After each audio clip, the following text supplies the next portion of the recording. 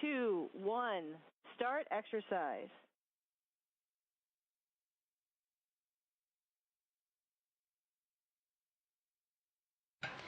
Good morning from the International Space Station Flight Control Room at the Johnson Space Center in Houston, Texas. I'm NASA's Sandra Jones, and we're bringing you live coverage of a spacewalk today to install a modification kit in preparation for ongoing solar array upgrades, as well as to swab the outside of the orbiting lab for possible microorganisms as part of a science research investigation. You're looking live into the International Space Station, where today's spacewalkers, NASA astronauts Jessica Meir and Chris Williams, are working through procedures ahead of today's spacewalk. Meir is wearing the suit with the red stripes this morning. This will be Meir's 4th spacewalk of her career, and Williams will be wearing the unmarked spacesuit on his very first spacewalk of his career. Meir arrived to the International Space Station just last month on February 14th, following launch a day prior on a SpaceX Dragon as part of Crew 12. Williams arrived to the International Space Station in November of last year.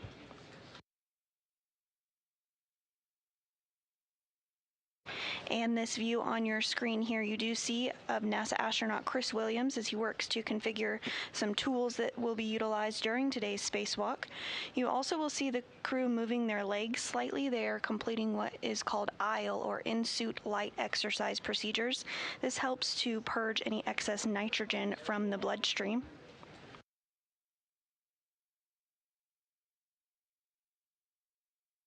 During today's spacewalk, Meir and Williams will complete tasks to build and install a mounting bracket on the 2A power channel in preparation for the next delivery of ISS rollout solar arrays, or IROSAs, that will be delivered on a future flight. You may recall that over the past few years we have continued to work on upgrading the power channels on Space Station, and we have already completed the 1A, 1B, 3A, 4B, 4A, and 2B areas of the space station, leaving just 2 power channels remaining to be upgraded.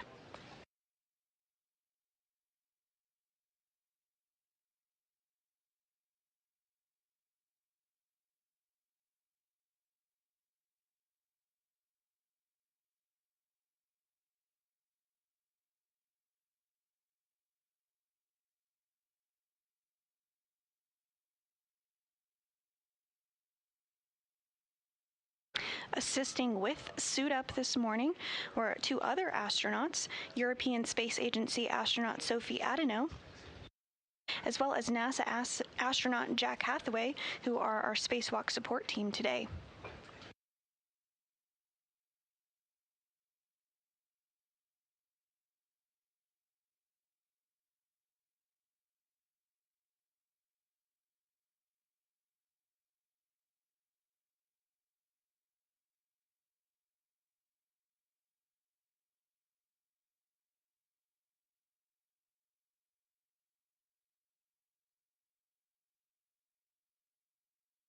Once our spacewalkers complete these ILE exercises, or in-suit light exercise procedures, they will move into the crew lock portion of the International Space Station and begin depressurization. Once the crew lock is depressurized down to vacuum, or 0 pounds per square inch, they'll have the go to open up the hatch and venture out for today's spacewalk. 3, 2, 1, end exercise. And you did hear some communications there to the crew from the ground here, letting them know to end those exercises. They go through procedures of completing the exercises for a portion of time and then pausing. So currently they are in a pause state, but we will see their legs and arms begin to move slightly once they begin the exercises again here shortly.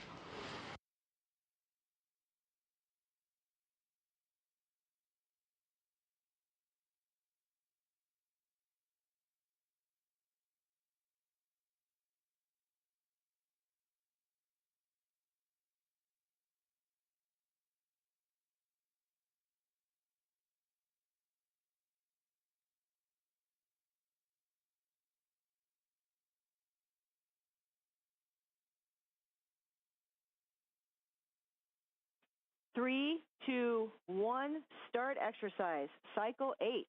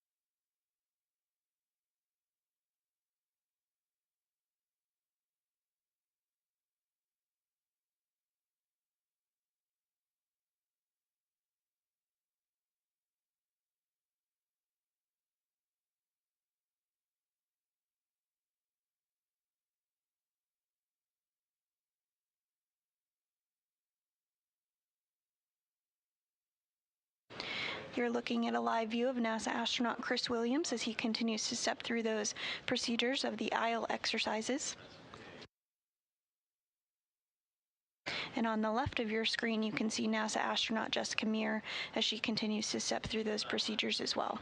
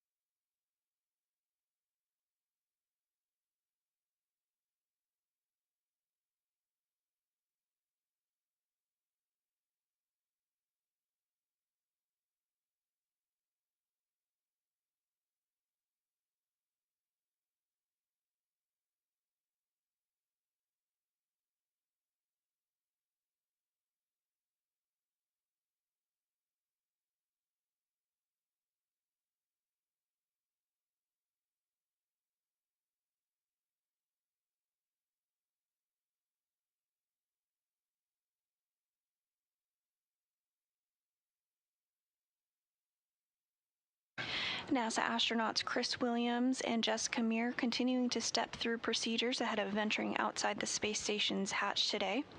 At the beginning of today's spacewalk, the duo will be working together to install the bracket that the new solar arrays will be installed upon, and that will be installed to the 2A truss this morning.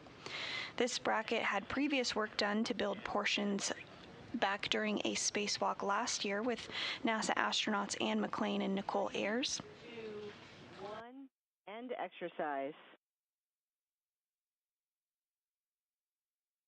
And on your screen here, you can see the areas that have already been built. They are the white and gray portions on your screen there today. The red, blue, and green areas are the portions of the mod kit that are going to be built by NASA astronauts Jessica Meir and Chris Williams during today's spacewalk, following the previous work done by Anne McClain and Nicole Ayers on May 1st of 2025.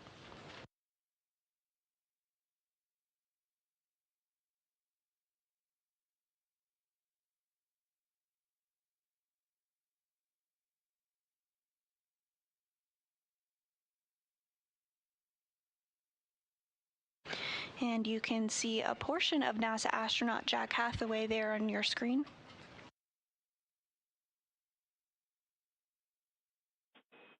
3, 2, 1. Start exercise, cycle 9.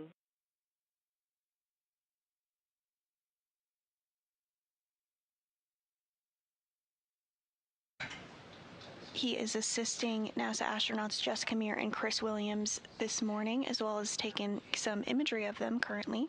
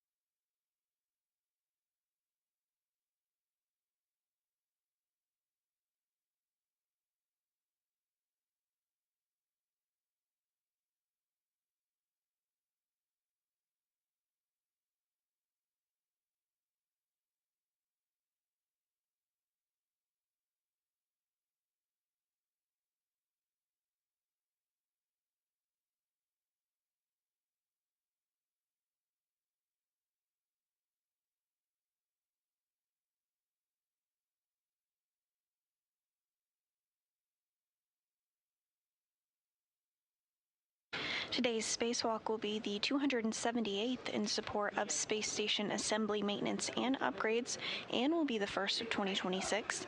Again, this spacewalk will be the fourth for NASA astronaut Jessica Meir, who previously conducted 3 spacewalks totaling over 21 hours, and it will be the very first spacewalk for NASA astronaut Chris Williams.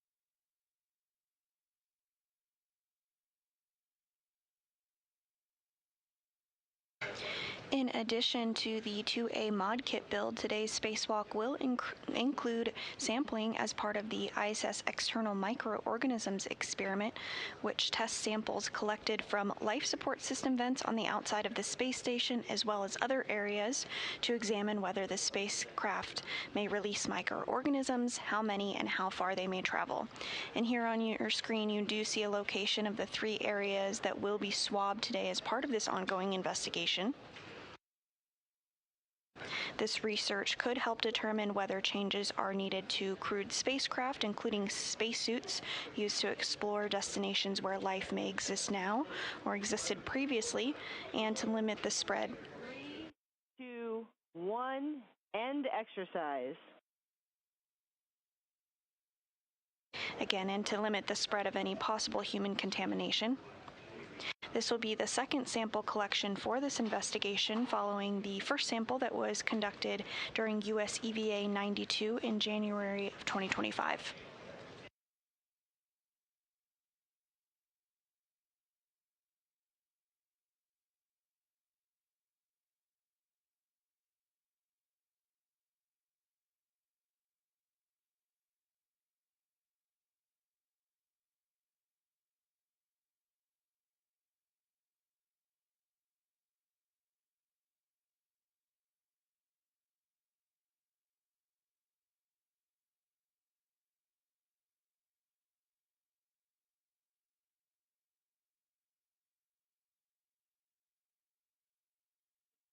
3, 2, 1, start exercise. Cycle 10, last cycle.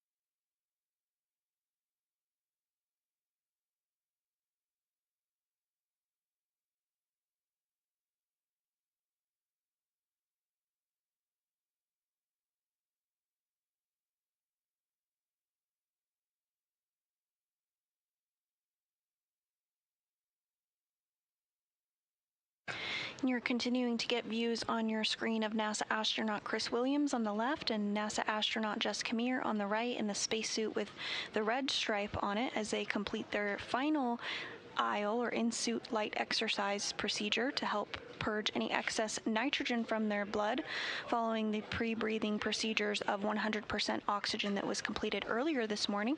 And now coming into view is NASA astronaut Jack Hathaway, who's been assisting the crew this morning, taking some photos, it appears.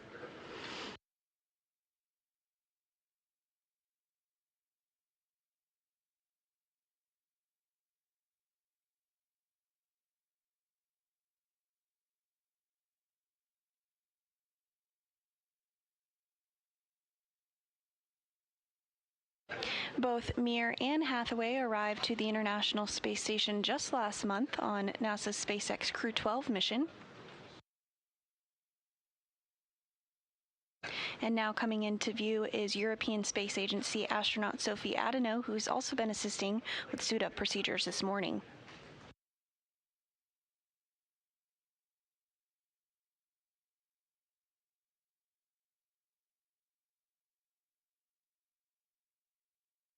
Later on during today's spacewalk, Hathaway and Adano will work together to utilize the Canadarm2 into a configuration to allow a lens cap to be installed by today's spacewalkers.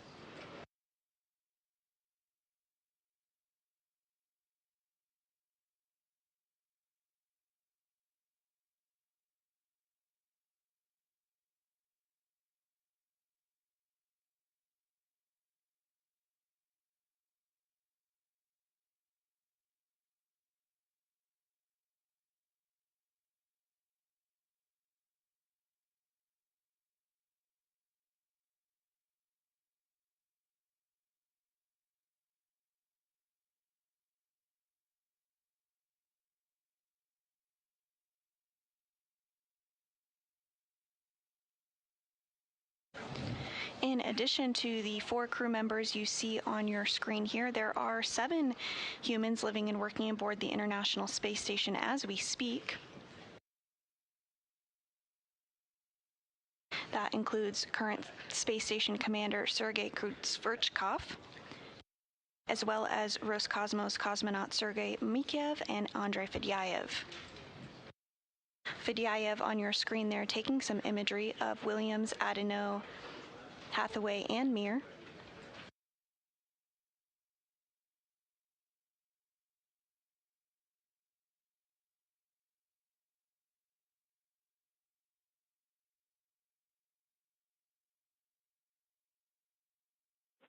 Three, two, one, end exercise. That's the final cycle. Congratulations on completing your pre-breathe exercise protocol in the suit.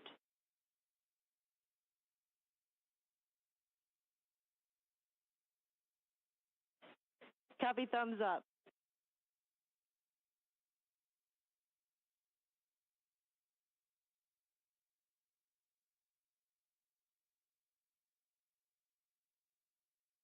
And with that, In airlock, we're back with you, and understand we're going to start in step 5 of 1.2. Concur.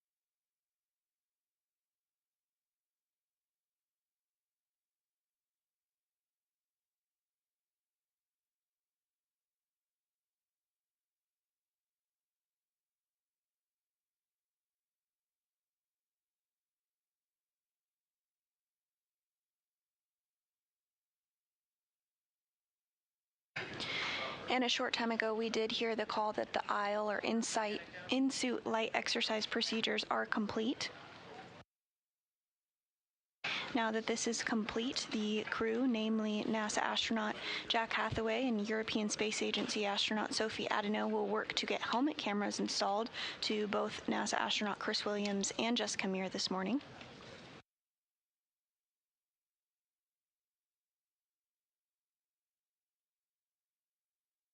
Houston airlock, EV1 has set amp hours to 29.5, EV2 to 29.0.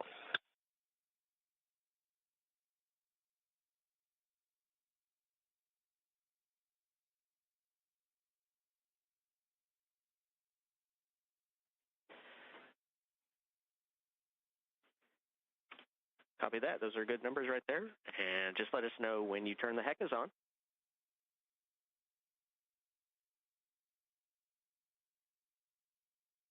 And that communication referring to the HECA, that is the High Definition Extravehicular Mobility Unit Camera Assembly. Again, those cameras we were referring to that are being worked to be installed as we speak.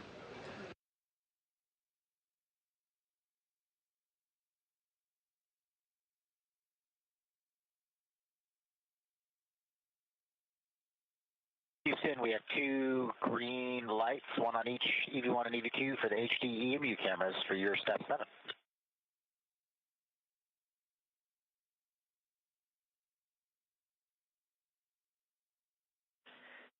Copy that. Thanks, Jack. Hold right here. We'll do some work on the ground, get right back to you. Sounds great.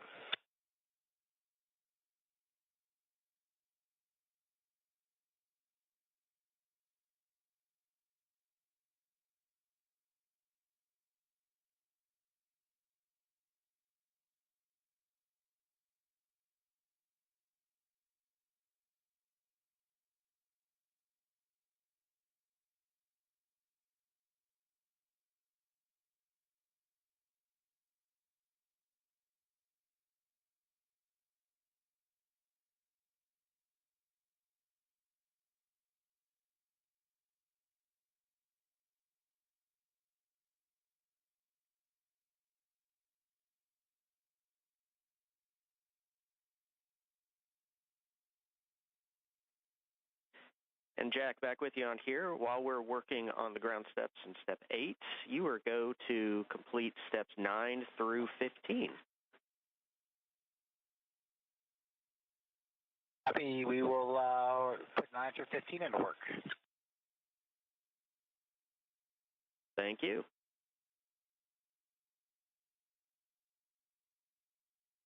And those communications from here on the ground inside Mission Control Houston by today's Capcom, or capsule communicator, Scott Sagatti, up to NASA astronaut Jack Hathaway.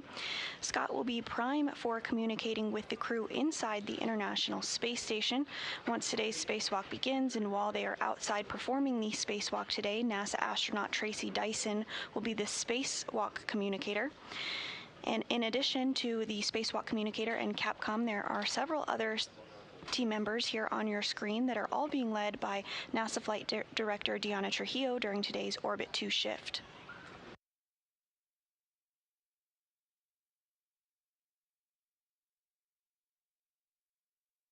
And there you do see on your screen there NASA Flight Director Deanna Trujillo, NASA astronaut and today's ground IV Tracy Dyson, and the Capcom for today, Scott Sagatti.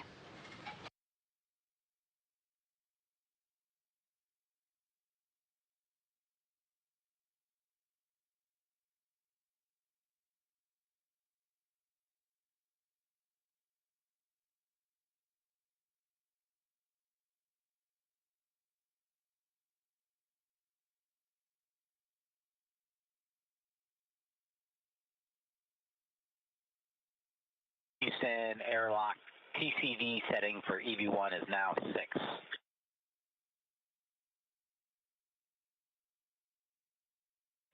Copy. TCV 6. Thank you.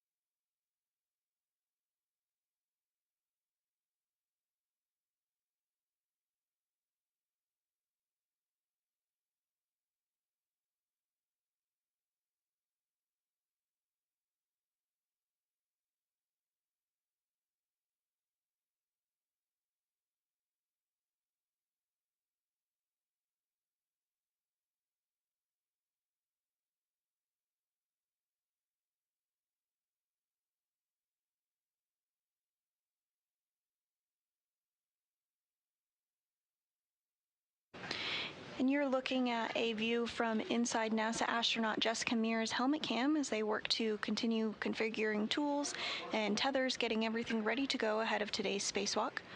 On the left of your screen there is NASA astronaut Jack Hathaway, and on the right is European Space Agency astronaut Sophie Adeno, who are assisting. And directly across from NASA astronaut Jessica Meir is Chris Williams. He will be completing his very first spacewalk today. Again, this will be the fourth spacewalk for Meir.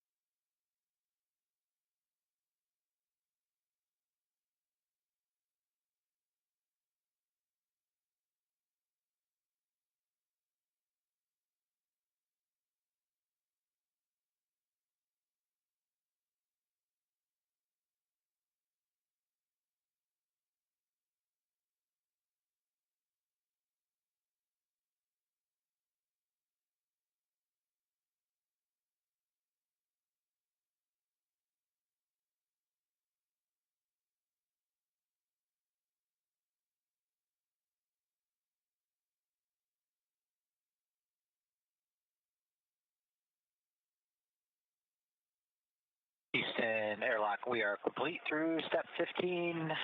Just waiting for your go for the next couple steps. Great timing, Jack. We are now go on the ground. You have a go in step 16 for MEDOX. We're go for MEDOX replacement.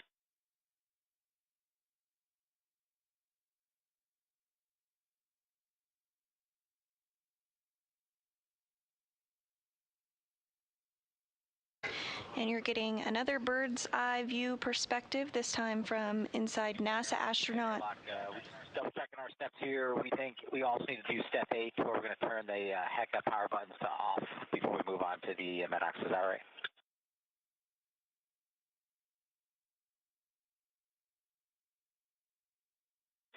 Yeah, good catch there, Jack. Absolutely, we are go for you to complete the rest of step 8 as well.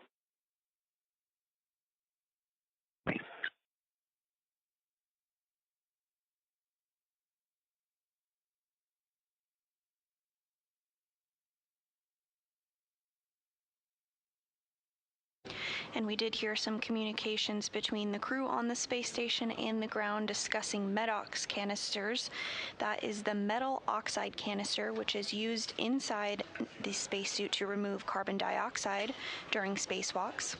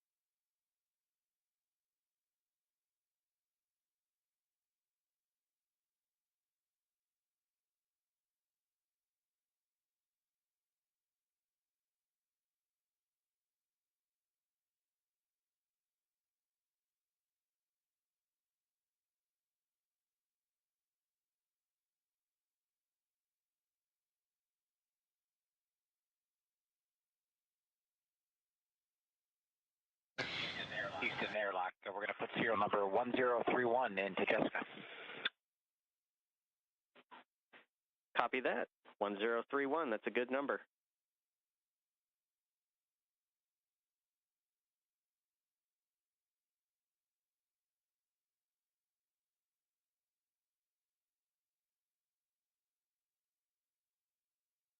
And you are seeing NASA astronaut Jack Hathaway there in the center of your screen holding that MEDOX, or metal oxide canister.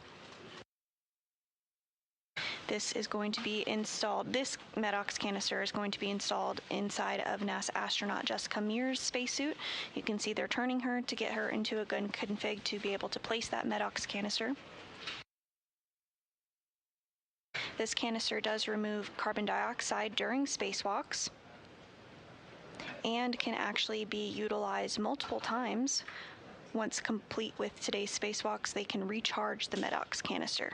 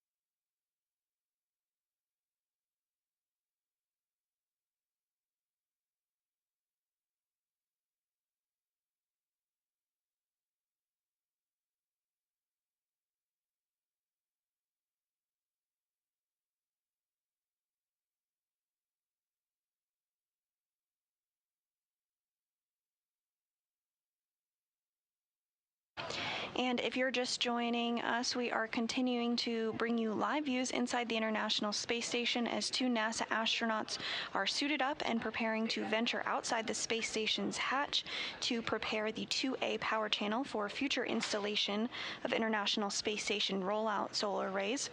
Earlier this week, we did have an EVA preview brief where Flight Director Diana Trujillo walked us through the procedures that will occur during today's spacewalk. Let's take a closer look.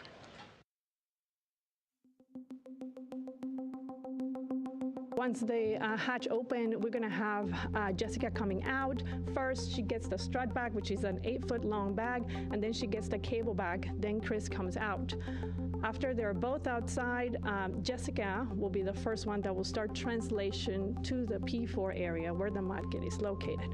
So you'll see it here in the animation. She starts moving through the truss all the way down to the mod kit. At the same time, Chris is going to do a quick stop, get a WIFX, which is an equipment that will give him more distance once he gets into the foot restraint, so he can reach to the mod kit itself.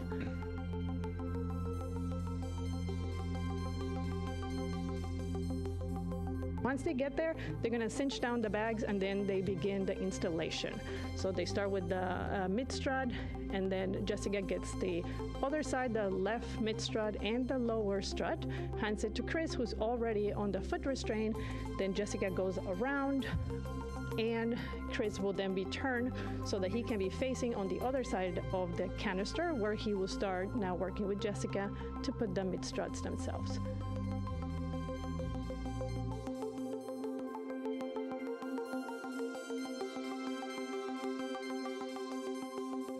So here's where they bolt the second mid strut.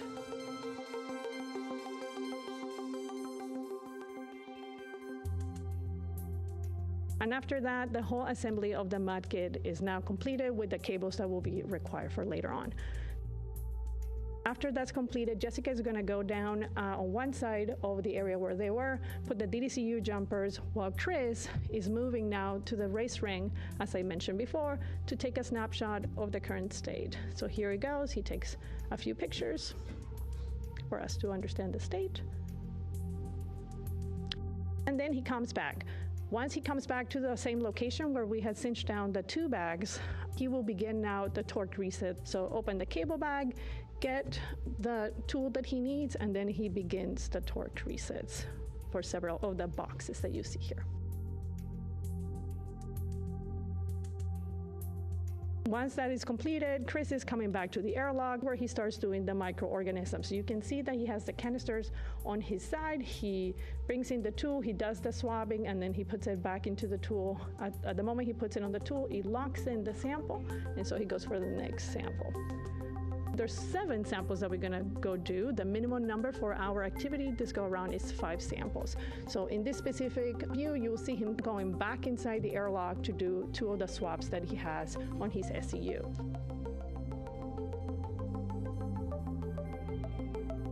In the meantime, Jessica now has made it to a location on the truss where the robotic arm gets closer to her. She puts the cover on the camera itself for the robotic arm, and then the robotic arm moves out of the way, and she makes it back to the airlock.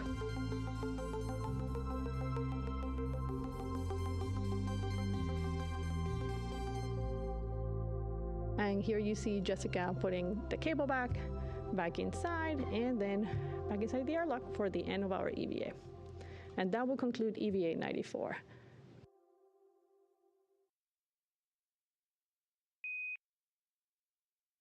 A closer look at what we can expect during today's spacewalk. On your screen, you're now seeing European Space Agency astronaut Sophie Adenau working to get the MEDOX canister installed inside Chris Williams' spacesuit.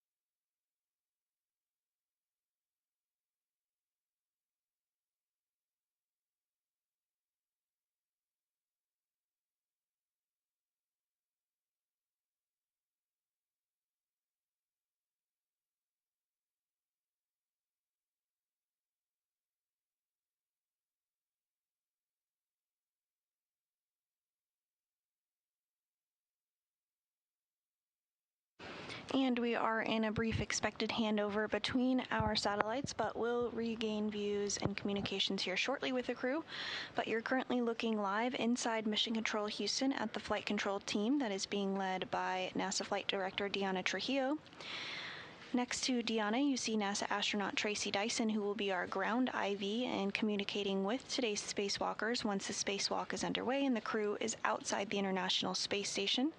And to Tracy's right, you see NASA Capcom Scott Zagatti.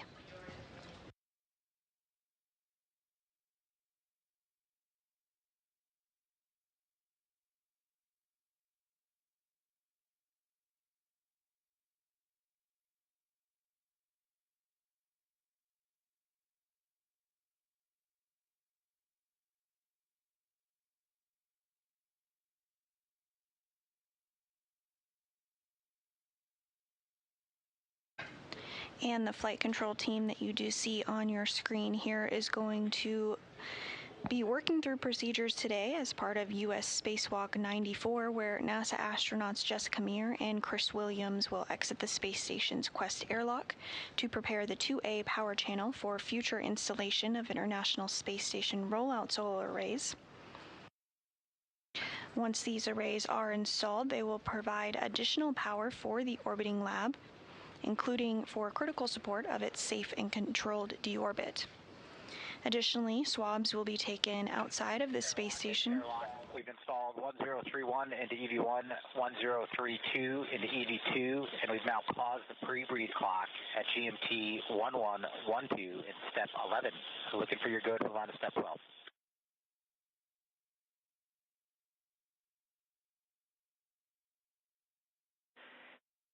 Copy that, Jack.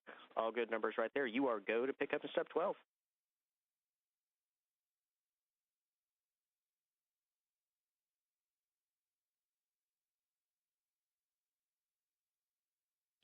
And just to finish up there, in addition to the 2A power channel mod kit installation, the crew will also swab the outside of the space station to test for possible microorganisms as part of an ongoing investigation. And we do have views back inside the International Space Station here. On your left is NASA astronaut Chris Williams, who will be completing his first spacewalk today. And on the right of your screen, suited up, is NASA astronaut Jessica Meir, who will complete her fourth spacewalk of her career today.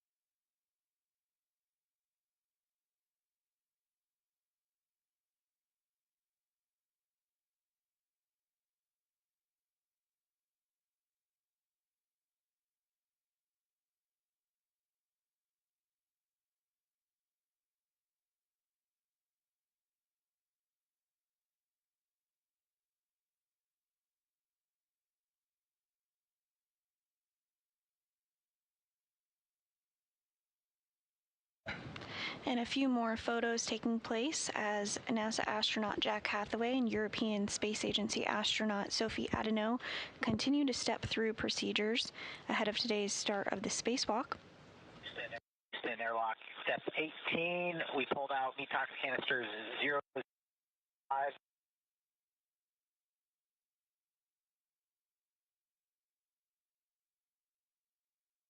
And Jack, we had a little bit of comm dropout right there. Can you repeat those numbers again?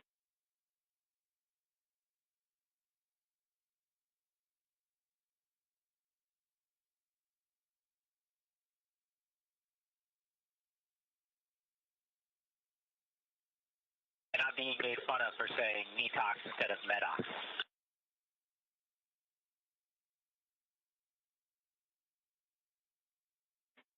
All good, Jack. We'll forgive you on that one. Hey, could you repeat those numbers again? There's a bit of a comm dropout.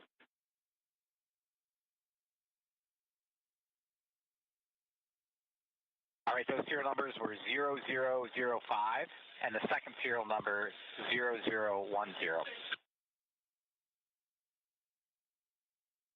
All right, perfect. That's what we were expecting. Thanks, Jack. And with that comm dropout, that conveniently covered your comm, so that worked out.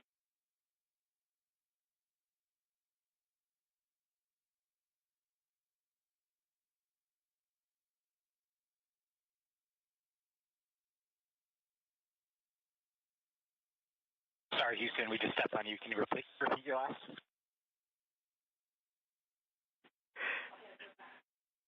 Nothing important right there. We were just letting you know we had that comm dropout, and we missed your ECOC call, which I'm sad for at this point. But everything's going well. Thank you.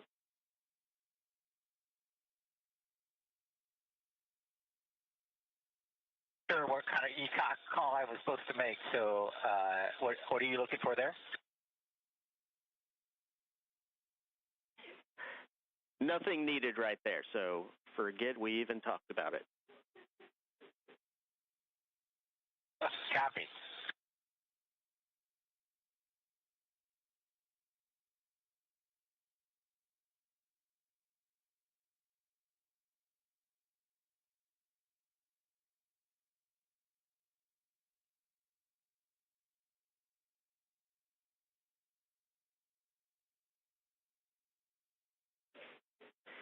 And Jack, FYI, on the ground, we see the purge complete. We're ready for the purge valve close whenever you guys are.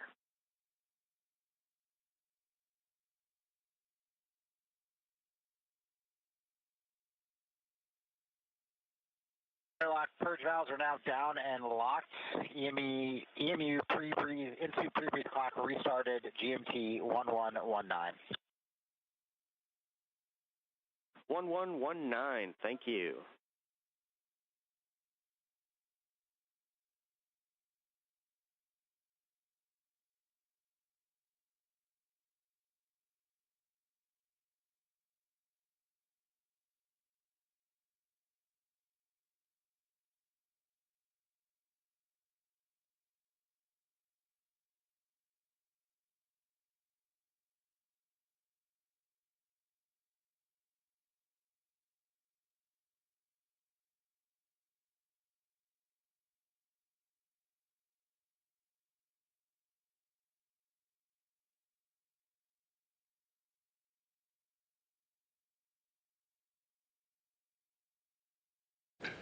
And you're looking at a view of NASA astronaut Chris Williams suited up in his space suit ahead of today's spacewalk.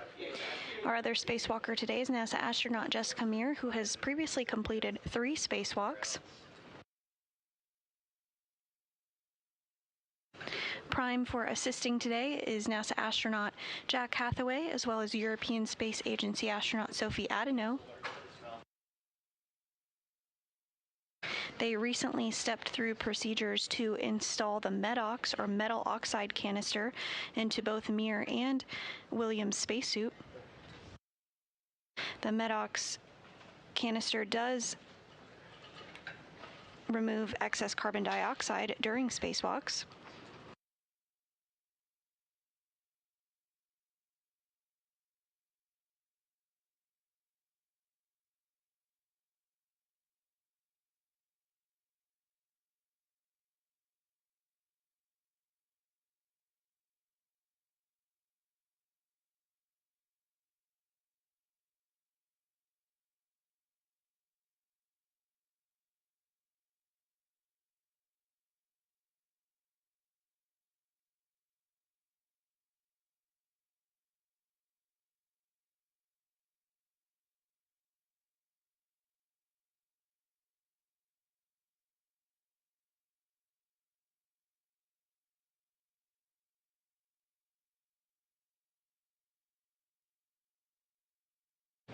And also on your screen there on the left, you see Roscosmos cosmonaut Sergei Kutsverchkov, who is the current Expedition 74 commander.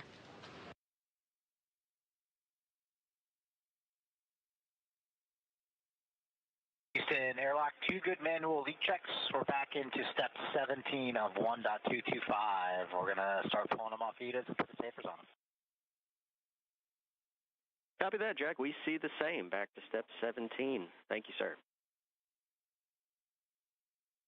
Okay, and then one other data piece to add.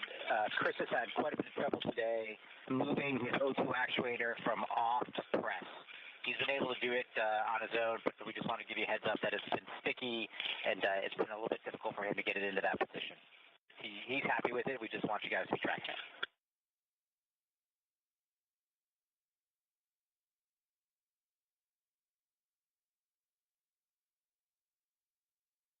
And copy that, Jack. Thanks for the added information right there. We'll track it down here as well.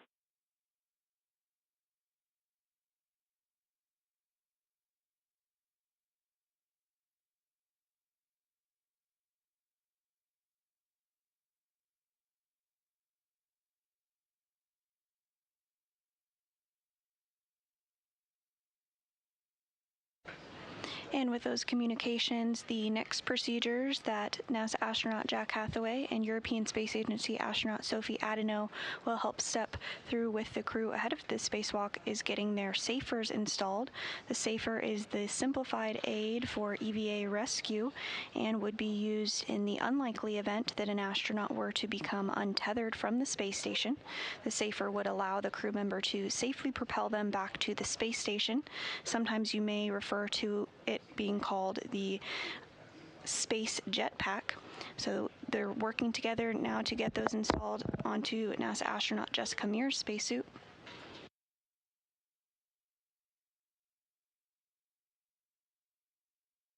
And once the SAFERs are successfully installed, the astronauts will move through the equipment lock portion of the airlock into the crew lock section. Now coming into view is one of those SAFERs, or simplified aid for EVA rescue.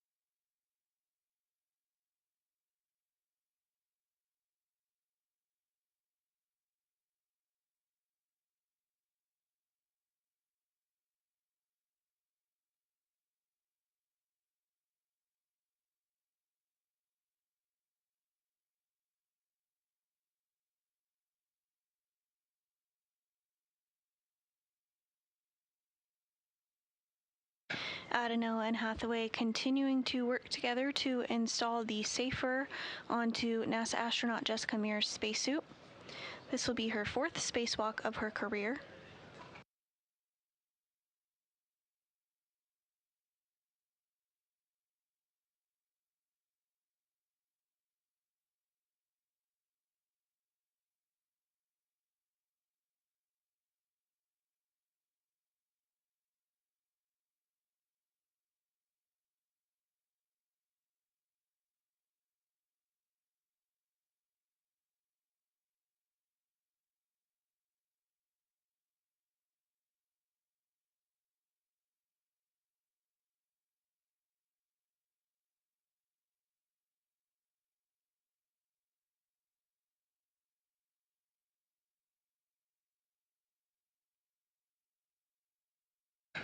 And again, the primary tasks for today's spacewalk are to prepare the 2A power channel for future installation of International Space Station rollout solar arrays.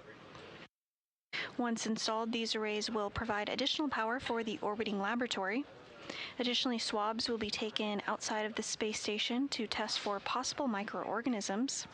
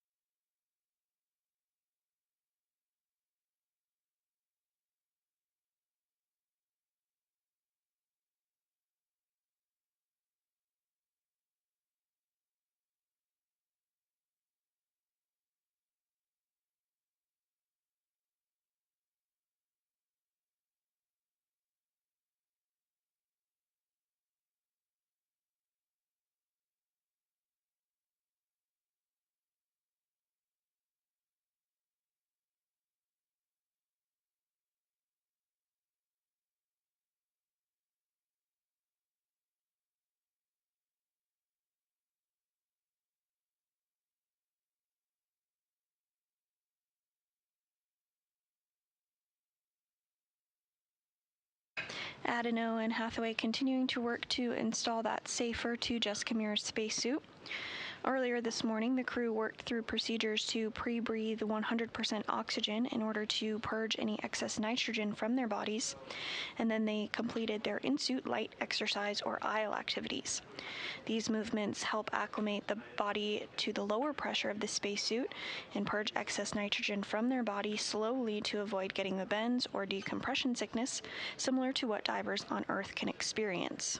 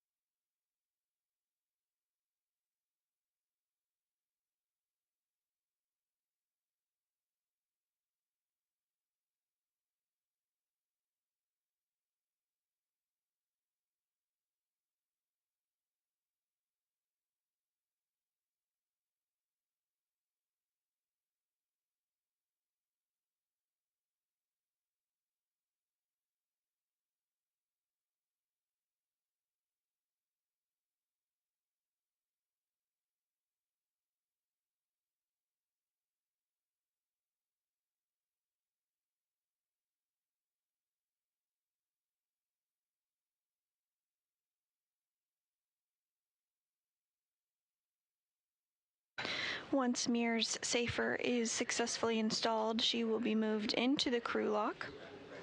Inside the crew lock currently, you see on the top of your screen there is the strut bag. The strut bag is about 8 feet long. It weighs over 300 pounds and contains the pieces of the mid struts and left lower strut, which will be assembled and installed during today's spacewalk.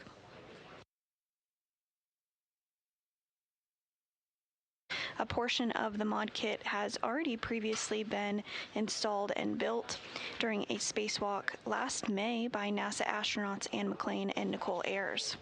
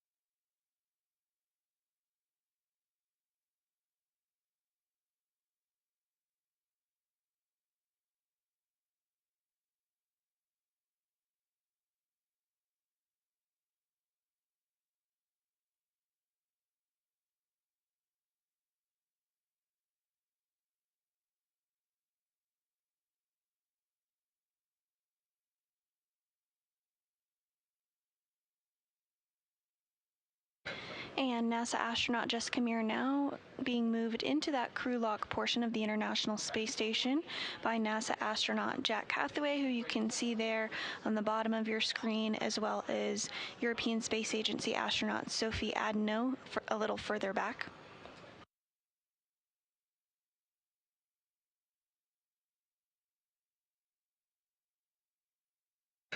Once Mir is situated inside of the airlock, they'll work to install Chris Williams' safer.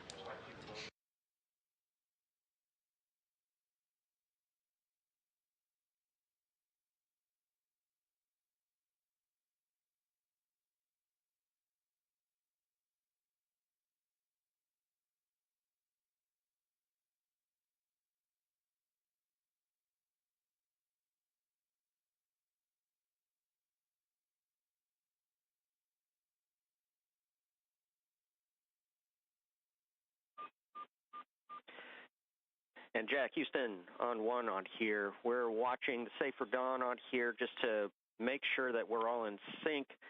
We'd like you to verify the upper mounting pins on EV1 Safer. Make sure that they're fully in the groove and they're locked.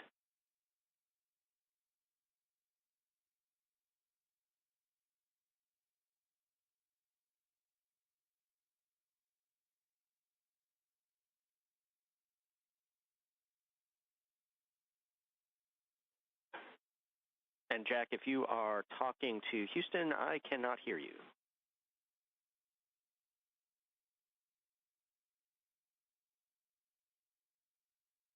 Happy Houston, sorry about that. Just so we're on the same page, on the Safer, there's a pin at the top, alignment pin at the bottom, and the latch in the center. And you're asking us to check the alignment pin at the top on both sides to make sure it's seated in the rail. Affirm, that's exactly what we're looking for. FYI, 50 seconds to a handover. It'll work.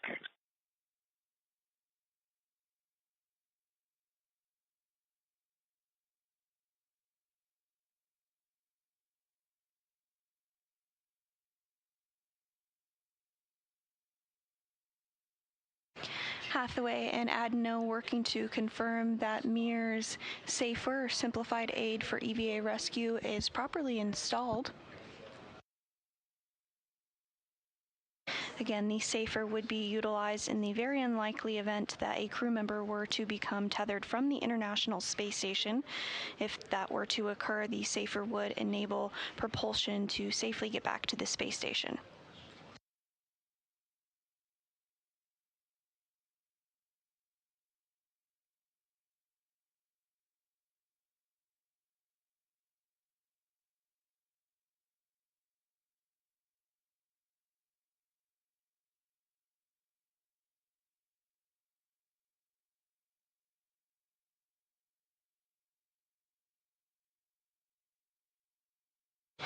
And we are in a brief handover between our satellite communication system. You're looking at a live view inside Mission Control Houston. The team is currently being led by Flight Director Deanna Trujillo, who you see on your screen, as well as Tracy Dyson, who will serve as our ground IV today, communicating with our spacewalkers once the spacewalk is underway. Today's Capcom, or capsule communicator, is Scott Sagatti, and he'll be primed for communicating with the crew inside the International Space Station.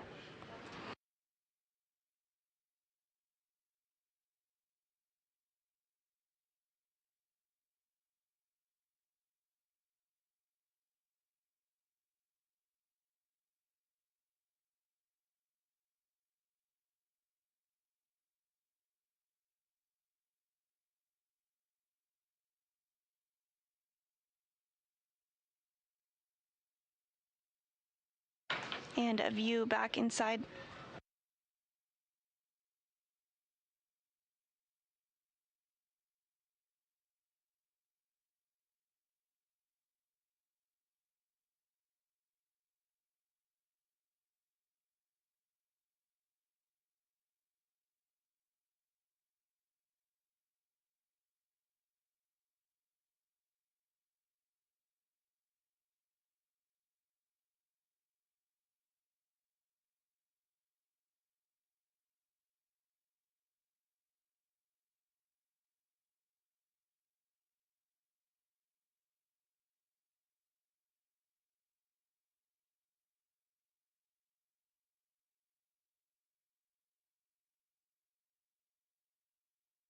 And airlock, we're back with you. Both Soph and I verified the alignment pins, both the top and bottom on the left and right side of Jessica Safer are properly seated in their tracks.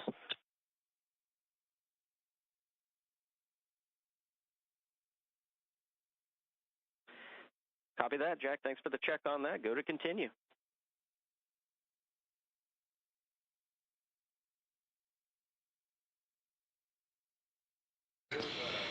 And Jessica's in the airlock. We're moving to Chris Safer. Copy that. Moving over to Chris. And with the confirmation that Mir Safer is installed, Hathaway now is going to work to do the same to NASA astronaut Chris Williams' spacesuit. Again, this will be Williams' first spacewalk of his career.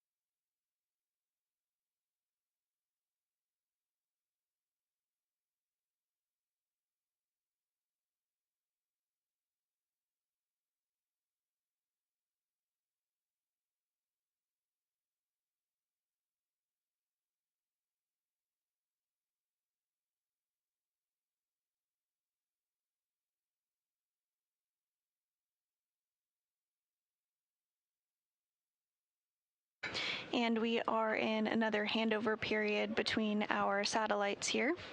It does appear that fellow flight director Greg Whitney is here in the room with us as well, just speaking with NASA Flight Director Deanna Trujillo, who is the lead during today's spacewalk. The main tasks of today's spacewalk are to prepare the 2A power channel for future installation of International Space Station rollout solar arrays, which will provide additional power for the orbiting lab. In addition to this, there will be an ongoing science experiment sampling of the outside of the International Space Station to test for possible microorganisms.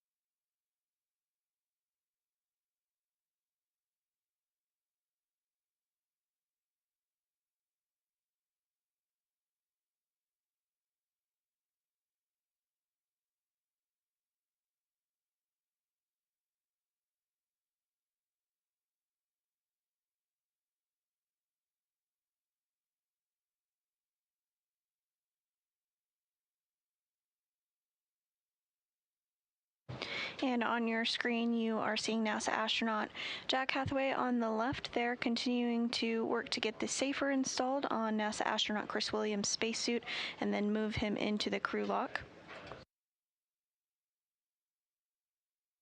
Once both Mir and Williams are inside the crew lock, depressurization procedures will begin.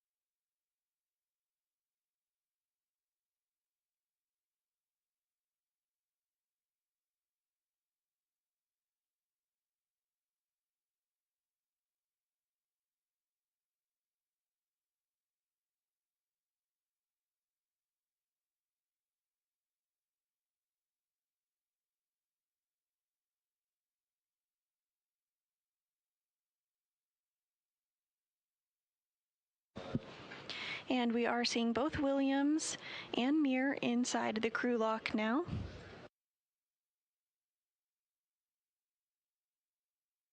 Mir is wearing the spacesuit with the red stripe, and Williams is wearing the unmarked spacesuit today. Will be the 4th spacewalk for Jessica Mir and the 1st for Chris Williams.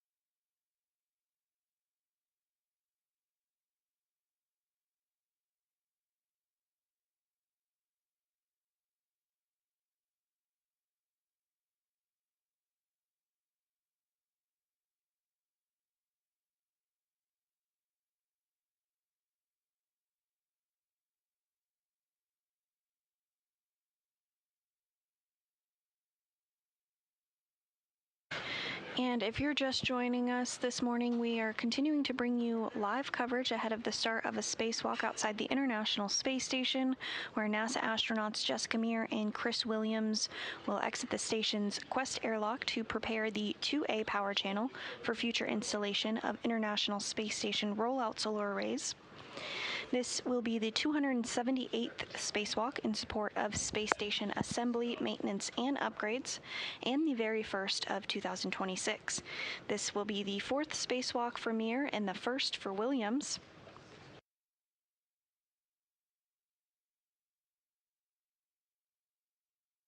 The prime task for today's spacewalkers is to complete the build and installation of a mod kit that is partially built outside the space station following a May 1st spacewalk by NASA astronauts Anne McClain and Nicole Ayers. In addition to the mod kit build, swabs will be taken outside the International Space Station and tested for possible microorganisms as part of an ongoing science experiment.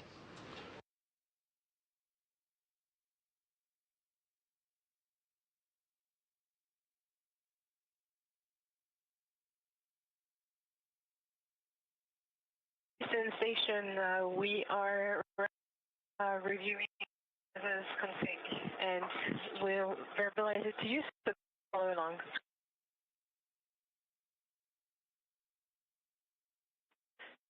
Hey, Sophie, back with you on here. You came in pretty broken. Can you repeat, please?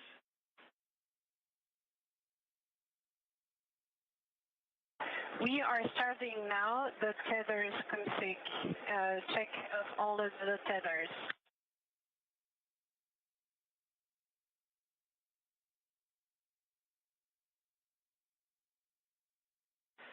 All right, copy that. We're following along in the procedure, Sophie. Thank you.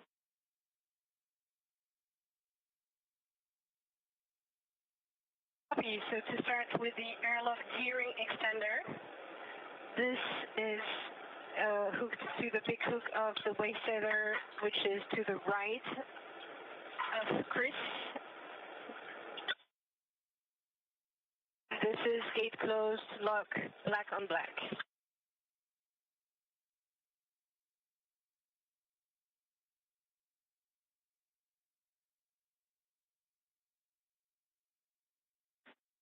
And we copy that, Sophie.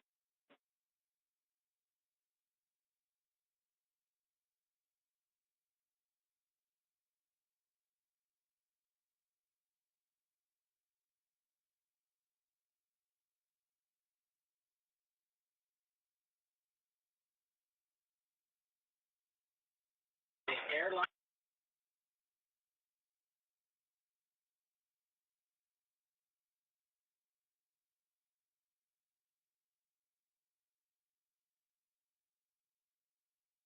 Both hooks on the airlock gearing extender are gate closed, locked, black on black.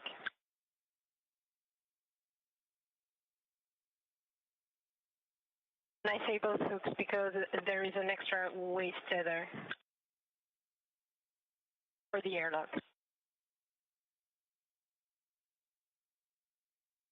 And copy that, Sophie. That's the expected config. Our recommendation at this point, we can get the rest of the tether calls later in the, once we do the depress on here, our recommendation to you is to continue on in step 66 of the pre-brief procedure.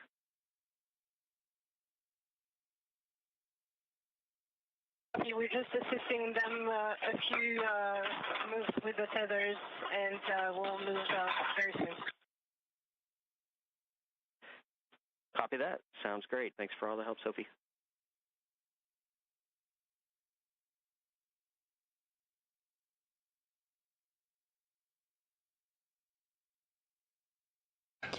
And those communications from the ground to European Space Agency astronaut Sophie Adeno continuing to step through procedures. You heard some communications about configuring tethers to make sure everything is good to go before the crew steps outside of the International Space Station for today's spacewalk. Now going to step 66. Copy that. Following along.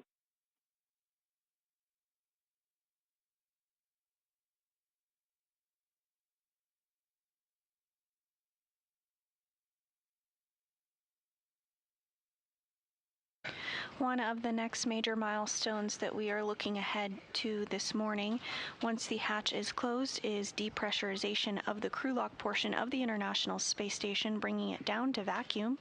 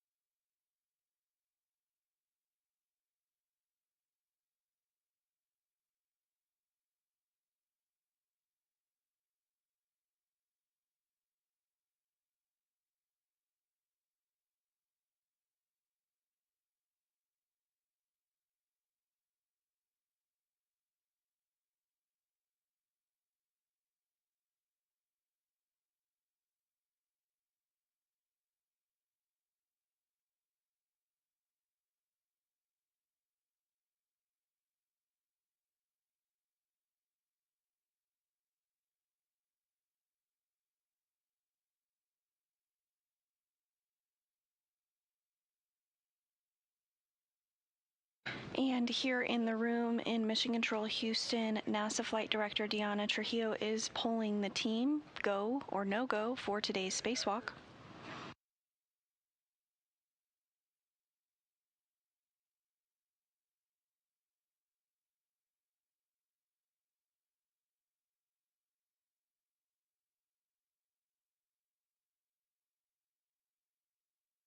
And this is a view inside Mission Control Houston. Again, NASA Flight Director Deanna Trujillo is leading the team of flight controllers here in Houston.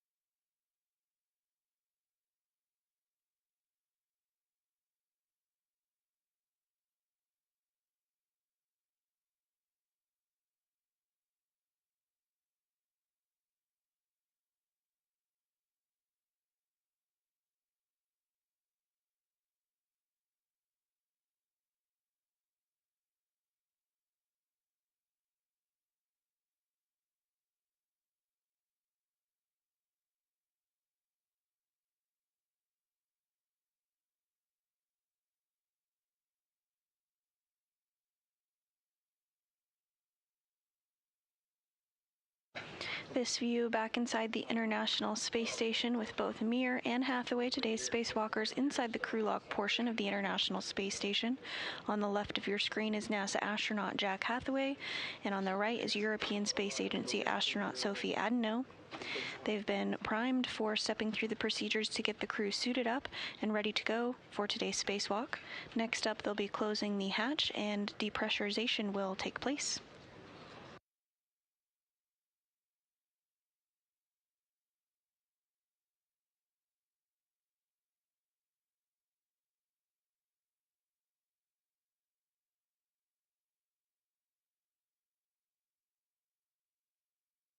And on the left of your screen, you also see the Expedition 74 Space Station Commander, Roscosmos cosmonaut Sergei Kuzverchkov.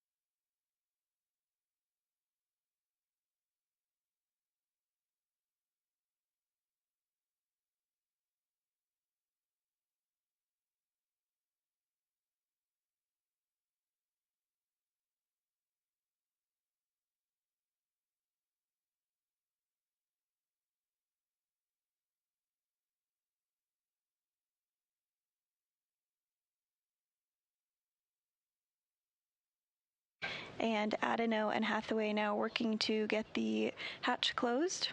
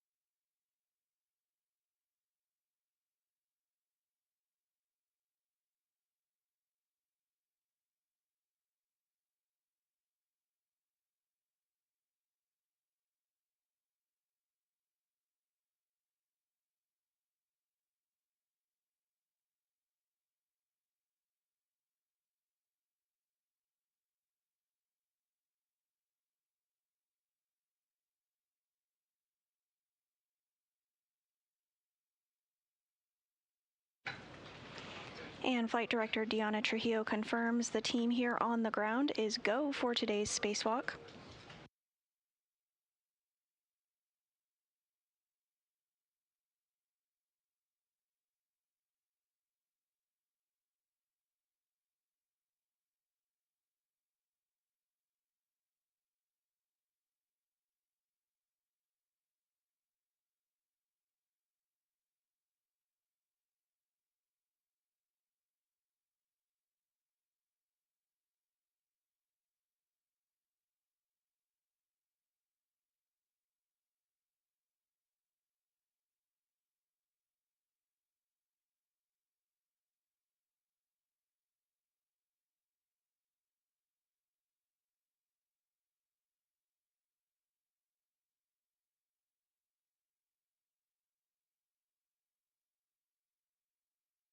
All right, EVs and Houston, this is Ivy in the airlock. Step 76, which is the emergency MPF is closed, and step 77, the node 1 vacuum access port. Gamma cap is attached, and we're ready for you guys to do 78.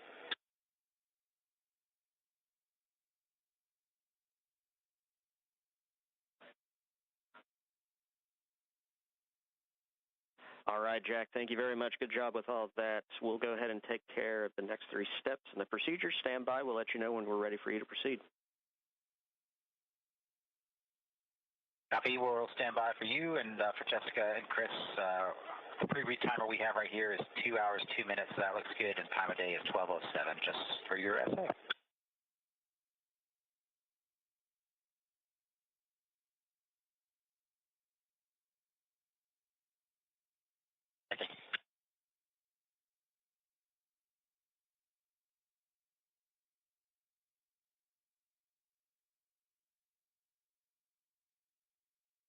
Currently night for another 35 minutes or so.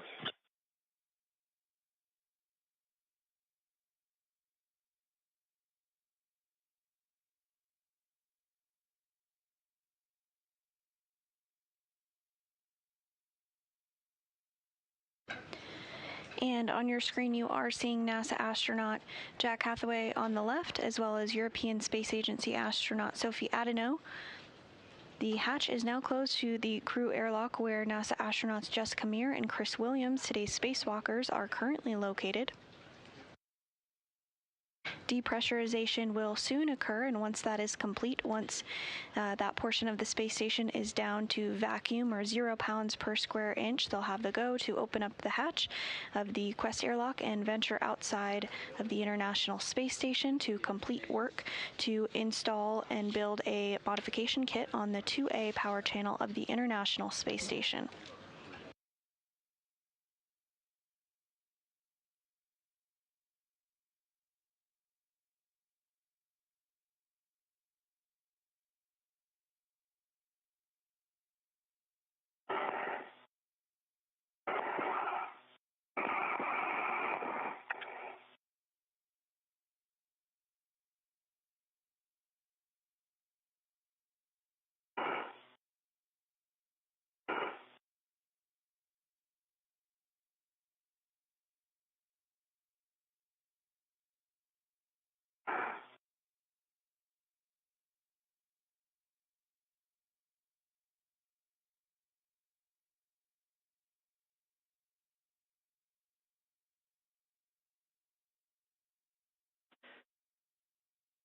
All right. For everybody on here, we have step 80.1 complete. FYI, for the EV crew, you are now hot mic'd on Space to Ground 1, and you are go to pick up in step 81. 81 copies. EV2 copies. EV copies, and we got step 81 complete. So step 82, Chris, I'd like you on the UIA to check the depress pump power switch off. Okay, depress pump power switch is coming on the UIA. Sorry, Chris. Check that the depress pump power is off. All right, depress pump power is off. Okay, so the depress pump power is off, and the next step is to verify the depress pump enable LED is on. Depress pump enable LED is on. Okay, that sounds good, and now we're waiting for a Houston go to move into the crew lock depress Q card. And Houston is go to move into the Q card. And stand by 1. Don't move into the Q card quite yet. All right, I'm on the crew lock depress Q card, and Chris on the UIA, take the depress pump power switch to on. Stand by 1 on Q card. Stand by.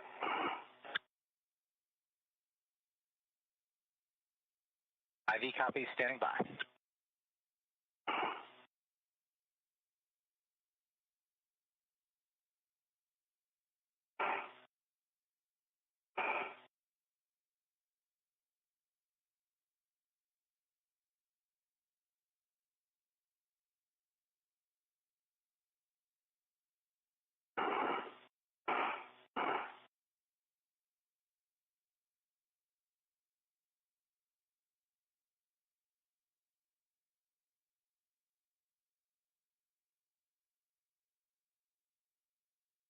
NASA astronaut Jack Hathaway continuing to lead NASA astronauts Jessica Meir and Chris Williams through procedures this morning ahead of depressurization.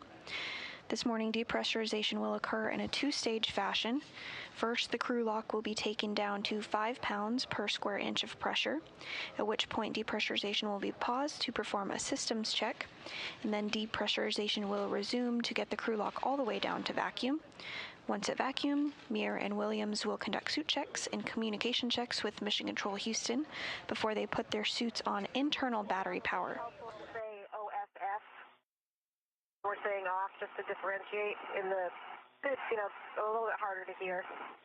Will do. I can definitely do that. Thank you.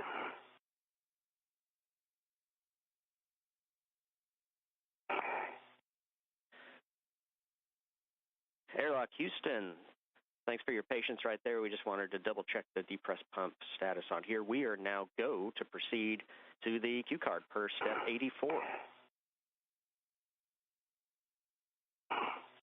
Lock copies. We're in step 84, and we're going to do the crew lock depress Q card.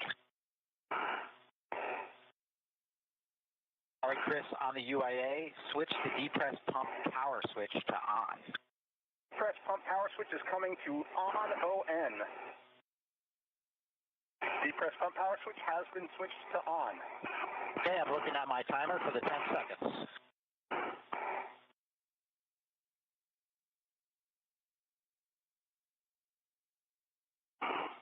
Chris, now you can take the depress pump manual isolation valve to open and expect an alert tone. Copy. Depress pump man ISO valve coming to open. It is open. Expect alert tone. EV1 and EV2, monitor your CP gauge to make sure it stays below 5.5. V1 copies. EV2.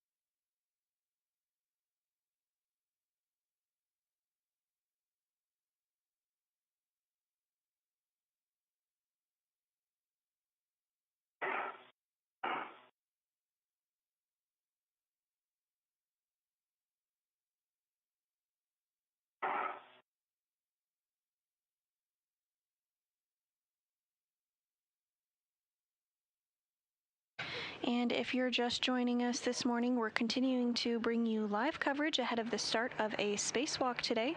This will be the first of 2026 and the 278th in support of space station assembly, maintenance, and upgrades. NASA astronauts Chris Williams and Jessica Mir are suited up and in. My pressure is pegged at 5. My suit's very loud. Yeah, hear the, Can you hear me? yeah, I can hear you, Jessica. Ivy can hear you as well. I understand that what is your CP gauge saying? My CP gauge is above 5. And EV2, my super gauge is right at 5. Keep monitoring. It says it should stay below 5.5. If it does get to 5.5, Chris, you can go ahead and stop the depress, and we'll check in with Houston. Copy.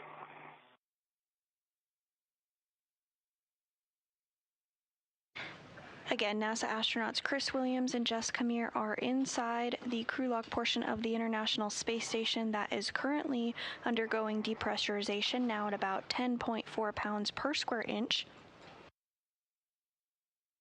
The crew lock will be taken down to 5 pounds per square inch of pressure. Steady at 5. Say again? Holding steady at 5. Copy, holding steady at 5. I'm also holding steady at 5 on my CP gauge. We copy.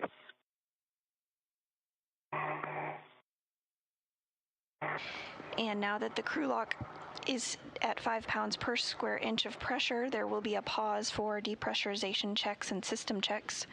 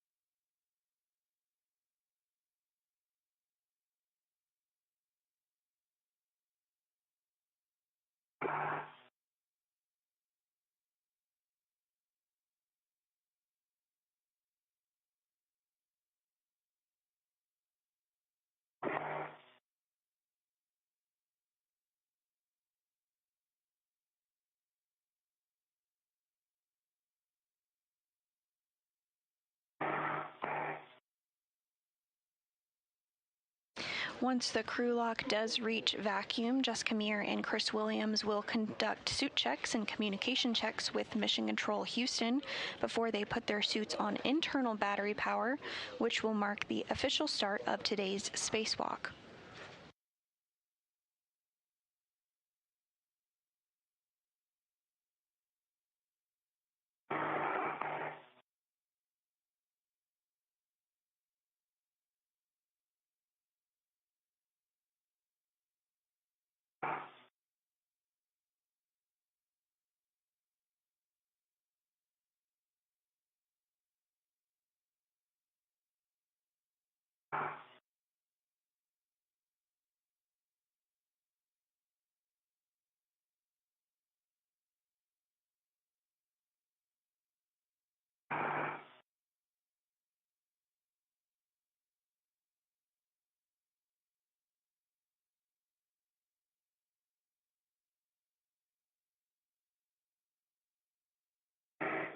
All right, as we approach 6 PSI, you guys can expect an alert tone.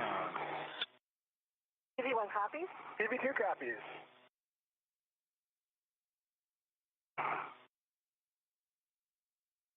Pressure inside the crew lock approaching 7 pounds per square inch. Again, we will hold once 5 pounds per square inch of pressure is reached for systems checks.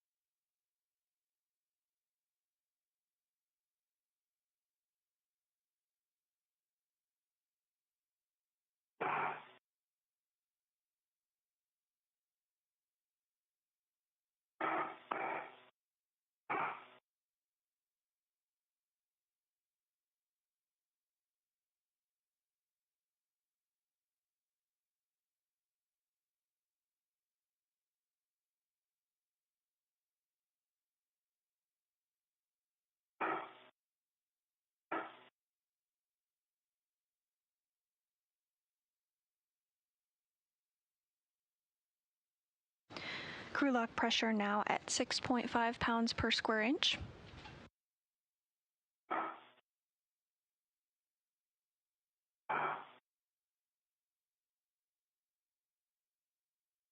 As you can see on your screen, NASA astronaut Jack Hathaway and European Space Agency astronaut Sophie Adano continue to follow along, assisting Meir and Williams getting suited up and ready to go for today's spacewalk.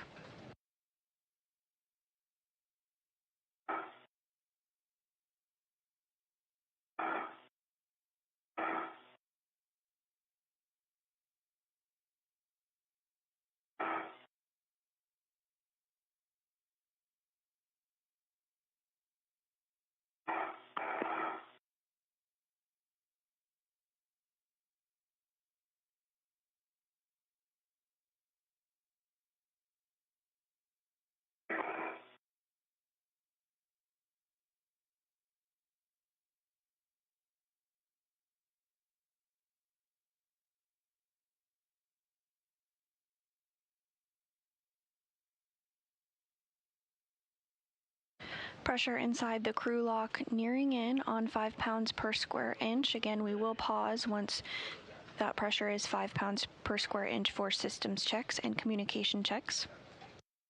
All right, Chris, we still have a little bit to go. We're just decreasing through 300 millimeters now. When we get to 260, I'm going to have you take the pump isolation valve to close. So just a minute or two away from that. EV2 copies and is standing by, still showing just under 5 on my CP gauge.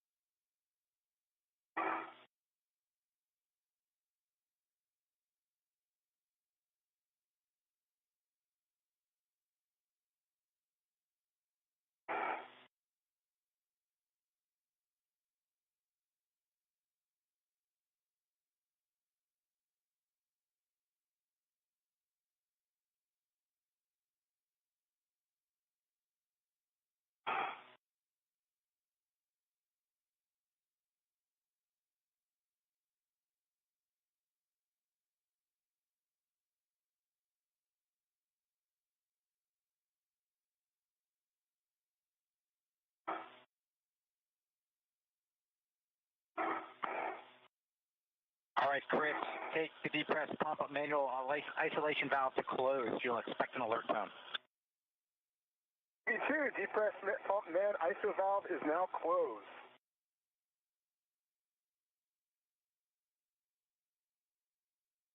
All right, we're seeing the crew lock pressure right around 260. So we're going to go into a leak check. So for both EV1 and EV2, take your display switch to status until you see leak check question mark and then a long yes. You'll follow the displayed instructions. EV1 has leak check and long yes. EV2 leak check and long yes.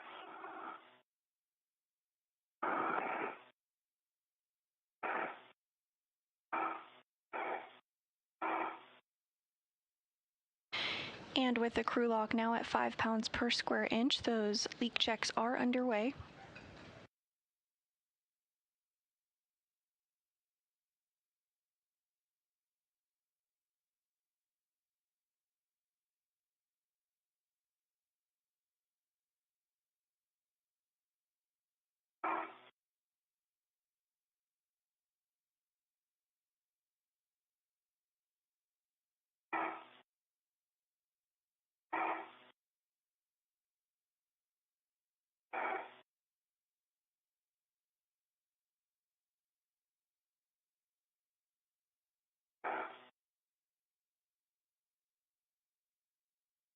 EV1 leak check complete. Suit pressure 4.8. Set oxygen actuator to EVA. And EV2 leak check complete. Suit P4.7 and setting oxygen to EVA. Okay, that's great news, guys. And just let me know that you both do indeed have your O2 actuator and EVA. EV1 in work.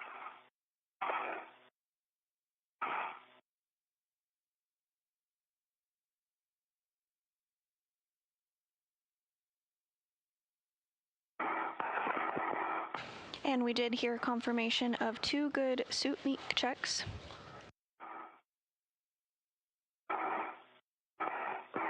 In work for EV2.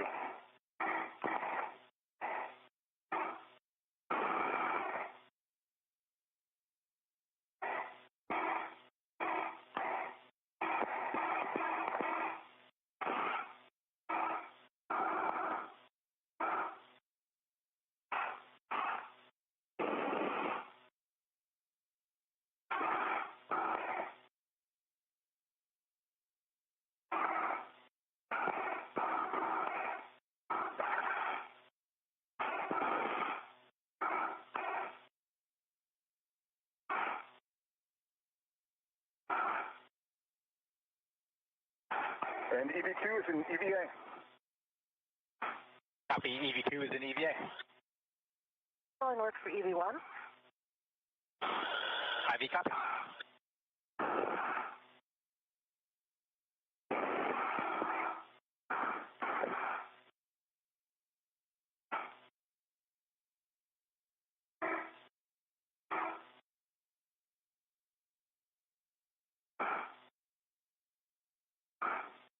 And as system checks continue, you are hearing some communications between... Have an oxygen actuator fault.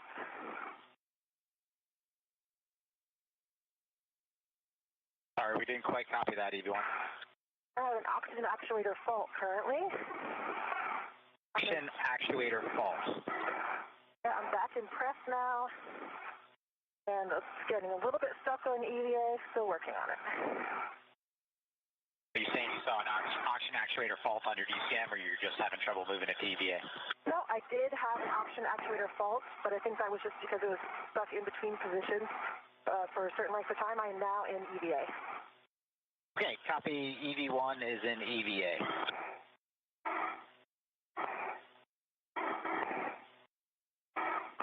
From IV, we just want to double check with you before we move on that you guys are happy with that configuration.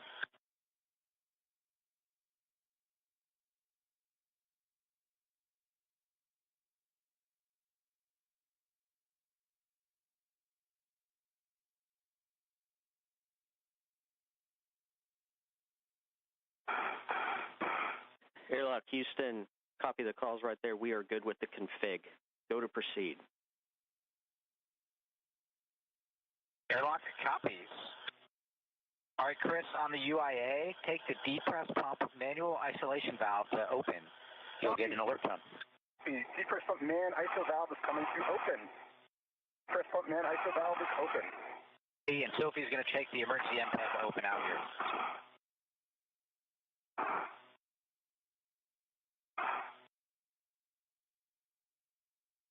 And with confirmation of good leak checks and systems checks... Monitor your 2P gauge, make sure it stays less than 5.5. EV1 copies. EV2 copies, we'll go. Depressurization is continuing. Once we get down to 0 pounds per square inch, we'll be considered at vacuum. We'll get the go to open up the hatch. But just prior to that, suits will be turned on to internal battery power, which will mark the official start of today's spacewalk. Pressure inside the crew lock now 4.5 pounds per square inch.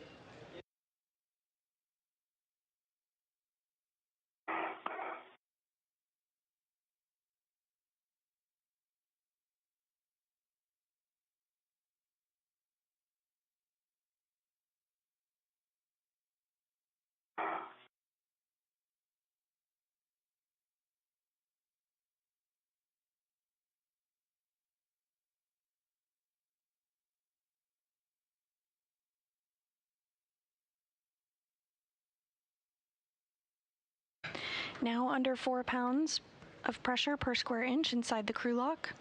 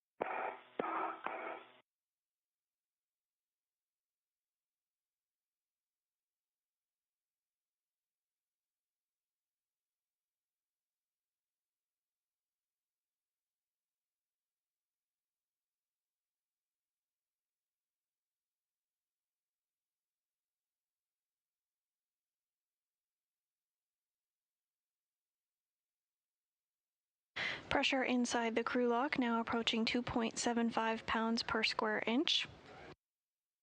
NASA astronauts Jessica Meir and Chris Williams are isolated in the crew lock section of the Quest airlock in preparation for the start of the 278th spacewalk in support of space station maintenance, assembly, and upgrades.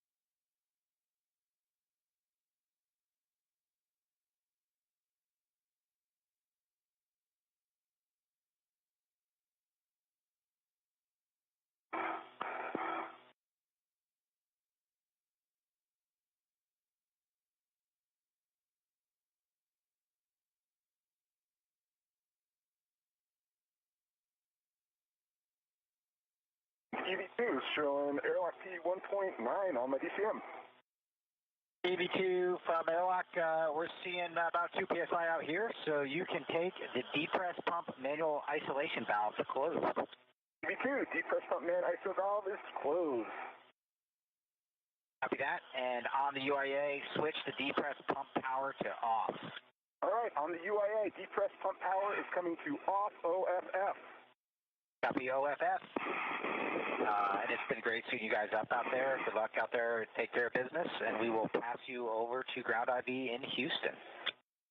Thank you, Jack. Thank you, Sophie. Hello, Houston. Hey, Jessica, Chris, great to hear your voice. Jack, Sophie, nice work. Thanks a lot. We are ready for your initial tether config when you're ready. All right, TC, it's great to hear your voice as well. I will give you our setup.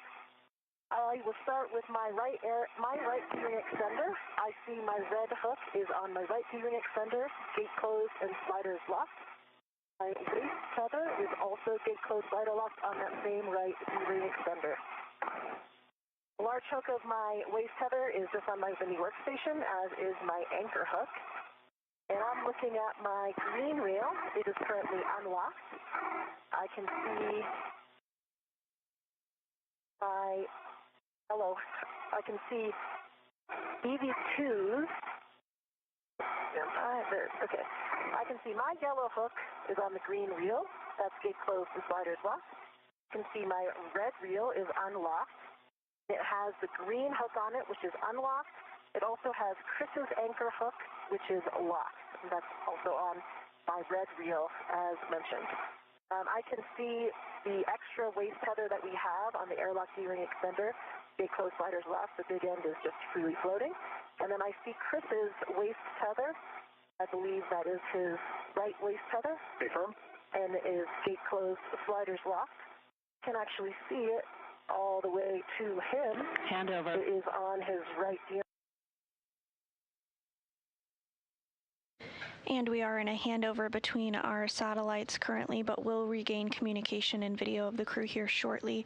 You did hear communications with NASA astronaut Jessica Meir and Chris Williams as they work with the ground to make sure that all of their tethers are configured as they should be before they step outside the space station to begin today's spacewalk. My green reel is unlocked. On my green reel, I have my yellow hook, gate closed, black on black, locked. And on my red reel, I have my green hook, which is unlocked. My red reel is unlocked, and that goes to my right D-ring extender with the red hook, black on black, as Jessica called. On my left, on my mini workstation, I have my left waist tether, which goes to my left D-ring extender. The small hook for that is gate closed, locked, black on black. Okay, you guys, I walked you right into a handover. So we caught most of the tether config, and I'm missing just a few checks. Let's start with you, Chris. It's mostly on you, Chris. Your the waist tether that you have to the airlock D-ring extender to your right D-ring extender. Make sure you got that hook closed and locked.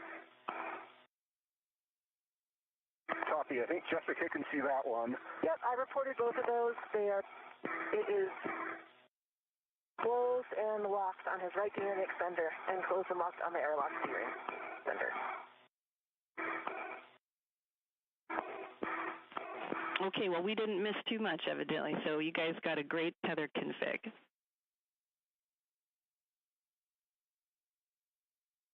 EV1 copies. EV2 copies. And now closing in on 1 pound per square inch of pressure inside the crew lock. On the depress cue card, when crew lock DPDT is about 0, you can expect the learn tone. I don't know if you got one yet. Negative. No alert tone. Yep, EV2 negative. I haven't received any of the expected alert tones.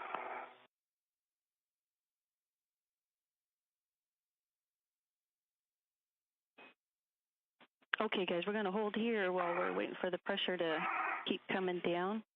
And as we pause, I'll come back to you for hatch ops. EV1, EV2.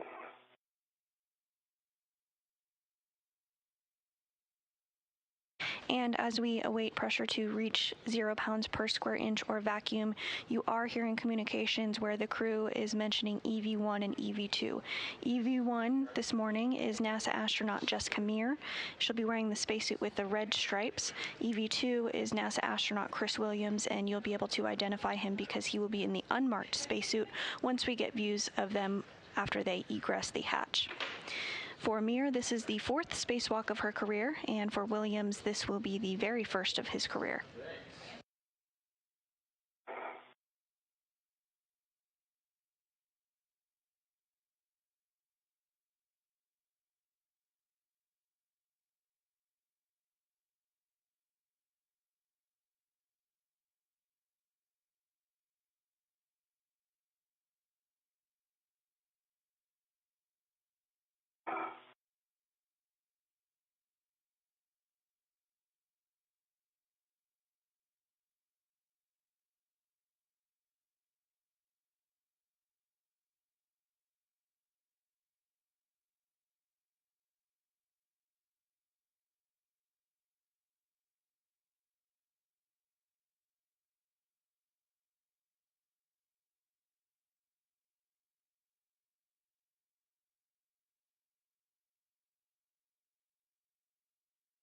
And back inside the International Space Station on your left, you do see European Space Agency astronaut Sophie Adeneau.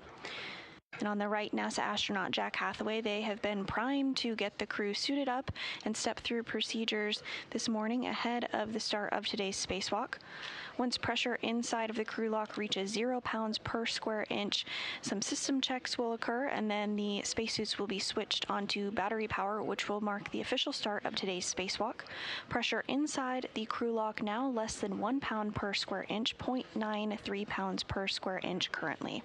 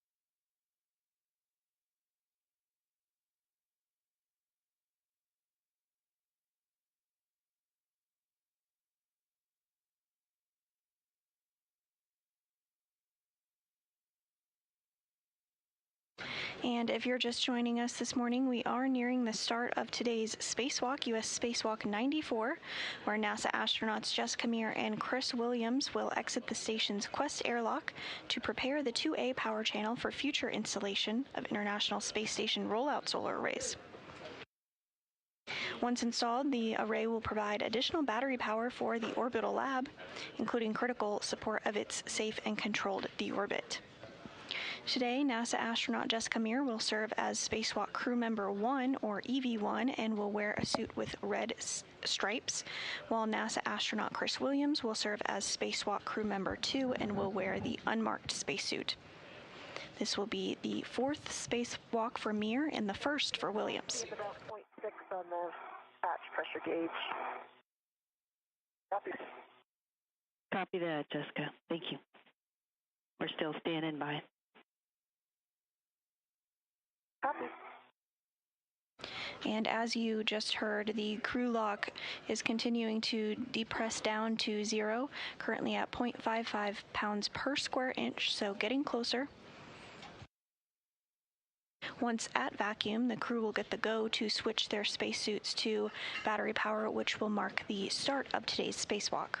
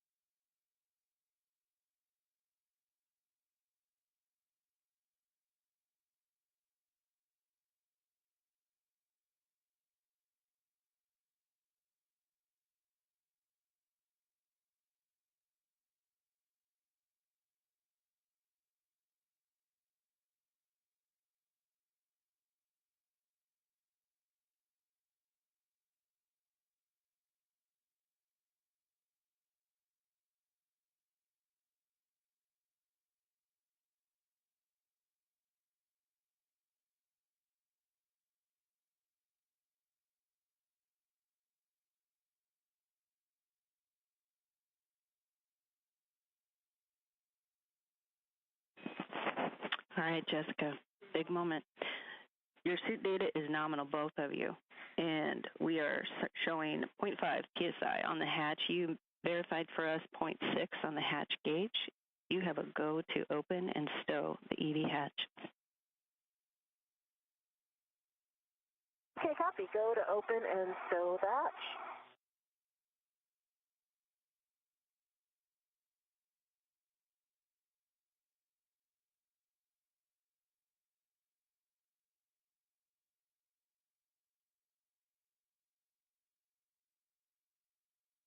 And you did just hear that communication that the crew has the go to stow the hatch.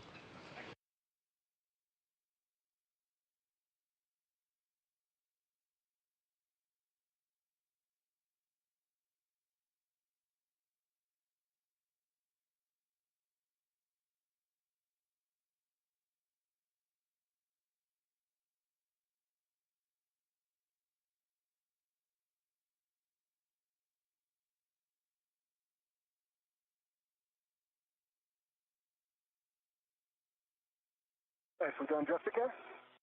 Okay, hatch is open. And we're in the hatch keep. Well done. Well done. I can see the light. Excellent.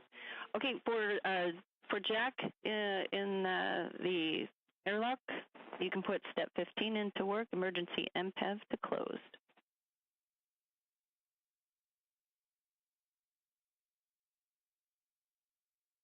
Inward.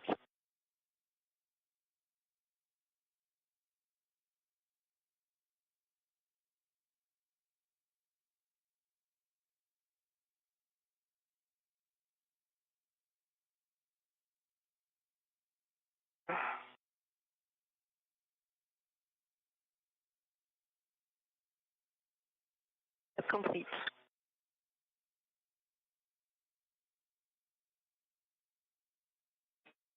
Thank you, Sophie. All right, guys, that puts us in the post-depress portion of the cue card.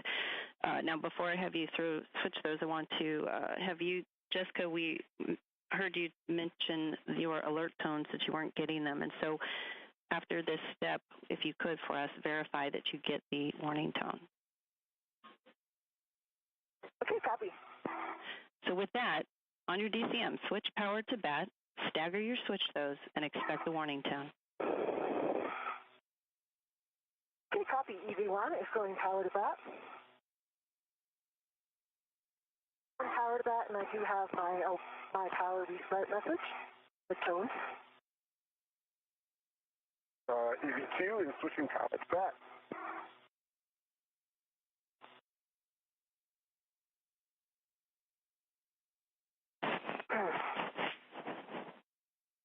Okay, I copy you both are in BAT, and you got the tone, Jessica?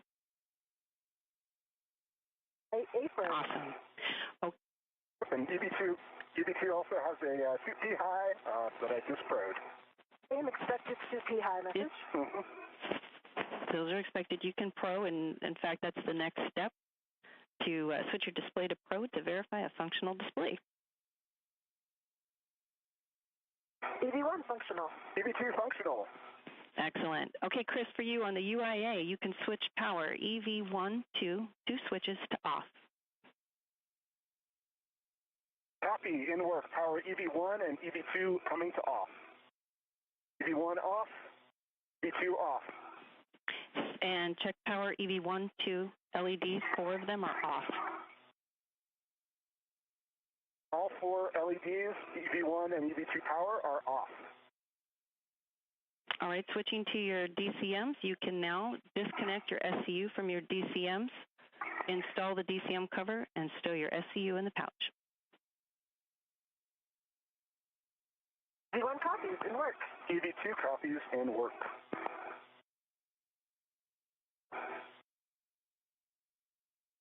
EV1 demated. EV2 demated.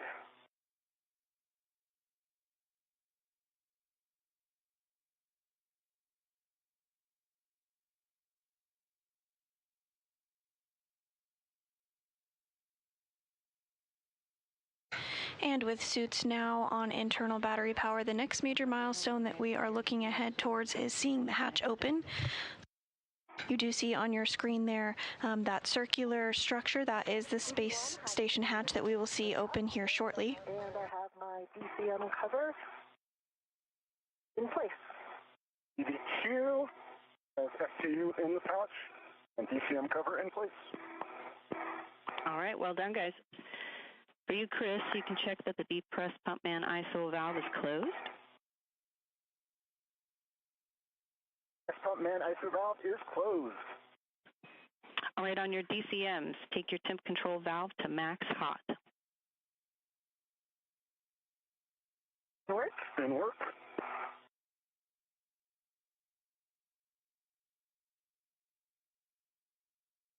EV1 max hot. EV2 max hot. Switch water on. EV1 water on. EV2 water on. All right, check DCM blank, bite off. EV1 DCM blank, bite off. EV2 DCM blank, bite off. Okay, you can set your temp control valve as desired and report your setting to me. EV1 copies. EV2 copies in work.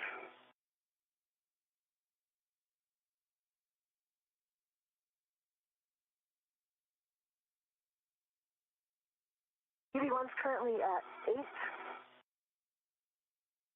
8. EV2 has TCV set to 6. Copy. EV1 is at 8, EV2 is at 6, and if you will, report all subsequent TCV changes to me as we go along, and then report your suit key gauge. EV1 suit key gauge is 4.2. The EV2 suit key gauge 4.4. Copy 4.2 and 4.4, EV1, EV2.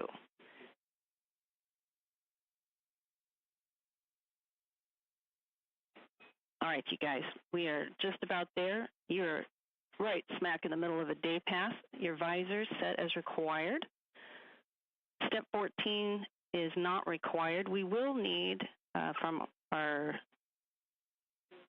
suit IVs, step 15. Never mind, suit IVs. We're going to do that from the ground. And TC, I've actually brought my TCB down to a setting of 6 right now. I'm going to leave it there. Copy that. 6 for EV1.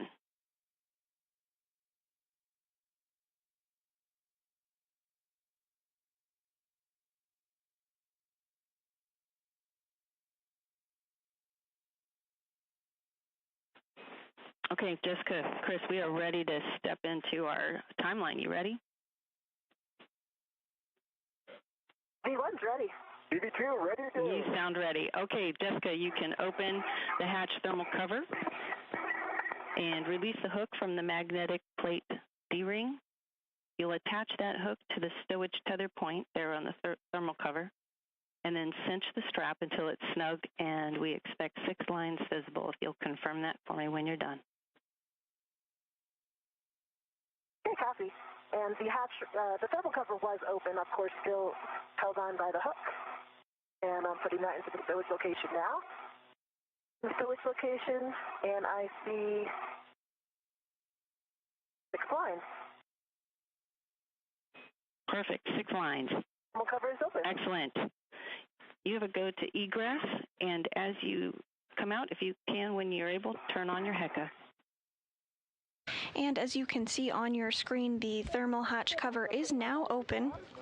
Today's spacewalk officially began at 7:52 a.m. Central Time this morning, the 278th in support of space station assembly, maintenance, and upgrades. Copy. And when you come out, you are taking your anchor to airlock handrail 0554. EV1 copies. I have that in sight. Just jamming. Okay, check for me. Gate closed, hook up. Okay. No, I don't have it on yet. It's in work. And first out of the hatch today is NASA astronaut Jessica Meir, completing the 4th spacewalk of her career. You'll be able to identify her throughout today because she's wearing the spacesuit with the red stripes, as you can see on your screen. Okay, I have my anchor hook on the port D-ring of 554, gate closed and slider left. Copy. You can work on EV2 anchor, and that will be to the aft airlock external D-ring. In work.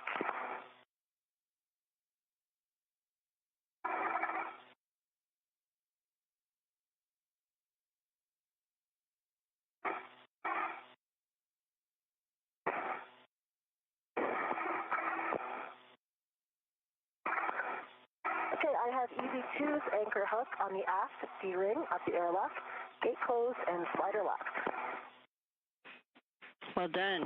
You can reposition yourself, Jessica, to the forward side of the crew lock and get ready for the strut bag handoff. And when you're ready, you can give Chris the go to release his waist tether from the airlock D-ring extender. Okay, I am moving to the forward side of the airlock. Set a waist tether down. Chris, you have a go to remove your waist tether anytime you like. Copy that. My waist tether is removed from the airlock D-ring extender. Okay, Chris, you can start passing out the strut bag when Jessica's ready. I'm going to let you two coordinate that. If you need any reminders, let me know. And before we get to the next bag, I'll be checking with you, Jessica, to make sure we have the bag in the expected orientation. EV1 copies. EV2 copies. I'm ready to pass it when you are, Jessica. Okay, stand by. I'm going to get my RET out. Copy all. And next up, NASA astronaut Chris Williams, still inside the hatch, is going to pass the strut bag to Mir. The strut bag is about 8 feet long and weighs over 300 pounds and contains the mid-struts and the left lower strut that will be assembled and installed during today's spacewalk.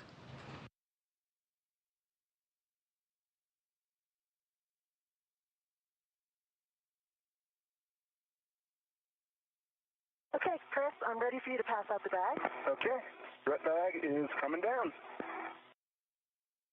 Okay, and if you can pause right there. Holding. A little bit further, actually. Copy, I see your ret. Okay, I've got my BRT ret on it. Okay. I hear you have your ret on it. I am going to take the airlock ret and remove it from strut bag. Copy. Airlock ret is removed from the strut bag.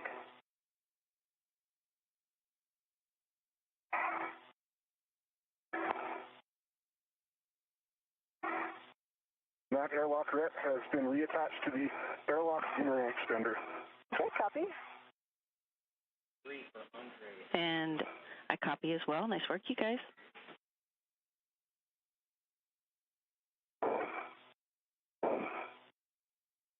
Chris, it's going to take me a few minutes to get this situated. Yep, copy all. Need to untangle a ret from my wire ties on my BRT, so I will be there in 1 second. All right, you guys take your time.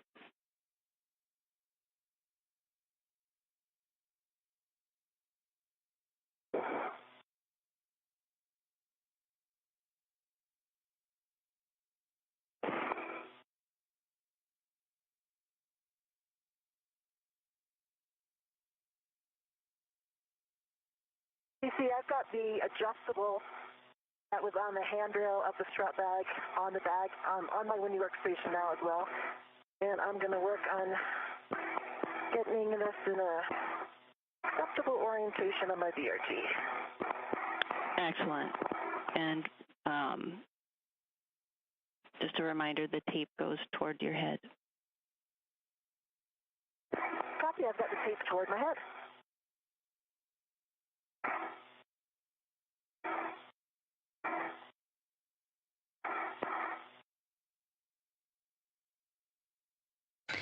And if you're just joining us this morning, we now are over 11 minutes into the first spacewalk of 2026, the 278th in support of space station assembly, maintenance, and upgrades. On your screen, you see one of our spacewalkers, NASA astronaut Jessica Meir, who has egressed the airlock this morning and is working to get the strut bag, that 8-foot-long bag you see on your screen, configured. Still inside the airlock, but soon to exit, is NASA astronaut Chris Williams. This is Meir's fourth spacewalk and the first for Williams.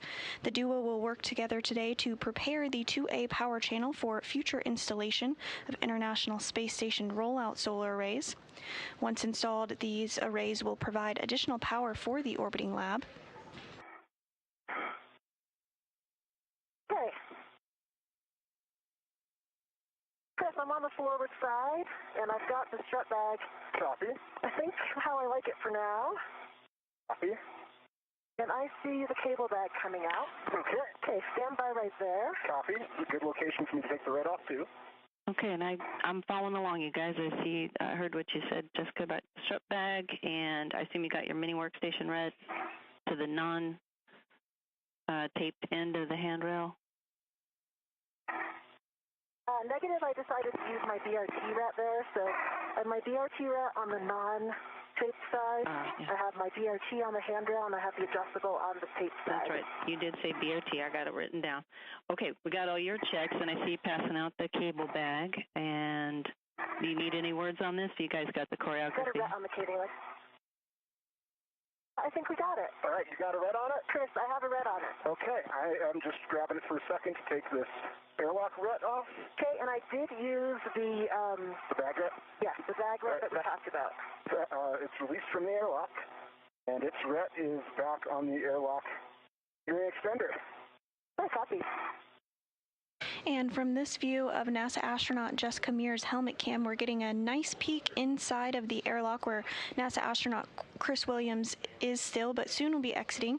They just worked to pass over the tether bag where all of the tethers and cables are located that will be utilized during today's spacewalk. Calls. Chris, just a heads up for you, when you come out, you'll be biased toward the aft side of the crew lock. Copy that. Aft on egress. And the bag's floating up a little bit, but I have a hand on it, so you can just hit it with your foot if it's in your way coming out. Okay, copy that. I am ready to egress if you guys are ready for it.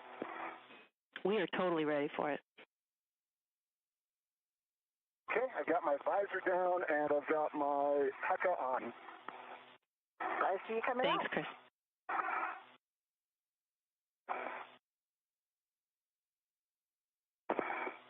And NASA astronaut about to exit the International Space Station for the very first spacewalk of his career. And straighten up a little bit. I see your spacer getting caught. Spacer's getting caught. Yep, if you can get your legs a little bit straight down. There you go. Here we are. Yep. And I am right to your right, so you can go aft. Copy. I'm going to go aft. Yep. I got caught on Brett on my BRT from the airlock, so I am free now. Copy. And I am coming out. Hey, like we talked about, go ahead and get comfortable.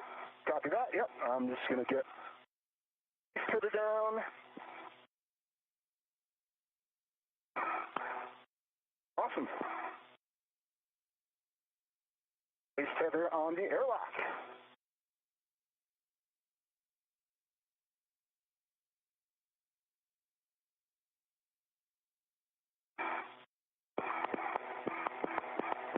Okay, and I got my defector down. Okay. Would you like to go ahead and close the thermal cover before we transfer the bag? Sounds like a great idea. I can help you on this side. Copy that. It started. I can finish it off. I got it. ATC, I see the thermal cover is closed. Awesome.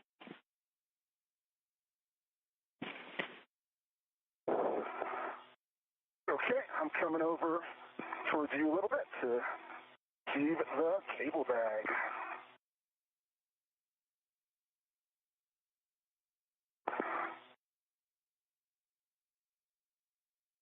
Oh, strap bag's kind of... Yep, I see it. Has a lot of momentum.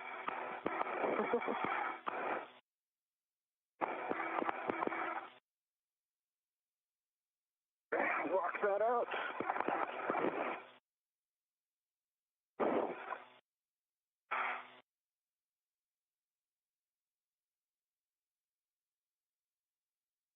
Okay, I've got my BRT out.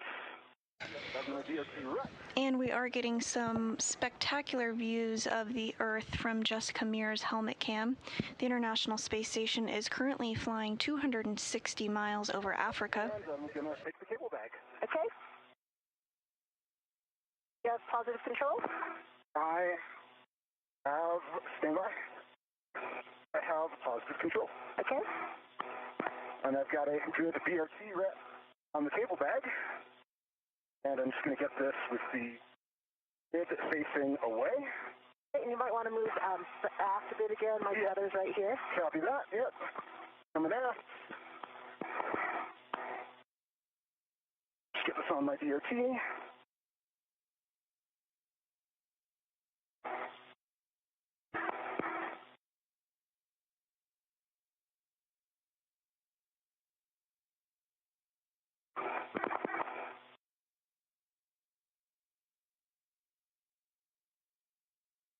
Okay, cable bag is on my BRT. Okay, are you ready for me to release?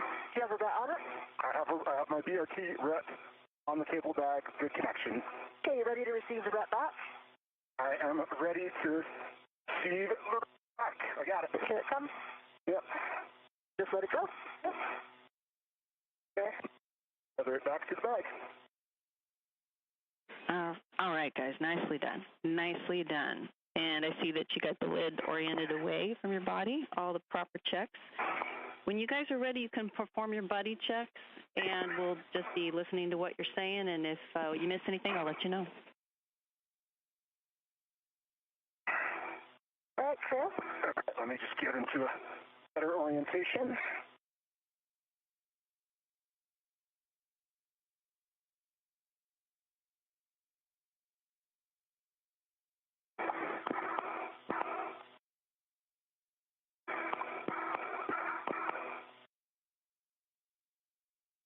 Hey, can you bring your head down a little bit? Yep, working on it. Okay, I see a green light on your HECA. Copy. Lights are not on yet, neither are mine. Copy. I see 3, 1, 2, can you roll? Okay, I got it actually, 1, 2, 3 tabs up.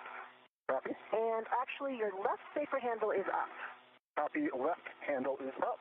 Working on it.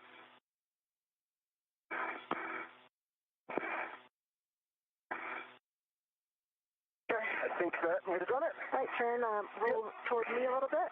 Yes, but down now, and I can see that the right side is also down. Copy that. I see you've got the bag on your DRT, and you've got a good tether config. Copy all. All right, and I am, look at you. I see your HECA light is on. I see your helmet lights are off. Just get a little more stable here. Okay, I see you've got 1, 2, if you can, if you're on your left, 3 taps. The left safer handle down, and I see right safer handle down. I see you've got the strut bag on your left. All your tethers look to be in good order. And I've got a nominal hat and I'm a glove inspection. Hey, and I didn't give you my hat or gloves yet either. My hat is dry and nominal gloves. Okay. So for good buddy check. You guys got them all, and I copy dry haps and good gloves for all. And Chris, just before I get you guys on your way with translation adaptation, just wanted to give you a heads up, Chris, that we are not getting any biomed data, but we are getting good suit data, which indicates there might be a physical connection with the electrodes that is compromised. So, but we are good to continue with the EVA. Just wanted to let you know that about our insight into your biomed. Okay, copy that. I'll let you know I'm feeling great. Well, that's exactly what we want to hear, so keep it up. Okay, with that, you can perform translation adaptation as required. Copy that.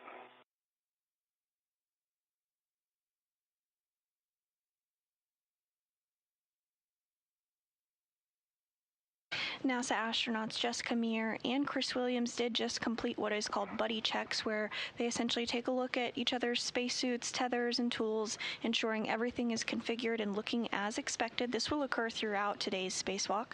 You also heard a HAP, or Helmet Absorption Pad, check. This is a safety device developed by NASA to address the possible risk of water inside the helmets. Both reported dry HAPs, which is what is expected at this time.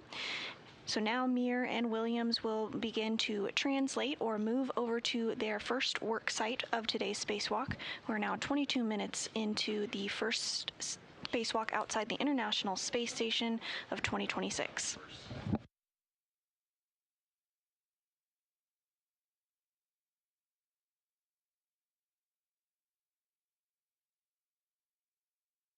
Okay, I'm feeling good. Feeling good? Yep. All right, TC, I think with that, I am ready to start translating up the Theta Spur. Oh. And Chris can continue his translation adaptation when he goes to EFT2. Okay, that sounds like a great plan. Just to let you know, we are coming up on a bit of a handover in about 3.5 minutes, so let me get you guys started. You are going to translate out first. Jessica, you're going to head up on the forward face and head out port. and your green hook location is nadir of the P1 FHRC. When you are past the MT, just give me a holler. Okay, I know I'll be looking for 3651, the nadir handrail. Oh, look at you, remembering your numbers and all that. For you, Chris, you're going to translate to ESP2 with 3. I think you know where that is. You'll be following Jessica. And I have a number of cautions, three cautions to read that will apply when you once you start on the forward face. So let me get those out while you guys are translating. The first is to avoid contact with the deployed tusk cables on the nadir and zenith feeder rails. Those will be the big white tape things you see going along the face of the truss. Avoid contact with radiators and flex hoses. This is more for when you are actually on P4. And then do not translate on the 2 alpha PVR base handrail. Again, that's when you're at P4. And Chris, I'll try to give you another reminder when you're close to that area.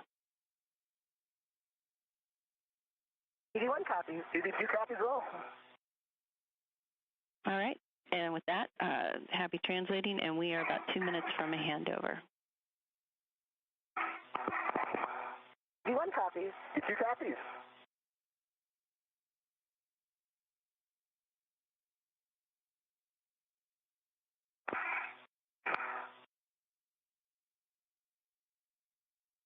All right, Chris, I'm going up the Cedar Spur. I'm going to go nice and slow with this bag. Copy that. I'm going to get up to the toolboxes and make my reach over to ESP2.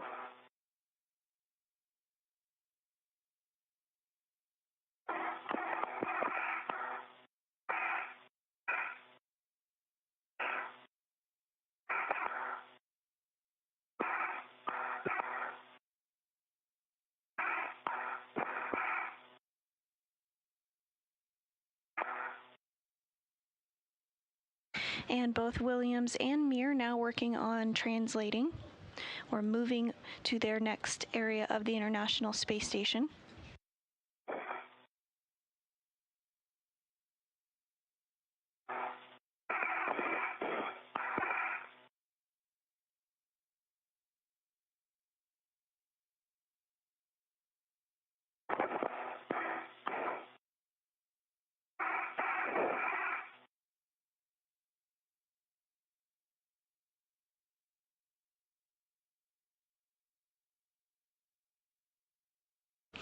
And Williams is working to grab the Worksite Interface Extension, or WIFIX. It's a tool that are used by astronauts during spacewalks to extend the capability of their workstation foot restraints.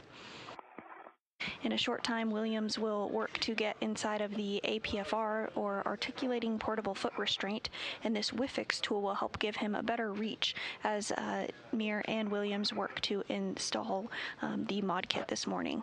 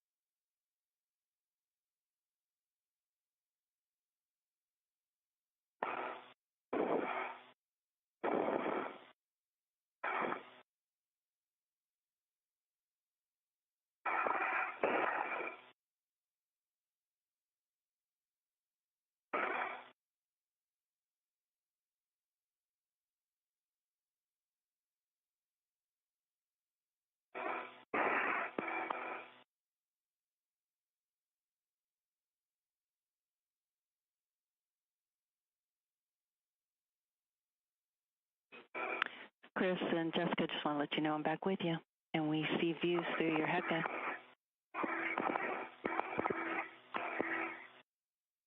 EV1 copies. EV2 copies.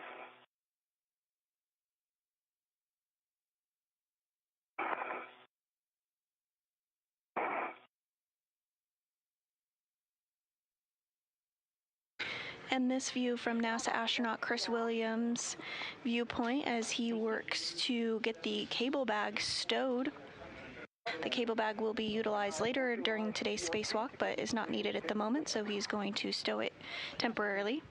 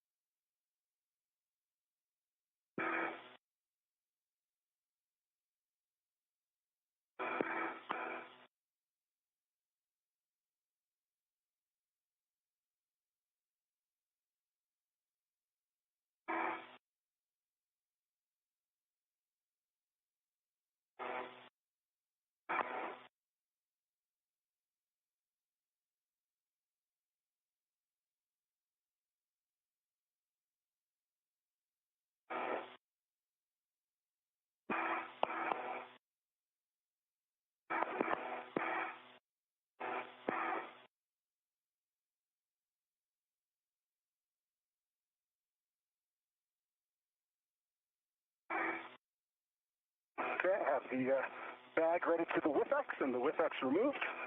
Working on bundling. All right, Chris, way to go.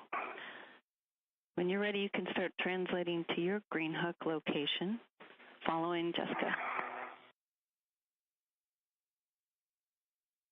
And you can see that WIFX or worksite interface extension in Chris Williams' hand there. It's going to bundle it to the cable bag to make it a little easier to bring over to the worksite. As a reminder, today the first procedures that the crew members will be working on are to finish out the mod kit build for the 2A power channel. A portion of this modification kit is already built and installed outside the International Space Station and was completed on May 1st, 2025 by NASA astronauts Anne McClain and Nicole Ayers.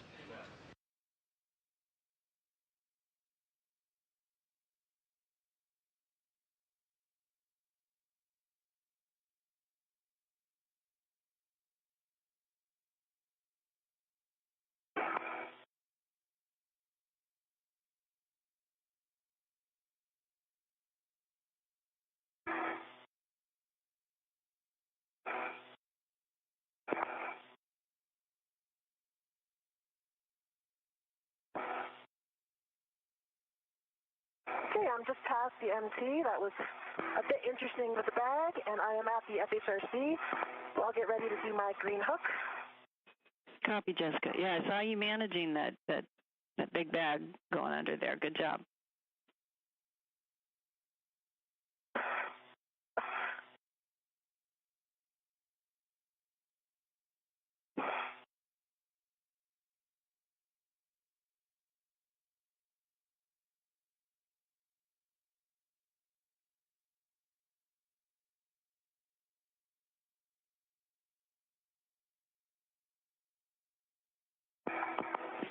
Hey, Chris, I see what you're doing. That's great. A great fix. Yep.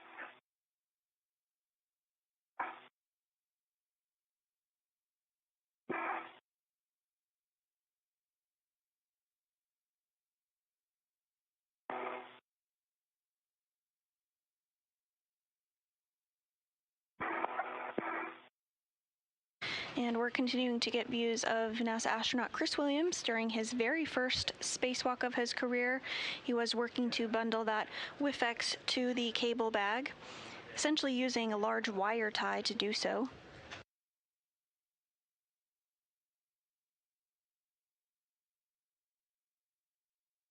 Okay, I've got my green hook on handrail 3651. It's closed, riders left. Copy, Jessica. I copy that, Jessica, and I've got the sex bundled on my BRT. Okay, copy both of you. So, Jessica, you're heading out to the 2 Alpha IEA. Outboard to the Sarge. Prior to crossing that, verify for me your gauntlets are in place.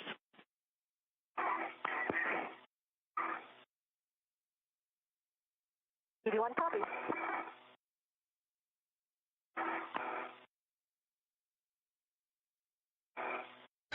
And as you just heard, NASA astronaut Jessica Meir is continuing to translate over to the 2A power truss. Okay, EV2 is picking up my waste tether and beginning to translate back towards feeder spur. Copy, Chris.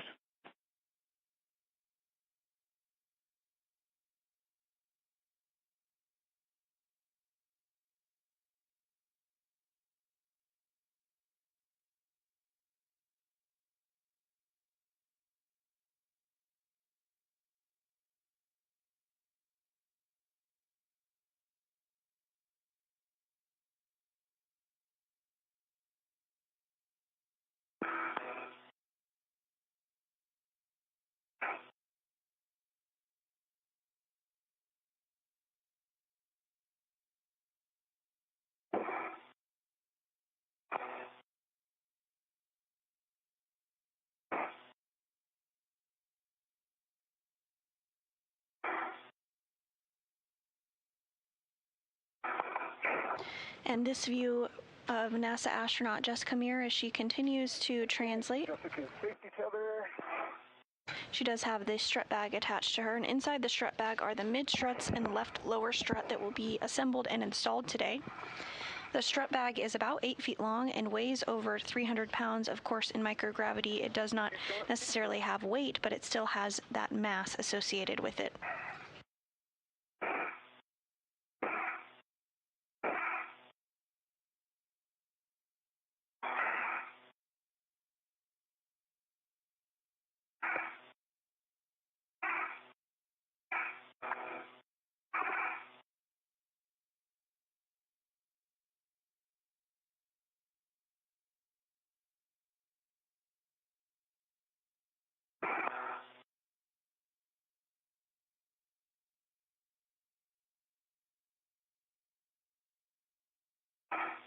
EV2's at the top of feeder spur. Welcome to the forward phase.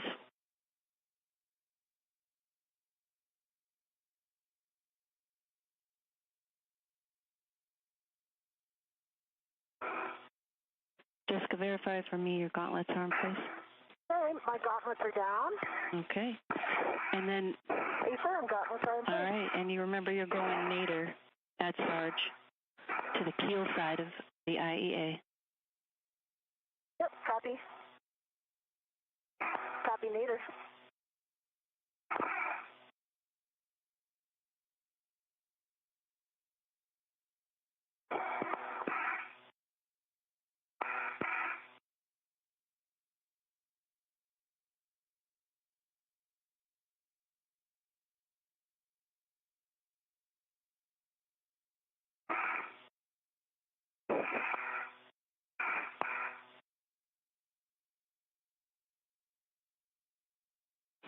And Chris, I'm watching you, but when you are past the MP, just let me know. And we did just have a great view of NASA astronaut Jessica Meir as she continues her translation to the 2A truss of the International Space Station. And I'm on the bottom of the IEA. Copy that, Jessica. Those are the tuss reels, that white tape-looking thing there, Chris, under the handrail. Yep, Just pointing it out because I see it. We don't see. Yep, and I will avoid contact. Yeah. Just trying to. Of course you are. Yeah. Just pointing it out. Yep, affirm. I'm just. Yeah, absolutely. I'm just trying to avoid Jessica's safety tether here. I'm just sitting on the caught up on the rear part, and I'm just putting it inside of it. Yeah, I'm at the strut bag location, so I'm going to start working on that. Copy, Jessica. Let me know if you want me to call out any handrails for you. And I did put a poor man fairly at the end. It did actually come off, so we can see to get the strut back on if I need to put that fairly back in or not. Okay. When you head back inboard, we'll address that.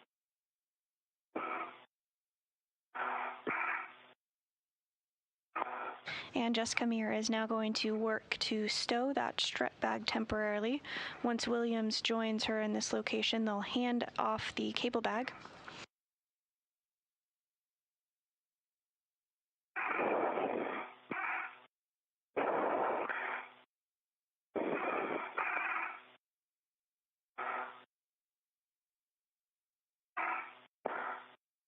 Okay, EV2 is coming under the MT. Copy, Chris. Nice work.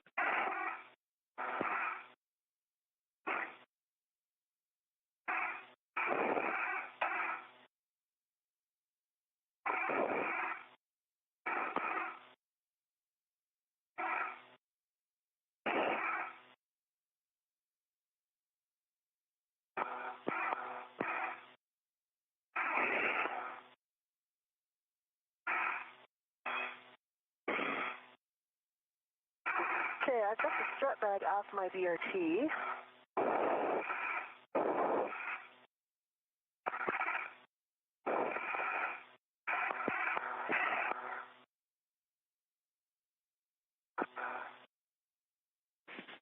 And Jessica, that large, small adjustable that's at the corner of your strut bag, it goes to 5136. Yep.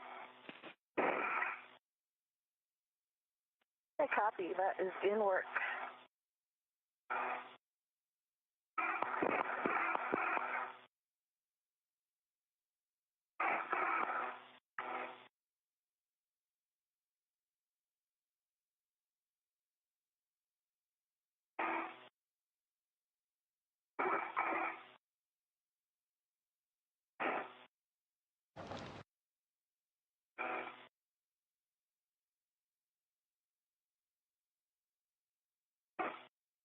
And if you're just joining us, we are now 40 minutes into today's spacewalk. That is one of the... Or is it the one that's right in front? 5142 is one of the handrails we have. I see 5136. Yeah, 5136 is where we expect that ret to go. Okay, copy. Okay, and Chris, we... Got the large, small, and 51. Chris, we see you outboard of the CETA cart. That was great translation you did there. We have a green hook location for you on Space 6 there. When you get to the FHRC, that's your landmark. I'm just by the... There you go. And you're looking... Yep, I'm just at the FHRC. All right, you're looking for the short handrail that is parallel to the truss. It's number 3652, 3652. All right. I see it, and I'm at it, 3652. TC, the next one is the other side of this outboard bag going to the handrail above me. Above, yeah, which handrail is it going to?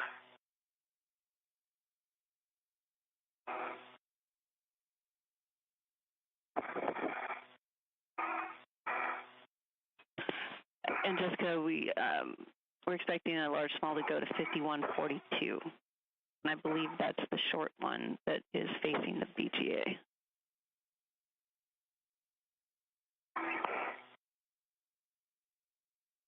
Okay, copy. Getting some lights on. If I got my lights on. Sorry, that snuck up on us. Working my green hook.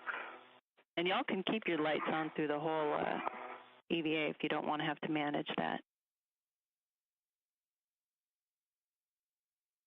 Yep, copy. These are a large small on 5142, but I see a small here. Actually, it's an integral. So I have the large small on 5136, and then there's a small on the edge on this integral to the bag. Is that the one that you mean for 5142? Small on 5142. You got it, Jessica.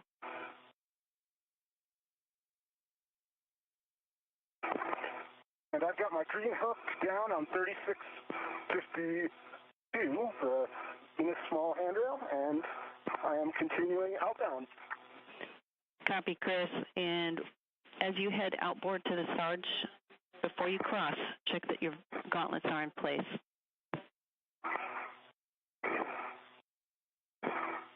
Copy, will go.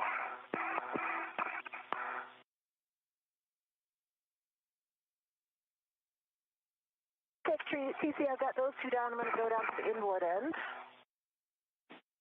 Copy, Jessica. And while you're headed there, just verify for me that the handrail is towards the center of the IEA. firm. It will be when it's cracked down. Okay, copy. And we're about a minute and a half from handover. Okay, copy. Copy.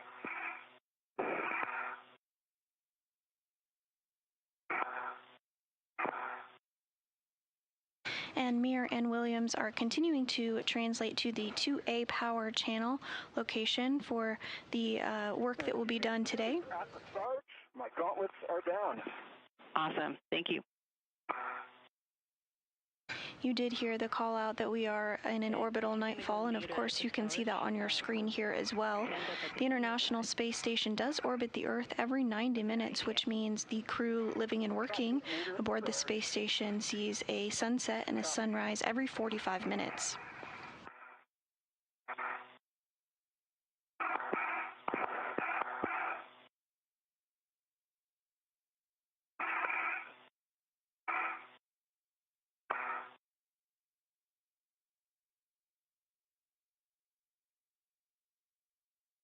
Okay, I see your safety cover in front of me, Jessica. Okay. I don't want to get stuck on this guy. Might take it with me and format it at the corner by you. Okay. Okay.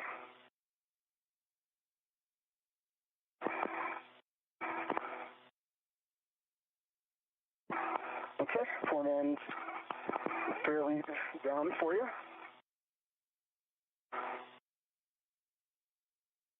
Once Williams and Mir do reach the 2A power channel, they will begin worksite setup.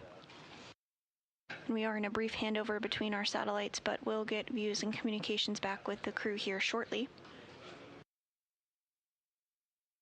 If you're just joining us, we are 46 minutes into today's spacewalk. It's the first outside the International Space Station this year and the 278th in support of space station maintenance, assembly, and upgrades. Today's spacewalk is the fourth for NASA astronaut Jessica Mir and the first for NASA astronaut Chris Williams. The main task for today is to prepare the 2A power channel for future installation of International Space Station rollout solar arrays to provide additional power for the space station. Additionally, swabs will be taken outside of the space station and tested for possible microorganisms as part of an ongoing experiment. Your 450 pedal keeps popping off and trying to snag me. I'm trying to figure out how to best manage that one.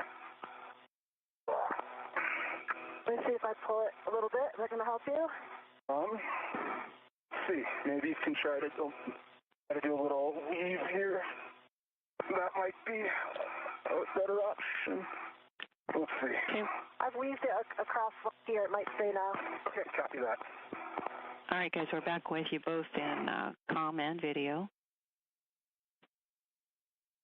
Okay, TC, I've got the inboard side on handrail 5126, so I've got 3 hooks down. Are you expecting 4, or is that a good config for the strut bag? That's not just a good config, it's an excellent config. Got it all. And thank you. You're welcome. Make sure that the tape is toward the mass canister, but I'm assuming it is because you have all the right handrails. Yes, it is. Okay. All right. I'm excited. Let's see. You guys are going to work on passing the cable bag, handing that off to one another. I will come down toward you, Chris. Copy that. I've got the cable bag over here. Now I'm going to work on getting it secure. I'm going to have to undo my weave here. Let me know when you're ready for handrails, Jessica. Okay, copy. Actually, I see them right in front of me. I think it's 5122 and 5117. Close. I've got 5109 and 5117. I think 5109 is around the corner. I see the one on that one.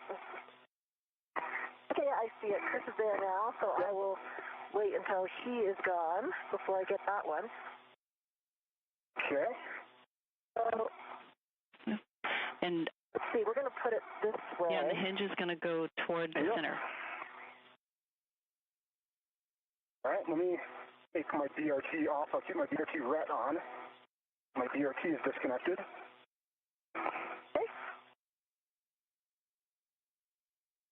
I've got a hook down now, Chris. You have a hook down? I've got a hook on 5117. Okay, I'm going to take my DRT ret off of the cable bag. DRT ret is off.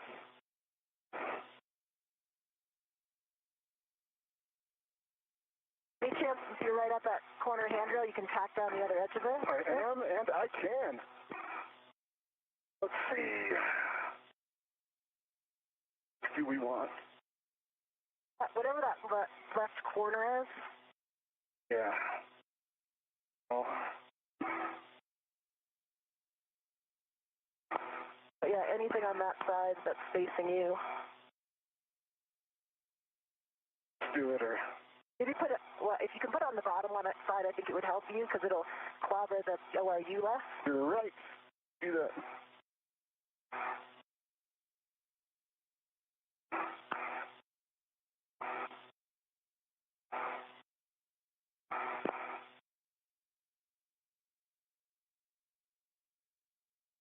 And I'm right next to you. Yep.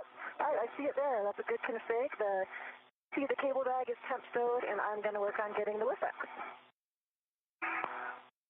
Okay, and I'm going to work on heading back towards the, towards grabbing our, APFR. Okay, sounds good. Okay, copy all, guys. Good work. And I copied, Jessica, you're going to work on the WIFX. I want to just throw out there that we have the GoPro set up that we'd like to have you do at some point, so I'll leave that up to your discretion when to set that up. Yeah, I was thinking I would do... Sure thing. I was thinking I'd bring the WIFX over, and then my next move is to open up the strut bag anyway, so I thought that I would do it then. Good plan.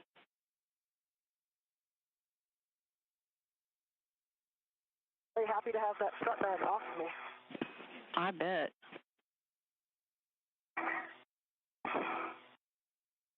Yeah, I'm crossing back over the Sarge. Copy, Chris. TC, I've got one of my rets on the WIFX, so I'm going to release this with ret that's on the bag. I'm going to leave it on the bag. We're going to use that later for the lens cover. And NASA astronaut Jessica Meir now working to unbundle the WIFX from the cable bag. As you see on your screen there, that WIFX is the worksite interface extension, which is used by astronauts during spacewalks to extend the capability of workstation foot restraints. So that will be utilized here shortly. Once she has that unbundled, she is going to work to install it. Yeah, I've got the WIFX, and I'm going to translate over to its location. Copy, Jessica. And yeah, you're going on the outboard edge near the keel pin.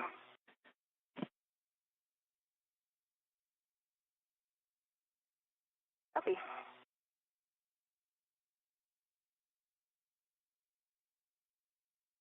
Meanwhile, NASA astronaut Chris Williams is translating to the port CETA cart to retrieve the articulating portable foot restraint, which will be utilized during today's spacewalk.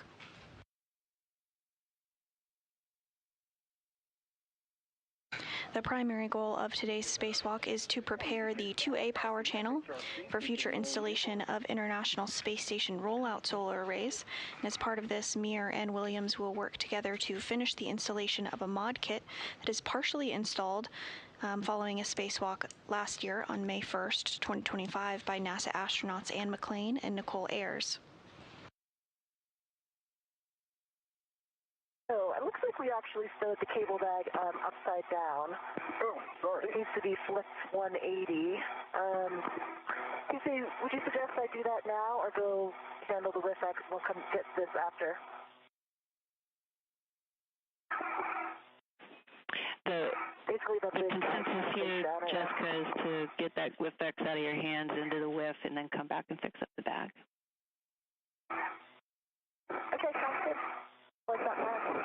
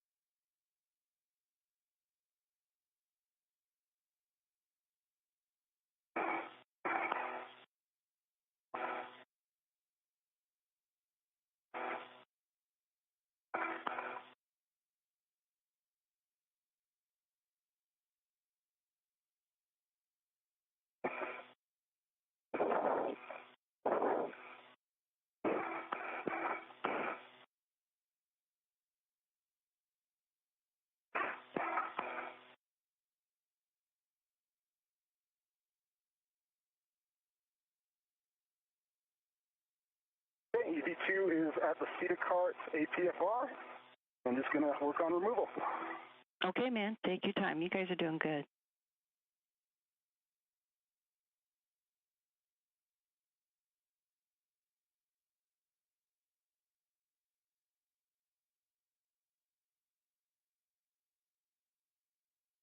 I see WIF 25.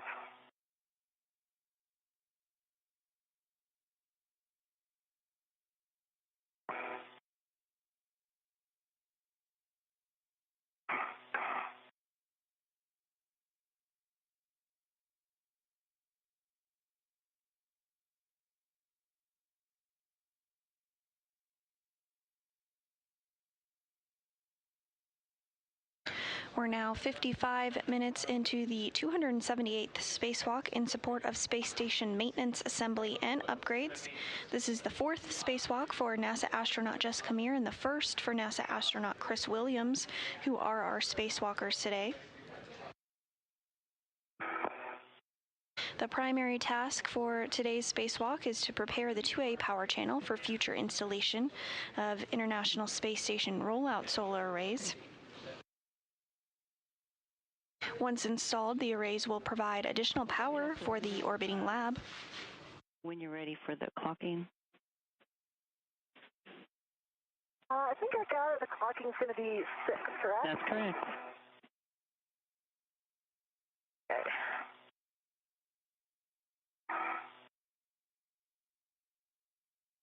At this time, both Meir and Williams are working to install and set up their work areas, including tools that will be utilized during the build-out of the mod kit today.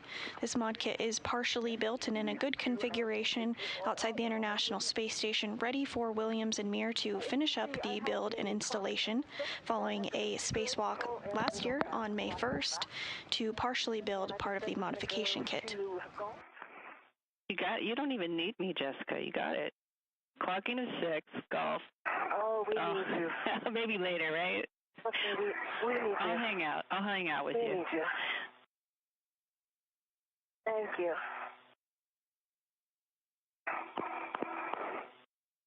Okay, I see a clocking of golf, and the 1 is already set. Don't need to change that. All right, we copy. Good config for the WIF-X. You can start the work relocating the EV3 PGT and torque wrench from the strut bag to the WIF-X handrail. Copy and work.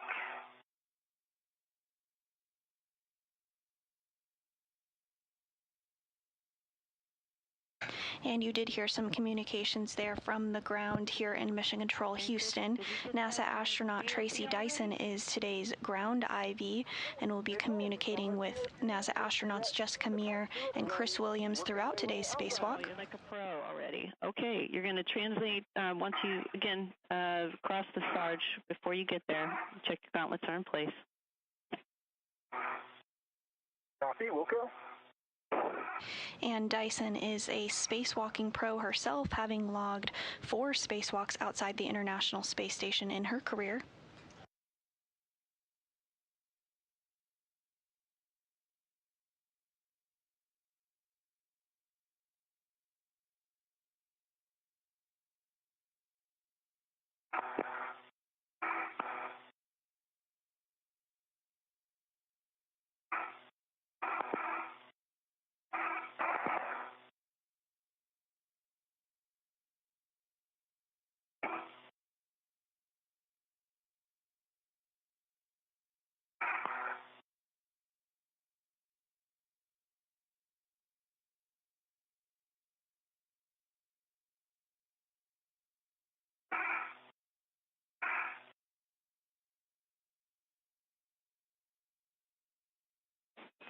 You guys ready for a confidence booster?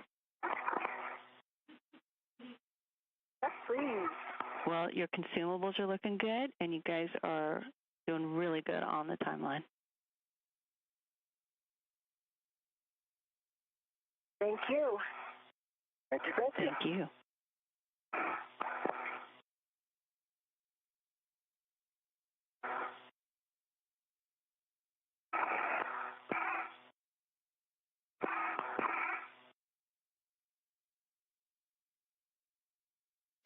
And Williams is continuing to translate prior to installing the articulating portable foot restraint in that WIFIX. Meanwhile, NASA astronaut Jessica Meir is working inside of the strut bag to relocate the PGT or pistol grip tool and the torque wrench. And you can see a view of that on your screen now. Out of the bag, and then I'm going to release the bag adjustable. Gotcha. So you got, in other words, you have the adjustable on the WIFX handrail? Negative the rep. I think it's supposed to be the free end of the rep. That's on the adjustable? Gotcha. Yes, I gotcha. That's a good config. Okay.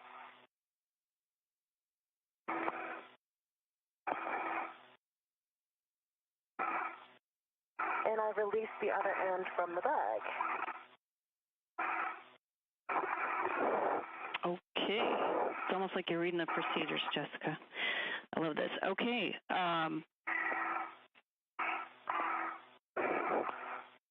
I'm going to have you... So I think with that, I'll go back down to the strut bag. Oh, I was going to suggest I would go back down to the strut bag, deploy the GoPro, and then swap over that cable bag. We're good with that? Yeah, we're good with that. And I am back at the Sarge. My gauntlets are... Copy, Chris. Gauntlets down. And we will have you fair leading along the inboard radiator corner of IEA. I might be giving you that a little too soon. Copy that. Inboard radiator corner of IEA. And I see you.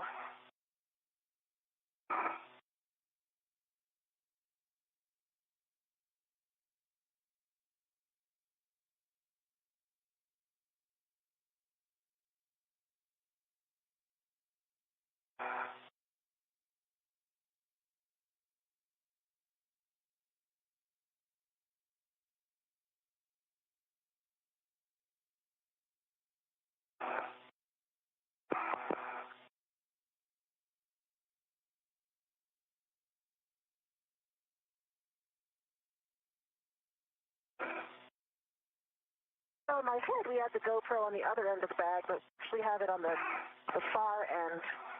Copy.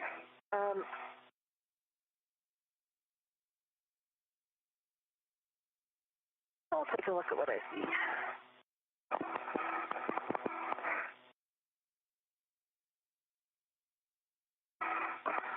Yeah, Jessica, we had it on the inboard, what would have been the inboard side. No, wait, yeah, inboard side. Yeah. Yeah, I got it right here.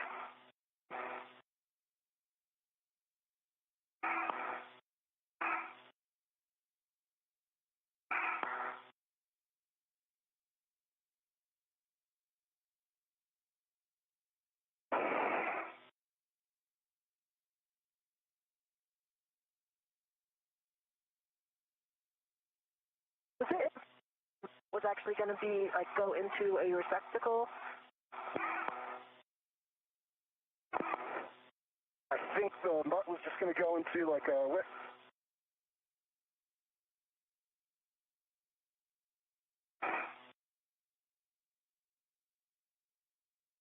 Well, it won't go into a whiff. That's not the right size. Yeah, no, Jessica, we anticipated the clamp of the end effector to go on a handrail of your choice. Okay, yeah, that makes sense. But handrails that are down here, okay, maybe over here. I fear that it's going to be like just getting a lot of video of the bag itself, but it's okay. Not required. I'm going to turn it on.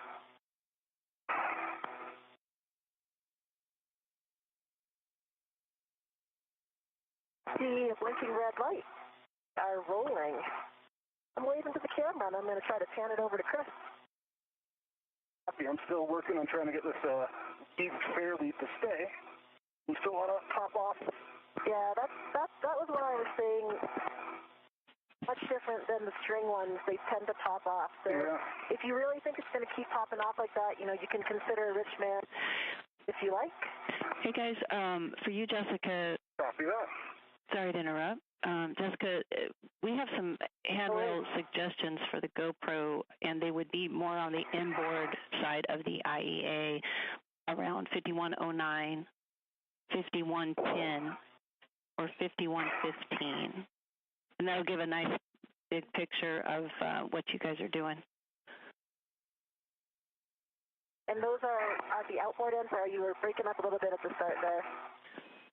Sorry, at the outboard end? no, the inboard side, over by the cable bag. Inboard end.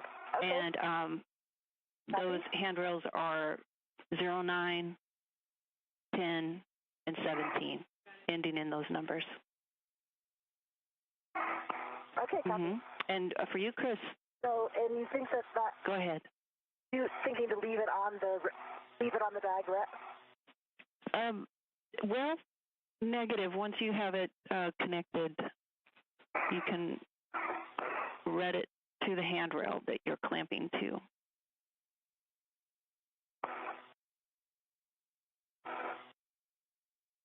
Okay, then I would have to take the ret from the bag. There's no other ret on it to do Yeah, I would concur. If there's not enough ret links to make it over there and then come back and release it, then you might need to use your workstation, your mini workstation ret.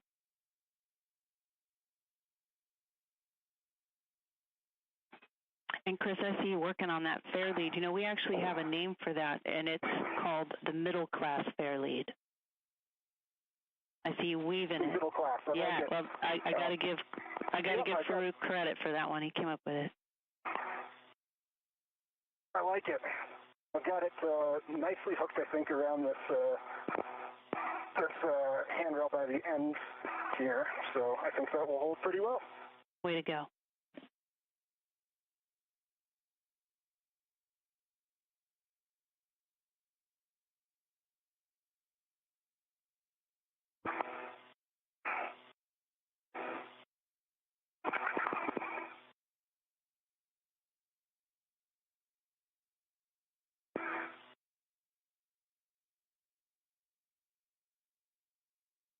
I've actually put the MUT on 5117. Near the corner here, next to the cable bag. And I think it could be a good spot to try. We like it. And I think I'm just going to leave the ret on it to the bag. Okay, sounds good. Not in the way of anything.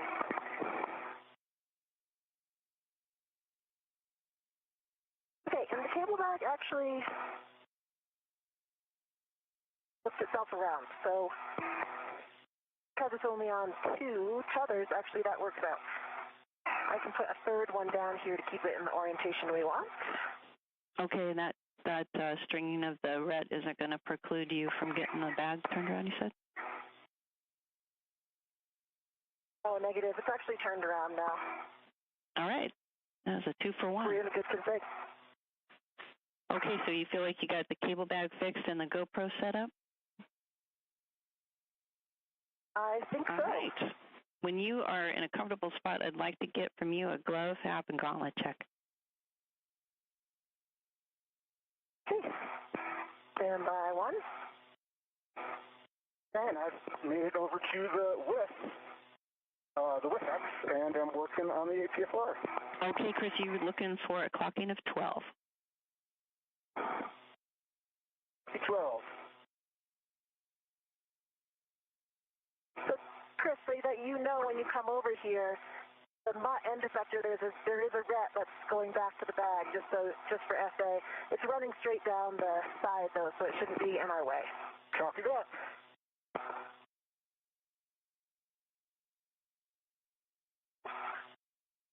I see you right there, so I'll pause here. Sorry. All right. Okay, TC, I will give you my checks. My gauntlets are down, my hat is dry, and you see a little bit of a couple black marks on my left pinky, the RTV, and a couple black marks on my index finger on my right hand, like near the tip. And otherwise, those look nominal.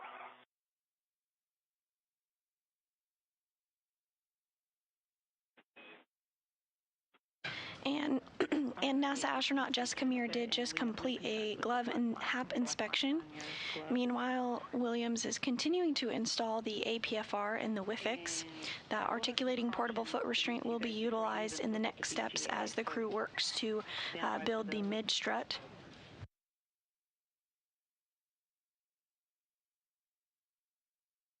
And for you, Jessica, you can get yourself situated at the strut bag because your next steps are going to be to retrieve the right mid-strut.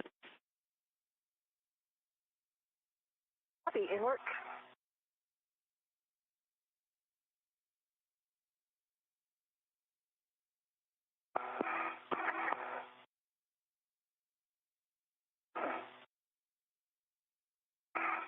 And Chris, I'm just underneath your feet, so I'll give you a moment to get that APFR done before I come over to that corner. Copy. I needed to put it in, but I didn't realize I didn't have clearance to rotate it with the ingress aids, so I got to just adjust some things here. No worries, take your time.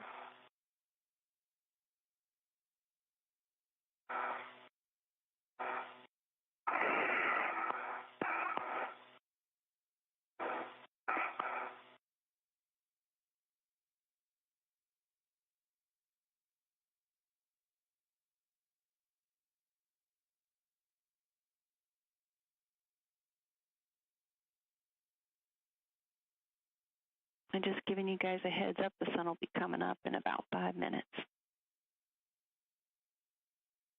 Sounds good. Thank you.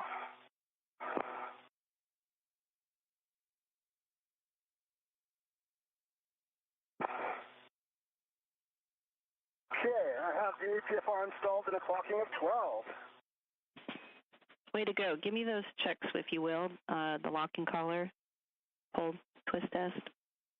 Yep. Stand by for all of that. Okay, locking collar is black on black, and a good pull twist test. Check that pitch knob for me. Make sure that it can be depressed. Copy, in work. And while you're there, you can set it to Papa Papa. Pitch knob can be depressed and stand by in work.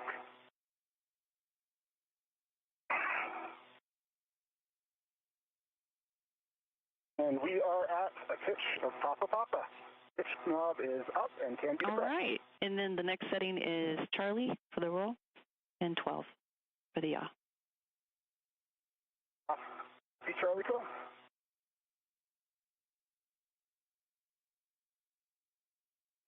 Okay, with that, I've got a few I'm right behind your feet. I got a few cautions to read. You guys, is this a good time for you? Good for me. Yep, I can listen. All right. No sudden movements on the mass canister or the mod kit maintain less than 0.45 feet per second. That's about 3 seconds per foot on the BGA. The maximum lateral load on the BGA is about 40 pounds or a squat bar. Avoid cyclic loading and do not impart forces into the mod kit struts before they are fully installed.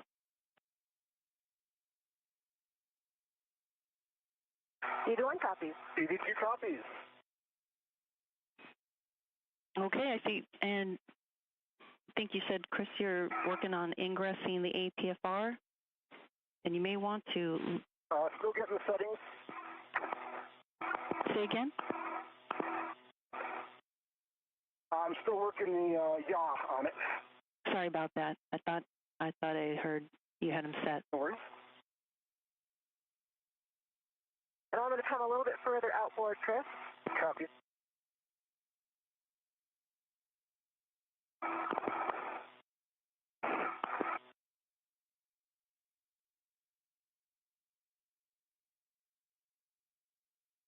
Okay, I've got 12 Papa Papa Charlie 12 set on the APFR. Okay, we got good settings on the APFR, and your next steps are to ingress, and we recommend locking the safety tether to relieve the retraction force. Copy, and sounds like a good plan.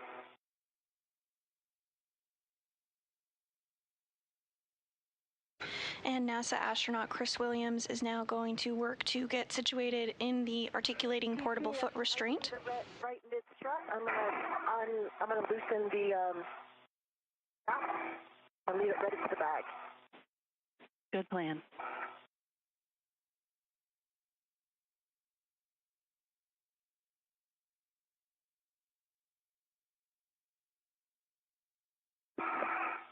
Meanwhile, Mir is retrieving the right mid struts from the strut bag.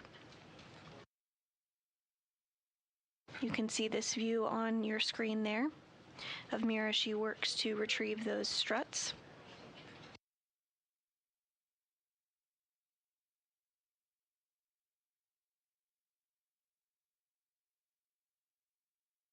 Once Williams and Mir are both situated, they will work together to install the right mid-strut first. They'll be utilizing the PGT or pistol grip tool to install the strut into place. The PGT is sometimes referred to as the space drill and will be a key component and tool utilized during today's spacewalk. We're now 1 hour and 16 minutes into today's spacewalk, the 278th, in support of space station maintenance, assembly, and upgrades.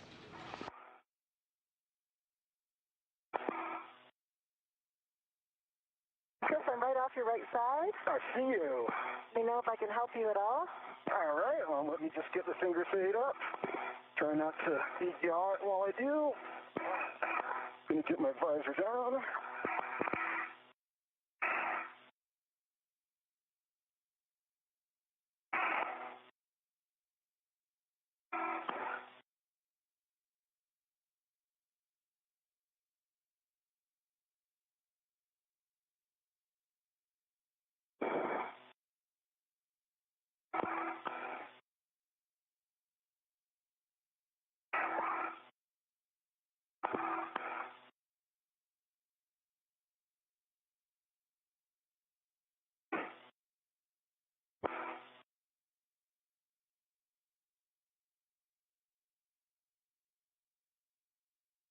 And we have moved into an orbital sunrise.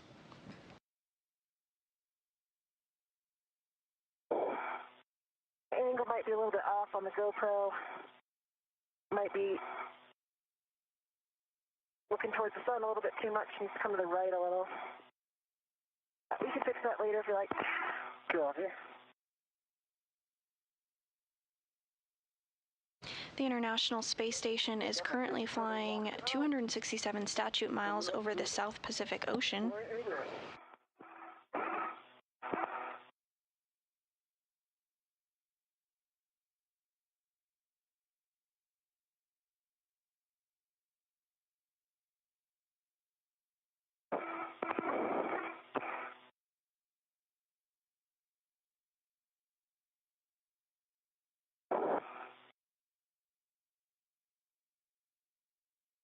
Come to your left a little bit. Yep, I'm working on stabilizing.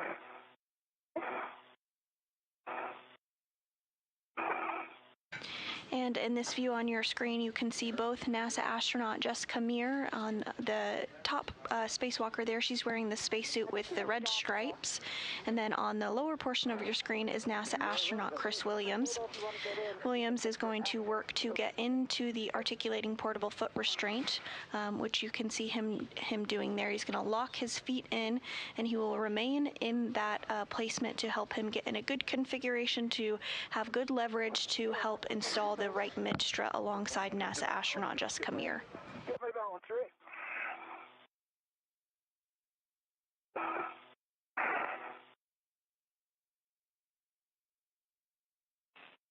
And this might help, Chris.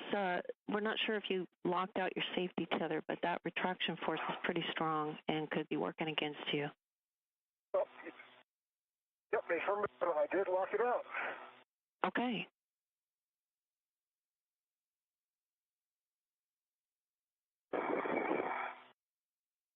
I think you're in. If you can bring your feet forward a little bit more and get your heels down, you're right underneath the loop.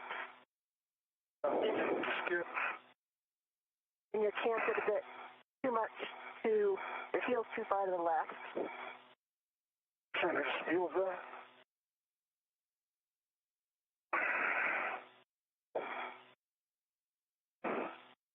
Let me just reset. Fix the yaw while I'm at it.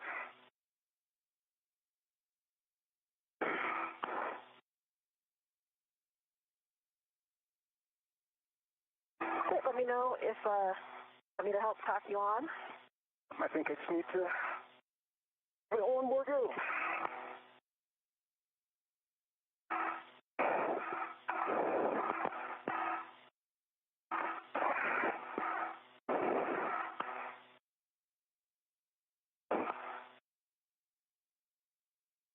Your left foot's on top of the toe loop, so bring it down. Now you're underneath. Dropping underneath. Right foot's in. You should be able to lock your heel.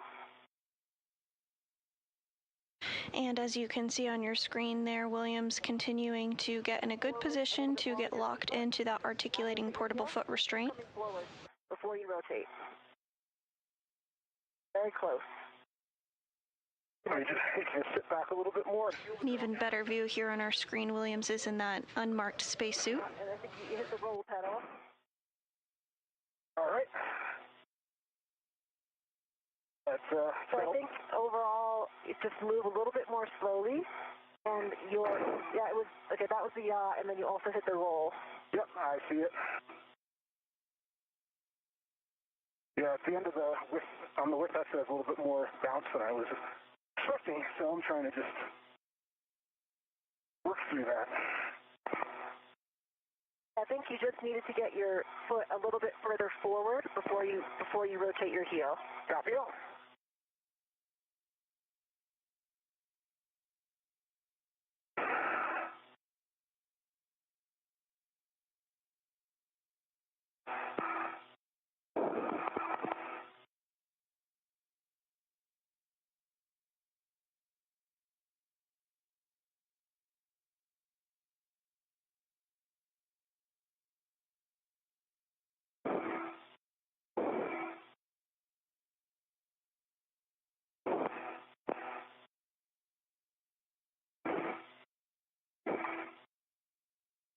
We definitely hit the pedals again, but if you want to keep trying, we can rotate them after you're in. Copy. There's your left coming underneath. Your right's underneath now. I think you need to come forward a little bit more with your toes. Now rotate your heel on your right side. That looks like it's very close to in if it's not in already. I think you're in. I feel like I'm in. Hey, there we go. Okay, so you're, I think both the yaw and roll might be off now, or at least the yaw. Yep. I'm going to just take my right foot out and yaw myself over a little bit. Okay, yes, you can try to do that. Okay, guys, we're about 45 seconds from the handover. Copy. Charlie 12 on the on the APFR. Roll and yaw. Copy. I see Charlie, and he's adjusting the yaw now. Feels about right? That looks about right. Yep. Nice job. Good. All right, great job. And Williams is now in that articulating portable foot restraint. We've got about 20 seconds Okay, you feeling? to a 20-second handover. Okay, copy. Take a breather, Chris, and when I come back, we'll check your access to those sections of the mounting bracket. Copy.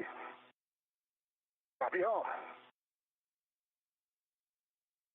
And if you're just joining us, we are approaching the 1 hour, 30 minute into today's spacewalk, the 278th in support of space station maintenance, assembly, and upgrade. We are currently in a brief handover period between our satellites, and the team here in Mission Control is being led by NASA Flight Director Deanna Trujillo. The primary task of today's spacewalk is to prepare the 2A power channel for future installation of International Space Station rollout solar arrays. Once installed, the arrays will provide additional power for the orbiting lab. Today's spacewalk is being conducted by NASA astronaut Jessica Meir. This is her 4th spacewalk of her career, as well as NASA astronaut Chris Williams, who is completing the 1st spacewalk of his career. So far, the duo has exited the Quest airlock and translated to the work site for today. Just before we had the handover period, we did see that Williams successfully was inside the articulating portable foot restraint, which was the milestone that needed to be completed before work began on installing the right mid-struts. I think I'm in a good position. I think I'll be able to access the mounting bracket from here. Excellent. Guys, I'm back with you. I think I heard you say, Chris, you think you can access the mounting bracket. Check the pit pin, grounding block, and the strut clevis. I see the pin grounding block, and the strut clevis is a little bit forward, but I should be able to reach it, and I see the bearing in there. Excellent. There's a great view through your helmet cam, too. We'll take a glove, hat, and gauntlet check when you're ready. Copy.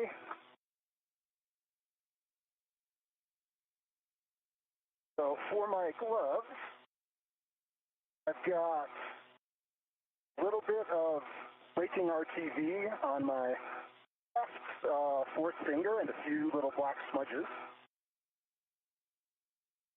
And a small RTV flake on my right palm, but just RTV. Left glove. Phenomenal.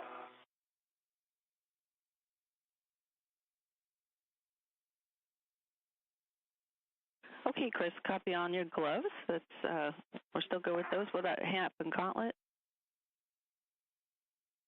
Yep, and it's got a dry hat and gauntlets are down.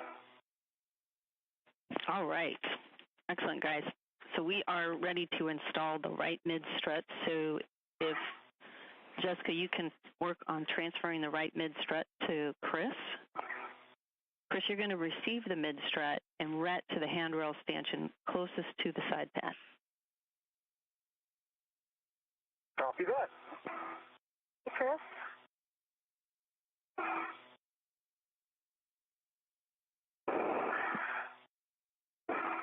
And we are seeing a view of NASA astronaut Jessica Meir getting that right mid-strut out of the strut bag.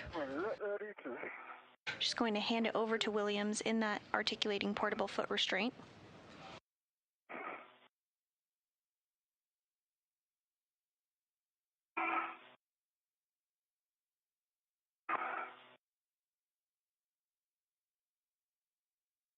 And by 1 second, and I'll be right back.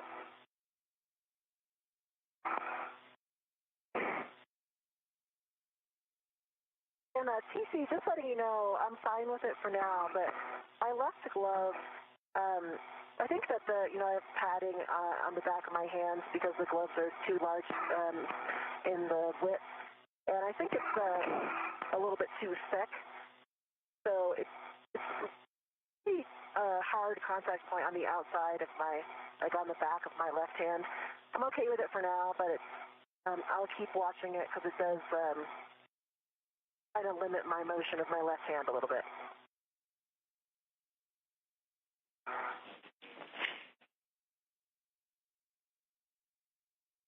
Okay, Jessica, we copy all your words on your left glove, the back of it, and we'll keep an eye on it.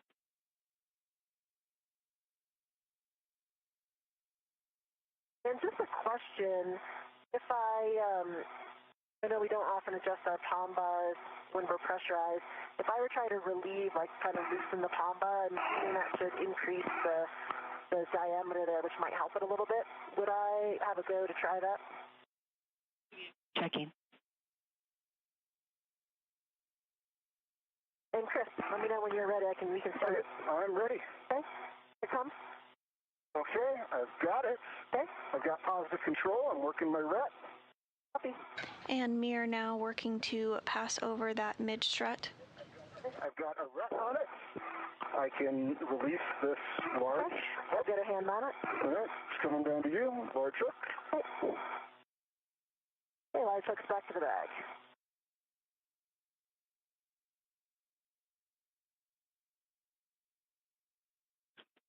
Okay, I'm looking at your hands, Jessica, so it looks like, Chris, you have control of the mid-strut? All right, great. Then, yes, Jessica, you can make your way over to the side pad location on the right side of the mast canister, and you'll BRT to the long handrail. And Chris, you can extend the mid-strut to full length and pin the side pad towards the mast canister. Copy. Extending to full length and tending towards mast canister. Okay, and Jessica, just with the question you have about your palm bar, we need to look into that, so it'll be probably a little bit before I can get back to you on it. Okay, copy. And you can see Chris Williams is now working to extend that right mid-strut to its full length. When it's inside the strut bag, it's in a condensed form. That strut bag is actually 8 feet long, but you can see here again he's working to extend that mid-strut out to its full length before they do install it on the mast canister.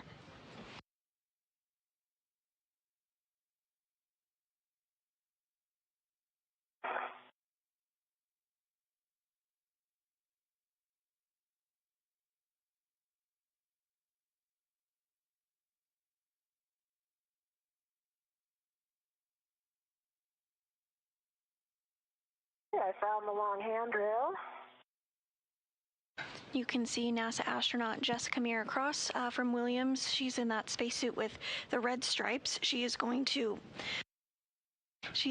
work to get her pistol grip tool to install the side pad on the mast canister.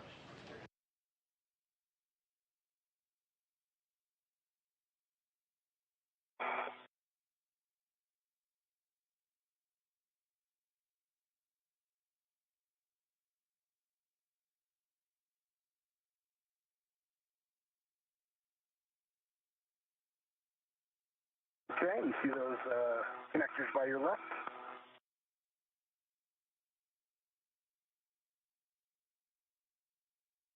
Yep, I do. Copy.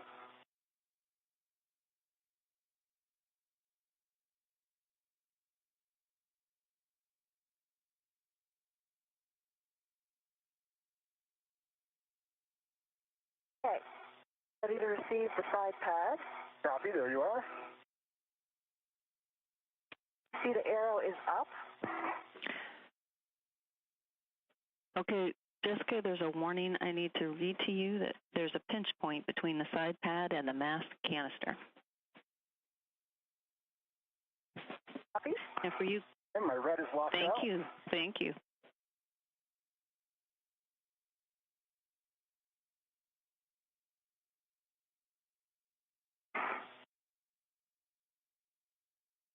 Am I, Chris? I'm going to try to... Yep.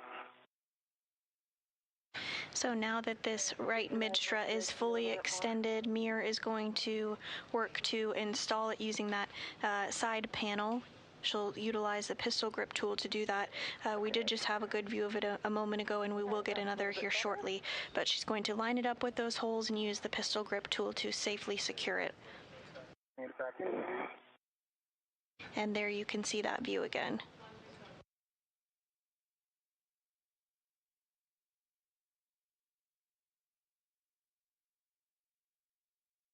Okay, I've got to try to...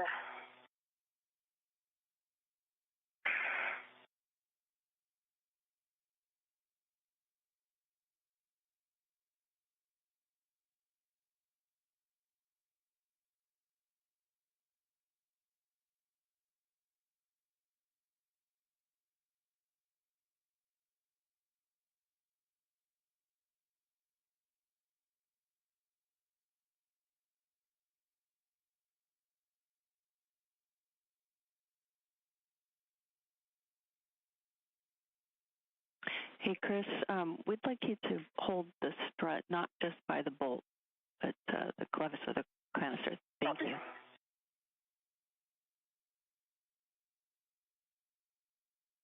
I'm trying to push down on the left side, but I'm not getting anything. I'm not getting it to engage.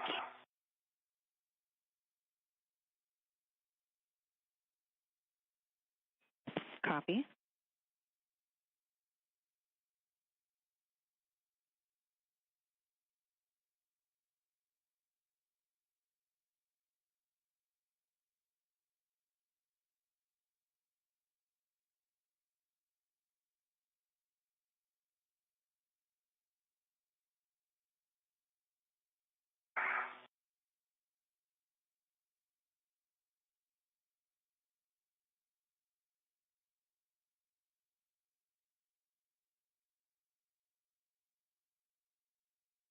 Chris, it's a bit side-loaded. Like right now, can you lift your end up?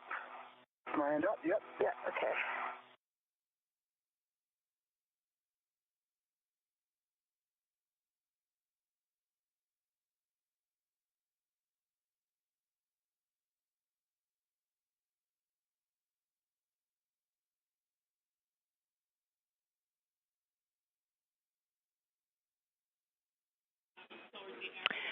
So, Jessica, the tab that is on the side pad, it looks to us like it needs to go up a little higher on the mass canister there.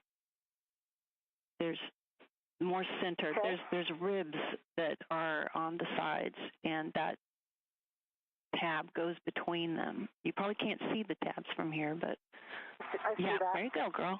Oh, I got it. Nice. Got it on. Okay, yeah, I was just too far down. Hey, I was expecting it to go on that easily, but I guess I was way too far down. That is on there now in a soft dock. Well done. Okay, let me read another caution to you before we get into these slick fasteners. Okay, verify proper alignment for Fairchild fasteners installation due to side load crossing and, side load cross-threading sensitivity. Okay, copy.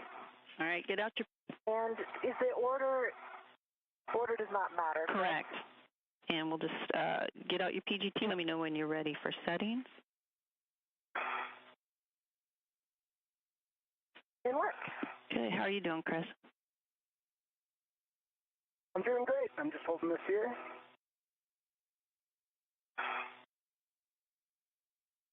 And now that Mir has aligned that side pad on the mass canister, she's going to utilize the pistol grip tool to install it. Calibration here first. GT is coming on. Go to ratchet. I'll pass. Coming back to motor. Good LED test battery. 1.17 volts.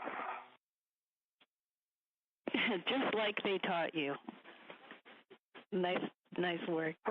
Okay, you're looking for alpha 2, clockwise 2. Copy, alpha. Alpha 2. Alpha 2 clockwise 2 is set. Copy. You're going to drive mic 9 through mic 12, any order, exactly 2 turns, and call it out after each bolt. Okay, copy. I'm going to start with bolt 10.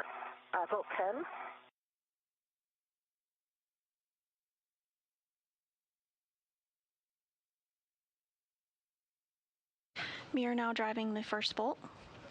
2 turns on bolt 10. Copy, 2 turns, bolt 10. And I see 2.49 on the counter on the revolution. I counted 2 on the EGT itself. And that's a good turn count. And for now, these 2 turns, you don't need to reference the display on the PGT. Just count them and report what you count. Okay, copy.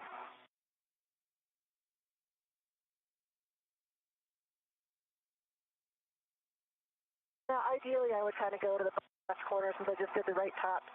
That matters because I have better access right now to 12. Any order.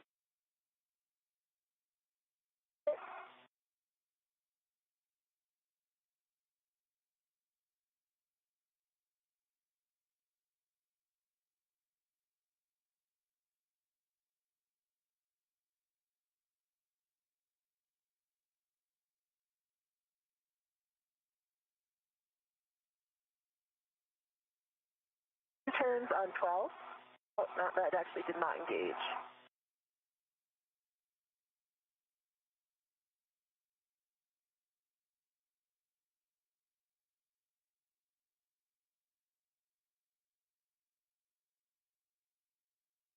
Okay, now I've got 2 turns on 12. M12, 2 turns.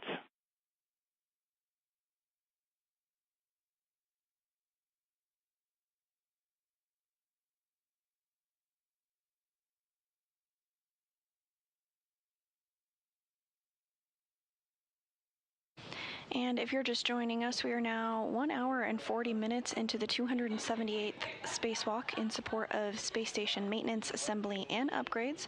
NASA astronaut Jessica Meir is currently using the pistol grip tool to install the side pad on the mass canister of the right mid strut.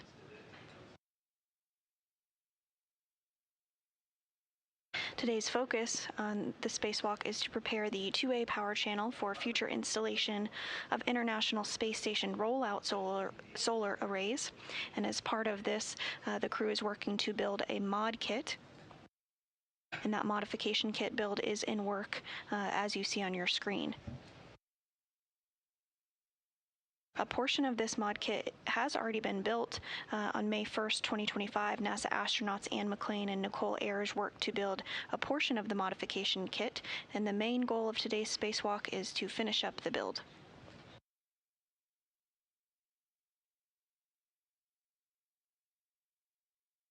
We are getting some great views of the Earth from Jessica Meir's spacesuit here. The International Space Station is currently flying 268 miles over the South Atlantic Ocean, approaching the southwest corner of Africa.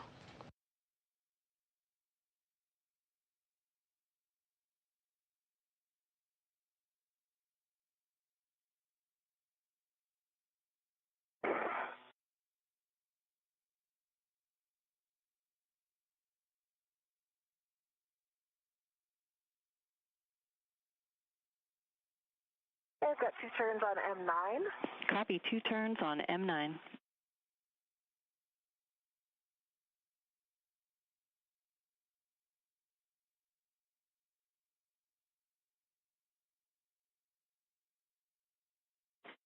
And Jessica, just a reminder to minimize as much as you can the wobble on the wobble socket. Copy.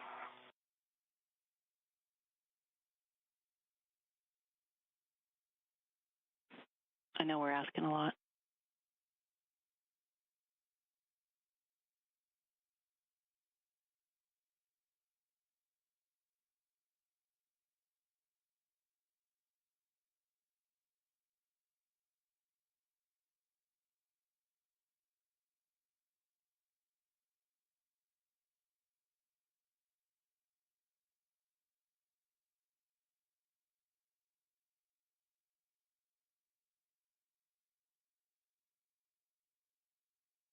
I might need to move my BRT.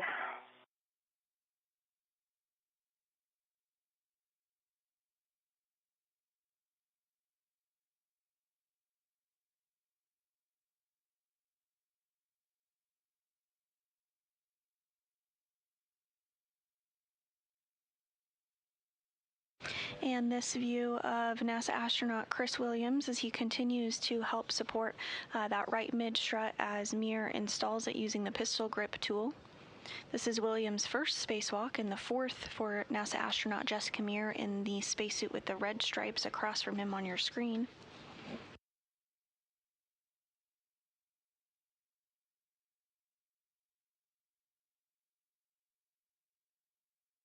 It's not ideal here with the BRT on the wrong side.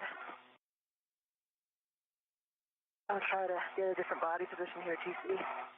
Yeah, we appreciate it, Jessica. We see what you're doing there, and we want you to take your time and get in a good position, good control of that PGT. So you do what you need to do.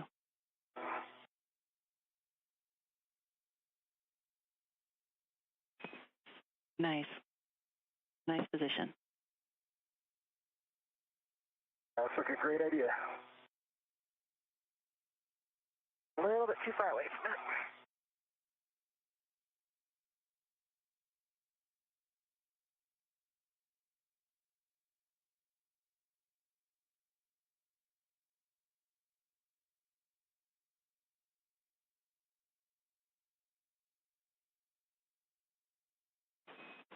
Sorry. Just what if you release or loosened up the collar on your BRT?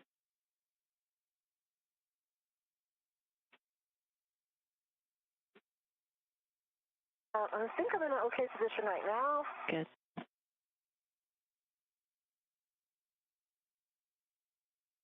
Okay, and I've got 2 turns on M11. 2 turns on M11. Nice.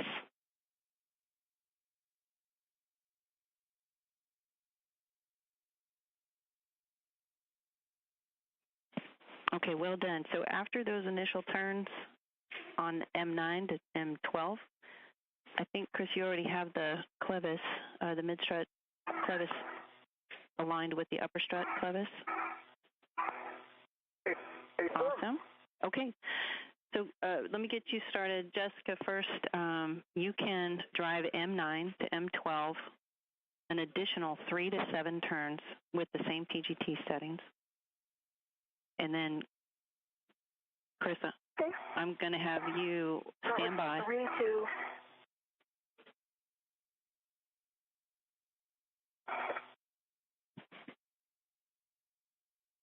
That was 3 to how many turns, TC?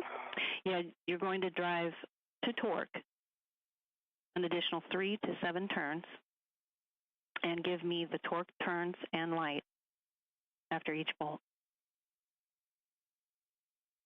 Okay, copy. Find a different BRT position now.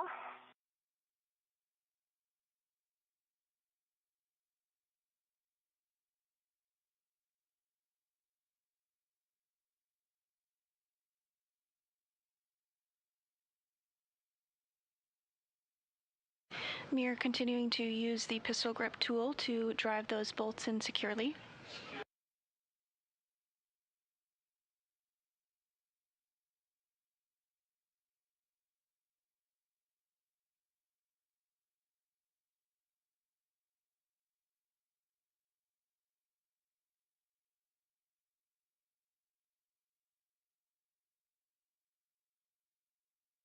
Okay, I've got M10. I have a value of 3.7 torque, 4.72 turns. The green light. I copy 3.7 on the torque, 4.7 on the turn, and a green light on mic 10. And Jessica, that's a good bolt. Okay, copy. Okay, and just a suggestion that came from the room that your mini workstation end effector might help you out if you had it at the upper stanchion on the long handrail to triangulate where you have your BRT. Okay, yeah. Yeah, that's a good suggestion. I have it a little bit lower. Move it higher.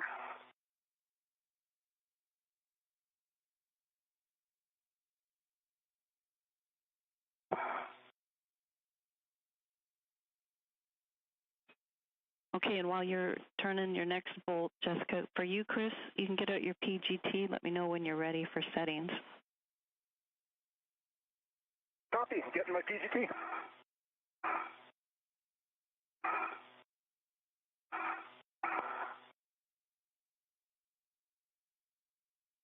Okay, and on M12, I have torque 3.6, turns 5.42. With green light. Copy torque 3.6, turns 5.42, and a green light on mic 12. Okay. And that's another good bolt. Copy. And I got my PGT cell, battery 4123. And, oops, it's drifting out. Bye.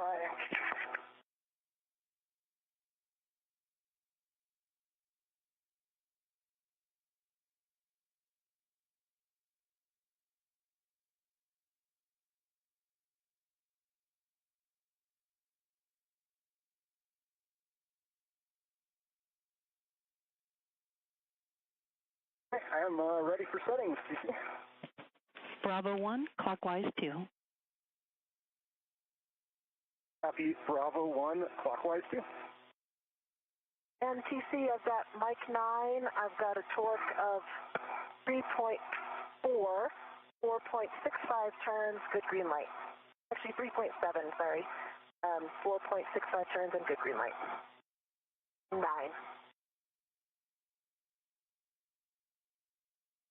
Okay, Jessica, I copied torque of 3.4, turns of 4.65, green light on mic 9, and I didn't copy the rest. It was not 3.4. The torque was 3.7. The rest was a good copy. Thank you. 3.7 on the torque, and that's a good bolt.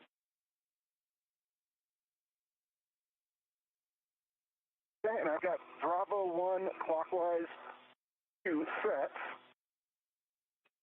Okay. And drive to turns, CC? Yeah, so on mic 24, you're going to turn to torque, and you can expect 7 to 9 turns, and when you're finished, I'll expect the same reports from you of torque turns light and the black line flush.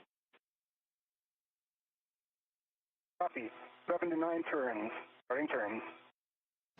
And at this time now, 1 hour and 51 minutes into today's spacewalk, both astronauts, NASA astronauts Jessica Meir and Chris Williams, are using the pistol grip tool to secure the right mid-strut securely onto the mass canister.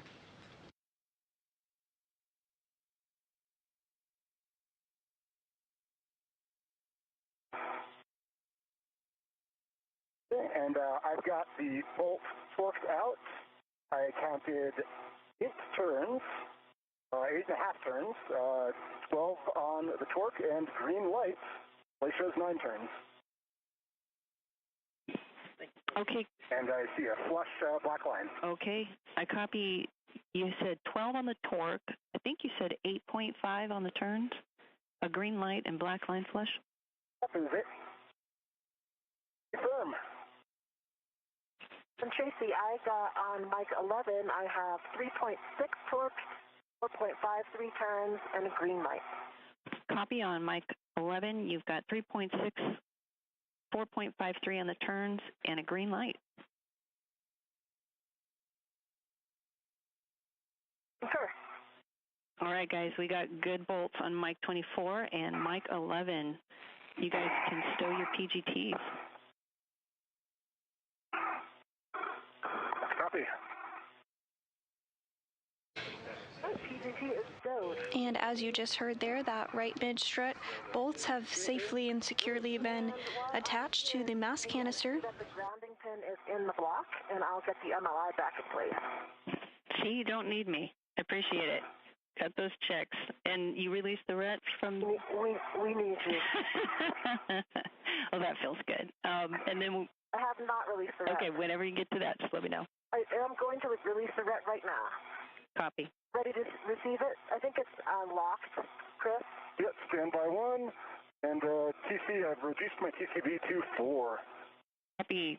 Copy TCV 4. Great. And here it comes. The ret. Got it. And with that right mid-strut now installed, next up for our spacewalking duo is to work together to install the left lower strut.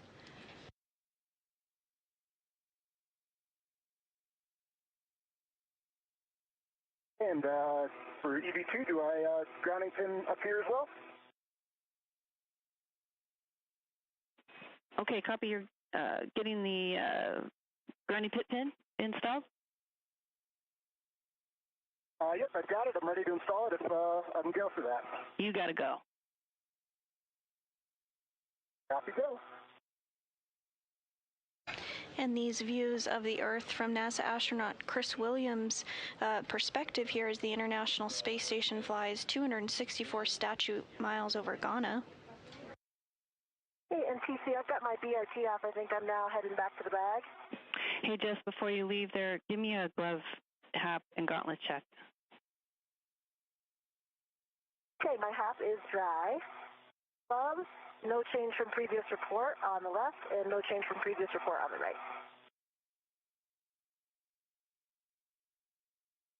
Okay, and EV2 has the grounding pin installed. Okay, copied.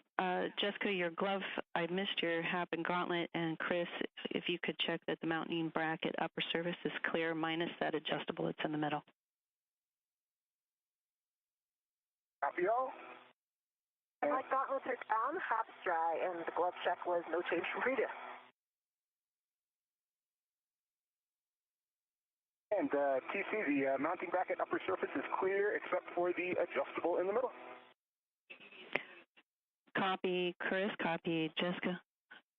And just before you go too far, which it looks like you've already gone far, we just wanted to, can you tell us the status on the MLI at the side pad? Yep, I checked that the grounding pin was in place, and I put the MLI back in place as well. I had moved it off that little stanchion area because I couldn't access the bolts, but it's back on there. Of course it is.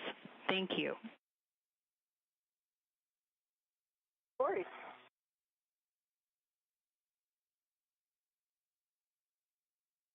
And this view on your screen, we're seeing essentially half of the mod kit that is currently built.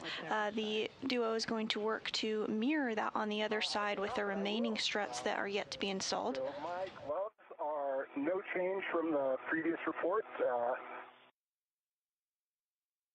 No change right glove, no change left glove. Is dry, gauntlets are down. Those are the kind of checks we like. All right, guys. Well done. Okay, we're getting ready to take care of the left side now. Moving right along. So, Jessica, I know you're right there at the strut bag. Good.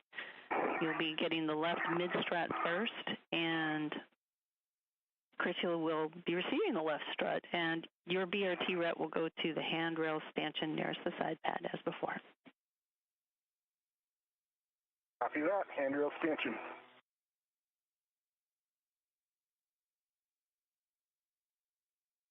And as you just heard our ground IV for the day, Tracy Dyson, call up to the crew. They're going to essentially do the same steps here as they work to install the left mid-strut. So first they're going to get it out of the bag there and extend it out to its full length, and then use the pistol grip tool to install it on the mass canister.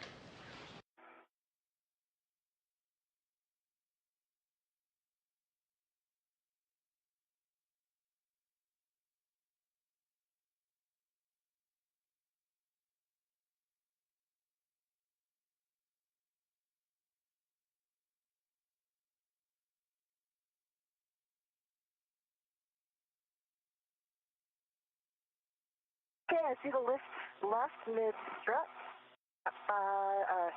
9 and 10.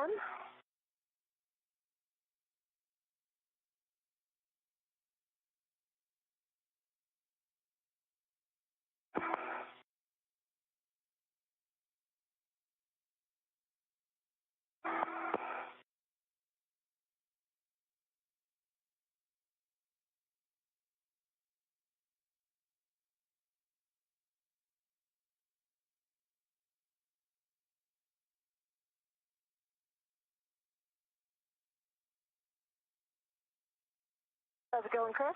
Going great. I see you working on the struts there.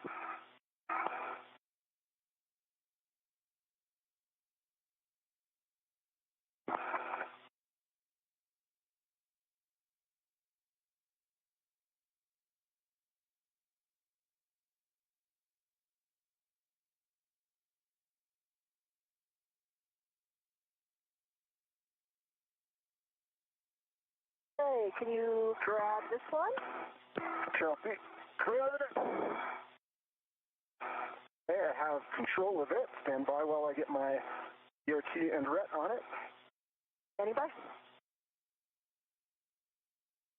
The chain is good. BRT is on. BRT is on, jaws close, throttle out, ret in work. And I have it on my BRT ret. You can send that right back to the bag. All right, You can drop it.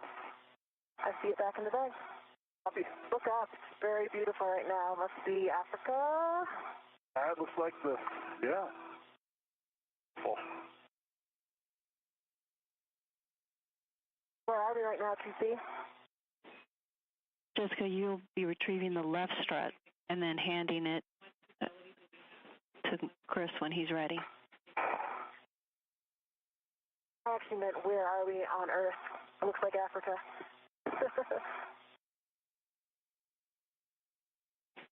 Are you doing geography? I am retrieving. I am retrieving the left strut.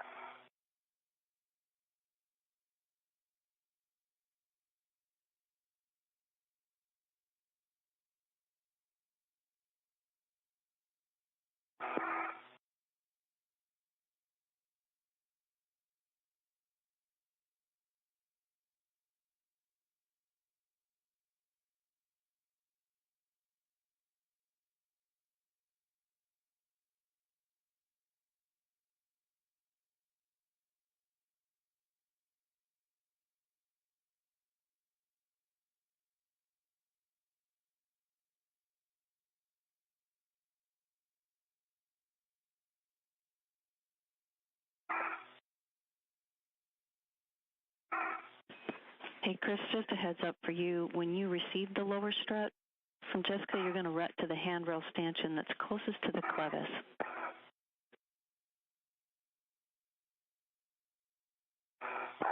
Copy. Handrail stanchion closest to the clevis.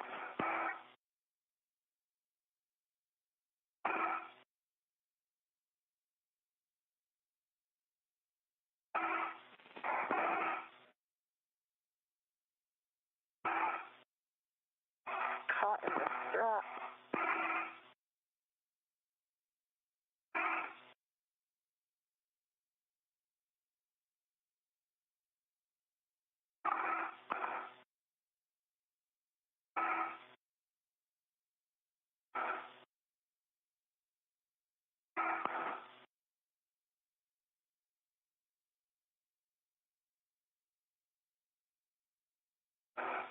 Hey, Chris. Okay. The strut.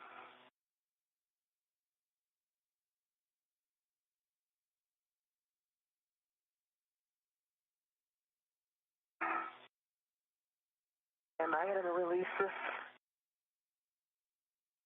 end effector? Copy.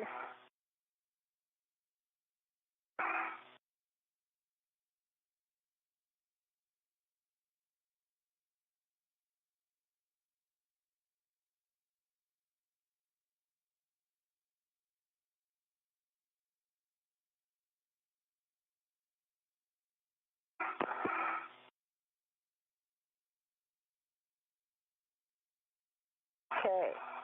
Okay. I've got the stop end. Okay, I think you want the other end, but can you rotate it? Yep, I'm going to rotate it. And I'm going to just kind of move it over. That's where we're putting it eventually. Okay. Working on my rep. And that ret that I saw, guys, was from the bag, right? It's on there right now? Yeah, okay. From bag rep still on. Gotcha. Okay, I've got ret on the handrail closest to the clevis. Okay, and can you still reach the other one to release it? Oh, working on it. If not, I'll get into position for that. I got it. And you can just drop it back to the bag. Yep, stand by. Lift around. Okay, ret is going back to the bag. Copy, I see it. It's in the bag. All right.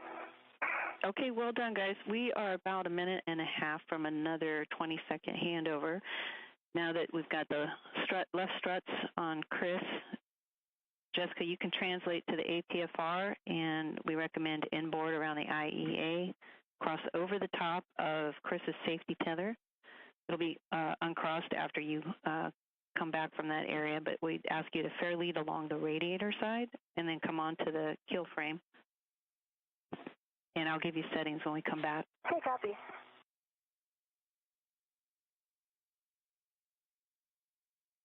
Try to turn the GoPro a little bit.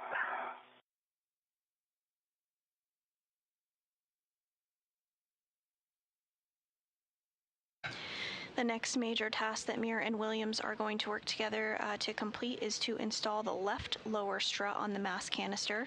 The right lower strut was already installed when the duo came out to the International Space Station today. That was previously completed on May 1st, 2025 by NASA astronauts Anne McClain and Nicole Ayers. So they're going to work to install that left lower strut, and then we'll complete the portion that they just did on the right-hand side and install the left mid strut.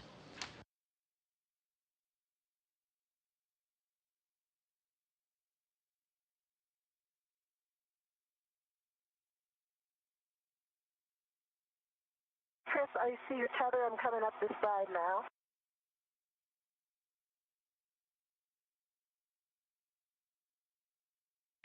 And as NASA astronaut Jessica Meir continues to make her translation, we are looking at a live view inside Mission Control Houston while we are in a handover period between our satellites. The team here in Mission Control Houston is being led by NASA Flight Director Deanna Trujillo during today's Orbit 2 shift. Serving as the ground IV and communicating with our spacewalkers is NASA astronaut and ground IV today, Tracy Dyson. We are now 2 hours and 6 minutes into today's spacewalk, and thus far our spacewalking duo has successfully installed the right mid strut. Next up, they will be working together to install that left lower strut as discussed. This is the 278th spacewalk in support of station maintenance, assembly, and upgrades. Actually in the same place at the end of this handrail. Copy. Okay, guys, we're back with you. So I'm on top of your tether. We're with you with audio and video, except, Chris, just a heads up, we're going to be, from the ground, turning off your HECA so that it can cool down. So we won't have views from your helmet yet. Copy, turning off my HECA. Copy, you're doing that from the ground. Yes, no action for you. Okay, and I am over at the APSR. And a great view of our spacewalkers today. On the top of your screen, NASA astronaut Jessica Meir in the suit with the red stripes. On the left, NASA astronaut Chris Williams. I am right by the top of the mounting bracket. I could hold up within 15 centimeters or 15. Just watch what you're doing with the strap because it's right in front of my helmet right now. Okay, yep. I will hold it a little back. Okay. Yeah, I think if you react against that, it will really help get our momentum. Copy that. Okay. Are you in a good position for that right now? I'm right next to the pedal. I'm in a good position. Okay. Hey, Chris, just to answer your question about touching the... And I can see hotel.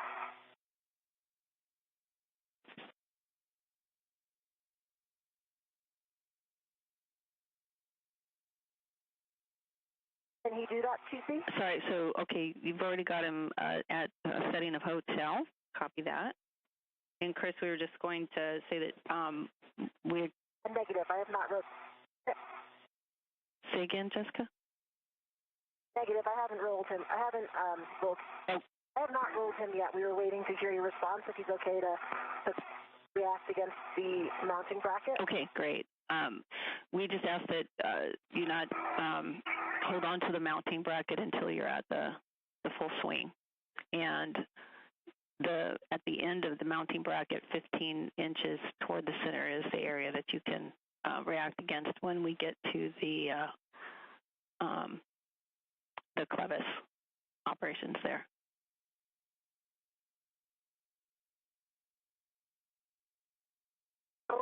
Okay, yep, I'm ready for the roll. Okay, my hand's on the pedal. Copy. I see good roll.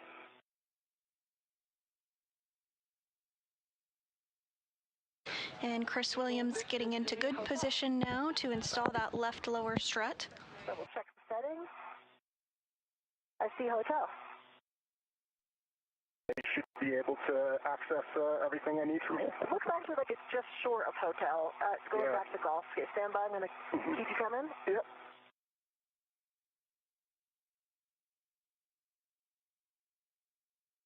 Now I see hotel. Do you feel stable? All right, stand by. Yeah, this will work. Okay. All right, now the strut is right in front of me. I'm going to come down. And Chris, Okay, that's the mid-strut. Chris, I've got a few check boxes. I just want to make sure that we're clear about what you have access to. The lower strut clevis, the mid-strut clevis, and the mounting bracket pin grounding block, all three of those. I see all three of those, and I should have access to them from here. I'm tending the PGT, my stop bolt. Okay, and Chris, so I copy you've got access to both clevises and the grounding block. And Jessica, don't forget to tend. Yep, I see you got the torque wrench and PGT. Tending that over to the left side so you have access to those. Getting in position for that left sob. And Chris, you'll be standing by to assist with the lower strut positioning. See that? Hey, Chris, can you lift that strut up a little bit? It's right next to my helmet. I need to translate by. Oh, sorry, the one that's on my BRT? Yeah. Working on it. Yep, there we go. And guys, we're about 4 minutes to sunset. FYI. And Jessica, I have a handrail number for you on the mass canister. I think you'll know which one it is, but let me know if you want the number.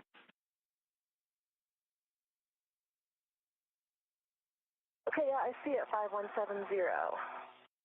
Bingo.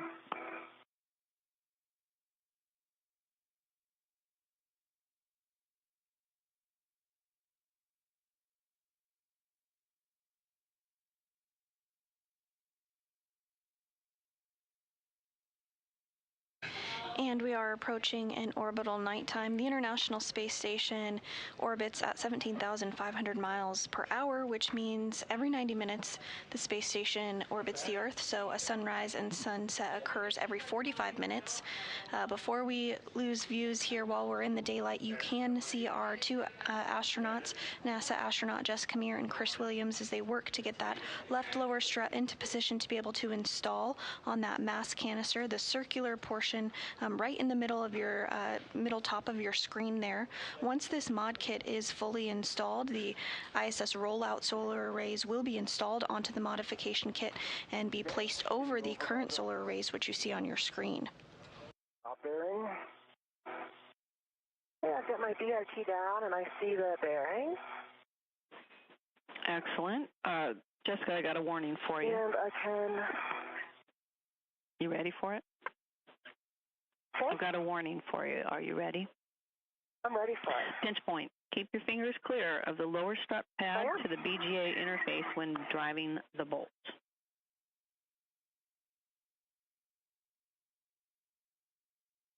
See? Fingers clear. Great. You ready for the settings?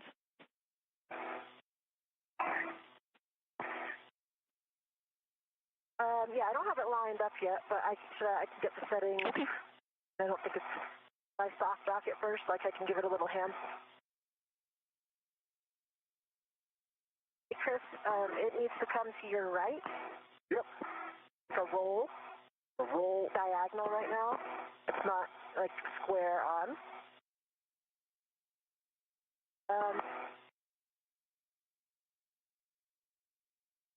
So it's not, so look at the other strut. Can you see the orientation, how the rectangle is going straight up and down? Yeah. That. And come to your right a little bit more, like roll right. Roll right, yep. Keep coming. Sorry. Yeah, like right, like that, yeah. Okay. Well, now that I'm going to be able to hand start this, okay. Can you hold it there? I'm trying, yep. Okay.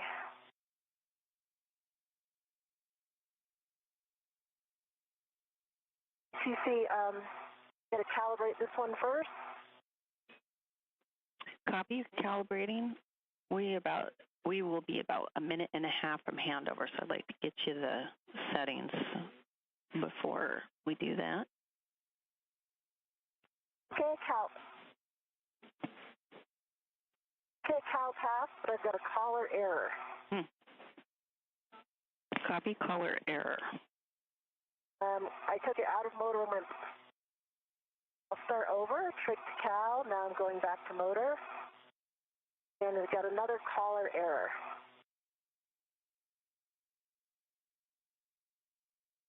Every time I bring it back to motor, I'm getting the collar error. A fault, red fault button. Stand by, Jessica. I'm getting words. Check your speed and torque collars. They may be in between settings. That's the signature. Okay. I still have the red fault, so should I start over with the cow after I adjusted the collar?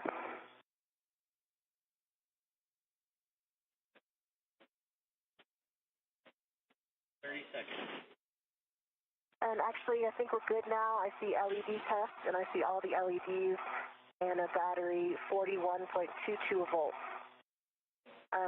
Obviously, in the LED test, the red fault light's on, so let me know if you want me to repeat that process. 10 seconds. Go ahead and put it into mode and see if... By the signature I'm seeing, I think we're good. Okay, we are 3 seconds from a handover.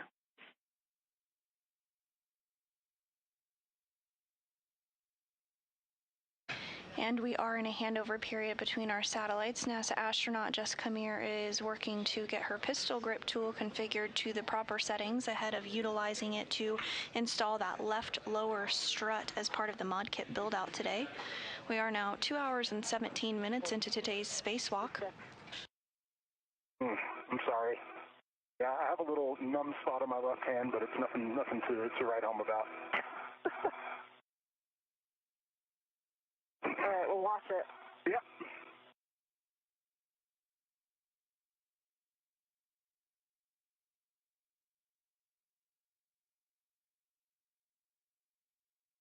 And so when we were aligning that, I could put it to the right, but that puts it a fair bit right of where it slides in the clevis.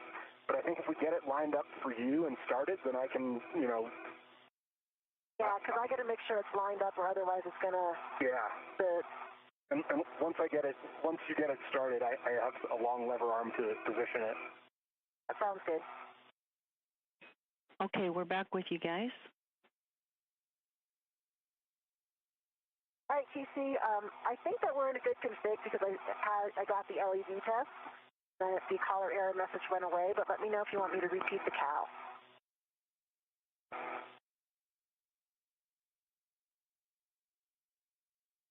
Okay, Jessica, we don't think you need to repeat the cow, and you can go ahead and set your PGT to alpha 1, clockwise 1. Okay, copy. Alpha 1, clockwise. Alpha 1, clockwise 1 is set. Excellent. Okay, you're going to align the lower left strut M21 bolt to the sob spherical bearing. Extend the bolt through the square boss so that the threads are visible during alignment. Copy. Chris, again, Yep, I'm getting it back. A.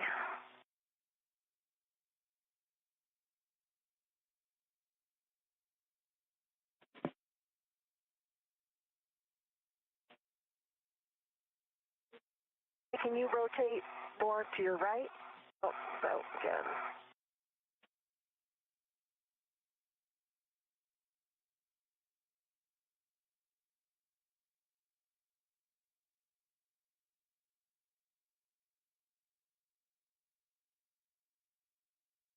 More to the right.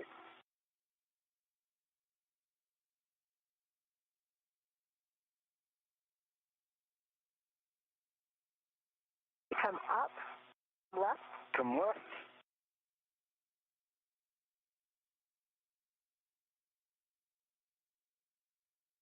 Okay, now rotate it to your right. Right. Just the top. Yep.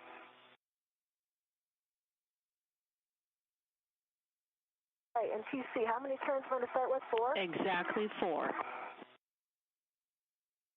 Okay, starting turn. And Jessica Meir beginning to drive the first bolt into the left lower strut.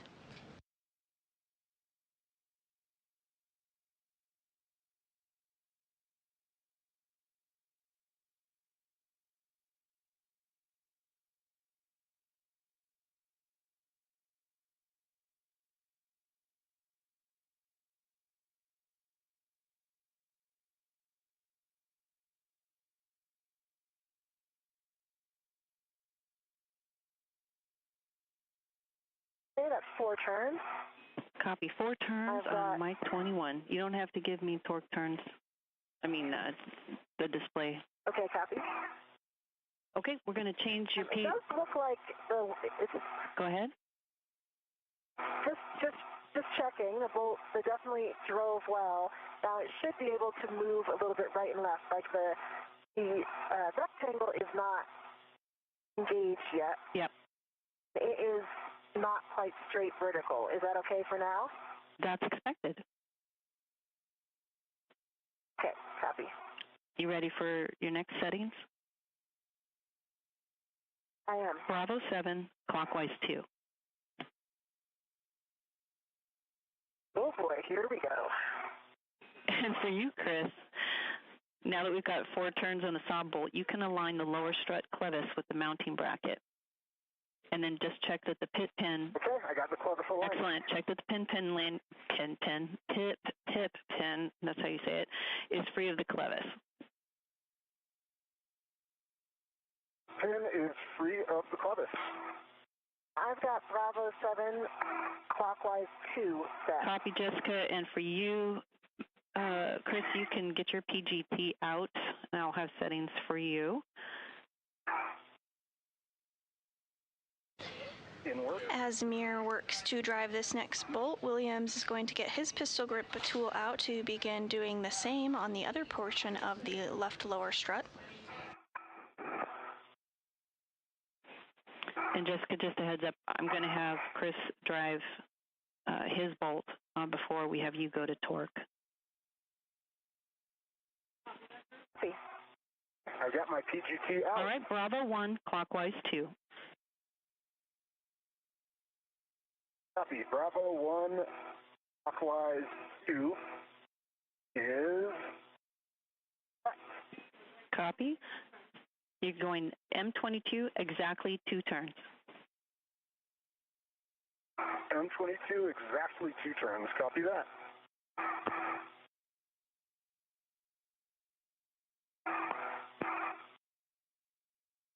Get this lined up.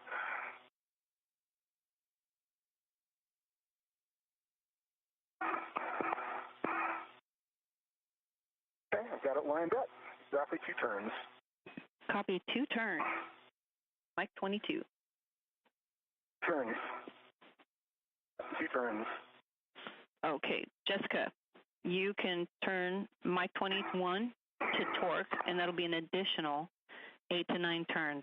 And I'll expect torque turns and light when you're finished. Okay, copy.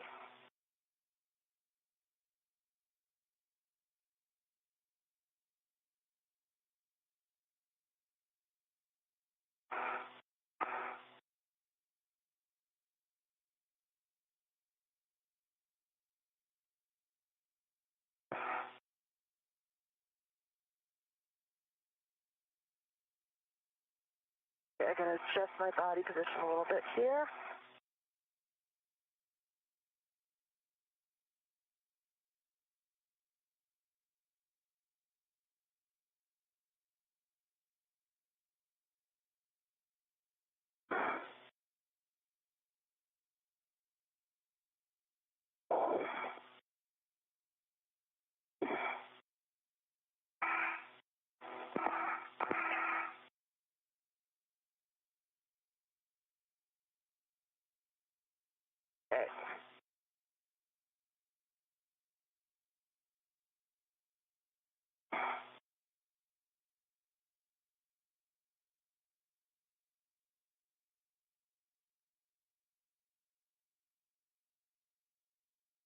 Okay, TC, I got a low torque fault. I got 7.6 torque. I can try a better body position.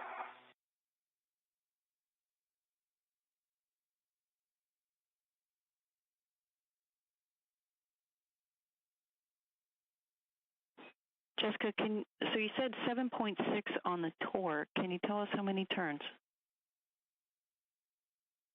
It was about 3.5 turns.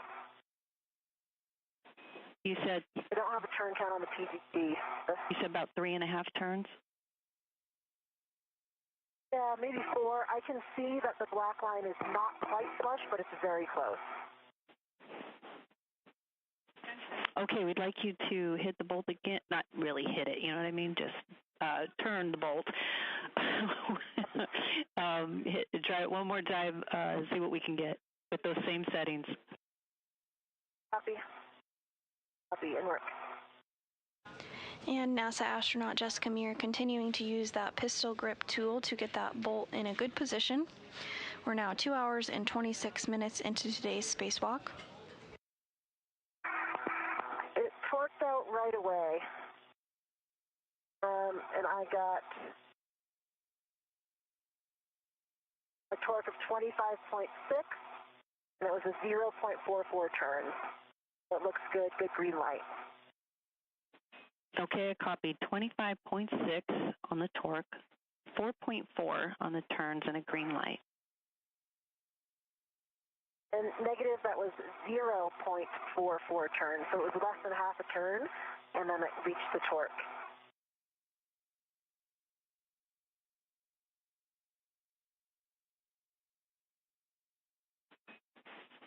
Okay, Jessica, I copied. Then it was an additional 0.44 on the turns. Copy that. So we're going to have you now switch over to the torque wrench, and we will just expect to have more turns on the torque wrench. Okay, copy. I can see that the black line is flush. I can see a tiny sliver of silver underneath it, so maybe it could go a little bit more, but it does look pretty flush. Am I finished with this PGT then? Does this get turned off or left on? You can leave it on for now. Okay, and I'm not going to use it again right now, though, so I can let it tend back a little bit, right? I'm just going to use the torque wrench. That's so far. I copy.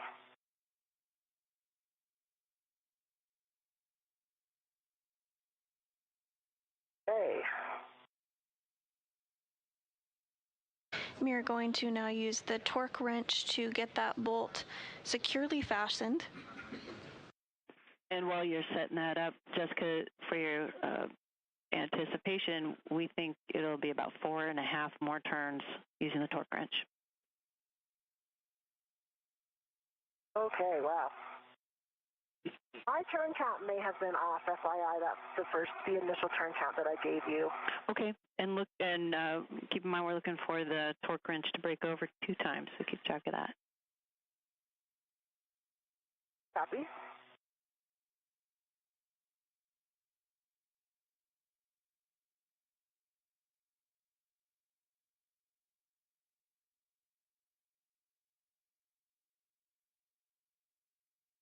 I think I should come from the bottom side here, Chris. The geometry is a little bit... Yeah, I think that's a little bit better, and you can crank the wrench a little bit more. Yeah.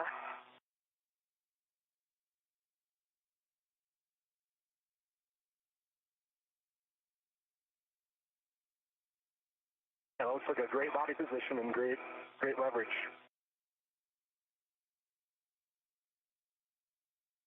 And TC, I torqued out at what was that, Chris? Not even half a turn. Yeah, that was like a quarter turn. Yeah. It was like a quarter turn, and I got 2 pops. I can see the pop bolts as well. Okay, we copy.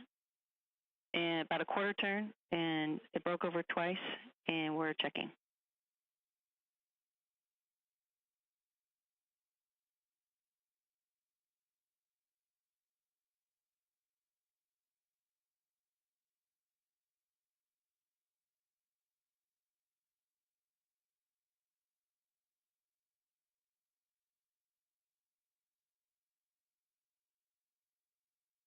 CC, a little bit more information for you for the black line.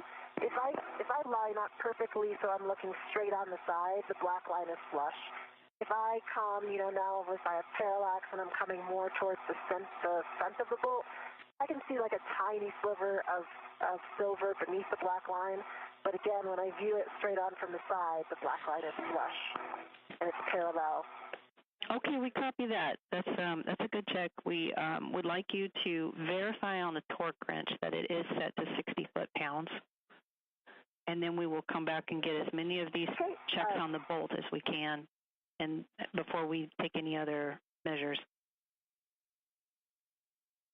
Copy. I'm looking at it. I don't know if you can see it in my HECA, but I see 60 set. 60 set. Copy that. And on your sub bolt checks, that's a good check of the torque wrench. Okay, and then I'll try to get a view of the strut bearing. Actually, I have a really good view of the strut bearing. I can see the strut boss, and I can see the bearing boss, and it looks just like the picture for a good check, I'm really happy to say. I do not see any bolt. I can only see the black line of the spherical bearing in between the two bosses. Okay, and that's great. And go for the wiggle test. There should be no motion between the strut and the bearing. Okay, and so just wiggle like using the handrail on the strut, or?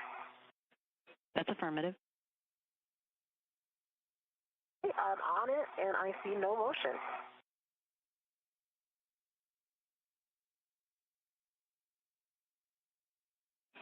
Okay, Jessica, well done. We are now just conferring with our folks in the back rooms to make sure that's a good bolt, but for now we'll stand by. Okay, copy, standing by. Nicely done, Jessica. Thanks. Basil was right. It was not as daunting as it seems. Getting a little chilly here, so I'm going to change my TCV. Copy. And Chris, we have your HECA view back. Copy. My HECA view is back. I see the green light.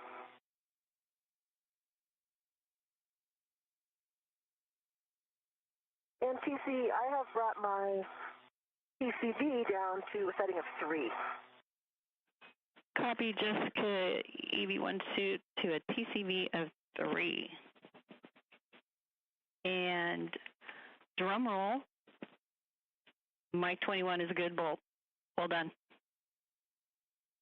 Woohoo! Thank you. And we did have confirmation that that bolt was successfully installed by NASA astronaut Jessica Meir. Her next steps are going to be to install some multi-layer insulation over the pad where she just installed the bolt. Finish the bolt up here, though, I think. Yeah, let me. Copy. Yeah, and I'm sorry, guys. There's a pause here. I need you to just stand by for a second because, Jessica, we're getting some words on back to you about your gloves, so just stand by one. But for you, Chris, sorry, you can.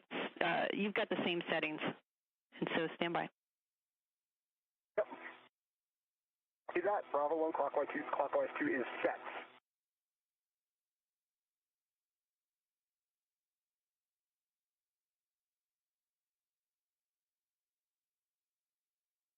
And the next steps for NASA astronaut Chris Williams are to use his pistol grip tool to drive a bolt as well.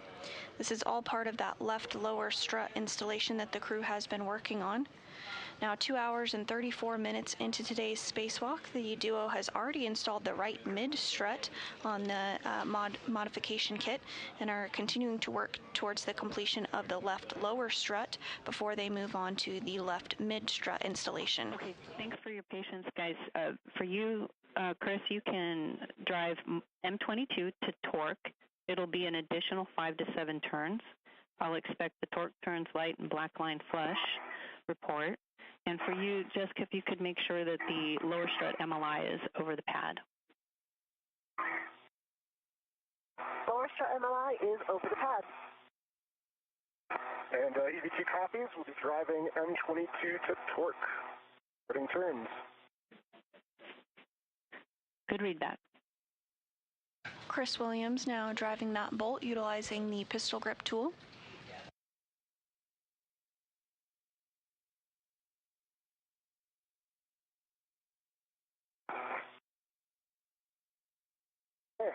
And EV2 M22 is torqued out, an additional 5.5 turns, torque of 11.8, green light.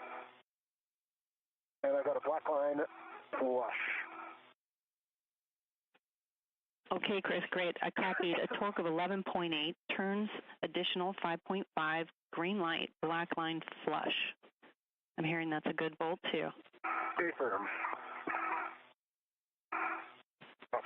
Okay, you can stow your PGT. And now, Jessica, for you, before we have you move, I just wanted to give you an update on your pump. So before we take any steps to relieve the pressure, we just wanted to ask you some questions about whether that's something you want to tend to right now, or if you think you can go longer. Is it something that you think that by the end of the run it's going to cause an issue, or is it something that you want to take care of right now? I would definitely like to take care of it right now, if that's an option.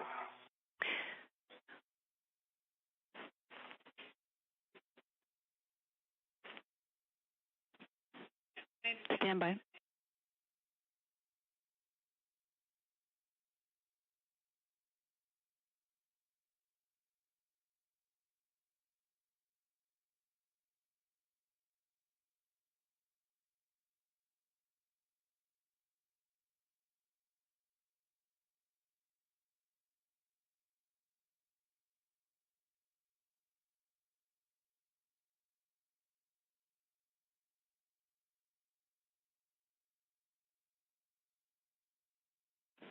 Okay, Jessica, as you can imagine, we're doing a little bit of discussing because there is some risk to it, and I'm going to come back to you with some clear words so that we can make a good decision there. So I ask you to just stand by for 2 minutes. Okay. Thank you. And then I'll give you a little... Go ahead. And give you one bit of added info.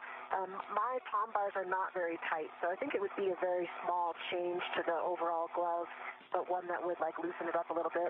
I only do like a really medium tightness, so just if that helps with the analysis at all. Yeah, those are helpful words. Thank you very much. Okay, then just stand by one. We'll give you a minute back. And for you, Chris, your PGT I could tell is stowed. I'm just going to read this note to you. I think it'll be helpful to you. After both the lower struts are fully installed, which they are, crew may translate on the upper triangle and lower struts up to 40 pounds if needed, but no simultaneous large body movements or translations. And if you haven't yet already, you can remove your RET from the lower strut, Chris. Install the lower strut grounding pit pin to the mounting bracket grounding block, and then take care of the MLI around the clevis. Copy all. Up to 40 pounds. RET is removed and working on the pit pin. And with this split screen view, we see on the left-hand side of the screen the perspective from NASA astronaut Jessica Meir, who is our EV1 today, and on the right-hand side of your screen, the perspective of NASA astronaut Chris Williams serving as EV2.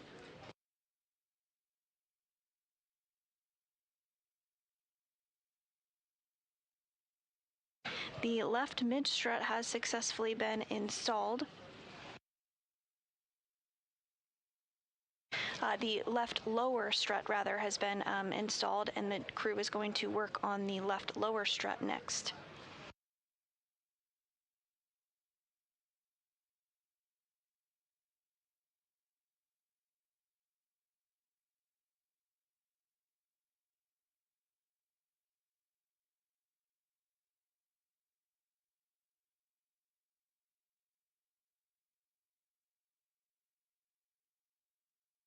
Just as was done previously for the right mid-strut that has already been installed.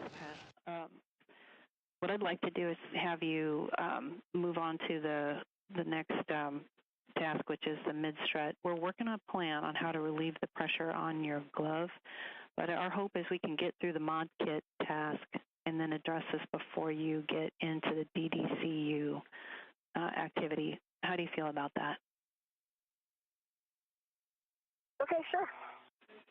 All right. Then we'll have you translate to the left side pad installation location, and as you're coming out of the truss, check your safer handles for me. Okay, copy. And see, I'm working on this pit pin here, but it's not wanting to go in. I'm trying to remember. That's the one that, yep. Yeah, that's the bad one. I think we're going to not expect that one to go in. That did not go in inside. Okay, copy, guys. I'm getting words here, so stand by.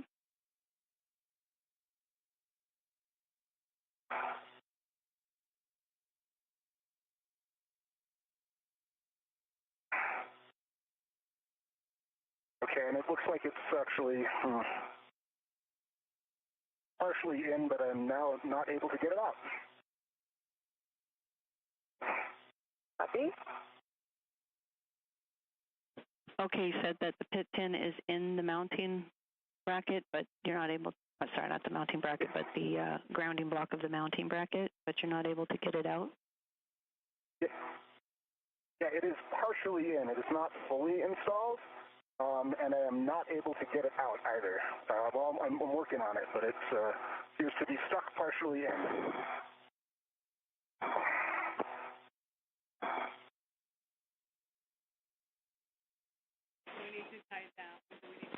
Oh, I was able to remove it. Oh. Okay. Stand by. Yep. And Chris, can you get a good view of my safer handles just to double check me? Yep, your right safer handle is down. And I see your left one as down as well, but I don't have a great view of it, but it looks down. Okay. Thank you.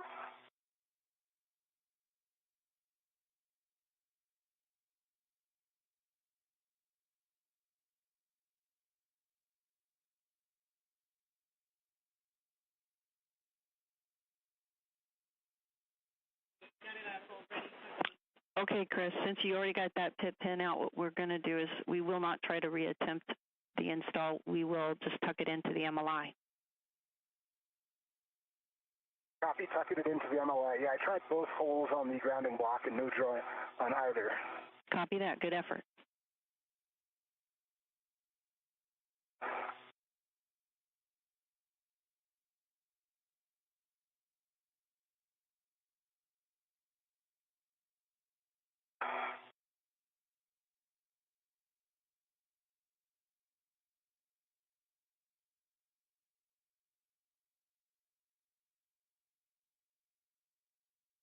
And NASA astronaut Chris Williams is now working to install that multi-layer insulation around the portion of the mod kit.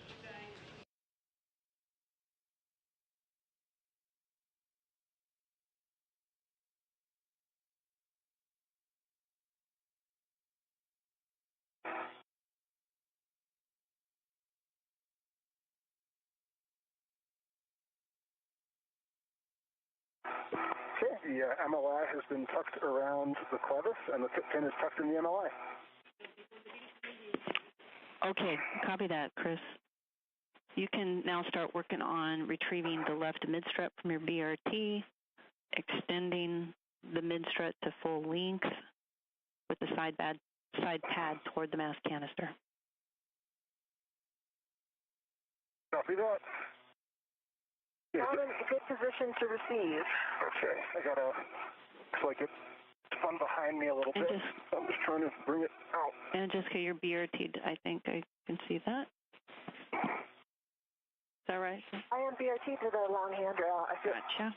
I think it's going to be much more stable on this side given the BRT placement. Okay, copy. Jessica, can you walk me on here? I think it swung behind me a little bit. Yeah, it did. It's right behind your left hand. Oh, there we are. There you go. Thank you. And before you get that off and into your hands, you guys, the sunrise is happening in about 5 minutes if you need to adjust your visor.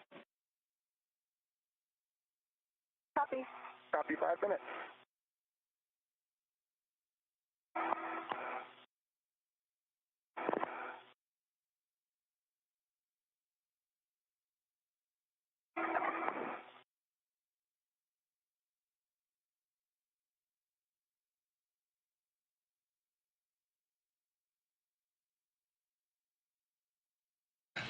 Now 2 hours and 45 minutes into today's spacewalk, and NASA astronauts Jessica Meir and Chris Williams have worked together to install the right mid-strut as well as the left lower strut of the mod kit.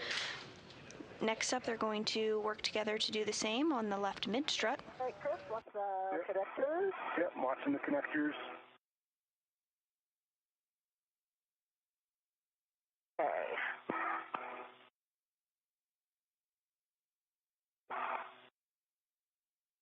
Stand by.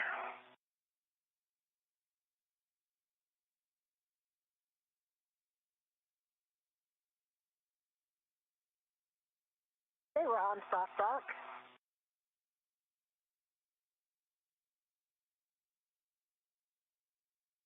Get my BOT rigidized.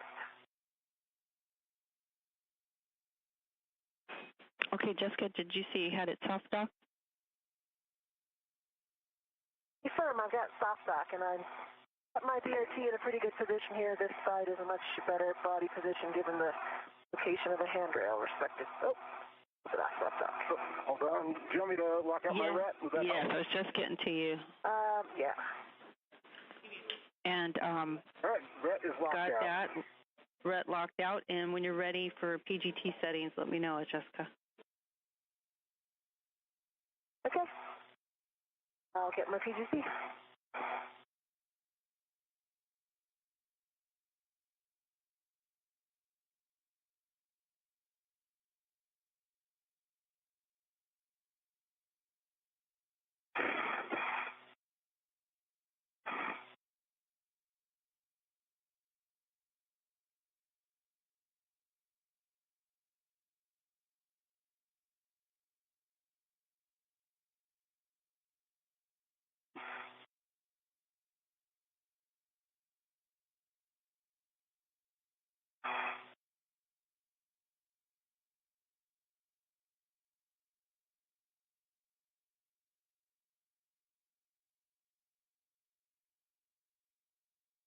KTC, I'm ready for settings.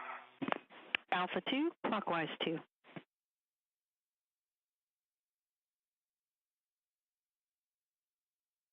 Alpha 2, clockwise 2 is set.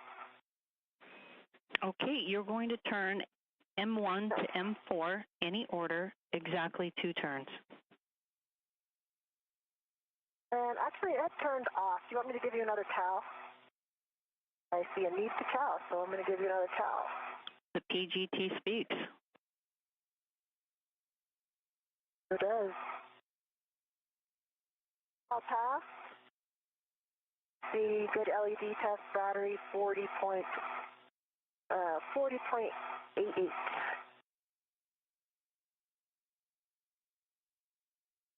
That was Alpha 2 clockwise 2. You got it.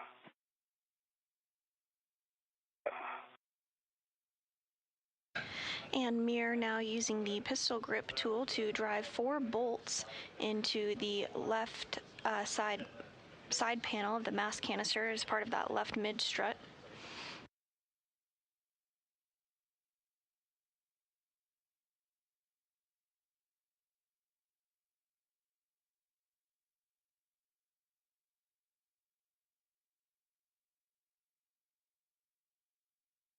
Okay, we got 2 turns.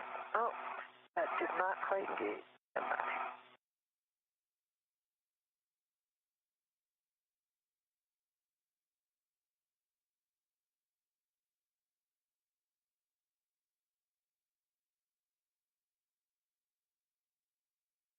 We are starting to approach an orbital sunrise. I've got 2 turns on M1. Copy, 2 turns, M1.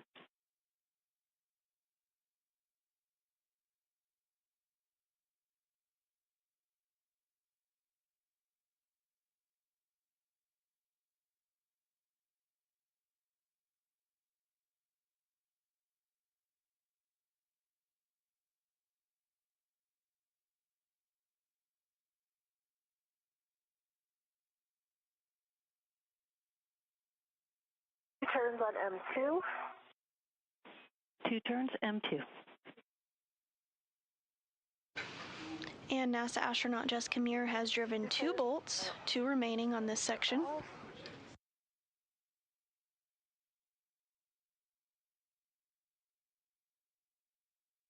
Turns on M3. 2 turns M3.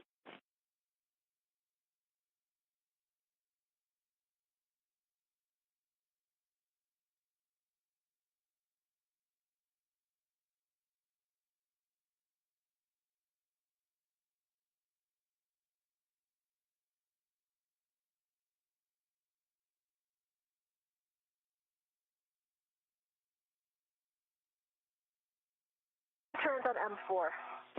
And 2 turns on M4.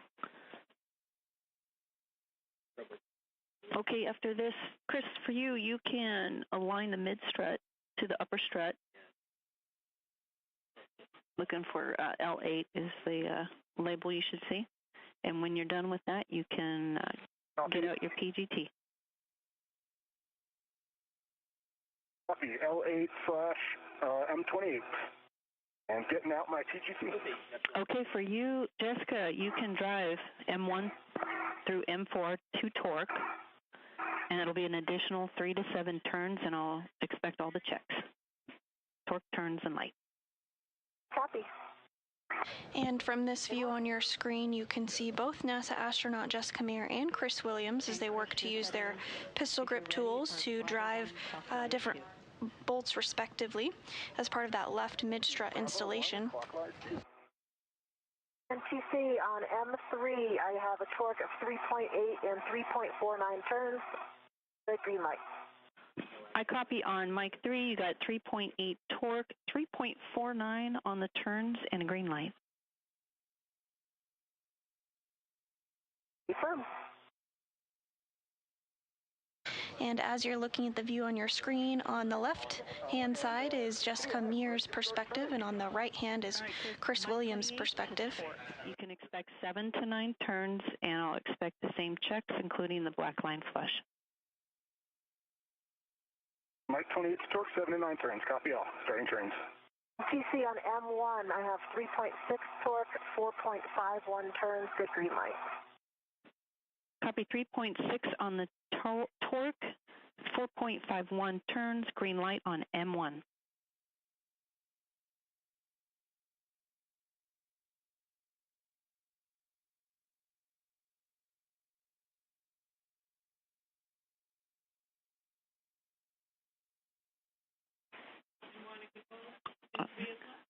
And just to give you status, M1 and M3 were good bolts. Go ahead, Chris. Yeah, on M28, I got 8.5 turns, green light, 11.2 on the torque, and the black line is flush. Okay, Chris, I think you said 12.2 on the torque, 8.5 turns, green light, and black. I see 11.2 on the 11.2 on the torque, 8.5 turns, green light, black line flush. I got 3 out of the 4 right. Firm. You got them now. And TC on bolt M4, I have 3.6 torque, good green light, and I forgot to set the turn counter, so it's 10.16 minus the previous turn count I gave you for the previous bolt. It makes sense, yes. I copy 3.6 on the torque, and without the counter reset, we got 10.6 on the turns. We'll do the math, and a green light. It was 10.16 for the turns. I don't know what I said, but that's what I wrote down. So 10.16 on the turns. I copy, and I just got M2 remaining. That's correct.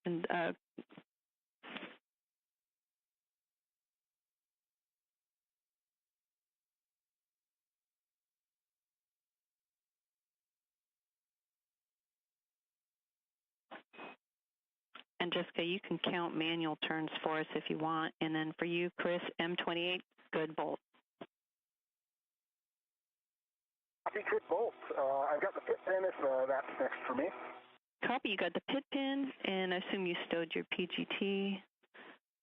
And you can go ahead and install the MLI over M15 and 16.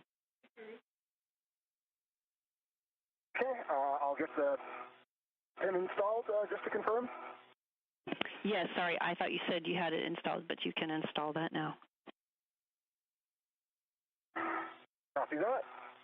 Okay, TC on M2, I have 4.0 torque and 4.98 turns.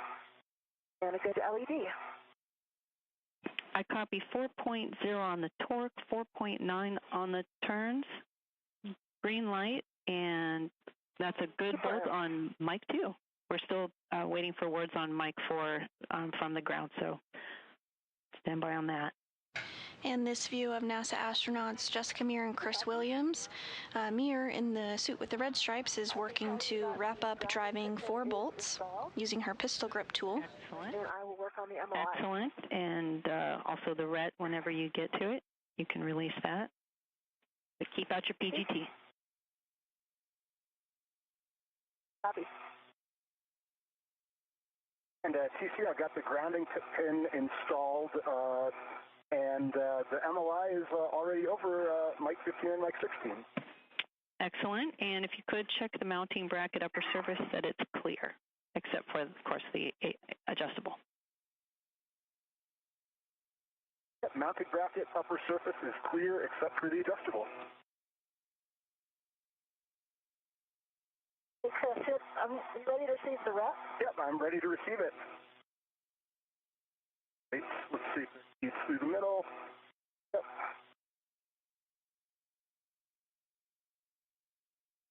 Got my rep back.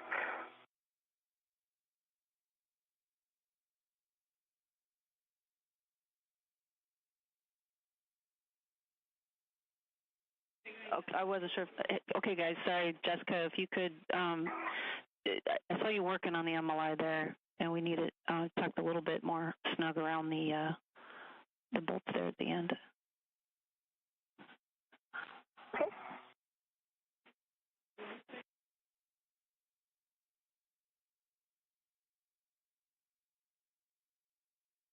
That look. I like it. Let me see if the rest of them like it.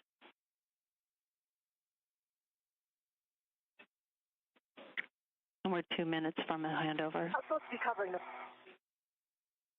And it's over M27, but it's not supposed to be covering M1, 2, 3, and 4, is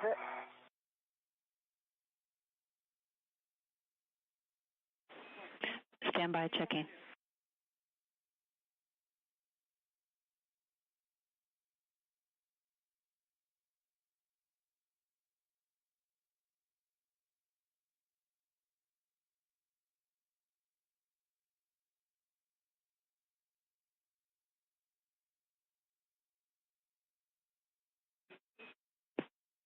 Okay, Jessica, with your PGT, we'd like you to try M3 a second time.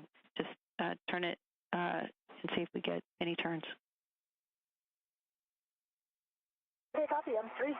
Hey, Jessica, just FYI, it looks like your helmet lights are loose. Our what? Like your WGS, it looks like it is loose. It's attached by the strap, safer strap still. The assembly looks like it is loose, has come loose. Okay.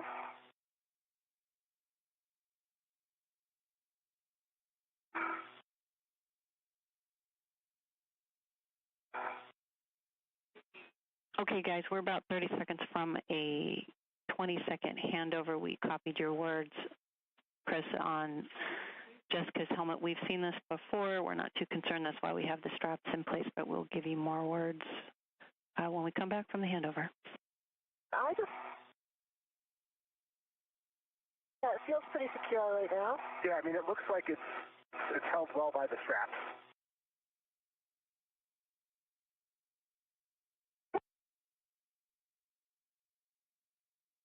We are now 3 hours into today's spacewalk outside the International Space Station, the 278th in support of space station maintenance, assembly, and upgrades. Thus far, NASA astronauts Jessica Meir and Chris Williams have successfully installed the right mid-strut as well as the left lower strut and are continuing to work through procedures to install the left mid-strut. Is that a good green light as well? Okay. Good green light. Another 0.5 and 3.7. Let me start over. 3.7 on the torque. And did you say an additional 0.05 or 0.5 on the turn? 0.05. Yeah, I barely moved. Parked out right away. Checking. And this view from inside Mission Control Houston, where the flight control team is being led by Deanna Trujillo, who you see there speaking with the team here.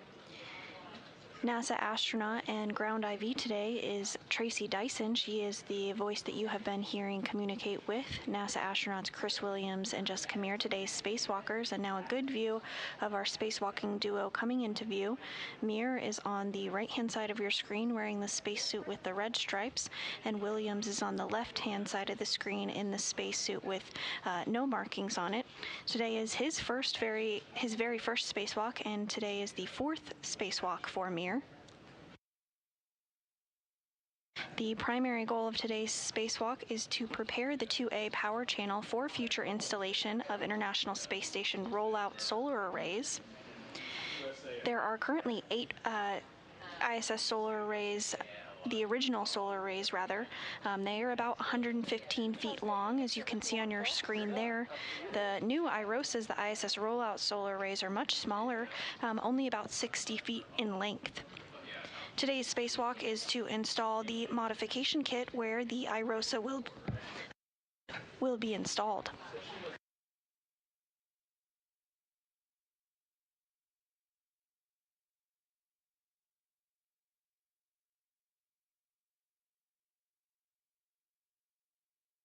And we're getting a view now from Chris Williams' perspective here as he looks head-on at NASA astronaut Jessica Meir.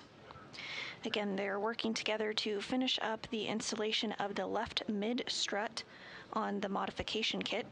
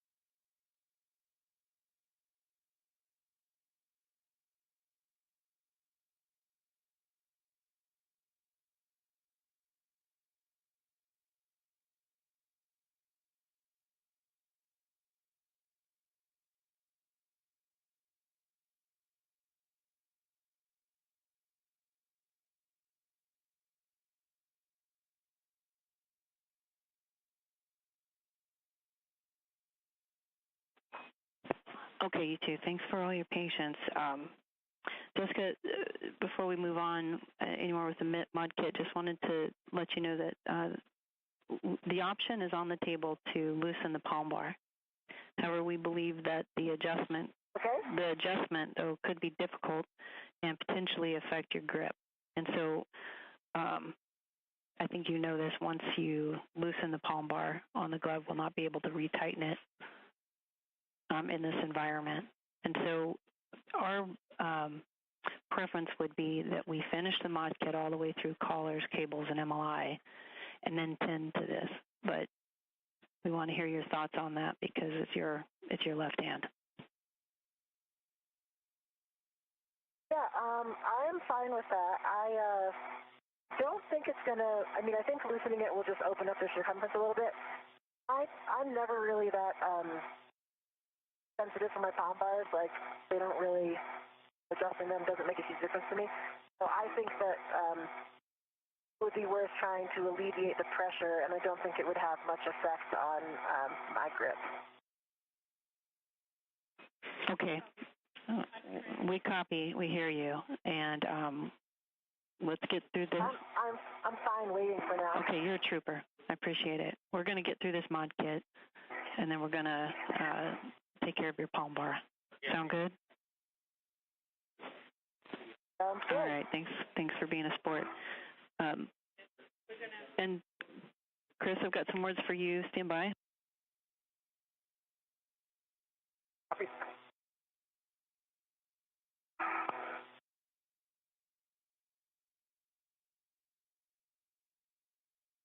Your visor up, I can see your face.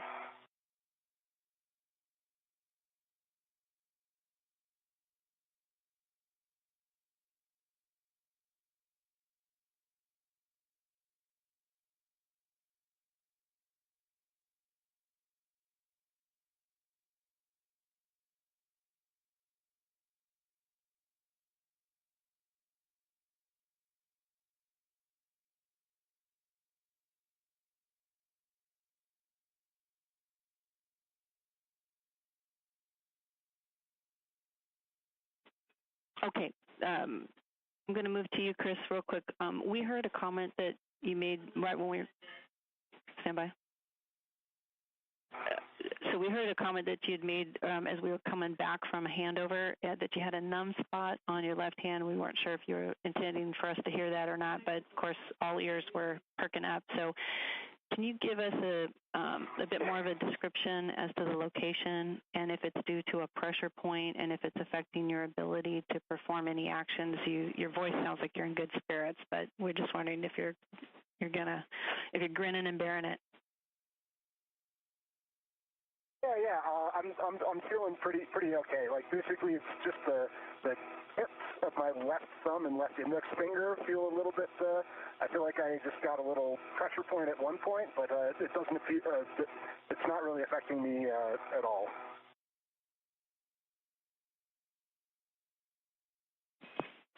Okay, I copied all of that. That it's you feel okay. It's your thumb and index a little numb, but it's not affecting your work, and you're okay. Confirm. That's a good copy. Okay, we appreciate that. I'm still owing you some words, Jessica, on bolt M3. And just like that, I found out that M3 is a good bolt. So you can stow your PGT. Awesome news. That Thank is you. great news, you guys. So your PGT can be stowed, and I assume you got the ret back to Chris? Confirm. And I know you got the cover, the side pad MLI is covering, and I'm waiting for Farouk to tell me it will look good, so stand by. Okay.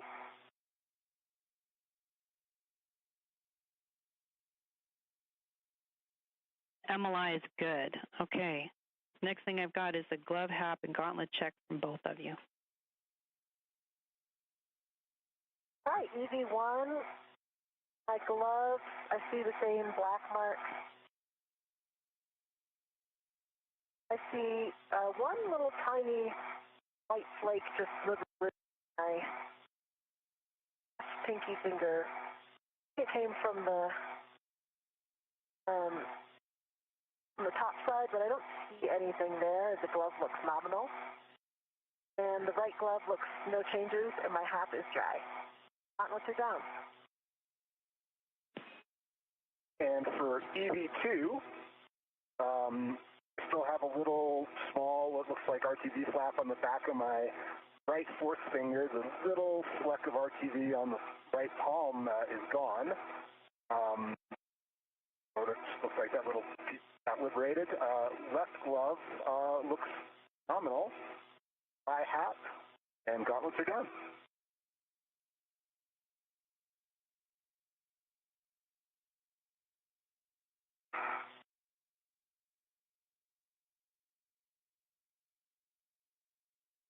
Okay, I copy the checks on both of you. Going back to you, Jessica, did you report a slice in your RTV or a flake? Yeah, a flake. There was a small white flake. It wasn't RTV. It came from like the area, like where the outside of the glove, like the MLI meets the underside of the glove. But I don't see like any spot where it came from. So maybe it wasn't actually fabric or anything part of the glove. Maybe there was just something on my glove. Very small flake that then floated away. Okay, we copy. Just a flake. And we got good glove, hap, and gauntlet check from both of you. And following that glove and hap check for NASA astronauts Chris Williams and Jessica Meir, we did just a short time ago have a conversation between NASA astronaut Jessica Meir and Tracy Dyson here on the ground involving the snugness of Meir's glove on her left hand and steps that can possibly be taken to adjust the comfort level for her as that glove is in the pressurized vacuum environment of space. We are now 3 hours and 11 minutes into today's spacewalk, and Meir and Williams have successfully completed the build and installation of the right mid-strut, left lower strut, and are working to complete the left mid-strut as we speak.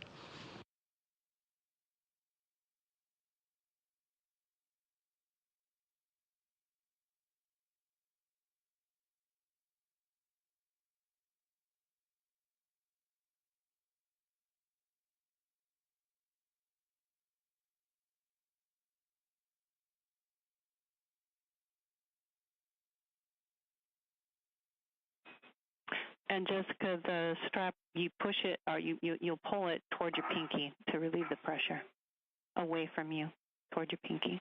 Yeah, pull the copy. I'm familiar with that mechanism, so I have a go to do that? You have a go. Okay, I did it, and that was extremely helpful. Not affecting my grip. It was affecting my grip in the way that it was tight because it was quite painful in that area. So that feels much better. Thank you guys for that. Really appreciate it. That's good news, Jessica, and all the thanks goes to you for your patience and endurance.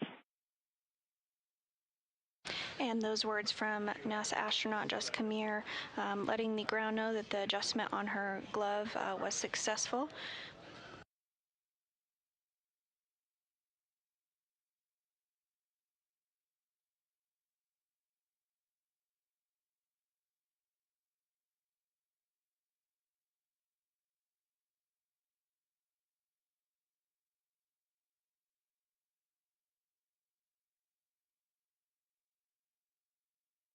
Okay, crew, good work. We have good bolts all around, and we are ready to move on to the strut collars and cleaning up that strut bag. So, Chris, you can start getting out of the APFR and unlocking your safety tether. And for you, Jessica, you have a socket swap from your 2-inch, you're going to socket swap to the 2-inch rigid on your own PGT. Copy, in work. And Chris, copies in work as well. And just a reminder, Chris, that my tether is on top of yours on that side. Copy. And next steps for our spacewalkers today, NASA astronaut Chris Williams, who is in the unmarked spacesuit in the top center of your screen there, has egressed or exited the articulating portable foot restraint. Jessica Meir is going to continue to use that pistol grip tool, which she has been using for much of this morning, to drive a couple more bolts as part of the left mid-strut collar installation. Meanwhile, Williams is going to store the pistol grip tool and the torque wrench inside of the cable bag. And he's going to retrieve the IROSA cables from the cable bag.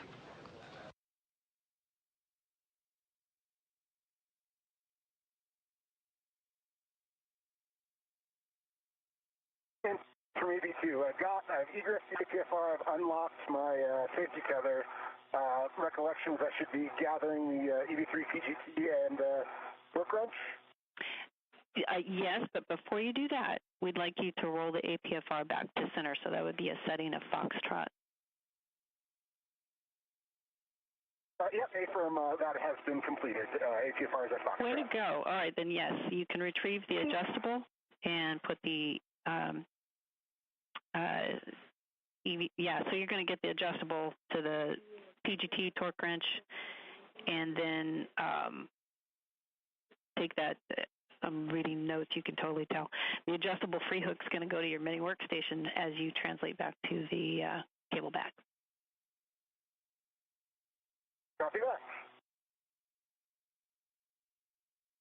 NTC, I have completed the sock. 6 is in my trash bag, had a good pull test on the wrench, and the 2-inch is now on my PCC, also good pull test. Well done, Jessica. Okay, let me give you a caution about the bolts you're about to drive. You want to minimize non-axial loads into the mid-strut while driving the collar bolts. And I'm going to have to reposition, obviously, so I'm going to translate over there. I'm going to watch the connectors above my head, and I'm going to get a key to the mid-strut handrail itself, correct? That is good words. And we have a note here for your feet to be down, outboard, looking towards the right side of the mod kit. And just ensure that once you're in place, I'll wait till you get there to remind you of some of these things. Okay, copy. And Chris, just so you know, we're going to be turning off your HECA from the ground. No action for you, just awareness. Copy, no action for me.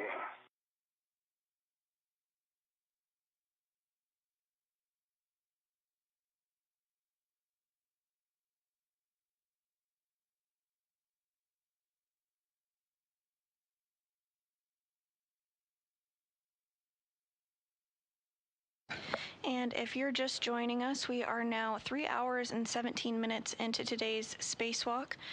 You are seeing a view on your screen today of today's spacewalkers. On the upper left of your screen is NASA astronaut Jessica Meir completing her 4th spacewalk of her career. And towards the middle of your screen is NASA astronaut Chris Williams, who is completing his 1st of his career. On the mass canister, you can see the modification kit that has been being built by our spacewalkers today. So far, they've successfully completed the right mid-strut, the left lower strut, and are wrapping up procedures on the left mid-strut. Just a standby here or cross over the IEA? Copy your RET config. Stand by on the translation while I check. And for you, Jessica, ensure that the collar pit pin lanyard is clear of the collar interface. It is.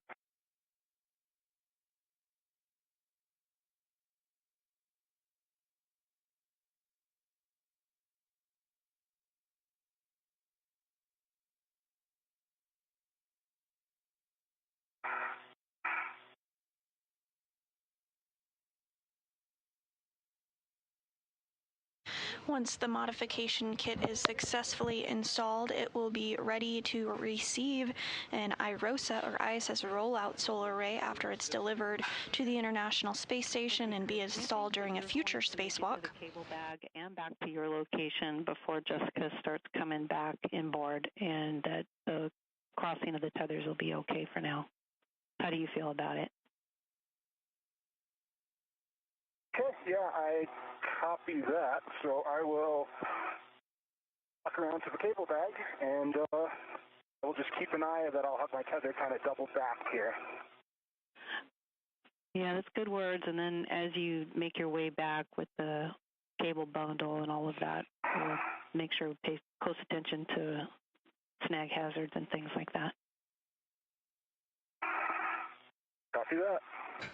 NASA astronaut Chris Williams is now working to translate to the cable bag that was brought out on the spacewalk with our duo today. Once there, he's going to stow the pistol grip tool as well as the torque wrench that was utilized earlier in today's Spacewalk, and he's going to retrieve the IROSA cables from the cable bag. Meanwhile, NASA astronaut Jessica Meir is continuing to use her pistol grip tool to drive bolts on the left mid-strut.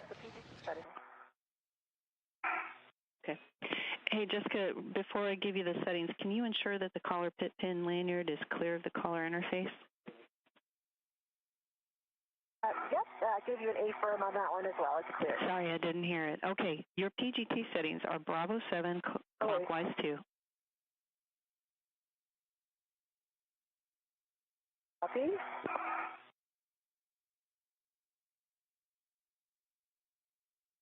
Bravo 7 clockwise 2 is set. Copy. You're going to drive M29 and M30 to torque. You can expect 4 to 6 turns, and I'll take the torque turns and light for each bolt. Torque.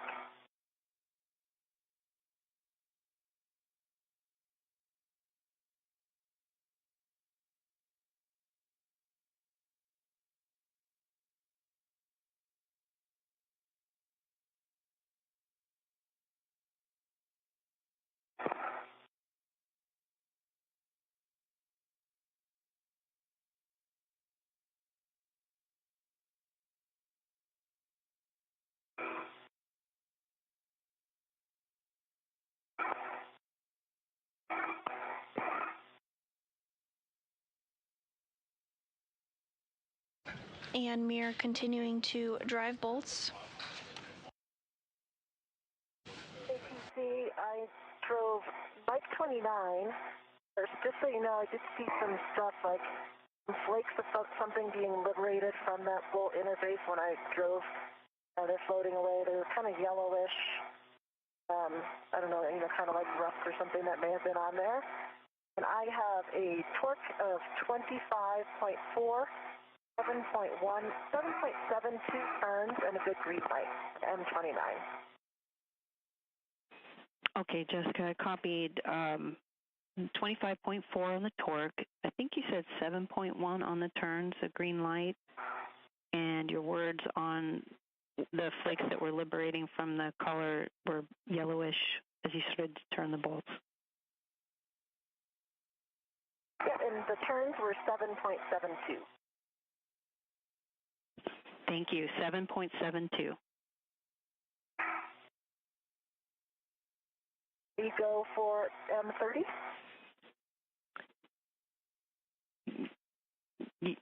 You're good for turning M30 and good turns and torque on M29. Great. And I've heard that we're going to look into the yellowish flakes that you were saying. We'll get back to you on that. Okay, copy. And TC, I'm back over by the cable bag with the PGT and torque wrench on the adjustable. Can you remind me of the expected configuration of where you'd like me to put these?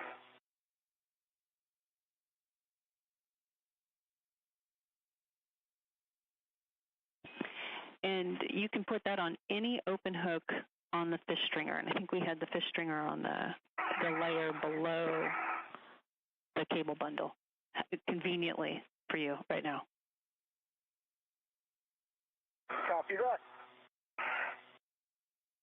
And see, unfortunately, I did get a low torque. I'll try to get into a better body position on this one. I got 11.9 low torque red light. Okay, we copy low torque on M30, 11.9 red light, and you're going to try to reposition. A firm. Did you count turns up to that point? I think it was like 4 turns. Okay, we copy 4 turns and concur with you hitting it again. Not literally, but turning it. Copy.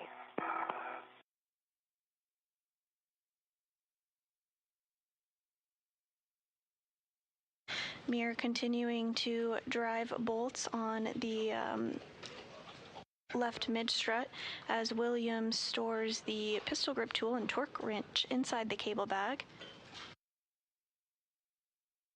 He's going to... TC from 82, I'm not seeing an open hook on the fish stringer. Is it okay if I just put the adjustable to one of the bag D-rings?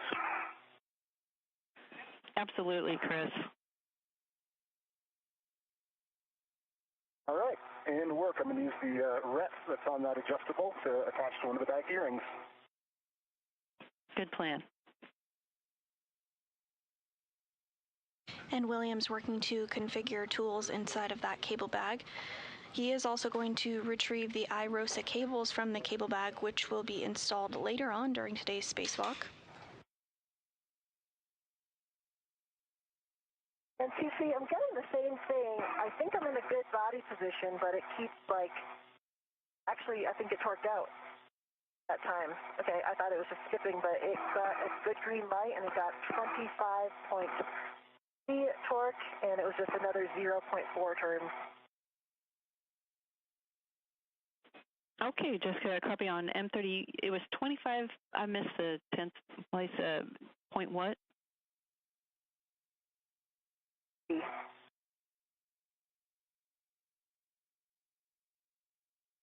25.3 and a 0.92 turn. Okay, we got 25.3, 0.93, I think you said on the turns, green light, and I'm hearing good bolt. Firm. 0.92, but I think that's in the noise.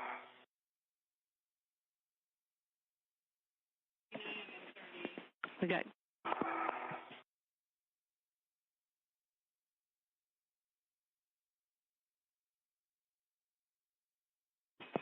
Okay, Jessica, I got the verbiage right. We got good turns on M29 and M30. Now you can set your PGT to the manual ratchet clockwise. Copy. And TC, I've got the EV3 PGT and torque wrench stowed in the cable bag. Excellent, Chris. Now you can do your socket swap now to your 6-inch wobble using the socket caddy there in the cable bag. And then once I get the requisite pull tests from you, we'll work on the cables. Copy, in work.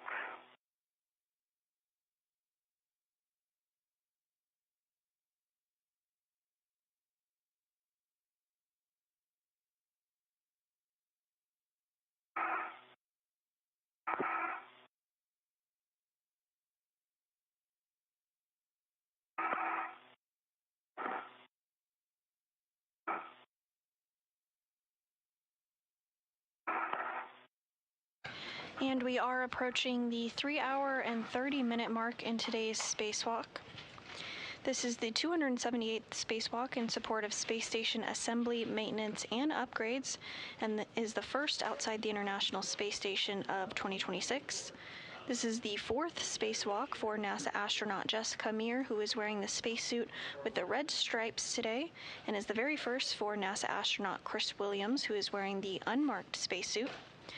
Thus far in today's spacewalk, Meir and Williams have worked to install the right mid-strut and the left lower strut, and Meir is now working to finish up bolts on the left mid-strut. All of this work is being done to prepare the 2A power channel for future installation of International Space Station rollout solar arrays.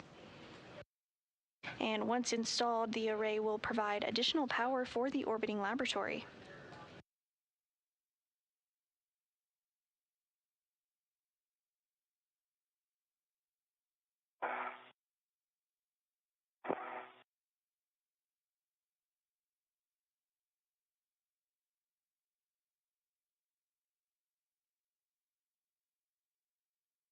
And TC, a couple notes. Rhapsody is definitely difficult, but in doing so, I noticed that I know we had good torque on both of them, but I was expecting the collar to be kind of equally flush. Right now, the M30 side, there's like a much bigger gap in between the collar than there is on the M29 side. Would have expected those to be equal. Is that accurate? Checking.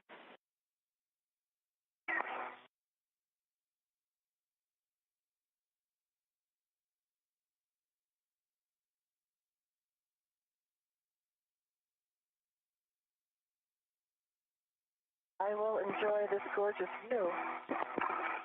And TC, while you're checking, I've got a performer socket swap. The 2-inch rigid has a good pull test on the socket caddy, and the 6-inch wobble has a good pull test on my PGT.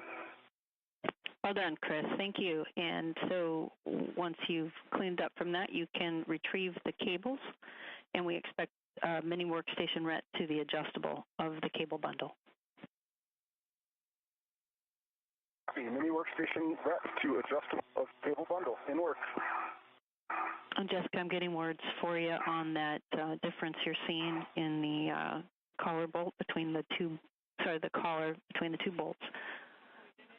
And if I'm being asked to have you point to it, if you can, so we could see it in the HECAs. I'll point with my PGT okay. side. You can see where my PGT right now. My PGT is touching the M30 side. And that gap in between, like the two halves of the collar, is larger. At least from this perspective, it looks larger than the one on the bottom down here on M29. I'm not sure exactly how it's designed, but I would have assumed that when you drive the bolts, they're like bring the two sides of the collar together the same amount. That's not what I'm seeing. Oh, okay. Well, thank you for pointing that out. The fact you got more turns on M29 initially, it doesn't surprise us that smart folks are looking into the data to see what we can tolerate. Okay, copy. And I got about like half a turn on each one with the ratchet. I'm not sure that I really got good pops. I try to hit that again.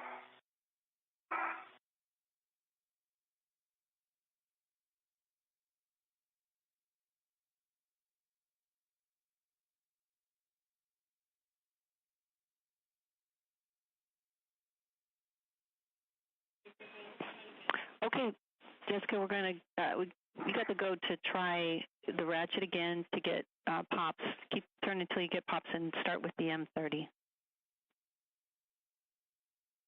Copy. It's difficult to get the right leverage on it with this connector panel right above my head. I will try and see what I can do. Yeah, we can see those connectors in your HECA, so we understand. And Chris, we got HECA view back for you, and we can see you with the cable bundles there. Copy. Yep, I got the cable bundles ready to, I got a ret for my mini workstation to be adjustable, and I unvelcroed them and took the ret off of them from the cable bag, so I've got them. We'll bring them back to the mod kit. Okay. Yeah, your next steps will be to translate back to your APFR, and you can use the APFR, of course, to gain access to that adjustable on the mounting bracket and stow your bundles there. Copy that. Work. NTC, I got about a quarter of a turn on M30 with a ratchet, and then I did get a good pop.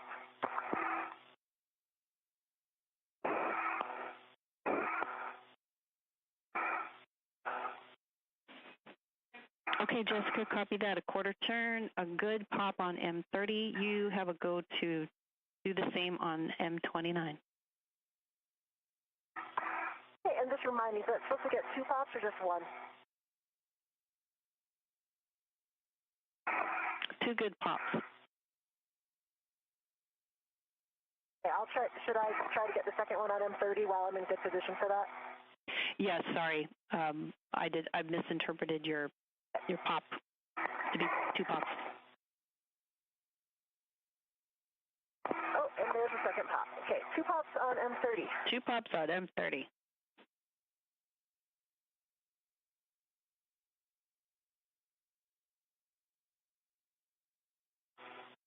And as Mir wraps up with that pistol grip tool on those bolts, we do see NASA astronaut Chris Williams starting to come into view here. He does have those IROSA cables that he retrieved from the cable bag earlier. Those cables will be installed later on during today's spacewalk. And a view here on the right-hand side of your screen there of the cables. It's very satisfying. Copy. 2 pops on M29. And while we're talking about that bolt, I got some news on the yellowish material you were seeing, and it looks to us like locking material. It's from the bolts, and there's no concern. Okay. Copy. That's good news.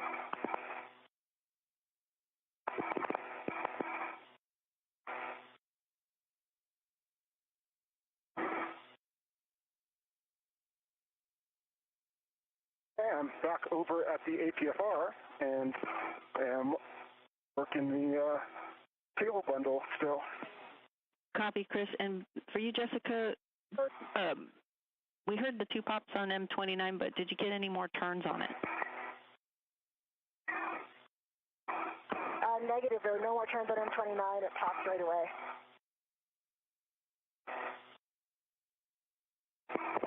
So the previous attempts, when I did it previously, I got about maybe a quarter of a turn, and then I had the 2 pops. Okay, copy. No additional turns, but you originally got about a quarter of a turn, but you did get 2 pops. Affirm. Okay, we're still looking into the data on that bolt, so stand by on the status.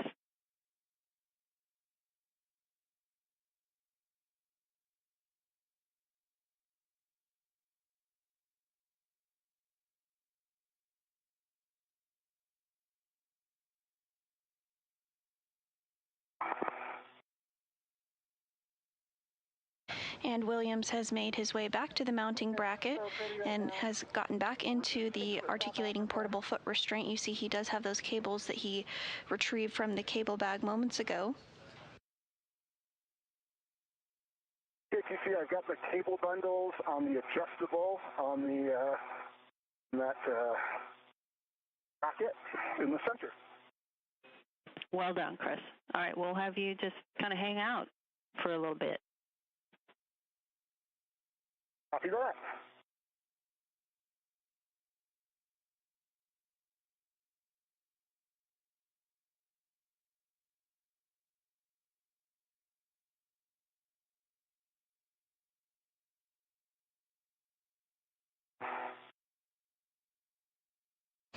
And as Williams has a moment before he steps into the next set of his procedures, the International Space Station is currently flying 266 statute miles above Earth. The space station is currently approaching the northern coast of Italy. Hey, Jessica, as you were looking at the collar bolt, I'm sure you would have called off, you saw it, but can you tell if there's anything in that interface, MLI, the pit-pin cable, anything that could be producing that gap? No, I don't see anything in the gap. There is like a little over tab coming up the top there that looks like it's supposed to be there. Yeah, that tab is supposed to be there. In my top view. So other than that, I don't see anything else. Okay, thanks.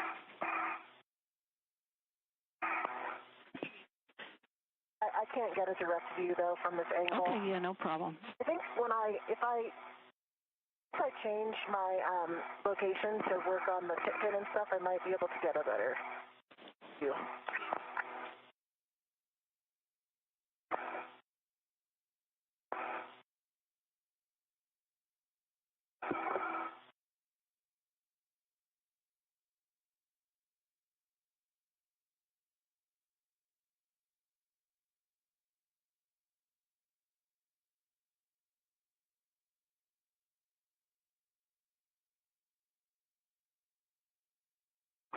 Yeah, and I'm actually coming over to the front side of it now.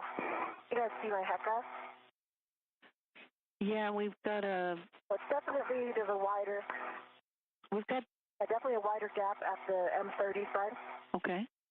We don't see any fog or anything. Okay, that's helpful. We see the view, but it's getting dimmer, so I think that's the sun about to set. And we got about a minute to a handover. Do you want me to take a picture of it with my camera?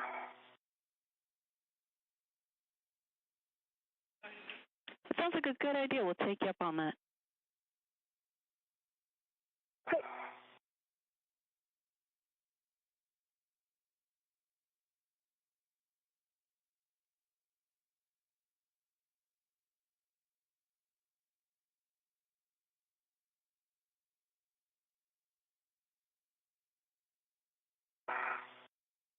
And Mir going to use her camera to take a photo of those bolts that she drove using the pistol grip tool a short time ago. Okay, 10 seconds from a handover. Jessica, good news. We're good with the clamshell. Your next steps will be to take your PGT to motor and stow it. I have. And we are in a brief expected handover between our satellites. You're getting a view here in the room inside Mission Control Houston. The team of flight controllers is currently being led by NASA Flight Director Deanna Trujillo.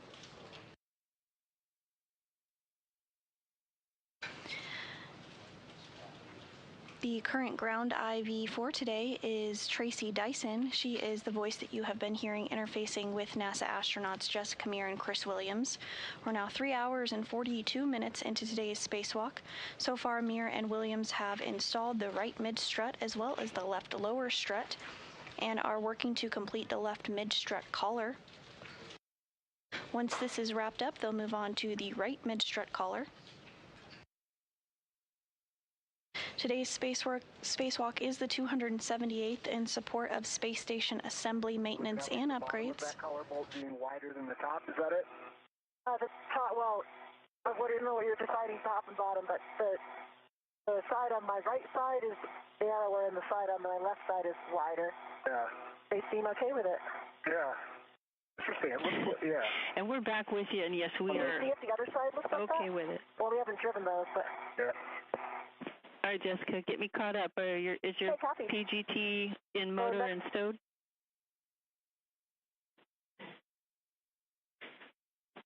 My PGT is stowed. I didn't change to motor for stowed. If you need to do that now, I can. Otherwise, I can do that when I use it next. We'll remind you when you're on the other side, so that's okay. All right, so install the collar pit pin in the final location. And I think you know where that is.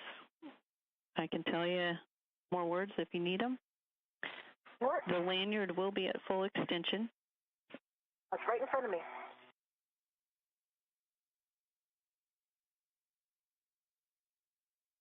A pit pin is installed. And a good pull test. Copy that. Okay, you can translate to the right mid strut, and this is where we hope your tethers will be deconflicted as you go inboard around the IEA.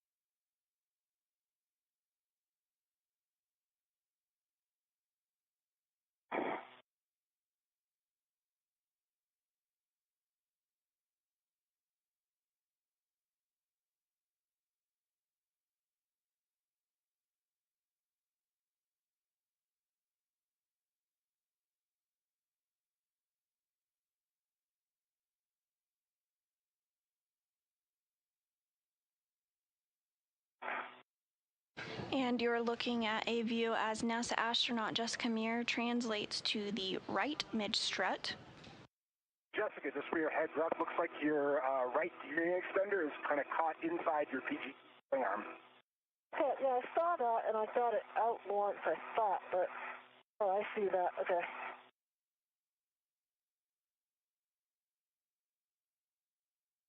I got the tether on the other side, but not the... Not the whole, yeah.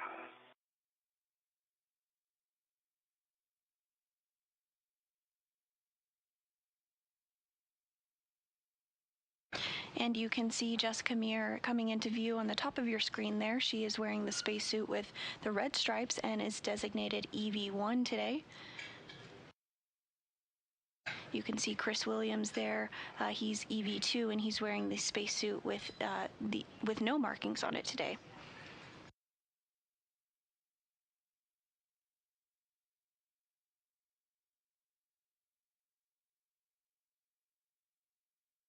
And just as a recap of the tasks that have been completed thus far, now 3 hours and 46 minutes into today's spacewalk, Meir and Williams have successfully installed the right mid-strut, the left lower strut, and just completed the left mid-strut collar, and are now going to work on the right mid-strut collar.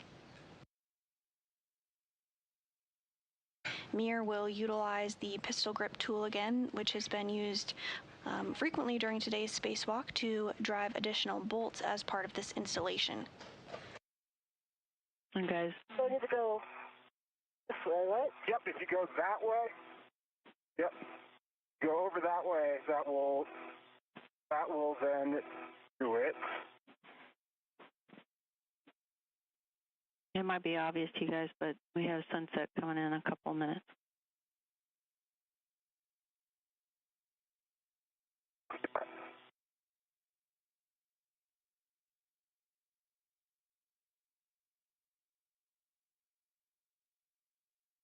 Yeah, if you can just hold that there and then bring your swing arm out, then I think you'll be in good.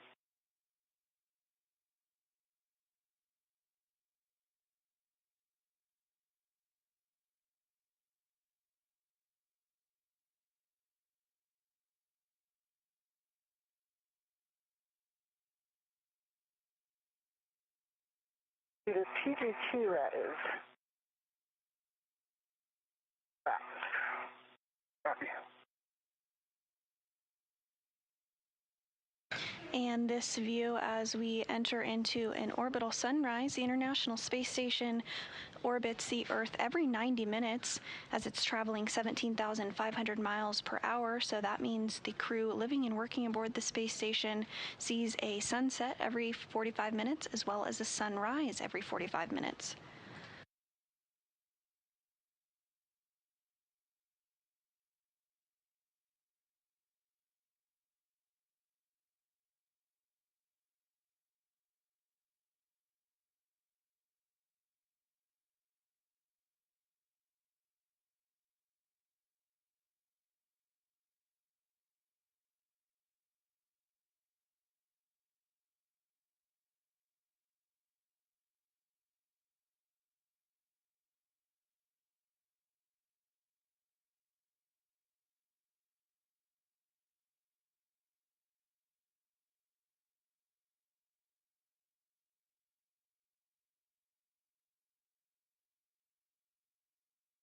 There we go. Yep, that did it. Yep. There you go. Hey, perfect. Thank you. Nice, yep. All right, way to go. We couldn't tell what you did, Jessica, but it sounds like you got the tether snag taken care of. Yeah, it wasn't a tether. It was just, my safety tether just got on the other side of my swing arm when it was out.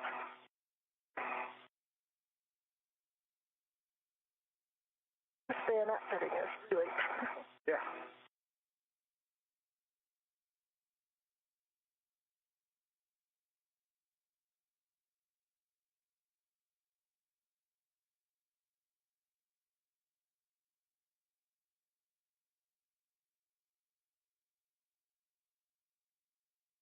Okay.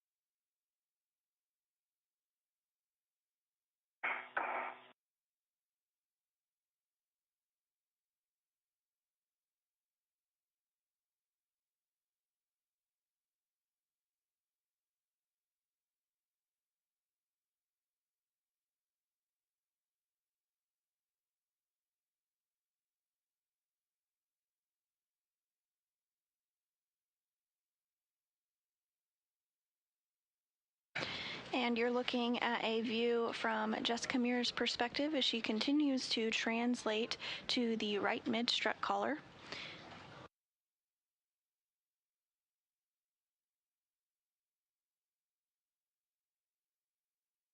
This is Muir's 4th spacewalk of her career. There's my fair lead. Yep, I see it coming off on top. That looks great.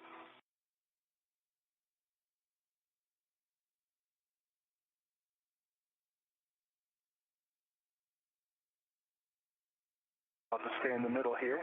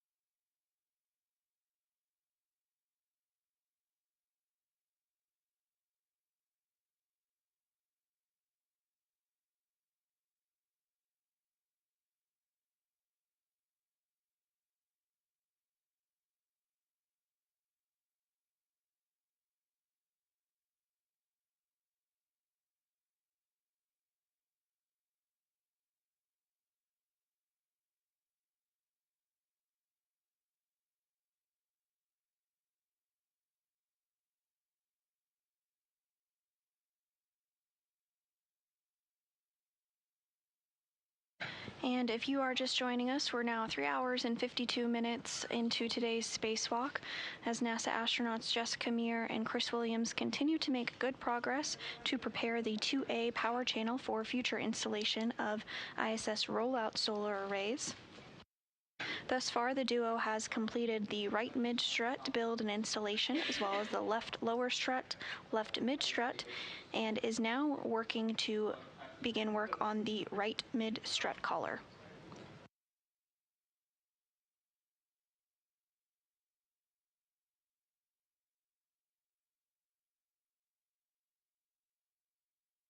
And TC, anything I can be doing here to help push things along?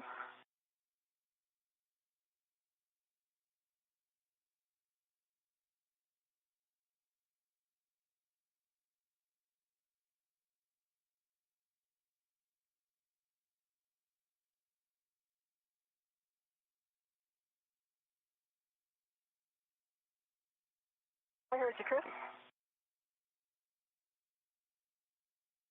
Yep. Yeah, Chris, back with you on here. So there's not a whole lot that we can do for you right now to get you going on anything else. Once you are sure that the tethers are clear, no longer crossed, you can go ahead and stow the GoPro on there. But at that point, we really have to wait until Jessica finishes up the right mid-strut before you can move on. How copy? Copy. Copy all. All right, yeah, I can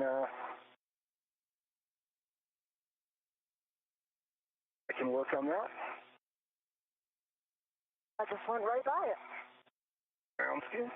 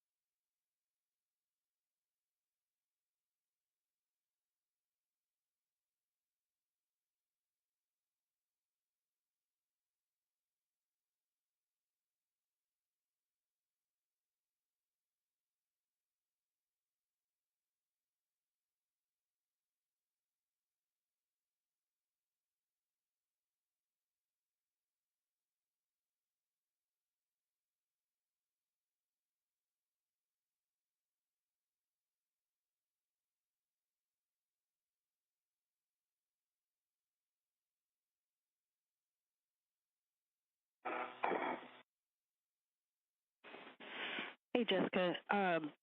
We're seeing views through your helmet cam of the MLI, and it's probably bothering you too. So we'd like to have you tighten that up like you did on the other side. Yeah, I see that. I will fix it. I could feel it. I knew you were feeling the same way we were about it.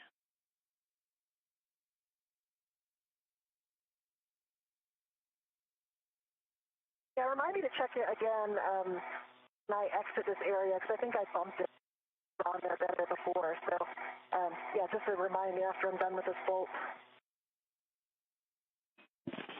We copy. We'll remind you.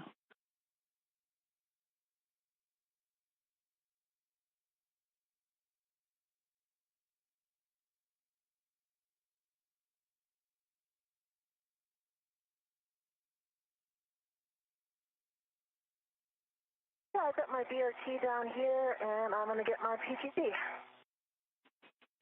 Sounds good. And when you get a good position to ensure that the collar pit pin lanyard is clear of the collar interface. Yes.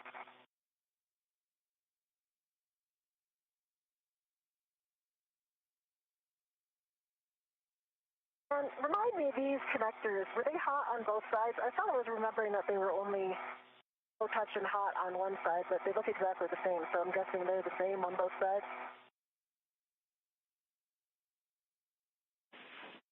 Yeah, Jessica, it's a concern for both sides. They're both hot. Okay, copy. Yeah, I'm coming back to motor. Good check. And did you see the collar pit pin lanyard clear of the interface? Affirm it is clear. Excellent. Okay, we're looking for Bravo 7 clockwise 2 on the PGT. And a copy, you have it in motor. Bravo 7 clockwise 2 is set. All right, you're going to drive M25 and M26 to torque. And you can expect 4 to 6 turns, looking for torque, turns, and light. And Mir is now using the pistol grip tool to drive 2 bolts into the right mid-strut collar.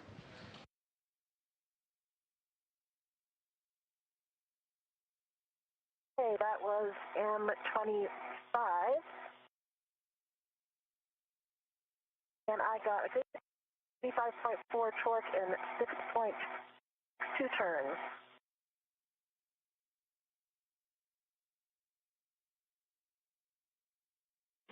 Okay, copy 25.4 on the torque, 6.2 on the turns, and a green light.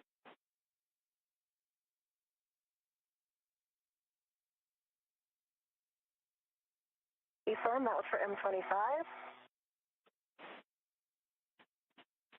And M26, I got good green light, 25.4, 11. I think that's because I didn't reset the previous 6.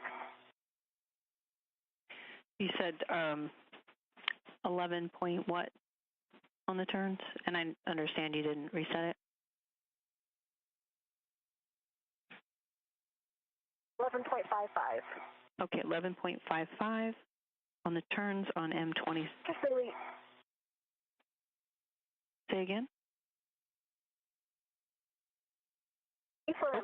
Yeah, and I can tell you that this looks like the other side, except so like M25 looks like it's in tighter than M26, and M26 on the side, because it's the side that has the tang coming out of it. So it is also like looks like the other side, where it's not completely driven all the way together on each side.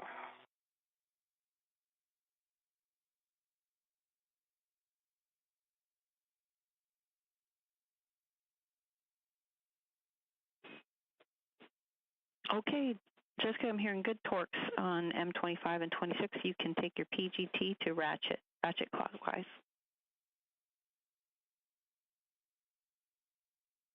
Okay, copy, ratchet.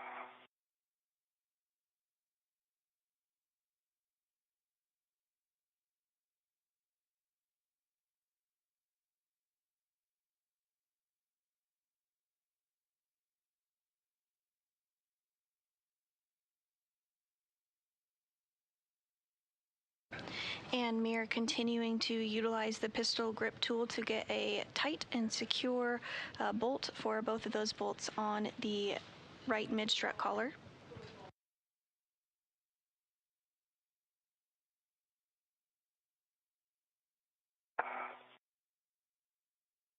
And we have now surpassed the 4-hour mark into today's spacewalk. About another quarter turn on M25 and 2 good pops. Copy, quarter turn on M25 and 2 good pops.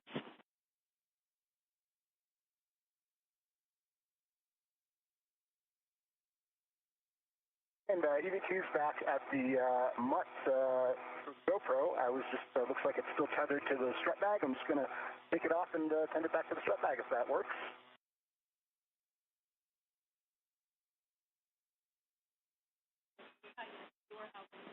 Okay, Chris, copy that. Good plan.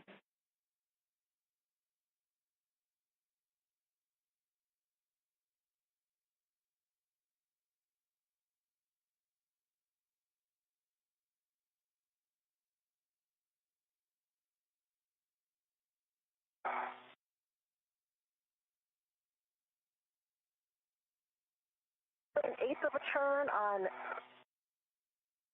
M26 and 2 good pops.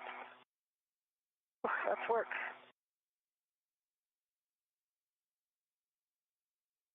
Okay, copy, an eighth of a turn on M26 and 2 good pops. M25 was good bolt, by the way. Just waiting to hear on M26.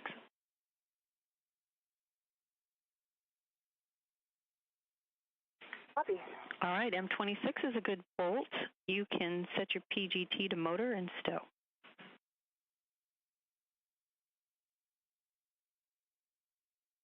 Okay, it's back in motor.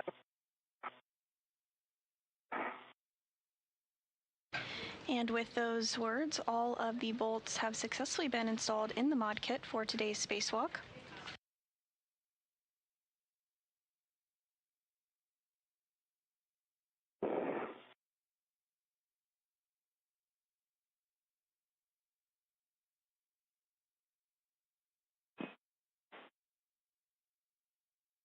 Okay, Jessica, I see you working on the pit pin. This is the one that we don't have high expectations for. You can give it a try in the final location.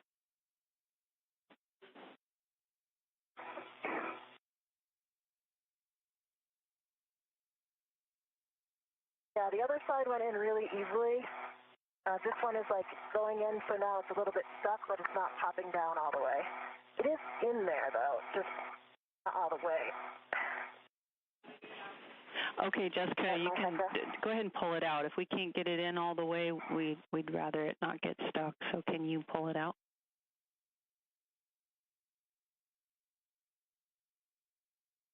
Maybe. Sounds like what happened to the other one. Okay, I got it out. Good, good. Okay, now we'll just have you tuck that under the blanket. And probably should have had you, Chris, heading over to the left side if you might be on your way there, because we'll start the MLI ops. Yep, I'm headed back. Okay, excellent. Yep, I'm headed back that way. And before we get to the MLI, let me read some cautions to you guys. You ready for those? Ready. Get you ready. Okay, first of all, from this point forward, translation on the mod kit is allowed. That's just a note. And then the 2 cautions for you is that when 2 crew are on the mod kit, do not translate on the mod kit simultaneously. So we'll expect you to coordinate there. And then max lateral load into the BGA while on the mod kit is, again, 40 pounds. And so maintain translation rates that are slower than 3 seconds per foot.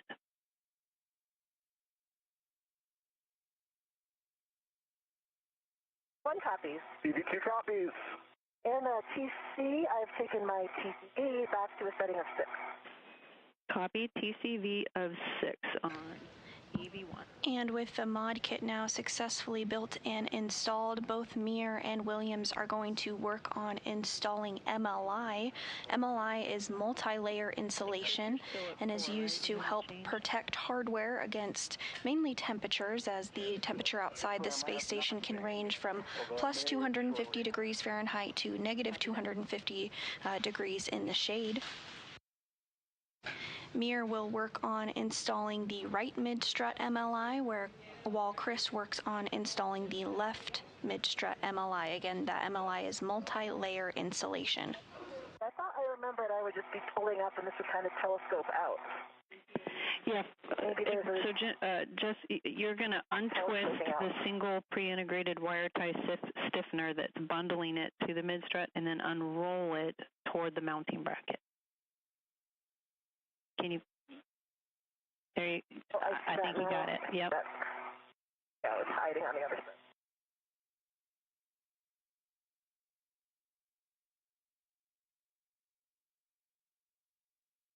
There it goes. Okay, Chris, I see your hands at work. Same thing, untwist, and then unroll toward the mounting bracket. Copy that. And then you guys will work your way backward with the stiffeners, tucking it around, and the highly technical term, squish the MLI around the mid-strut as you go. Right. We said we would say that word. Feel free to use it.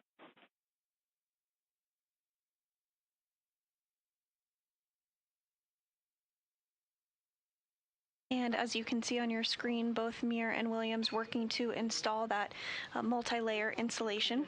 You will hook the MLI over the bolt canister and secure it there first with the integral wire tie stiffeners before you start working your way back toward the side pad.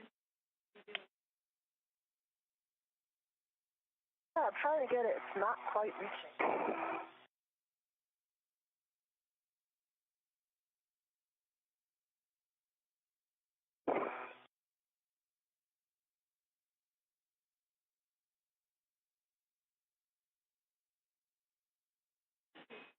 And Jessica, we're thinking it might just be a fold that remains. Oh yeah, you almost got it. Yeah, I just went back down that way and looked for a fold. I don't see a fold, but it's just a little shy.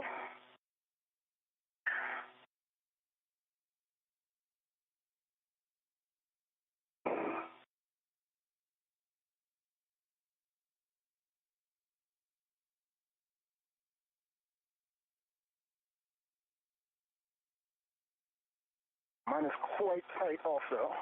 Mine is still shy. And if you're just joining us, we are now 4 hours and 9 minutes into the 278th spacewalk in support of space station maintenance, assembly, and upgrades.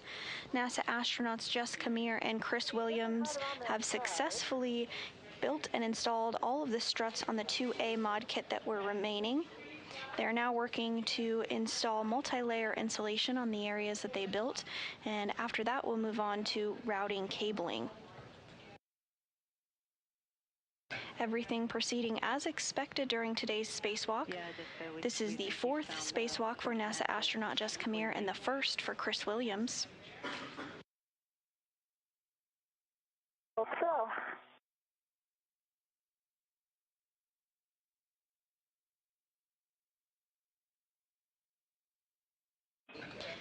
And teacher, are we expecting like M16 to be encapsulated in the MLI or to go underneath M16?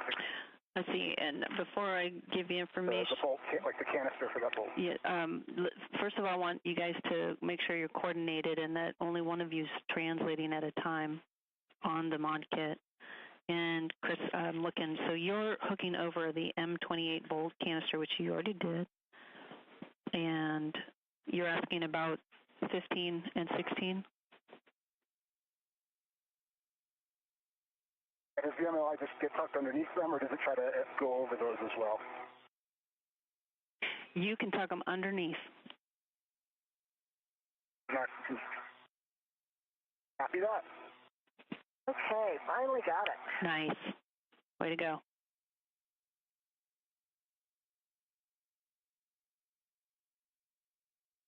And Mir has completed the installation of the right mid-strut multi-layer installation.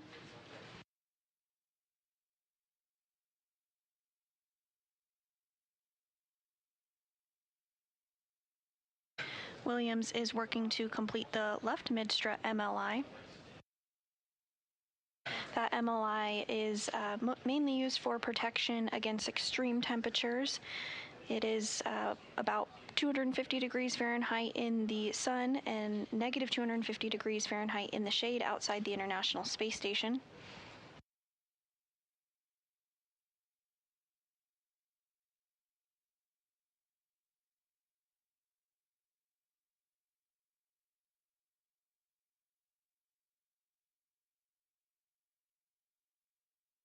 Okay, and then it's narrow part first. Confirm, I've got the middle part. Yeah, Chris, it's that small part, and then the large part goes over the top of it. Yep.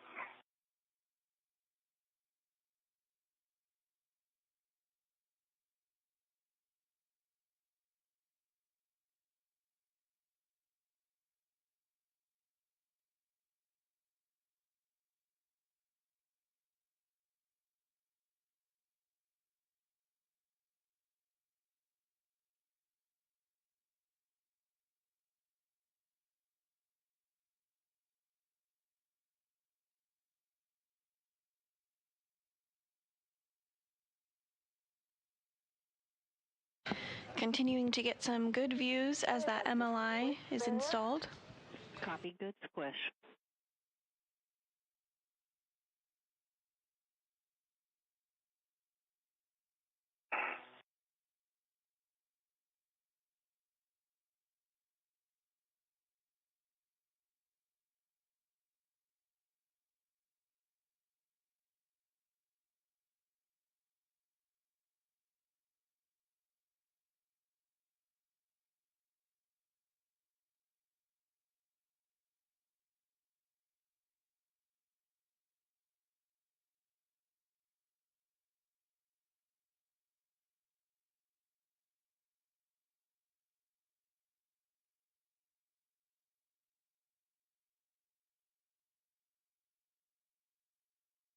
Another good squish, and I think I've just got this one last part.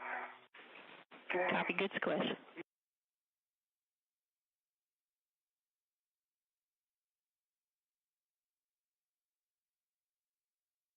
Just along my BRT a little bit.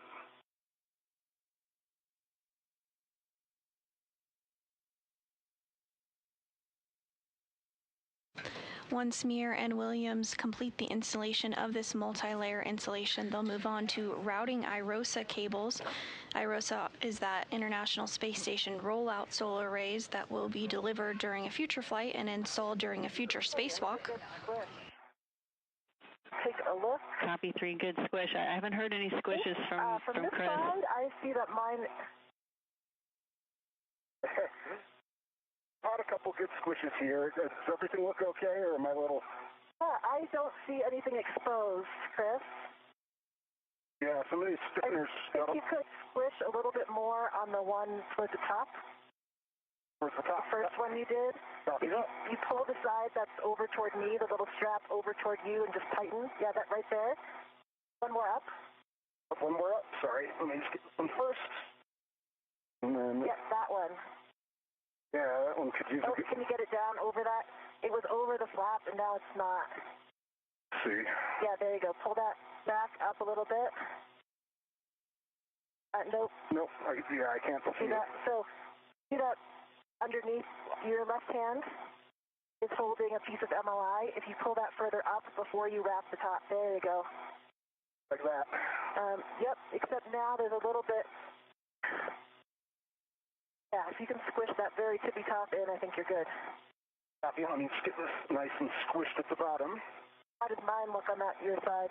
Yours looks, there's a little gap at the very top. I think the same spot that you were looking at for me. I don't think there's any way to get that gap out. Yeah, I think you're probably right. You can try to squish that top a little more.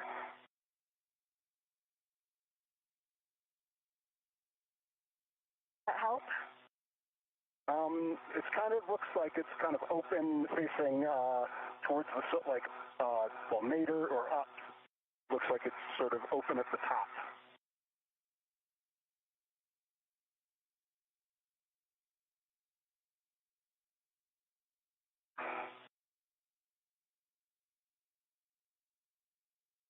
How about that? That feels better. Let's see. You can still sort of see this.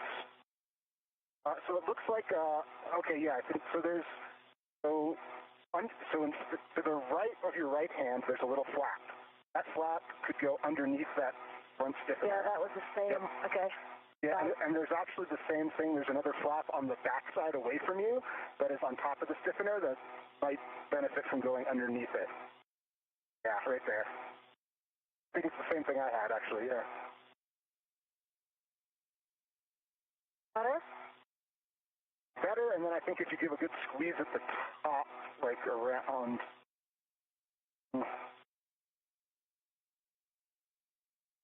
And some teamwork between Mir and Williams to ensure that that MLI covers as much surface area as possible. Like there's a tiny bit of a gap. Yeah.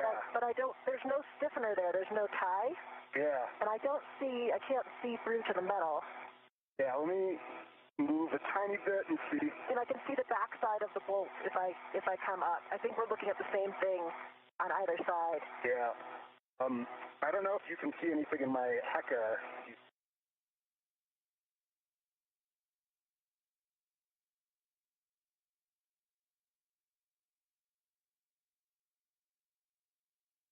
Can you see the views that we have of each other's struts?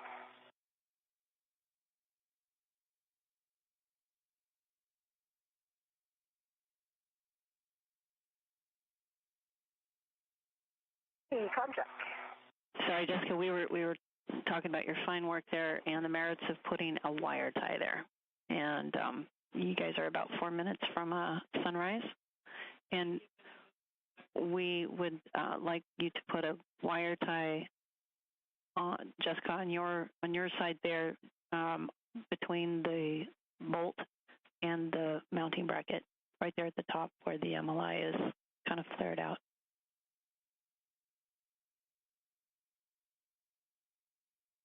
Okay, copy. And can you see out of my HECA view, I think, kind of mirror images of each other because there's no wrap at the very top. So I can see that open edge on the top of Chris's side as well.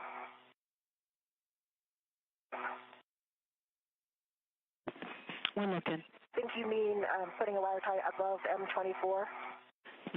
Yes, above M24. Like right here, Chris, you think? Yeah. Yep, right there. Right there, I think would do well.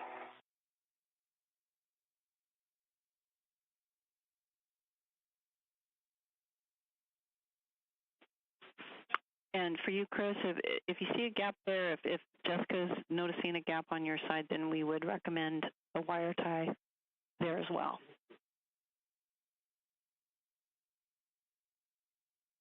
Okay, if you think I should do it, I will do it.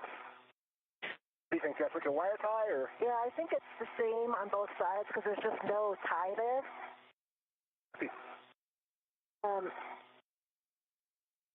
But I think if we talk each other on these, it might be easier. Okay, yeah, I'll stand by and talk to you on it. And Mir and Williams now going to use a wire tie to further secure that MLI multi-layer insulation on the right mid-strut as well as the left mid-strut. The rest of the MLI looks really good for both of you. Awesome. Yeah, there's actually no tie up here, so it's like a natural. Is that going to be good, Chris? Yeah, I think that looks like it helps. Can still see a tiny bit of metal through, but I don't think right where your pinky just was. But I don't it's more away from the joint. What would I have to do with a wire tie? I don't know what you could do about it because I don't see any MLI that would lap over there. Okay. But I think this is probably as good as you're going to get. Unless there's something like folded inside. No, I don't think so. That part is just... Yeah, it's like on the back of that part there, there's just like... I don't know what you're going to do about it, yeah. Yeah, it's the same thing on your side. I think a wire tie is actually open a little bit more now. I think if you put a wire tie for yours, I think you should put the wire tie underneath the bolt. Like here? Yeah. Okay, and then around? Yep. Copy. I'm going to get that in work. And I can tap you onto it. That will cinch it up nicely. Awesome. Thank you. Okay, Jessica and Chris, we're looking at your fine work there, and Jessica, we like your wire tie, and MLI looks good on your side. We'll wait for Chris to install his, and once that's in place, we'll call this portion good, and we'll move to the cable. While I have you, Jessica, if you could just so we can be clear with the check. Wait, stand by, Chris. Stand by. Standing by. I am trying to talk him onto this. So you've opened it up now, so you're going to need to reach in the back. There you go. Now you're in. Now you got it. Now you can tighten it. Copy. Air tie on. Working tightening.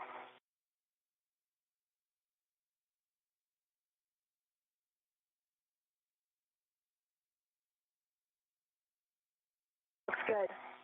Perfect. Thank you. Okay, and we're about a minute from a handover.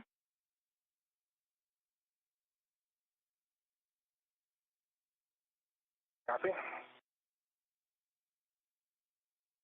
And we are approaching another orbital sunrise. I've got 3 twists and low profile. Copy. Looks good.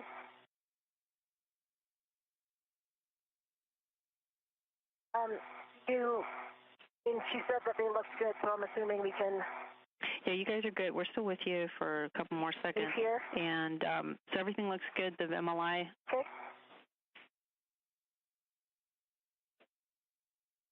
Okay. So we're translating back down then, right? No, we got to do the cable. Yeah, cables. And Jessica, before we go into the handover, we do see another gap there, right where your hand was. Yep.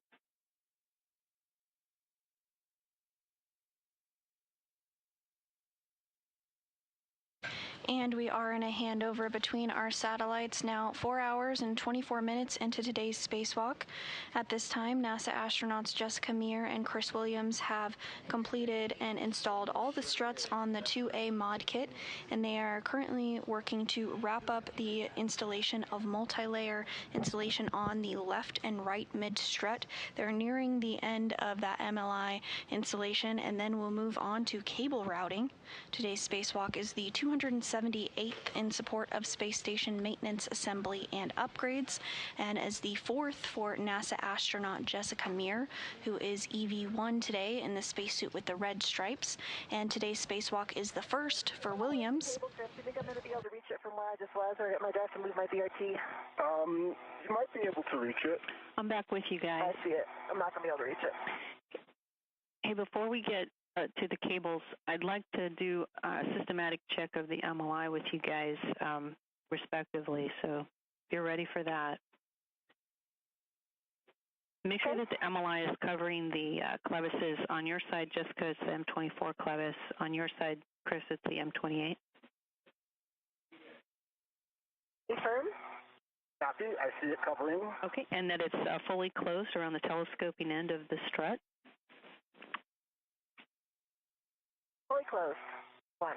I see it fully closed. Okay, and lastly, cinched around the collar as best as possible. I am cinched around the collar as best as possible. I just gave it another several squishes, and it's tighter than it was for sure. Okay. How about you, Chris? Yep, I think it's cinched around the collar as tight as possible.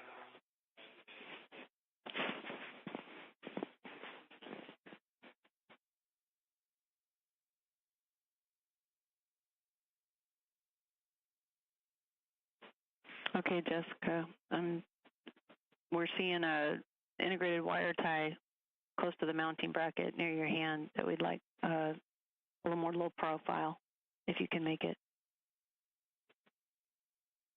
One.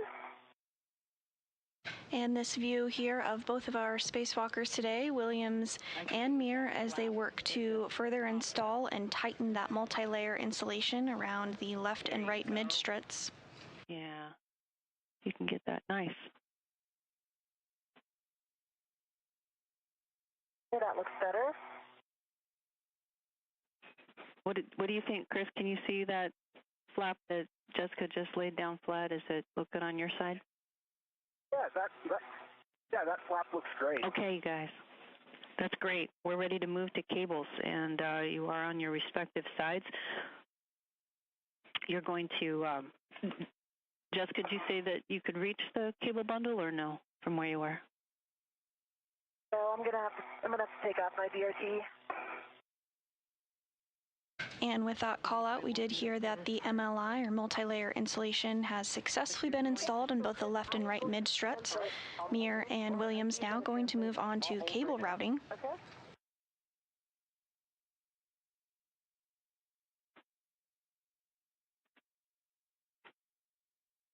Oh, they flew over there. Oh, yep. Right now at the end of my waist tether, so I'll see if you can reach translate. it. Yep, I'm going to translate. And I can... And Jessica, you're going to be looking for the one with the red stripe? One more time. The right? Do that one more time, Chris? Yep, one more time.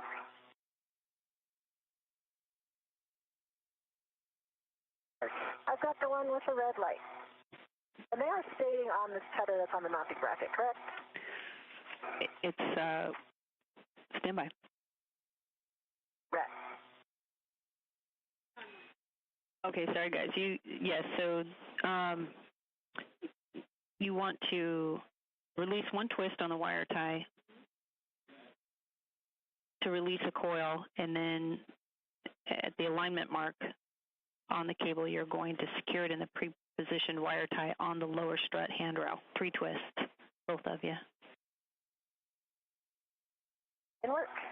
In work.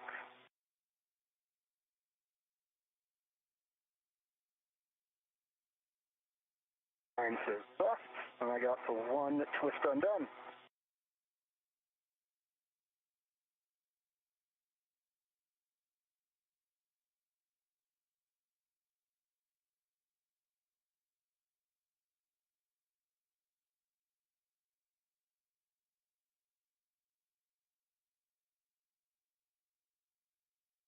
Okay, that twist is undone.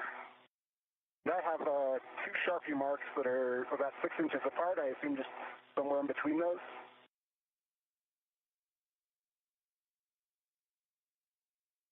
I'm checking.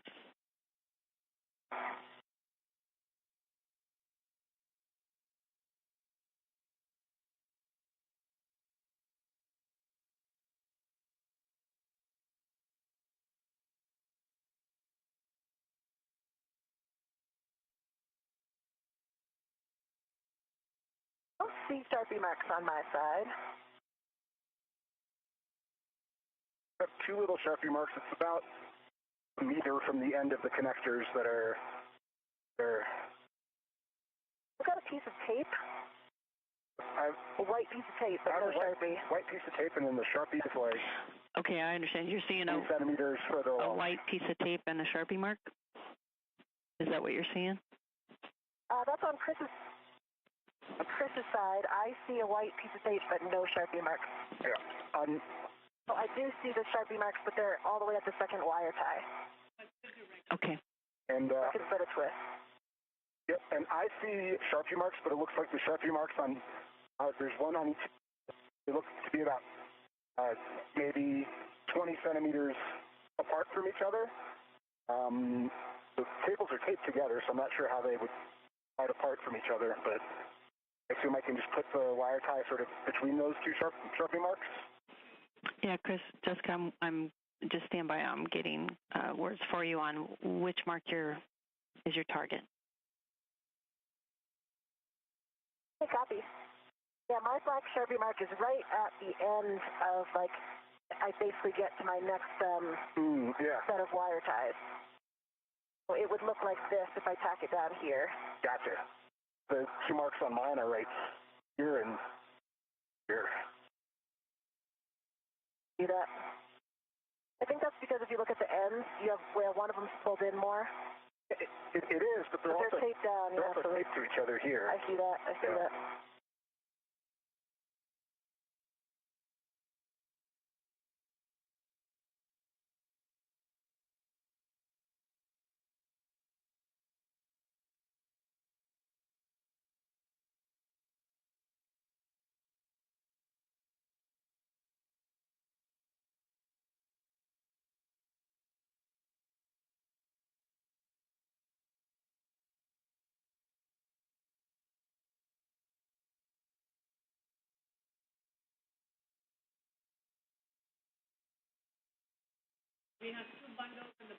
Okay, Jessica. So my understanding is that you've got a good mark on yours, the tape, where it goes to the lower strut handrail.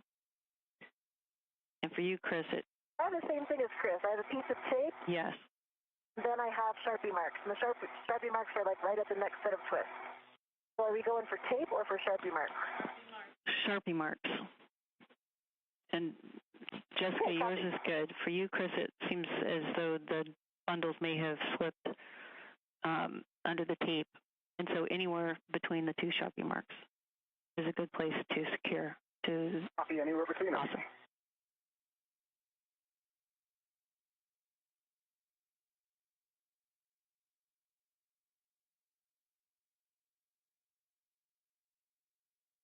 Yeah, I've got 3 twists. I'll tuck those in a little bit. 3 twists on my side and tucking down. Copy, 3 twists. All right. Your next target is on the mid-strut handrail. There should be a pre-positioned wire tie for both of you. Same thing, 3 twists. Hey, you want to translate first? Sure thing. I'll start now. Okay, I'm at that handrail.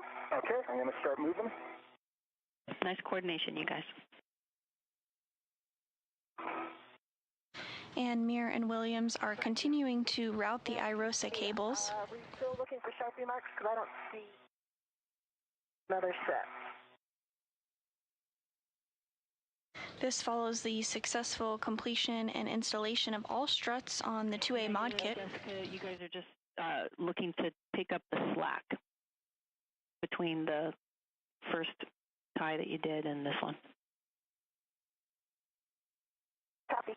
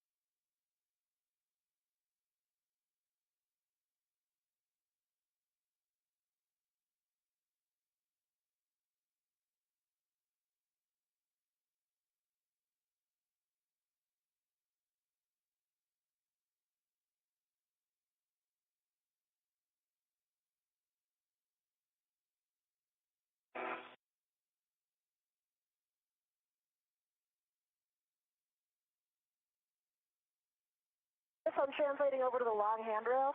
Copy, I'm holding. Let me know when you're done and I'll resume translation.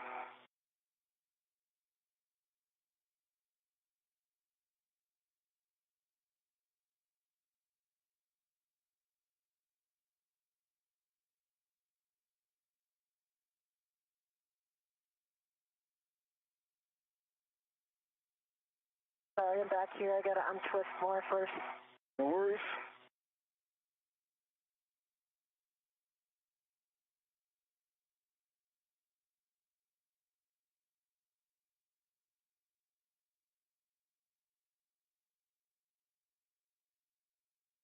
Okay, I'm translating again.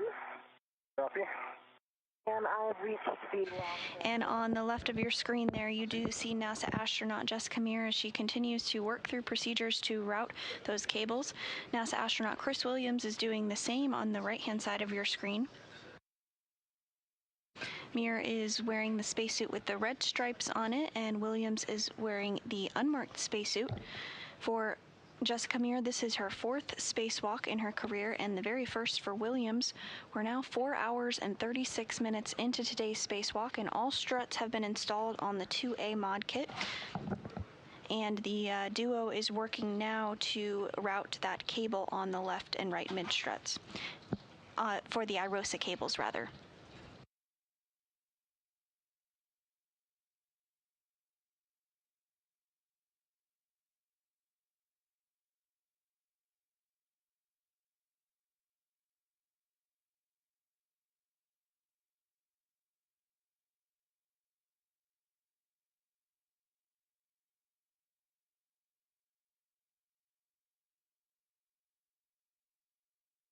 Okay.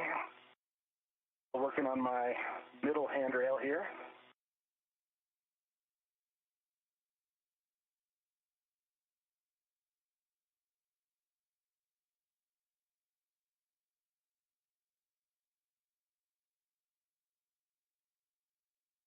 TC, I've got the final wire tie. It's on the mid strut of the long handrail. So it looks like it's flying pretty nicely. I see a view from my HECA. Yeah, we're looking at it now. It looks real good. Now, as you make your way back, well, of course, you'll coordinate with Chris your movement, but we do want you to check out the MLI that's over the M13, 14 bolts that are near the mounting bracket. So as you make your way back, we have you tend to that. M13, 9 through 12. Oh, or M23. It is all tucked in, I can see.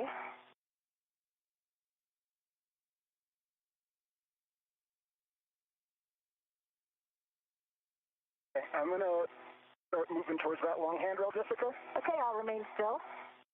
And TC, I can see the MLI all the way down the strut, so from what looks good to me, I think he meant the final end around M23 that we talked about, and it is still snug.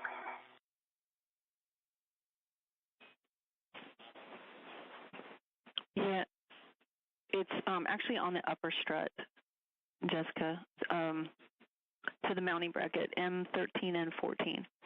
So take a look there. We agree with you. Oh, you mean on the bottom? Yeah, so the upper strut that's coming from the mass canister center pad to the mounting bracket, the bolts that are right there at the mounting bracket.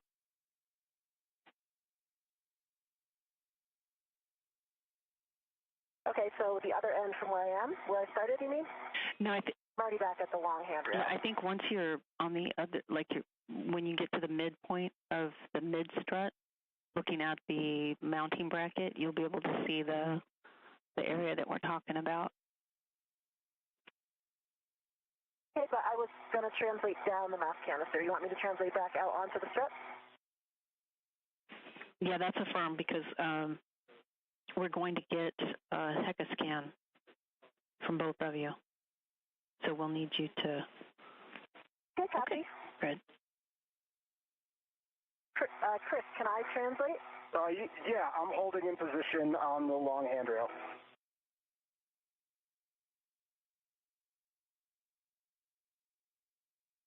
Okay, I'm translating.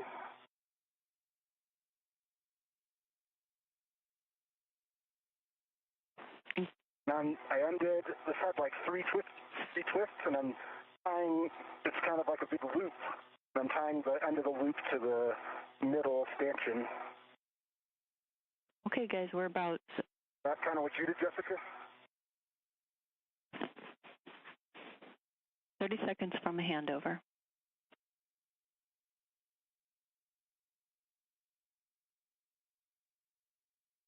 Okay, TC, I am kind of in the position you were talking about, but I don't see any MLI. That's out of place. Okay, we're 13 seconds from a handover, but if you go up higher, the M1314 bolts are the ones that are on the upper strut there. Yeah.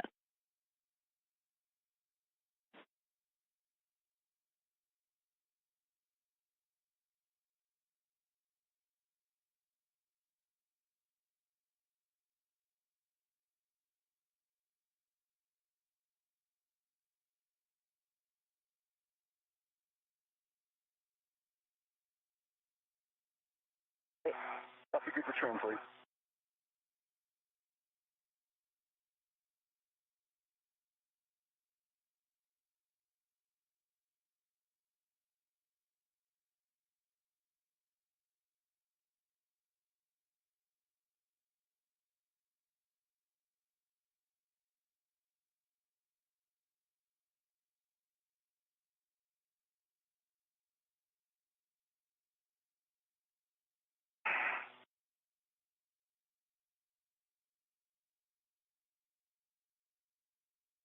And I saw in the spot she was talking about, the little square M13 and 14 were a little bit uncovered. And I can hear you, Jessica. I can't see you yet, but yes, bingo. We're talking about that corner that goes over the metal block at those bolts.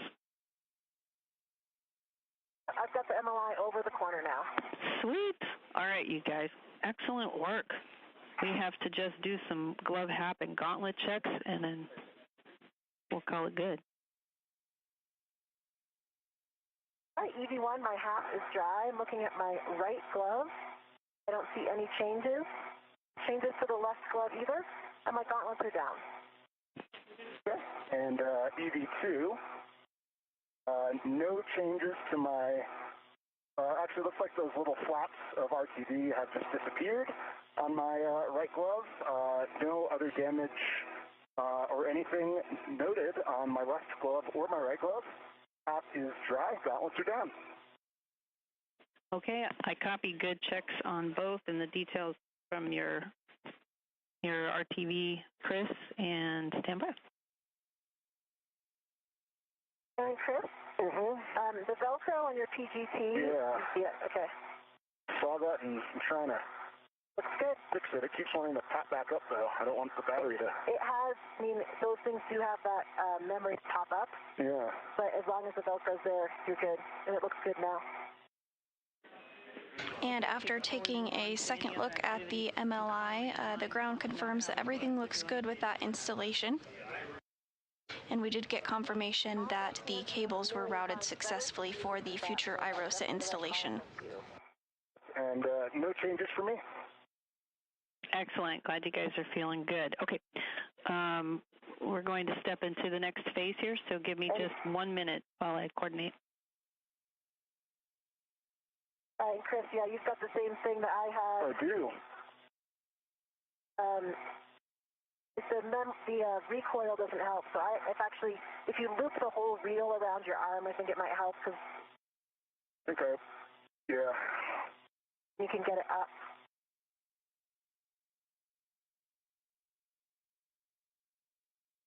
There you go now, and then, there you go, you got it. Yep, I got it. Thank you. Your camera lens cover's off. So, popped off. You're looking awesome. Thank you. And we are now 4 hours and 45 minutes into today's spacewalk. So far, NASA astronauts Jessica Meir and Chris Williams have installed and completed all the struts on the 2A mod kit, have installed MLI or multi-layer installation on the left and right mid struts, and have routed the iROSA cables. Happy.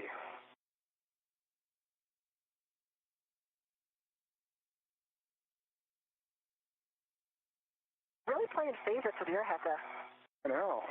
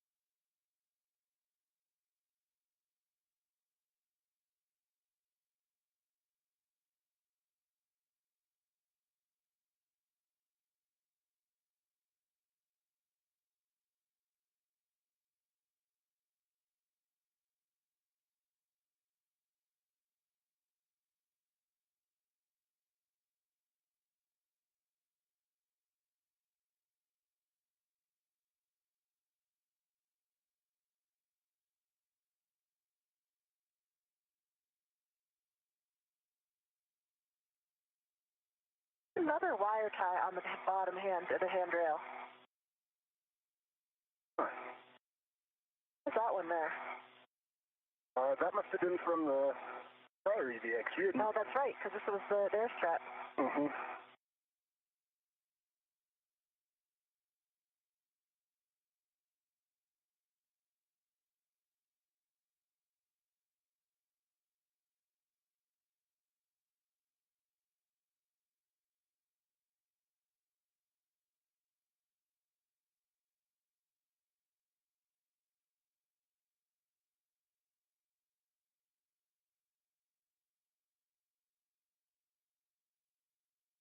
I think when we have to go to translate, I'm going to just go down the strut. Okay. Instead of going back to the mass canister. Yeah, that's what I was planning on doing too. That's how I got here.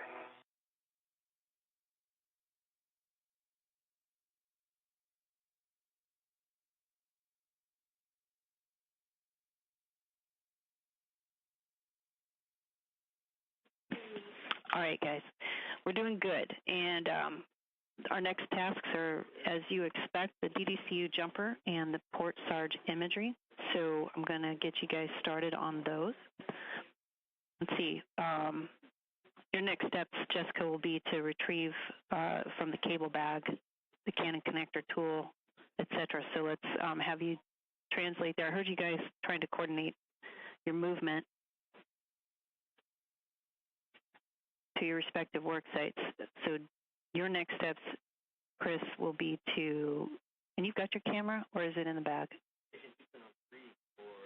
I've got my camera. Okay, great. You're going to be going, basically you two need to switch sides. Stand by.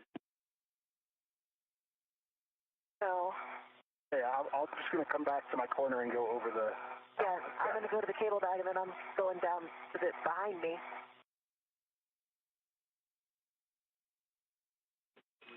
Okay, you guys... I'm going to translate down the strut right now. Okay, with that. Copy, go for it. It sounds like you guys have a good plan for translating to your respective spots. Your next steps, Chris, will be to translate to the port sarge cover 17 and remove your fair leads along the way. Copy that. And with those communications, NASA astronauts Chris Williams and Jessica Meir are now going to split up for the next portion of today's spacewalk. Williams is going to head to what you might refer to as Port Sarge, which refers to the solar array rotary joint located on the port side of the International Space Station. This is critical for rotating the solar arrays to track the sun. Once he gets to the Port Sarge, he is going to take some imagery of the International Space Station's Port Sarge side for the ground to do further analysis on. Meanwhile, NASA astronaut Jessica Meir is going to work on the DDCU jumper procedures. This is a redundancy on the power system to ensure that there's added redundancy aboard the International Space Station.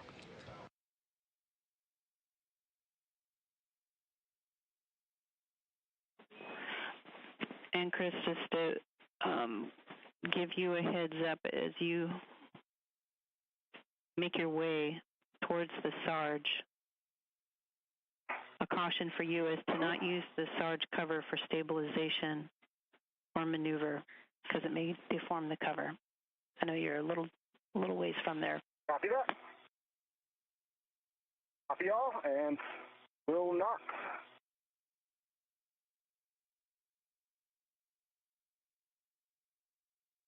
And as we take a look at our spacewalkers today completing their translation, you do see NASA astronaut Jessica Meir inside of the cable bag there. She is rearranging some tools there, and you can identify her based off of the red stripes on her spacesuit. Okay, and there's an adjustable that goes with it. You're going to stow that on your workstation. And then there's also... you're going to use that adjustable for the dummy caps later. Copy. Okay, I see the adjustable with the Canon connector.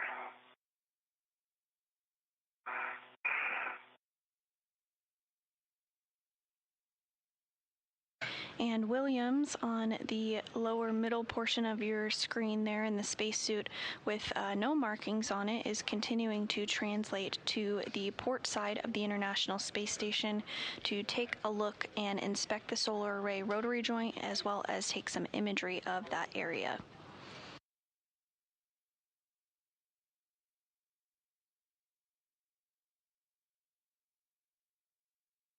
We are now over 4 hours and 52 minutes into today's spacewalk, the 278th in support of space station maintenance, assembly, and upgrades.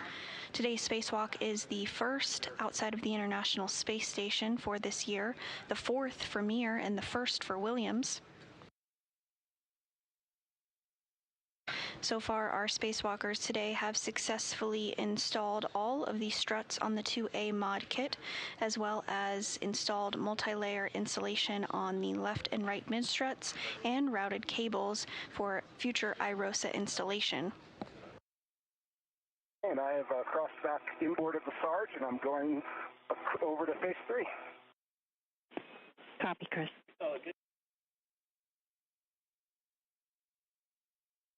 Chris Accounting Connector Tool, I'm working on the jumper. It's kind of tangled up in the 3 PCC. Yeah, I can see that. Somebody got it. I think I got it for you now. Good job.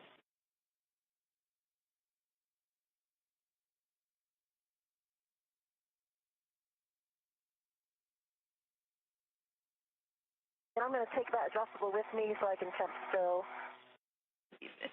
DDC jumper. Yeah, exactly. We had you taking your ret to one of the rings on that adjustable, and then you're going to, once you're out there, transfer the Canon connector tool to a second mini workstation ret so that you can use that adjustable for the dummy caps. Copy.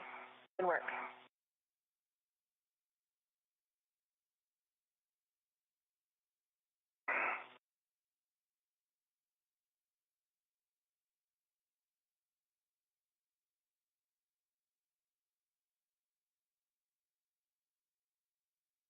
Okay, TC, I am at 3854. Good memory. Okay. I assume you can, you're looking right down the barrel of the Sarge at where the missing cover 17 with your head aft nadir. A firm. Okay. All right, you're... A firm. I'm going to get my BRT down. Excellent.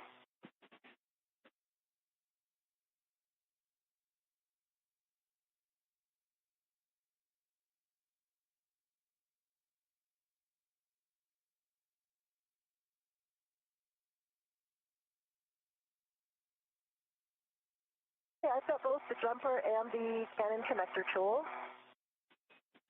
Okay, just... I'm going to just loop the jumper kind of around my arm. Sounds good.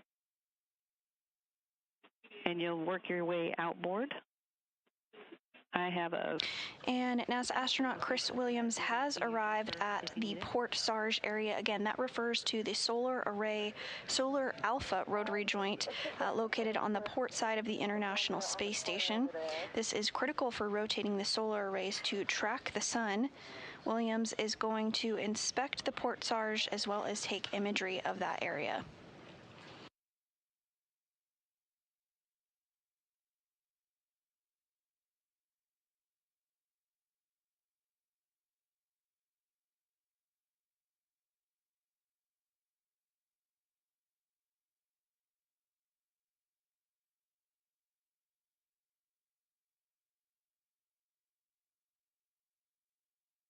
And on your screen, you see NASA astronaut Jessica Meir in the spacesuit with the red stripes.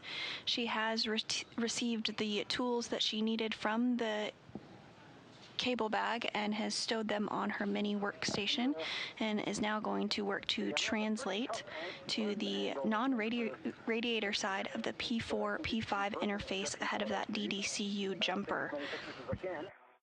This procedure will help ensure that there is redundancy on the International Space Station's power system. Was that 507? It was, so Chris, we're good with your plan. Stand by while I give Jessica the handrail number 5206, I think is what you're looking for. Yeah, I think it's probably the one underneath it. And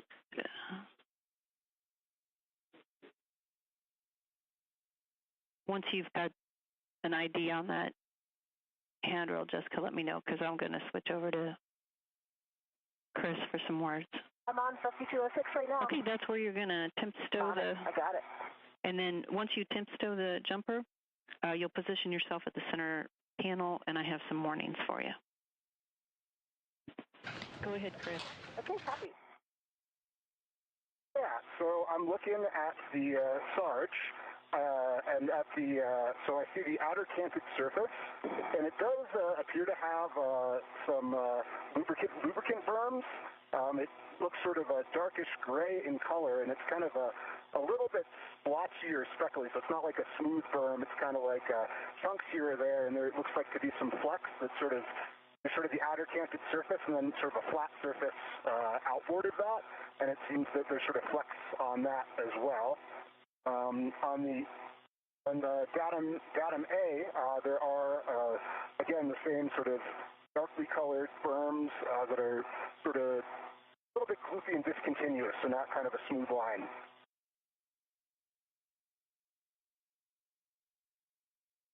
My best to get some pictures. The lighting is pretty tough. Okay, Chris. We're copying down all your notes. We actually got a heck of view from you now. And, yeah, continue with your photos. Copy.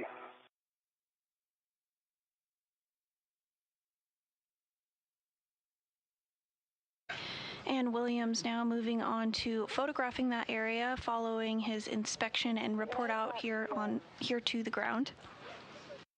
Temp stowed on 5206. Copy, Jessica.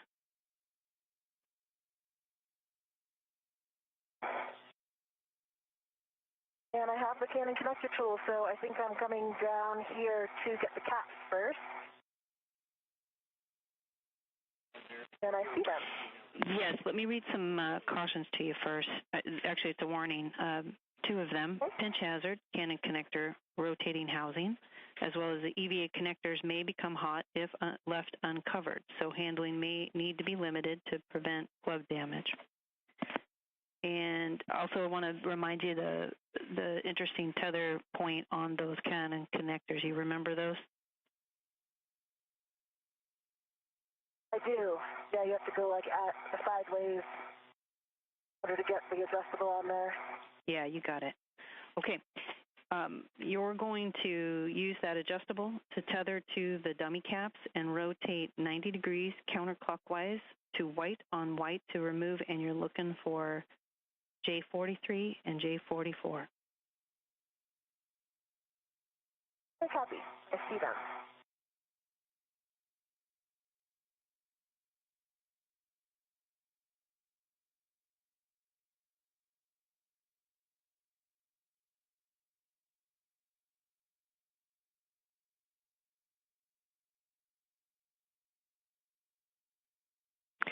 And Chris, when you are set, EV1, M1 when able. When you're starting on. M1 was calling me TC.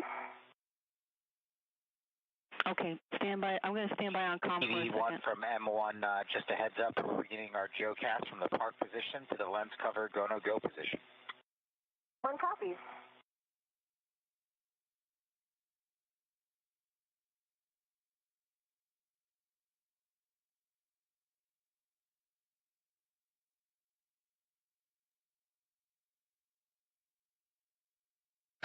And you did hear some communications there from inside the International Space Station. NASA astronaut Jack Hathaway letting the crew outside, which is NASA astronauts Jessica Meir and Chris Williams, know that they are primed and in the ready position to operate the Canadarm2 for a portion of this spacewalk that will be later today to install a lens cover on a portion of the Canadarm2. Well, I see sort of darkened berms. I do see, I wouldn't call it an oily sheen, but definitely looks So the opposite side looks quite reflective, whereas there looks to be a little bit of streaks on like datum A of the side that's in use.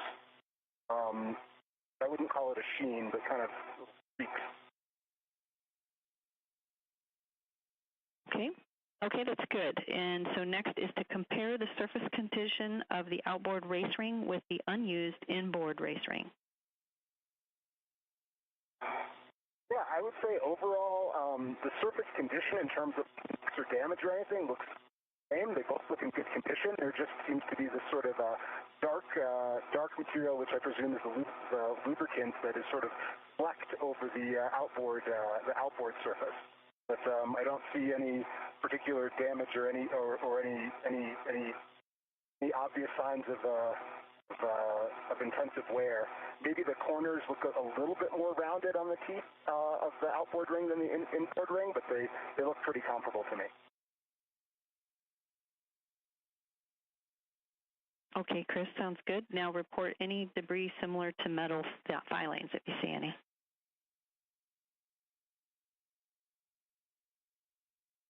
I do not see anything that looks obviously like metal filings. There are some sort of shiny flecks in the darker lubricant. Could be metal, but it's not obvious to me what it is. Okay, copy that. And stand by for you, Chris. Jessica, how you doing? I am good. I have one of the caps off, J43. I'm working on the other one. A little bit hard to get my ret in there because the ret receptacle is flush against this raised structure, the way it's turned.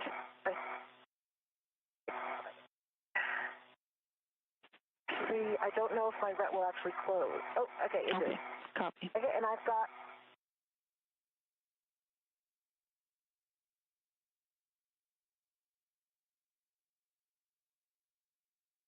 J44 as well. Copy, J44 removed. Now you can reposition to the 4 alpha panel, and I have an optional BRT, or actually a couple of ideas for you if you need one. Okay, the 4 alpha, that's the Papa 44 connector, correct? On the other side, not where I am now. That's affirmative. Copy.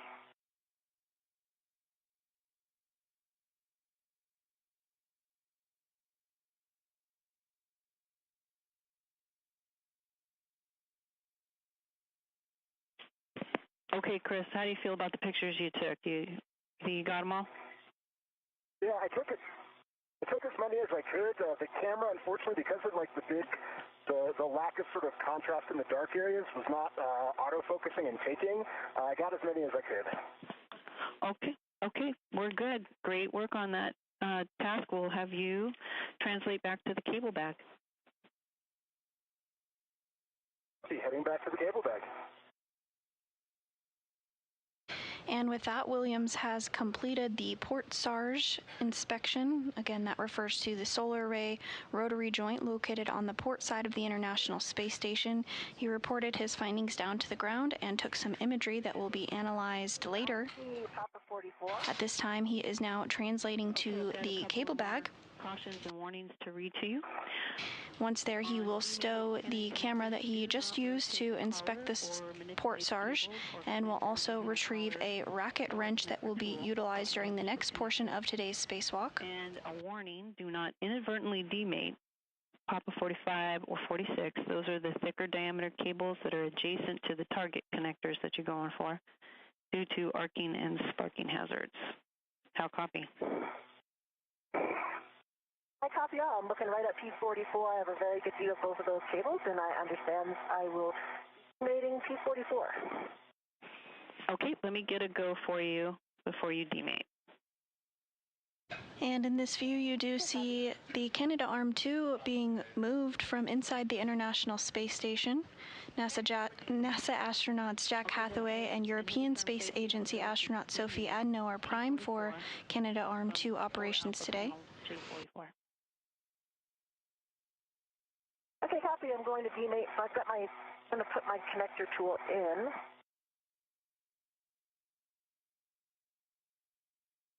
got that in, and so I'm going to turn that to the left to hard stop. Correct? Sounds good. And how are you doing, Chris? You finding your way back? I'm doing good. I'm coming back down the arch. I see the arm moving. Well, that's fun.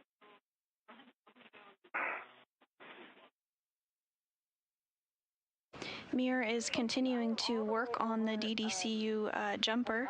Again, this is for redundancy on the power system for the International Space Station. Meanwhile, Chris Williams is making his way to the cable bag to retrieve the racket wrench. I'm going to look at the female end on structure.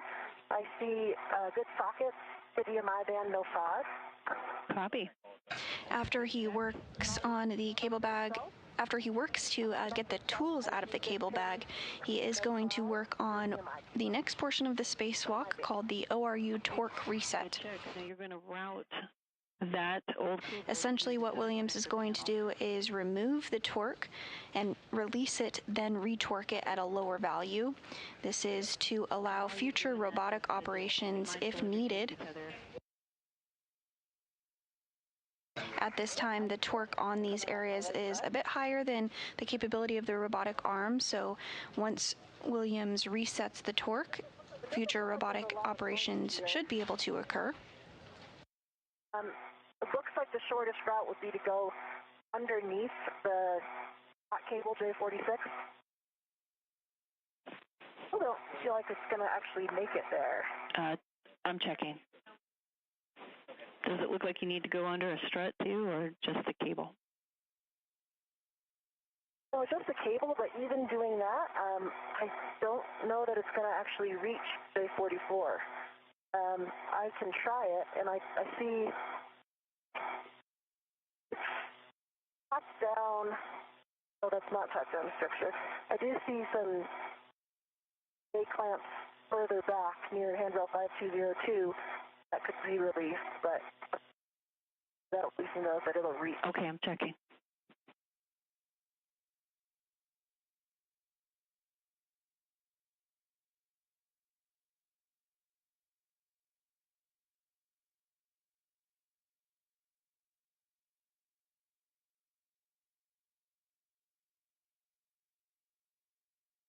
And in this view, we do see NASA astronaut Chris Williams as he is working to stow the EVA camera in the cable bag. Following that, he will retrieve the racket wrench that will be used in the next portion of today's spacewalk. You see, I'm back at the cable bag.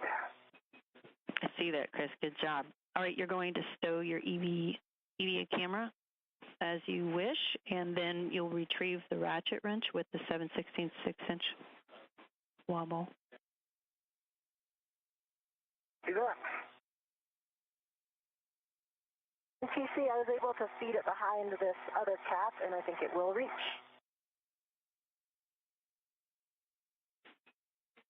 Okay. Yeah, if it reaches, we're in a good config.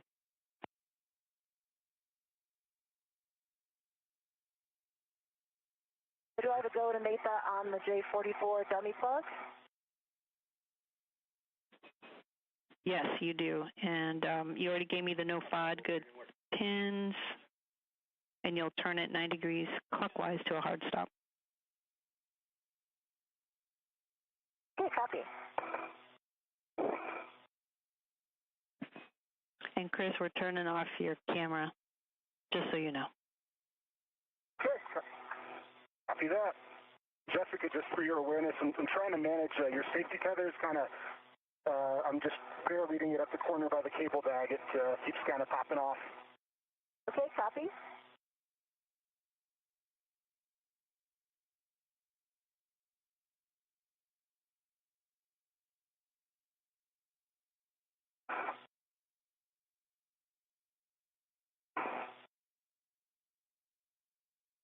TC, even on these dummy receptacles, I need to line up the white on white and bring it to white on black. Is that correct? You got it. Okay. Unfortunately, that won't work. The cable won't reach that orientation. I don't know if you can see it right now. I have it in my hand, and it reaches the dummy receptacle, but the white is 90 degrees off, and so I can't twist it because that's the wrong. There's not enough length on the cable. Yep, I'm looking at it. Stand by. And Mir is continuing to step through the procedures to mate and demate a series of jumpers and cables as part of a redundancy on the power system of the International Space Station.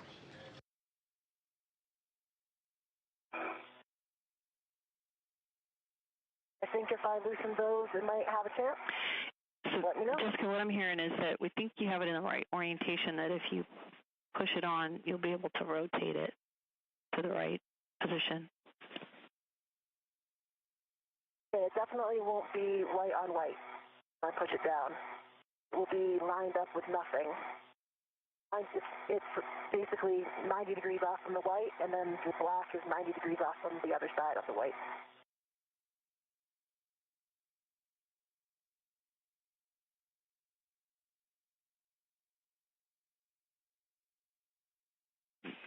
To get to white on black from where I am, it's not 90 degrees, it would be 180. Copy that, Jessica. Can you, on the connector that you're holding, can you verify that it is fully counterclockwise?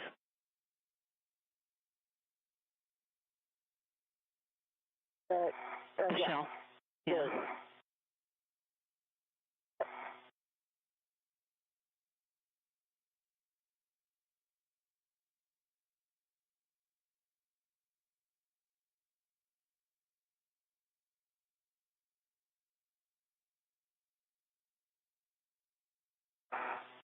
There are two TA clamps that are on the side of 5202, and I think if I undid those, might have the clearance to reach, but I might have to feed it back around the other thick cable that's out here, the hot one, because it's running on the side of that, and I don't think it'll fit between the struts.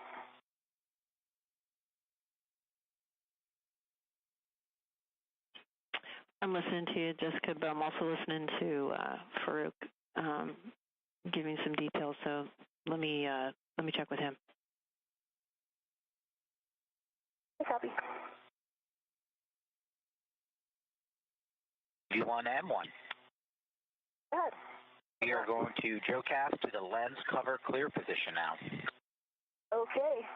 EV1 copies.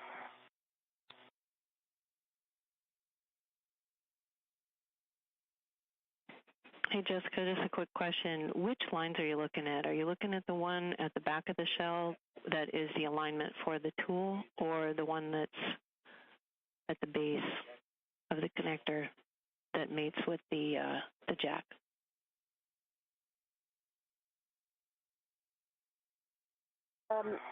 So you mean on P46?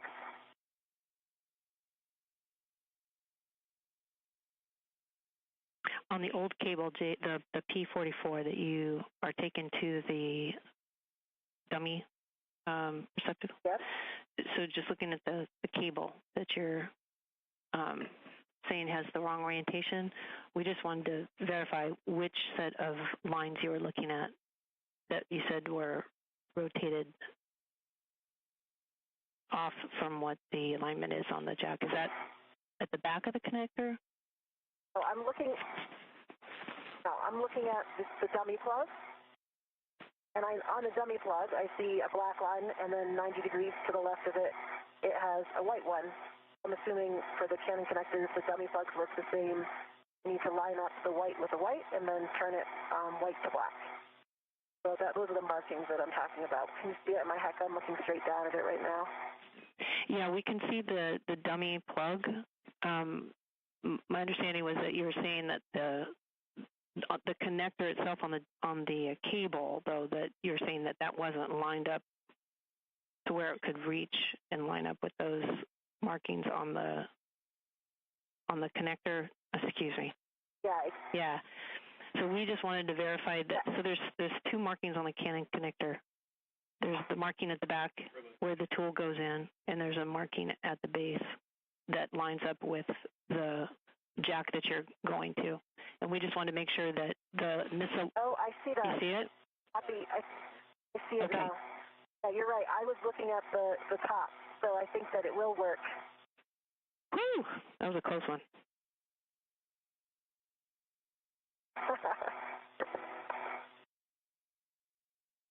Okay. Nice job. Okay, at this point, you're going to, and you got it to the hard stop, didn't you, Jessica? No, not yet. It's just on white. It's just on white right now, so I need to still rotate it. I think I'm going to need the tool.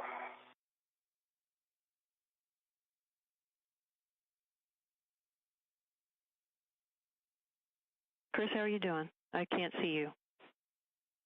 I am doing okay. I've got retrieved the ratchet wrench, and I'm making my way inboard, just getting a lot of retraction force that I'm trying to manage properly. Okay, I've got a list of cautions for you, so let me know when you're ready for it. Copy, standby 1. NTC J44 is mated white on black, so I think I'm going to repeat that process for P43. That's affirmative, and I copy your hard stop on J44. Yes, you'll reposition for the 2 alpha panel. I have some handrails if you need them, and then let us know when you've got eyes on P43. Copy.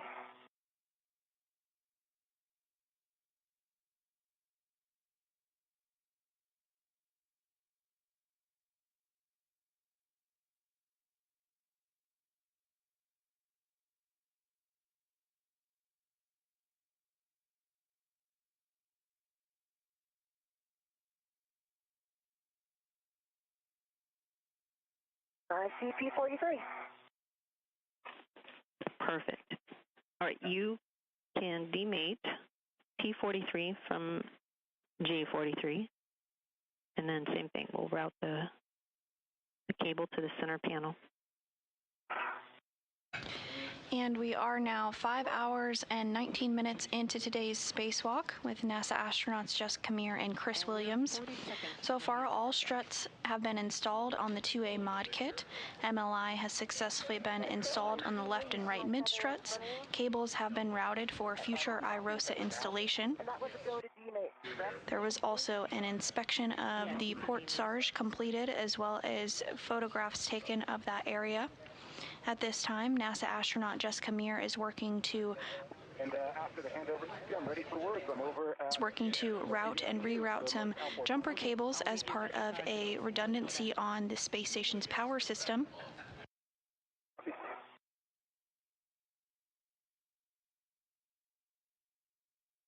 And NASA astronaut Chris Williams is working to re-torque an area of the International Space Station that could utilize the robotic arm in the future.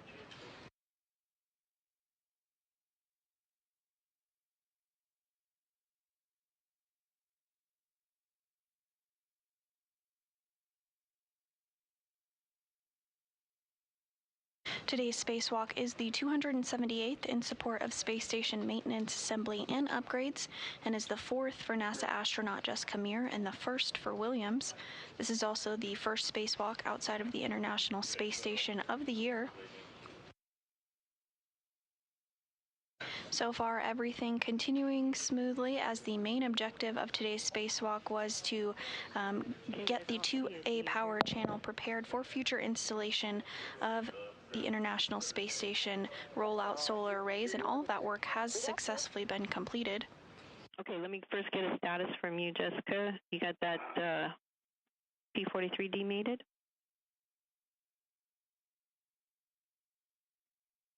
Hey, firm, I've got it demated.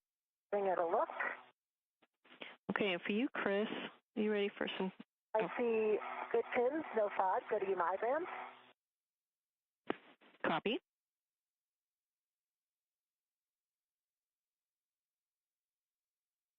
And I'm ready for words whenever. Okay, and just for you, Jessica, you can, after you route it, you can mate it being Papa 43 to the center panel J43. Okay, and for you, Chris, first, ensure socket fully engaged.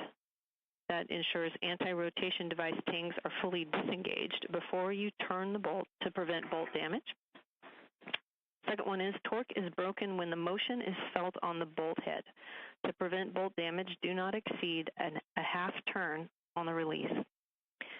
Once torque is broken, do not translate on the micro square until the torque is reset, and do not local or BRT to any box actively being driven. How copy? And I'll get the fifth one. I'll get the fifth one to you. I'll get the last one to you if we get over to those boxes where it applies. Copy that. Okay. And I'm currently at the most outboard BDCU, just by Jessica's seat. Okay, it should be conveniently located under the strut bag. TC, Go ahead, Jessica. let you finish with Chris. Go ahead. I'm at it on top of the strut bag. And I see Hotel 1. Okay, so I understand you're at BCDU 2 Alpha 1.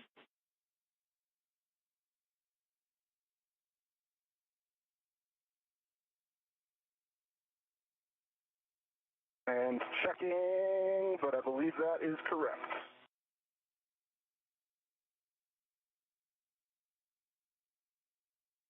I have P43 made it to the dummy receptacle. It's white on black. All right, we copy, Jessica. Good, good mate there, and it's to a hard stop. You can close the TA clamps on the center connector panel to secure both Papa 44 and Papa 43 in place, and that'll be one TA clamp per cable. Good work, I see those. And TC, I'm at 2 Alpha 1. Excellent. Okay, so here's the drill. You're going to release with the ratchet wrench, 1/2 turn, exactly a half turn, and you'll go in order, H1, H2, and you'll give me a report. And then we'll use the PGT and drive with the PGT less than a half turn. But let's get started with the ratchet wrench, and I'll be listening for your turns. Copy, starting Hotel 1. And in this view, we do see Jessica Meir continuing to route and unroute those jumper cables. Meanwhile, NASA astronaut Chris Williams is going to work to reset the torque at the BDCU 2A. You just heard those communications from the ground IV, NASA astronaut Tracy Dyson up to Williams, discussing the procedures of releasing with the ratchet wrench 1/2 turn and then utilizing the pistol grip tool following that.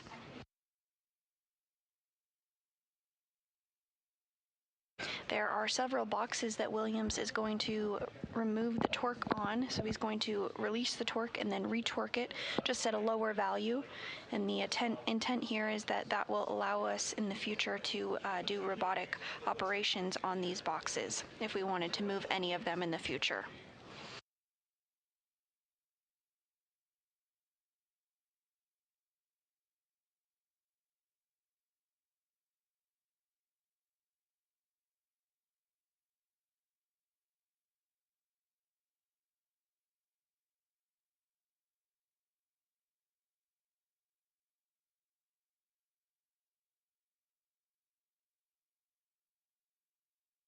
And again, continuing to get good views from Meir's perspective as she works on those jumpers, routing and rerouting them for redundancy on the space station's power system. Everything continuing to go smoothly now, 5 hours and 26 minutes into today's spacewalk. Excellent. Okay, you can retrieve the DDCU jumper and then locate the J44 connector on the 4 Alpha panel.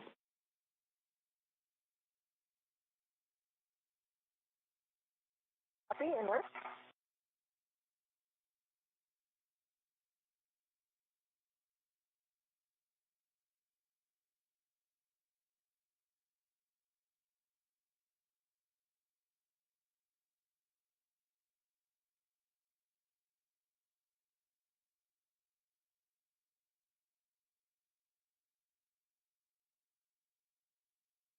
Hello, Chris. Hello. We're working on this bolt, trying to get this rocket to engage on the bolt head. Copy.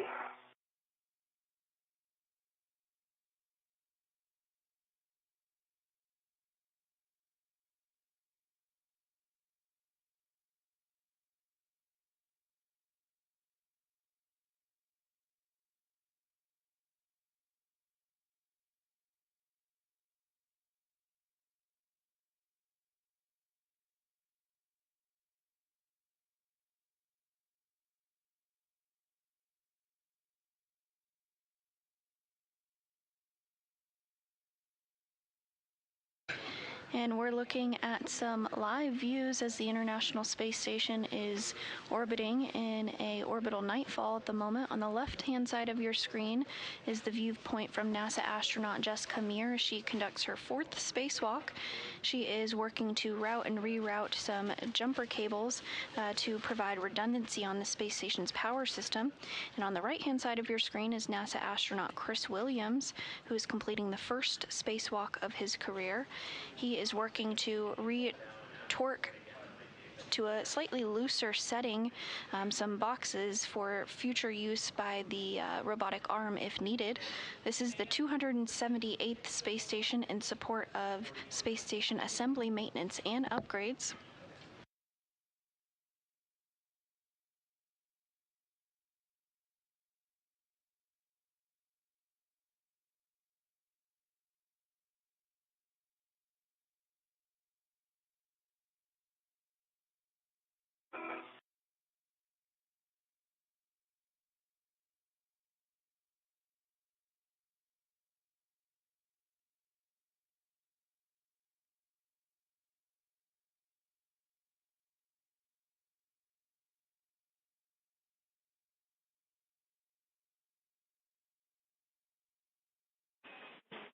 Hey, Chris, looking for a status from you.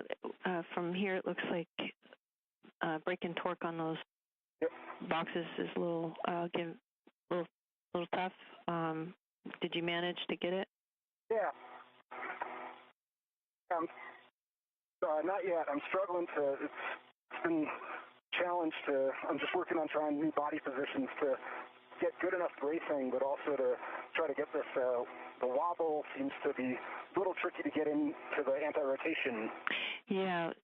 So and we appreciate your. So I'm just trying to get standby because we appreciate your effort, but we're looking at the timing of Jessica finishing this task, and we're thinking that with what time we have left, it would be better time well spent if we had you stand down from the torque resets and get you cleaning up the WIFX APFR. Okay. Sound good? Yes, copy that. Yeah, that sounds good. Yeah, I did not break torque out of that. Okay, great. Then we'll have you return the wrench back to the cable bag.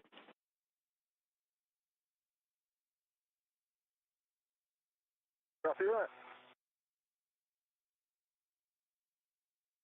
And with those words from the ground IV Tracy Dyson to NASA astronaut Chris Williams as he worked to break torque on those boxes on the International Space Station, had a little trouble breaking that torque, and this operation is not critical for today's operation, so they are going to have Williams pause on that activity and move back to the articulating portable foot restraint to uninstall the WIFX or the worksite interface extension. Before you translate.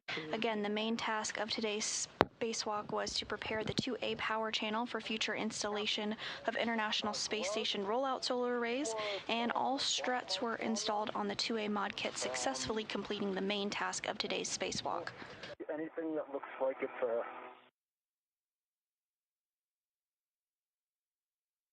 do you see maybe a little abrasion on the back of my right glove?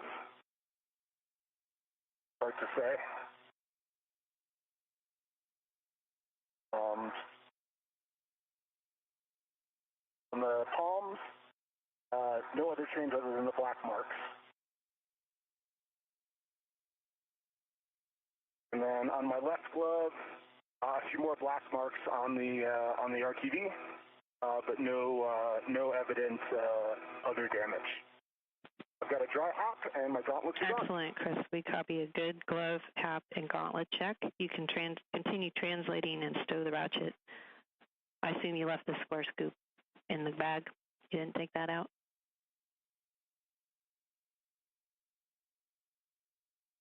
Translating to stow the ratchet. Okay. Okay, and I have this jumper, and I'm over here at J44. Do I have a go to mate the jumper to J44? Give me the no FUD, good pins, good AMI, good stuff.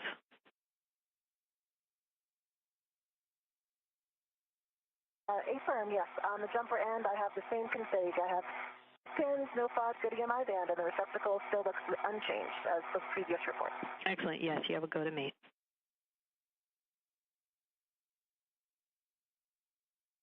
Here we go.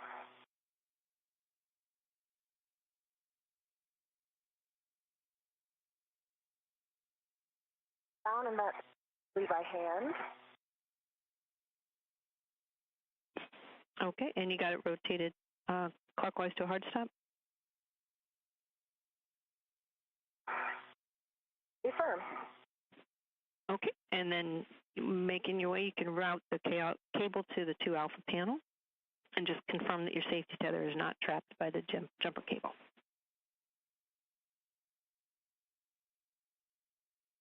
I will confirm that. I've got the jumper cable.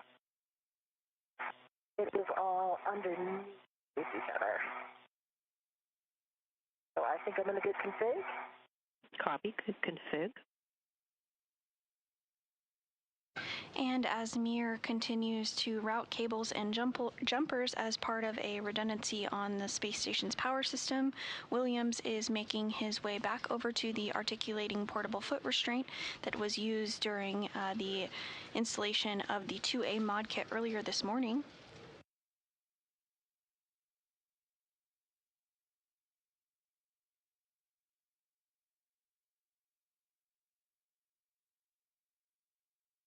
We are now 5 hours and 34 minutes into today's spacewalk. The main task of today's spacewalk was to prepare the 2A power channel for future installation of International Space Station rollout solar arrays, and all of that work was completed. The mod kit for the 2A power channel was successfully built and installed. Additionally, cables were routed for the preparation of the IROSAs. And in addition to that, there was imagery of the port SARS that was done, as well as a visual inspection provided by NASA astronaut Chris Williams. And as we speak, Mir is continuing to route those cables, those jumper cables on the DDCU. So I've got this adjustable.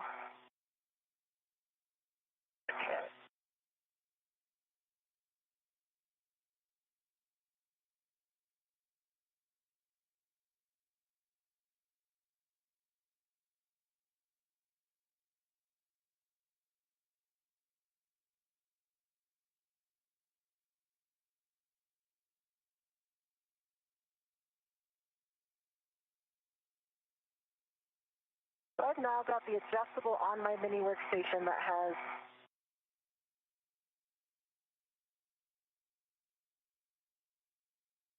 and back. I'm going to organize a little bit more.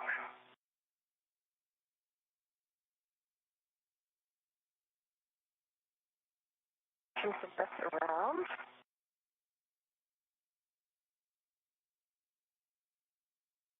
TC, I've got the ratchet bundled back in the cable bag.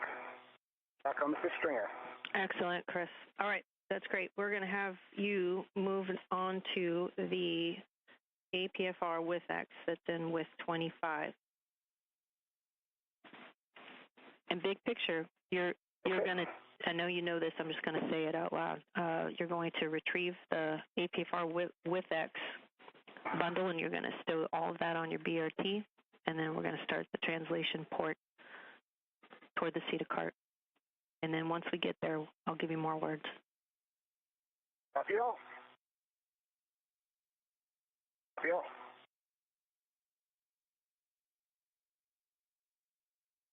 Hey, TC, I did a little bit of reorganization here. I've got the 2 caps on adjustable, and then I have the other adjustable that was on the DD jumper for the temp stow I have that actually connecting the cap to my mini workstation. And now I'm going to route the cable over. Okay, I copy your RET config with the dummy caps, and it's all connected to your workstation and your routing cable.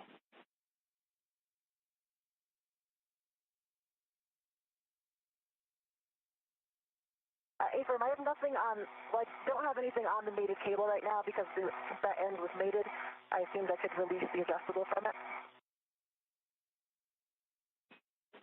it. I'm going to say yes until someone disagrees with me.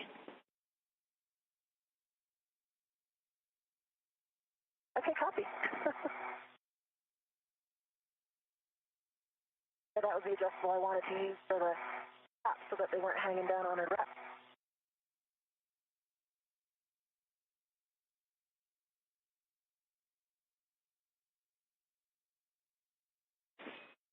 And Jessica, you're correct. You were okay to take that adjustable and put it take it off of the jumper since you already had one end already mated. Okay, great. All right, I'm at J43. Make sure one more time that tether is not caught, and it is not.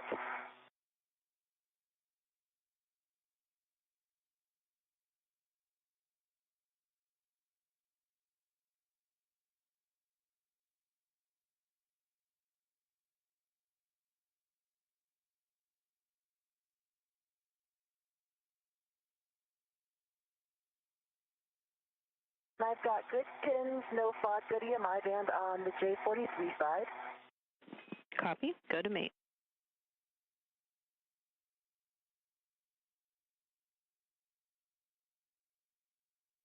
Copy, go.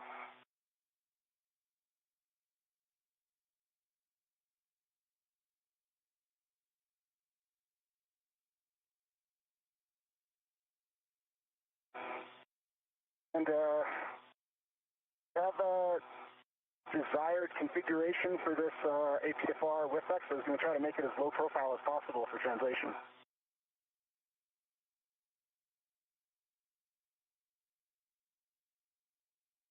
Sure, Chris, you can make it low profile for translation.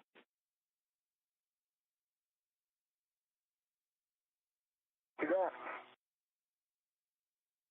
In TC, I have white on black. I've got a good mate on J43.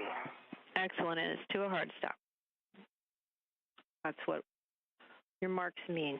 Okay. It's to a hard stop. Yeah, I assume that the markings that you gave indicate that it was clockwise to a hard stop, which is one of our checks. All right, so now you're going to assess the jumper routing and use wire ties if further cable restraint is necessary. What do you think? Sam, I'm just going to move my safety tether so it's out of the way. And at this time, NASA astronaut Jessica Meir is continuing to wrap up that P4 jumper routing as a redundancy on the space station's power system. Meanwhile, NASA astronaut Chris Williams has arrived at the APFR, or Articulating Portable Foot Restraint, and he's now working to remove the WIFX, the worksite interface extension that was used during today's build and installation of the 2A mod kit.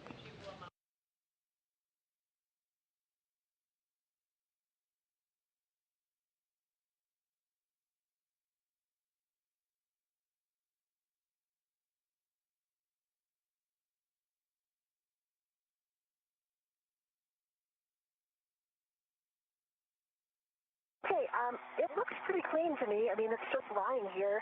It's not tacked down, obviously, because it's not in wire ties, but it's just right along the where the other cables are on that kind of center panel. Okay, Jessica.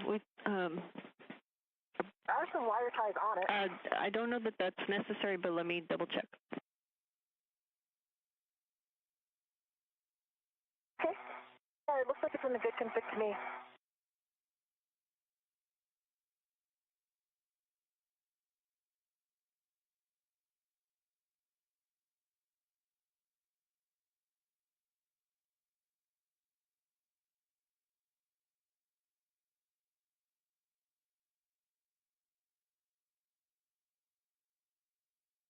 Okay, Jessica. Okay, I've got my DOT jaws closed paddles out on the WIFX. Copy, Chris. And so you're, is it still in the whiff, or you still need to remove it from the whiff? It's still in the whiff. I'm taking it out now, and I've got the APFR pitched over to Yankee Yankee for low profile for translation. Okay. Sounds good. And for you, Jessica, we like the assessment that you gave, and agree no more wire ties are necessary. With that, you are complete with this task. You can translate to the cable bag and stow the Canon connector tool on the fish stringer inside the cable bag, and the dummy caps, all that you've got there on your workstation, and just call it out as you're putting it back in the bag. Okay, copy. It works. And with that, NASA astronaut Jessica Meir has successfully completed the DDCU jumper cable installation and swap out for added redundancy on the space station's power system. Anything over here? Negative. I came up the other side to let it deconflict. Perfect. Meanwhile, Williams has made his way to the area where the articulating portable foot restraint is and has retrieved the WIFX off of it, and he is then going to start to translate to the port CETA cart.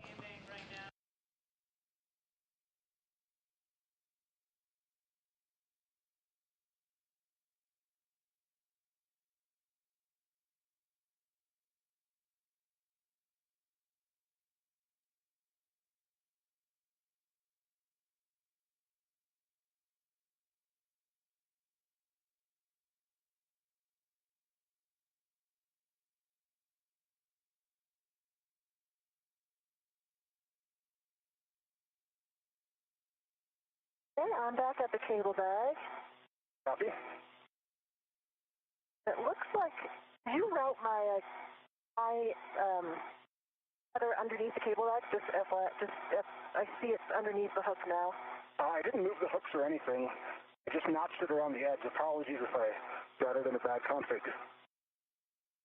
Okay, maybe the bag just swung around. That could have caused it, but I have good eyes on it. When I release the bag, it won't be an issue. Copy that.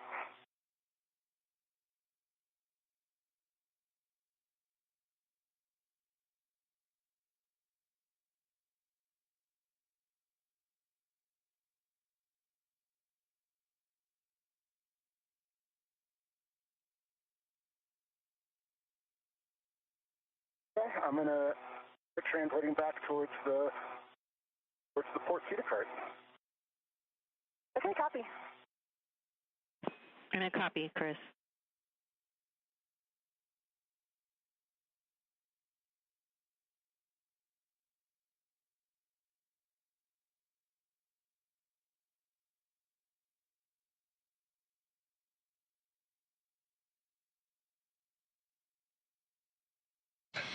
And on the left of your screen, you do see NASA astronaut Jessica Meir translating to the cable bag to stow some of the tools she's been using for the DDCU jumper procedures. And on the right, NASA astronaut Chris Williams is making his way to the port CETA cart to store that WIFX, or Worksite Interface Extension, that was used during the 2A mod kit build earlier today. Just flipped over. I think, yeah, I mean, it's just my safety tether right now is underneath the bag, one of the bag adjustables, but it's fine because I'm going to take it off. Well, actually, I can just take it off right now and put it on the other side. Copy.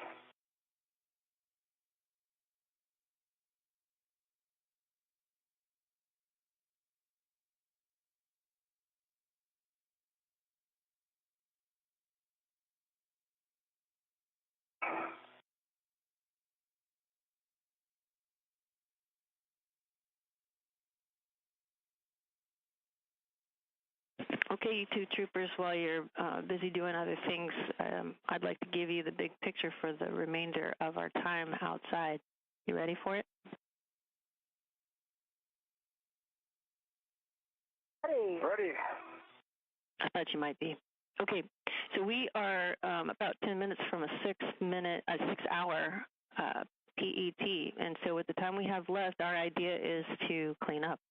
And so for you, Chris, we're going to have you finish up with the WIFX and APFR, stowing that on the port seat cart.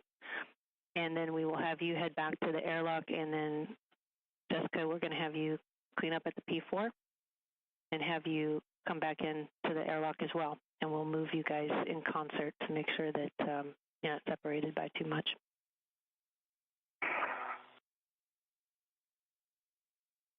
Copy. EV1 copies. Yeah. And I'm coming back over to the Sarge because I think my safety tether has a little bit of a inadvertent fair lead, so I'm going to just get that out. And now I'm good. Okay, the adjustable with the Canon connector cap is on a ret in the bag, and I am releasing the adjustable from my mini workstation. Those are in the bag, and then I have the Canon connector tool as well to stow. Copy, Jessica.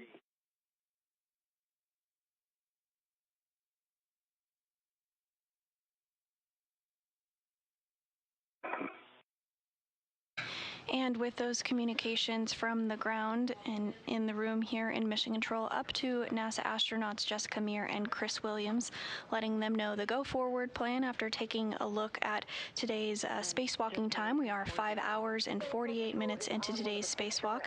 After the team here on the ground took a look at consumables, our go-forward plan is to begin to clean up and work through those procedures and head back to the airlock. On the stringer. I see a scoop.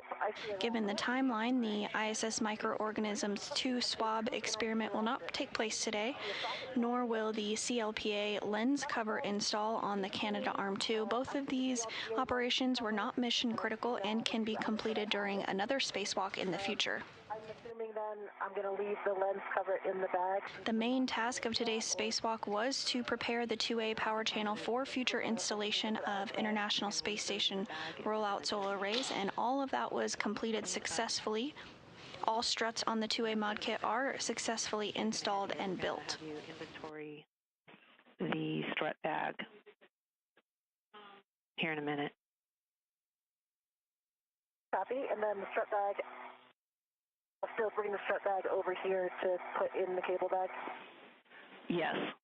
You're going to collapse the strut bag into the cable bag, and you're going to make it look easy.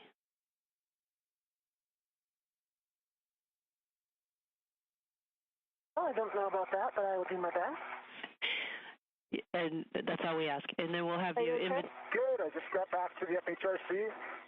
Okay, stand by, Chris. So, Jessica, if it wasn't clear, we'll have you inventory the strut bag before you collapse it, of course. In work. And Chris is just back at his green hook. So you can pick that up.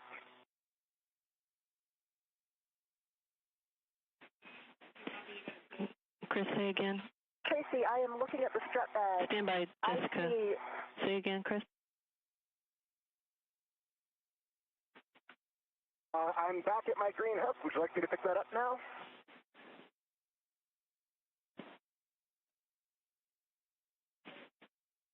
We'd like you to stow the APFR, and then we'll take care of the green hook. APFR and WIFX. Copy that. APFR first. Okay. Go ahead, Jessica. Copy that. In work. All right, Tracy, I'm looking at the strut bag. I see one ret that has the mutt end effector and the GoPro. I see two long duration tie-down tethers that are on the D-ring of strap 1. I see the wedge tool that is on a ret to D-ring of strap 2. I see strap 5, which has in a ret, goes to an adjustable that goes to the hammer and the AMS tool, which has a socket on it. And then the other end of the bag just has 3 empty large.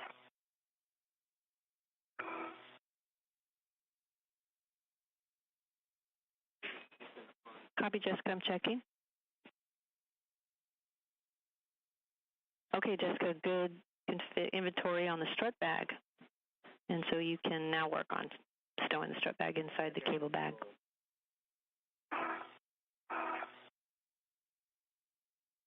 Okay. I'm going to try to tie up this end first. Okay.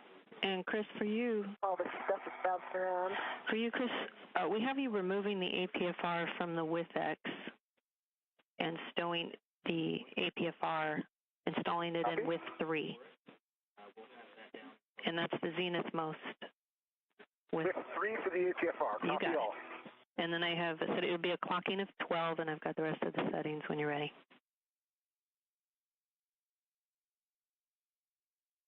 See that, and just to confirm, is with 3 the most, is that the one that's on the, looks like a swing arm?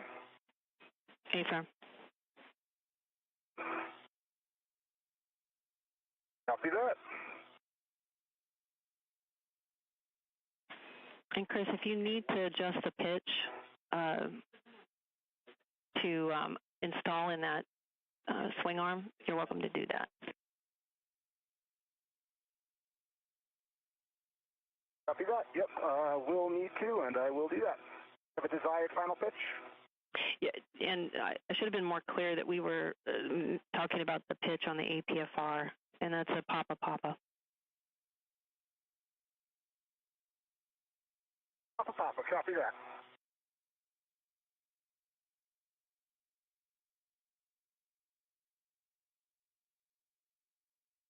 TC, I've got this end of the back closed up that has all the stuff in it, because I think that's going to help things in check. I'm going to translate out to the other end, release it, and then kind of start rolling it this way. We like your plan, and the sun will be coming up soon. Hopefully that'll give you guys some help. And NASA astronaut Jessica Meir is continuing to work on cleaning up the bags following today's spacewalk. She is stowing the strut bag inside the cable bag. As a reminder, that strut bag did have the pieces and parts of the 2A mod kit that needed to be assembled, including some of those mid struts, and they have successfully been installed and built, so the cable bag is now empty, so she is able to stow the cable bag inside of the strut bag.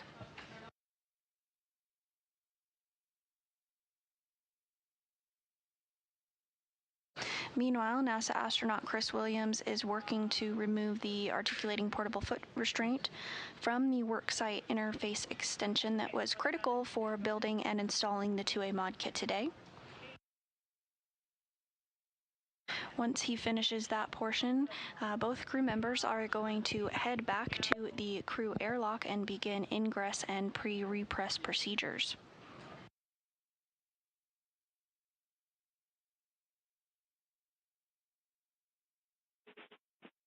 Okay, guys, just a status on our comms. We have an outage on KU coming up, about a 20-minute gap, and so we'll still have solid S-band and can hear you. So we might ask you to talk a little more than you would otherwise, since we will be down any camera views.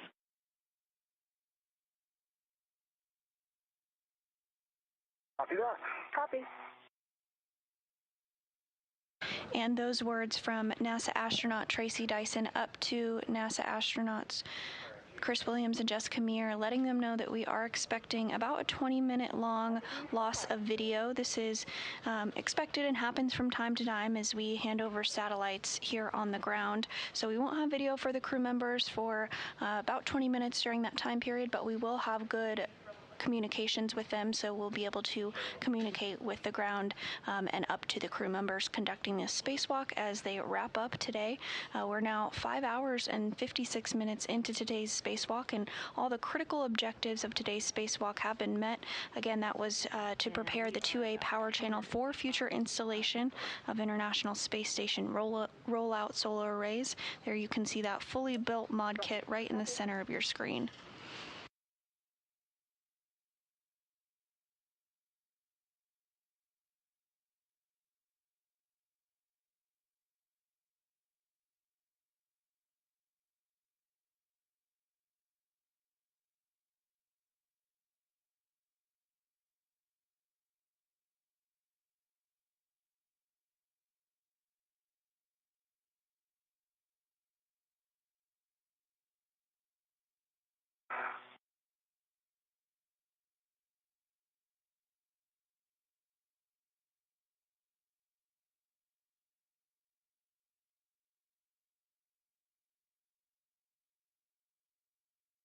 All right, TC, I've got the outboard ends detached. I'm going to attempt to start rolling. Copy, Jessica.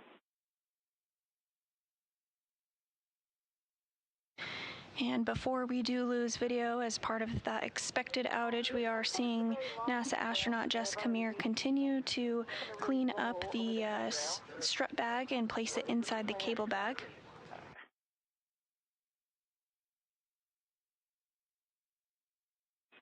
We say stuff it in, best effort.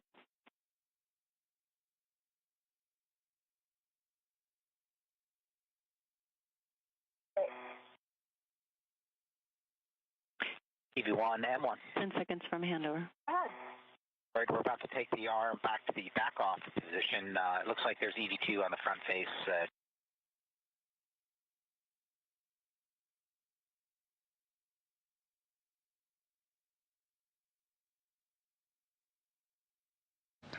And we are in a handover period between our satellites. You're seeing a live view inside Mission Control Houston at the Johnson Space Center. Here in the room, the flight control team is being led by NASA Flight Director Deanna Trujillo. So, TC, I think what I'm going to do, because the cable bag's still like several feet away from me, is actually just put a ret on the strut bag and then detach it from structure and then just try to stuff it in. I'll be back at the cable bag. Does that work for you guys? Yeah, that works for us. Okay. Okay, I got the APFR installed in with 3, 12, Papa, Foxtrot 12, good pull twist, and the locking collar is black on black. Way to go. And the pitch knob, it can be depressed? It can be depressed, yes, excellent. Sorry. Okay, now the WIF-X is going to go into WIF-2, and it's starting off with a clock in of 12. 2 and 12, copy all.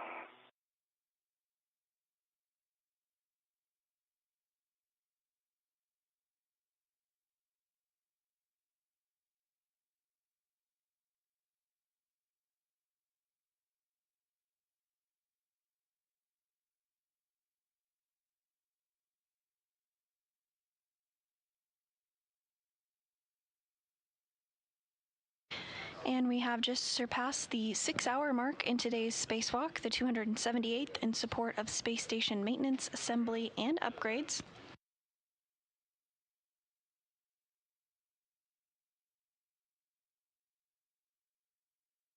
At this hour, the 2A mod kit installation is complete, as well as the 2A IROSA cable routing. The P4 DDCU jumper install was completed successfully, and the imagery of the port Sarge was conducted. The crew is working on cleanup procedures before they head back to the airlock to ingress. Okay, this is going to be...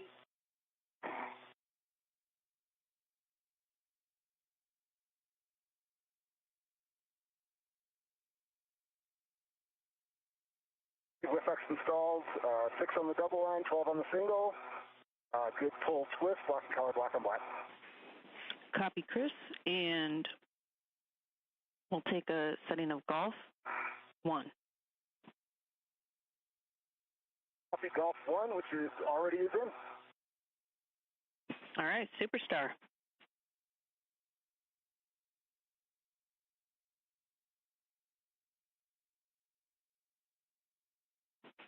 Okay, Chris, well done. Well done handling those big pieces of metal.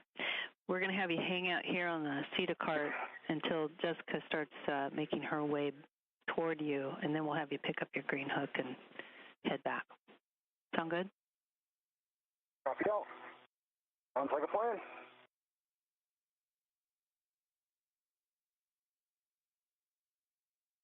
Okay, I am at the cable bag and I have the strut bag, and this is going to be very interesting. Just remember, we are with you in spirit.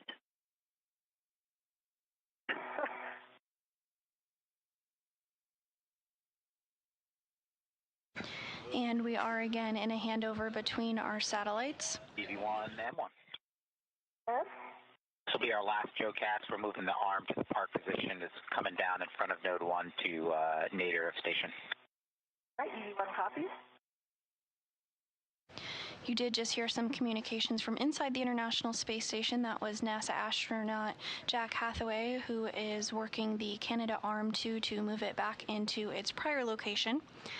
One of the tasks on the spacewalk agenda today was to install a lens cover on the Canadarm2, but this was not mission critical, and given the timeline of today's spacewalk, that is going to be deferred to a spacewalk in the future.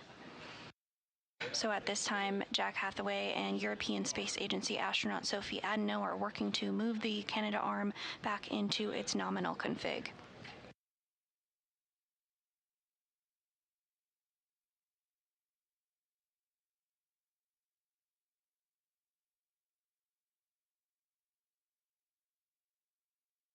And you're seeing the movement of the Canadarm2 there on your screen.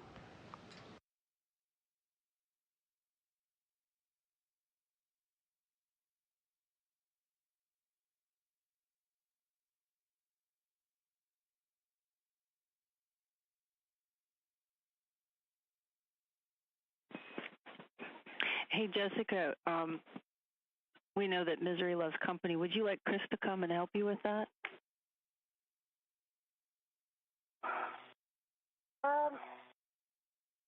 Maybe. I have started stuffing. Going okay.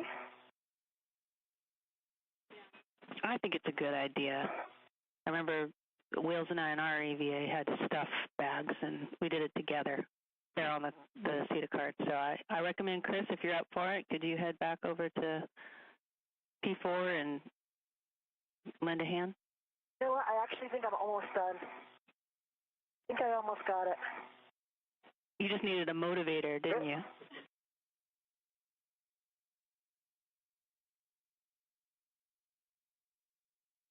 Yeah, there's a bunch of stuff hanging out right now, so I'm going to try to clean it up.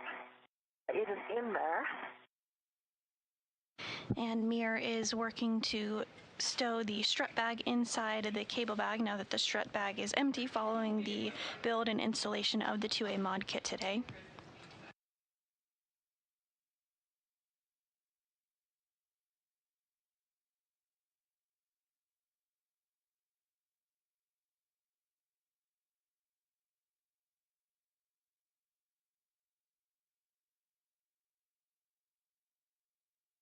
And you're looking at a view here of the Canadarm as it continues its motion.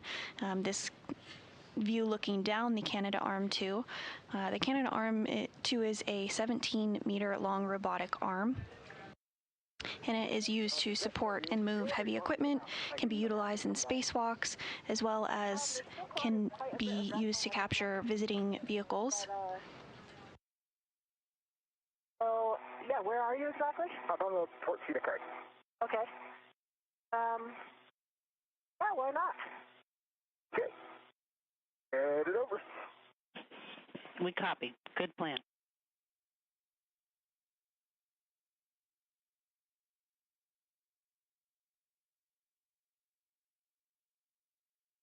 And again, getting some great views of the Canadarm as it continues its motion, as well as on the top of your screen there, NASA astronaut Jessica Mir as she works to stow the strut bag inside the cable bag now that it's empty.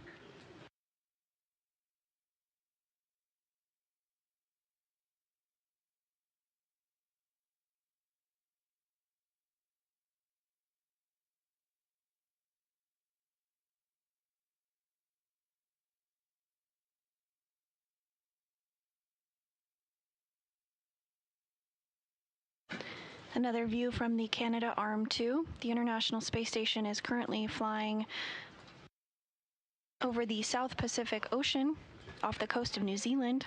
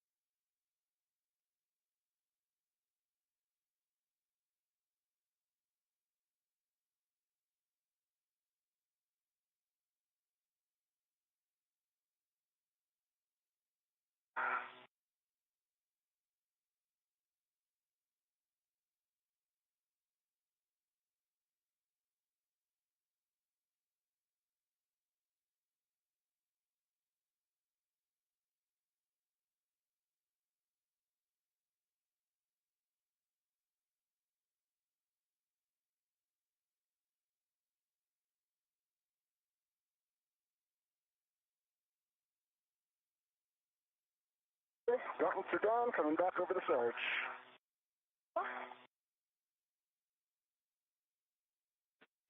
Copy, gauntlets down.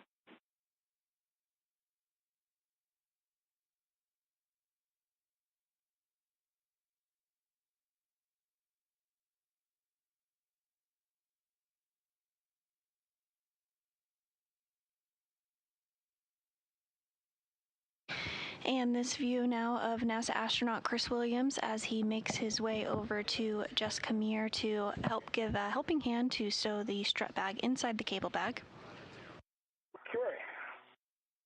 Okay, so got it in, but not closed, as you can see. This one doesn't have, this one is just Velcro here, right? Yeah, the cable bag just Velcros.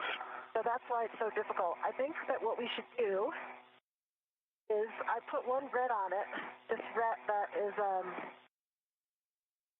the outside of the bag. I put it up to the lid face. Okay. I think if we can get, maybe if we can get an adjustable. Around it? So, right beneath. So here's what I was thinking. So we put an adjustable on that and then put it onto here. Yeah. I don't know how else we're going to get it closed. Yeah. Could any of these integral straps wrap to like these D-rings? There's straps from the strut bag. Like this one's on the front, like this one. I think this might be our best chance first. Get this closed. Okay, yeah. Or, yeah, get that one on it. If I can just get this onto D-ring. That one on it, I think will be good.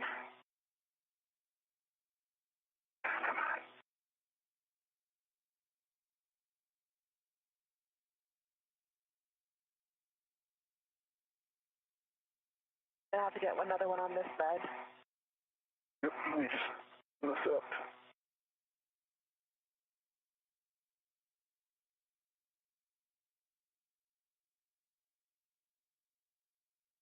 Okay, I got that on.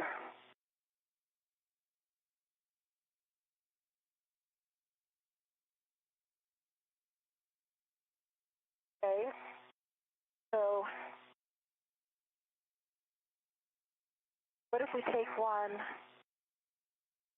Where's that other? There's not. I don't see the side one over here. On the. Oh, it's tethering it to the. Oh, that's going the wrong way, isn't it?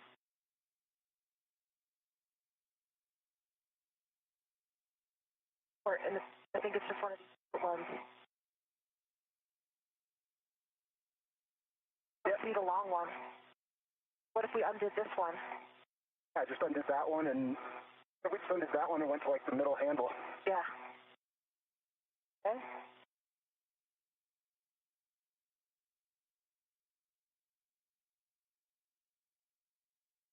Oh, you pulled it away. No, away from me. Let's see if this, these ones really tighten. Right.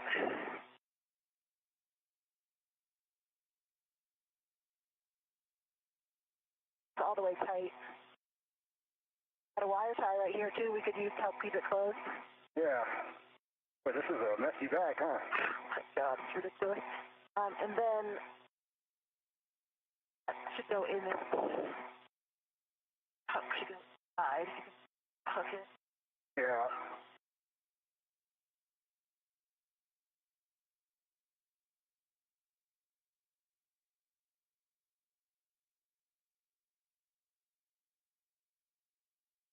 So, right, there's still a hook down on your side, right? Almost Velcroed. Enough that'll hold though. I can get this Velcro on the side. I got some Velcro on the front. I got some Velcro on this side. Definitely this side is down. Oh, so close. Can we get the Velcro on that side? On your side? I don't know if I can. Okay. Let's see. Oh, come on. Close.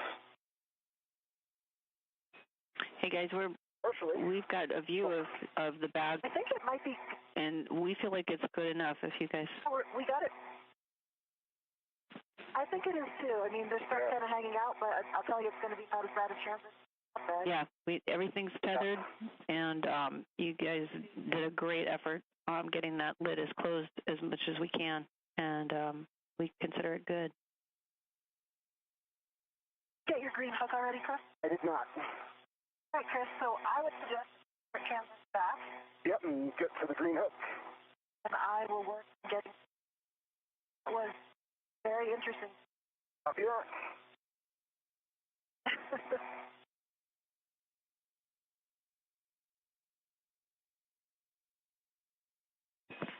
Okay, guys, our proposal is that Chris heads first back to the airlock with the bag, and then, Jessica, you follow and keep an eye on the bag. Oh, okay. Oh, okay. Let me come back.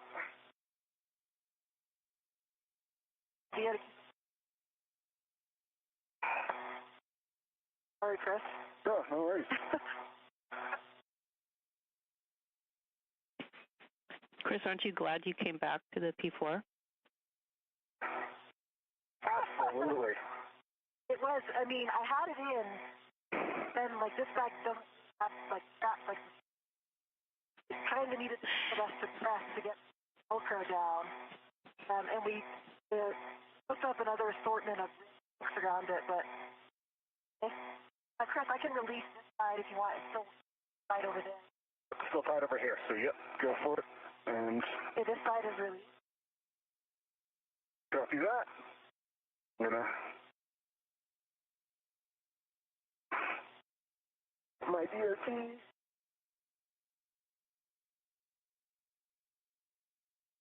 And with the assistance of Chris Williams getting the bag completely filled and closed up there, the challenges of microgravity making themselves evident there for a moment, the crew is now headed back to the airlock of the International Space Station, now 6 hours and 15 minutes into today's spacewalk. The main task of today's spacewalk was to prepare the 2A power channel for a future install of ISS rollout solar arrays, and all of that was completed successfully. Want me to get that one? Yeah, you might have a better better direction for it. Let me just put my waist further back. Oh, I can get it. There we go. Got it.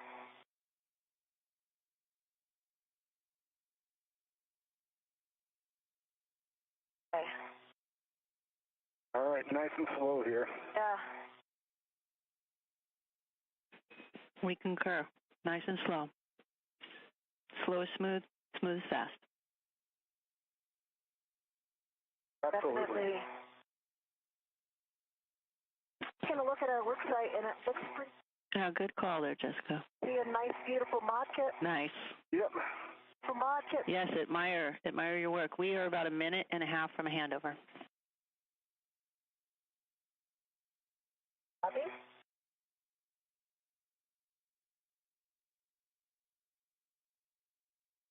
Just a minute, let you go with... I can keep my tether out of your way. Copy that. I'm safe there. Let me just turn around here. This is not the right orientation.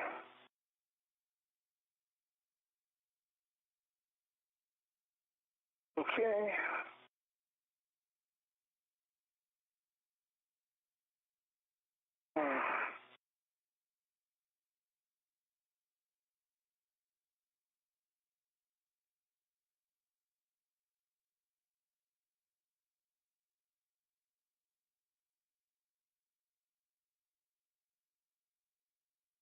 For me to stay. Again? Are you good for me to start translating? Wait. Yeah, you're good to go. I'm going to be nice and slow here. Right.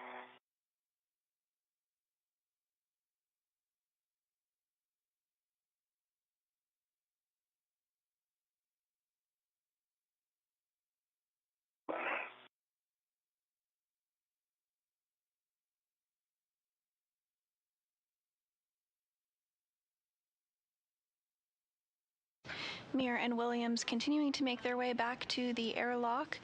Now, 6 hours and 18 minutes into today's spacewalk, we can see, well, we did just see a view of NASA astronaut Jessica Meir there on our screen before we went through a handover period between our satellites. Meir is completing the 4th spacewalk of her career, and this is the first spacewalk for Williams. Today's spacewalk is the 278th in support of space station maintenance, assembly, and upgrades, and is the first outside of the International Space Station of 2026. I see the bag. It's hanging down below you. It's fine. Yep.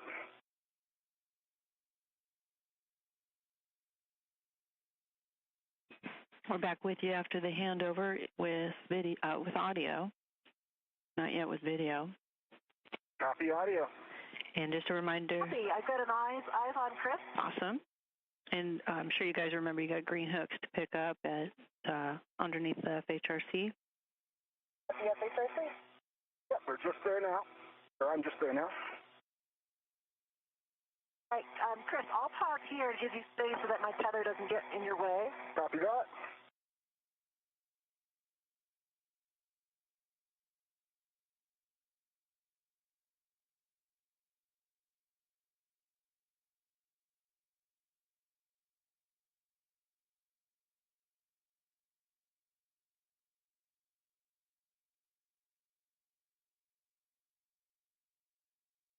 Okay. So is locked. Enough green hooks.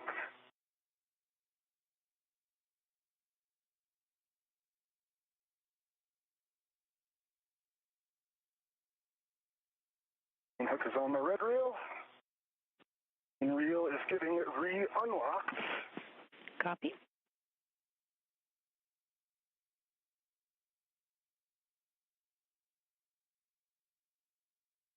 All right, my safety feather pack. Oh.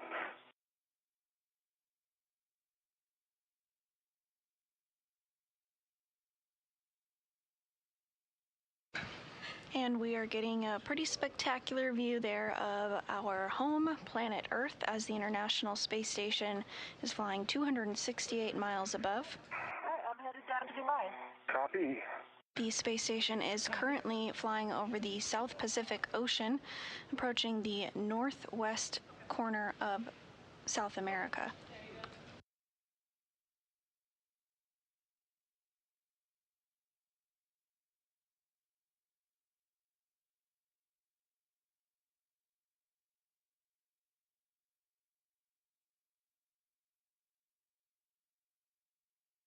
At the Cedar Court. Maneuvering around.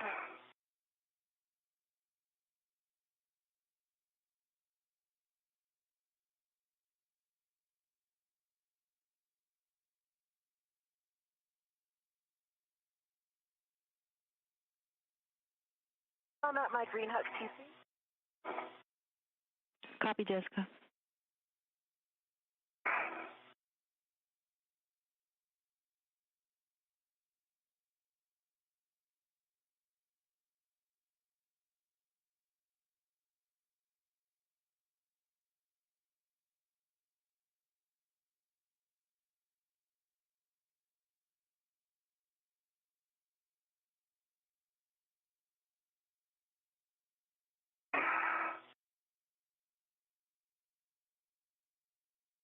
I'm heading under the MT. Copy.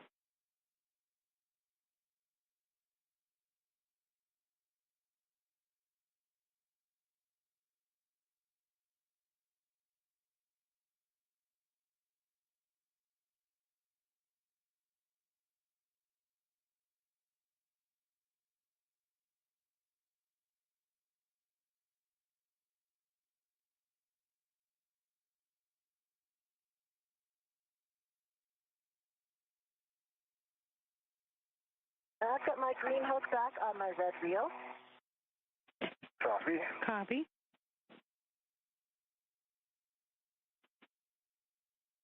And Jessica, when you start heading inboard, just a reminder about the CETA carts. I'll wait till you're done there. I got you, the brake. Thank you.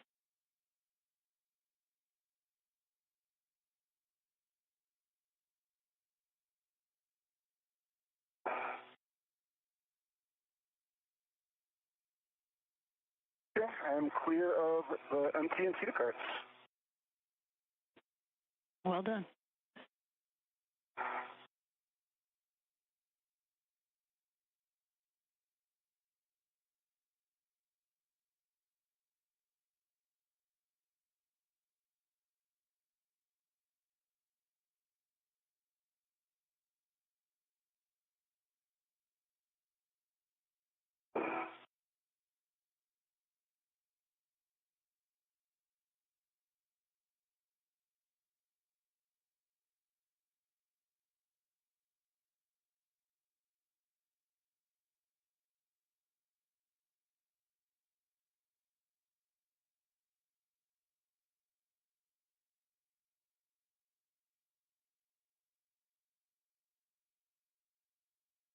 And NASA astronauts Jessica Meir and Chris Williams are continuing to make their way back to the airlock following the I'm ready to translate back as well.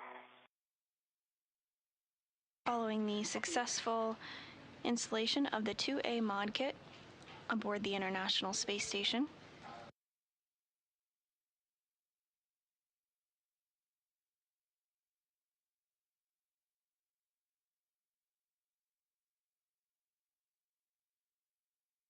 How's the bag going, Chris?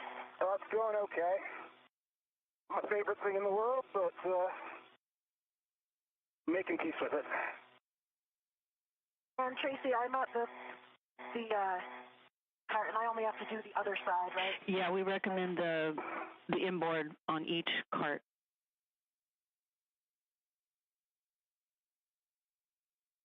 Making my way down at the top of the feeder rail.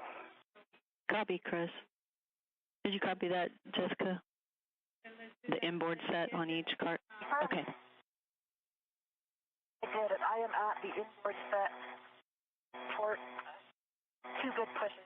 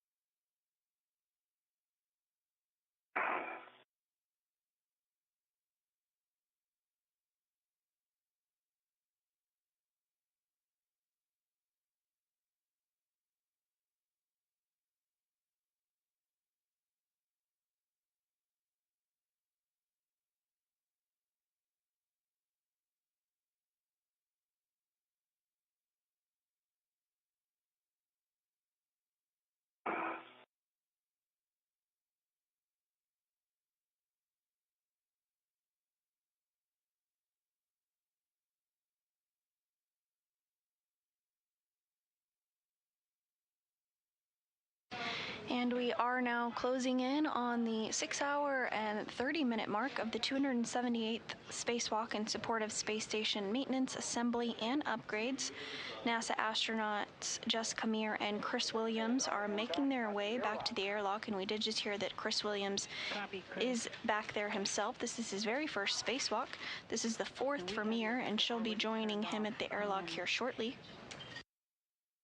How do you feel about getting that? Release on the starboard seat. Thank you, Jessica. I can open the thermal cover. Yeah. Open the thermal cover, start stowing the bag? Yes. Do that.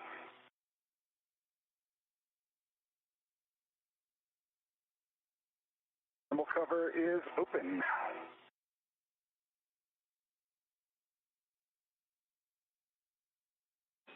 And Chris, just a reminder for you, there's a strung out RET already in the airlock. You can use that for the crew lock bag. Copy that. Or for the, yep. Yep.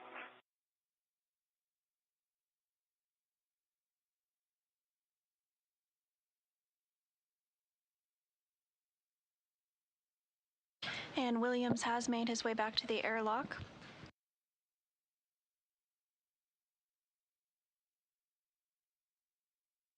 And he has opened up the thermal cover of the airlock as well.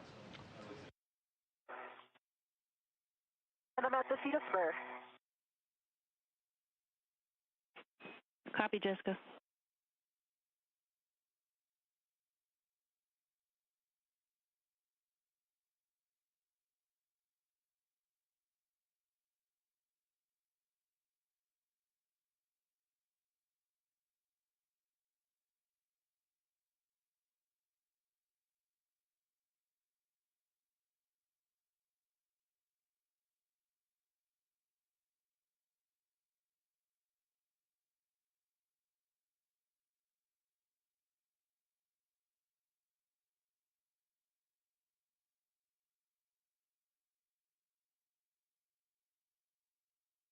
my reel is not retracting.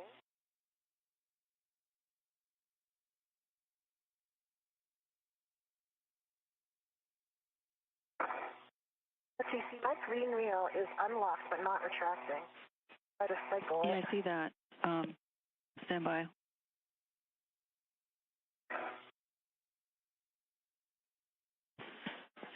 Jessica, we just recommend that you try pulling a little bit of the cable from the reel and then see if it snaps back.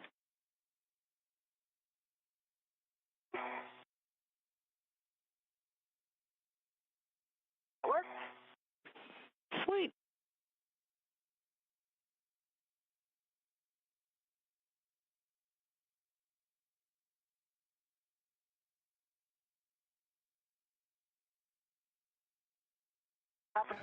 And we are getting some good views of NASA astronaut Jessica Meir in the spacesuit with the red stripes, making her way back to the airlock, as well as NASA astronaut Chris Williams, the unmarked spacesuit, very first spacewalk of his career today.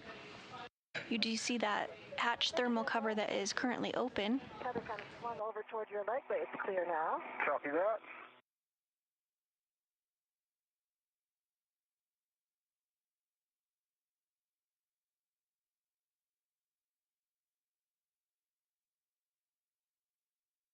We're now 6 hours and 30 minutes into today's spacewalk. Kind of like holds up. It's like I'll pull it and then it'll go. I'll check that it's all the way unlocked because I did lock it for my hook and I unlocked it, but it was behaving normally. Jessica, you're talking about your green reel? Yes, green reel.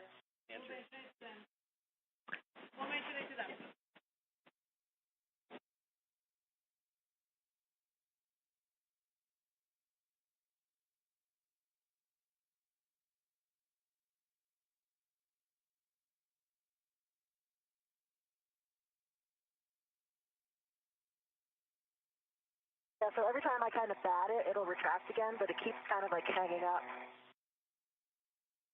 Yes, I'm right here on the forward side of the airlock. Copy that. I got the cable bag in, and I'm working on grabbing my waist tether off so that I can ingress.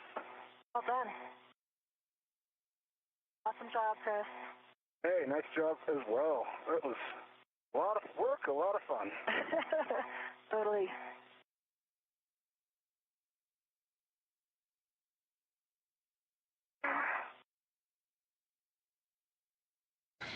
And getting some of our last views of Earth as the crew makes its way back into the airlock of the International Space Station.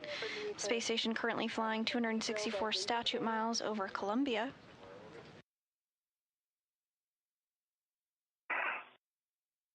In order to get a good configuration. Yeah, sorry, Jessica, I was waiting for the confirmation that the bag was inside the airlock, but yeah, it will be a daisy chain. And so once we get the bag inside, then we'll have Chris attach his waist tether to the airlock D-ring extender. And then you will... Yep, the bag is inside and my waist tether is locked black on the airlock D-ring Okay, extender. excellent. Sorry about that, guys. Okay, and with that, then you can attach your anchor to the to EV1's safety tether rail.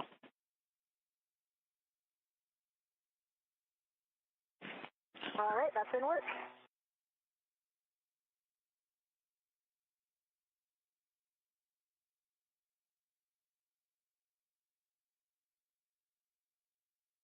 And NASA astronaut Jessica Meir now making her way back inside of the airlock to join Williams. We're 6 hours and 33 minutes into today's spacewalk. During today's spacewalk, Meir and Williams finished the installation and build out of a support bracket called a modification kit on the 2A mass canister, and this mod kit will prepare the site for future installation and deployment of an ISS solar array. On my red reel, gate is closed and slider is locked. Copy that. I believe that gives me a go to release my anchors. Lucy? Yes, with that, then you have a go to release your anchor from the 0554 handrail. In work.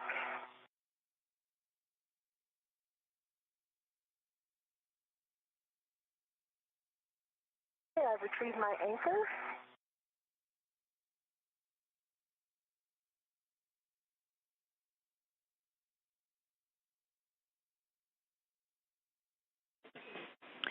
Okay, Jessica, you can either do it once you get inside or you can do it now, but we'll have you turn off your HECA. Given the call that Chris made earlier about it looking not secure on your helmet, just bear that in mind as you depress the button.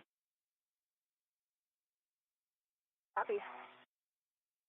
Yeah, I've got my waist tether on the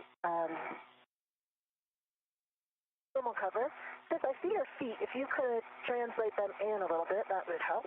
Yep, I am as far forward as I can go. Copy? Yeah, I got room now.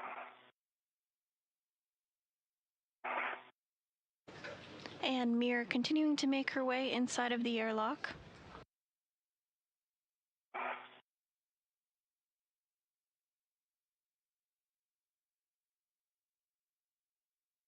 Yeah, I'm coming in.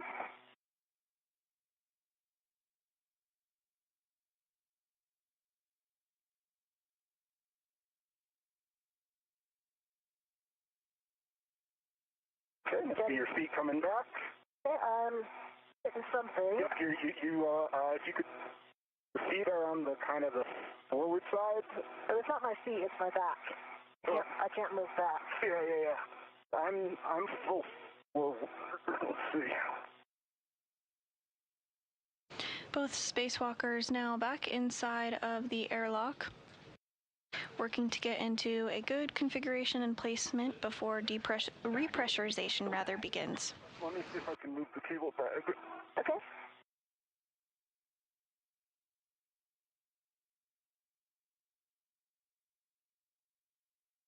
Okay. That's me. Okay. I'm gonna try to turn.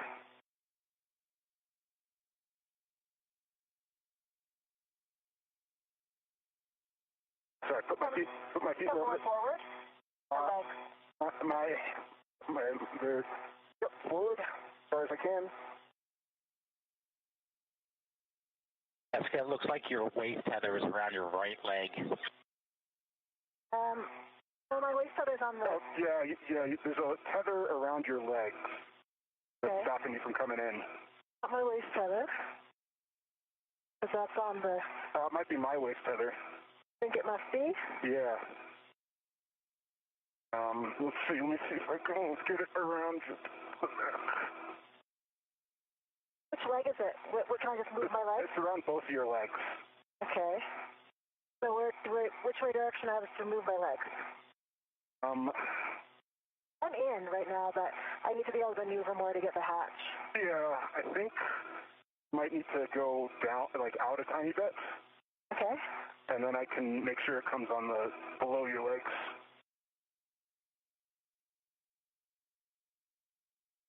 Another foot probably. I don't. Which direction? Like out the hatch. Okay. All right. Let's see. Almost. Tell me which way to pull my leg, and I can help you.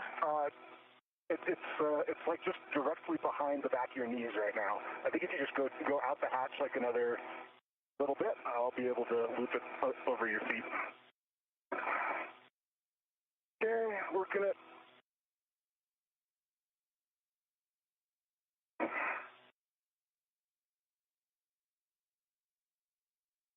Enjoying the view. Yep.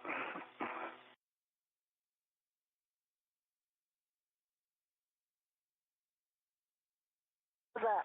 Stand by. Okay. Go over your float. You go out a tiny bit more, and then we'll have clearance. Over. There you go. Now you're clear. Okay.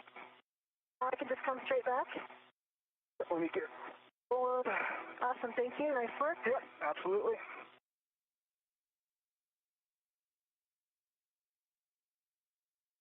Williams and Mir working together to reconfigure a tether that was causing them some issues to both get inside of the airlock effectively. They've wrapped that up and now are both back inside of the airlock. We'd like you to depress the button on your HECAs. Copy. Can work? I did press my HECA button and it turned to the light green. Like me to press it one more time?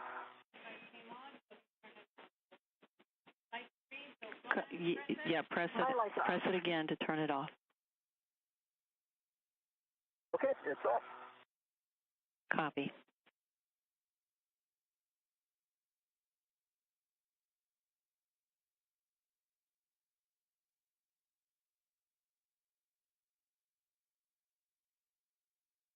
All right, I think I'm hanging up on something else now.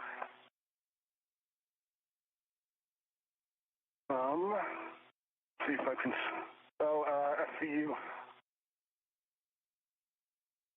Here, SCU. I see the SCU. Yep. There you go. There you go.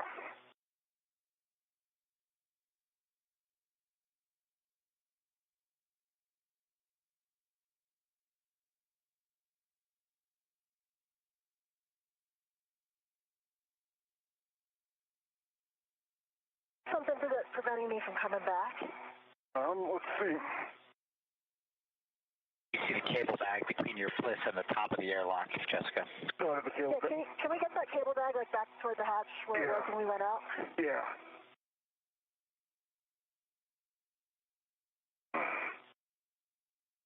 Just maneuver it around your feet, sorry.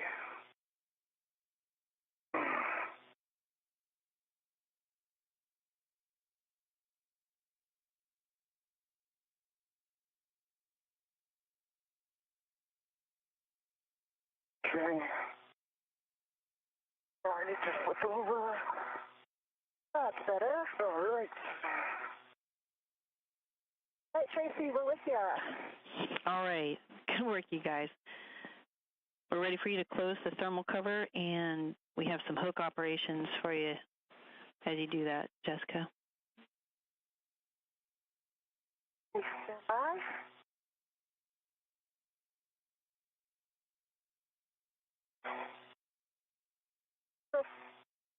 Now I think I'm hitting your foot.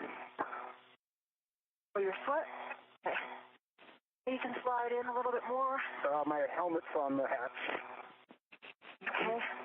And Mir is now working to close the thermal cover. Keep your legs, yeah. There, can you keep your legs as far forward as possible like that? Yep.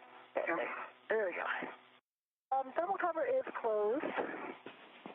Copy that, and you release the hook from the stowage tether point and attach it to the magnetic plate D-ring. And then cinch the strap until it's snug. Copy.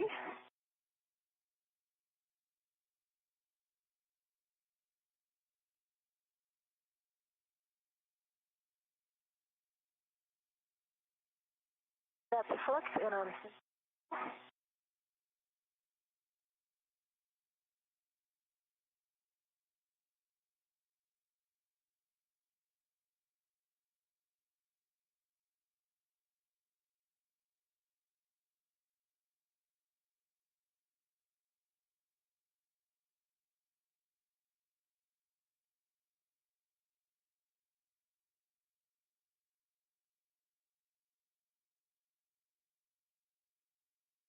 Oh, twist this, I'm going to release it and put it back.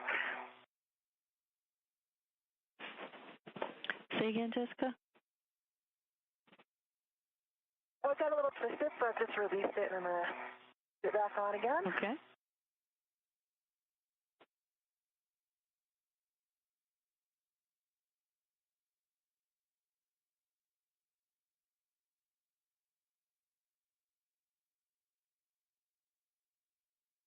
Okay, it's on there, it's snug. Still a gap. Can you? It's a magnetic plate on there now, but it's not very robust. Can you confirm 6 lines visible?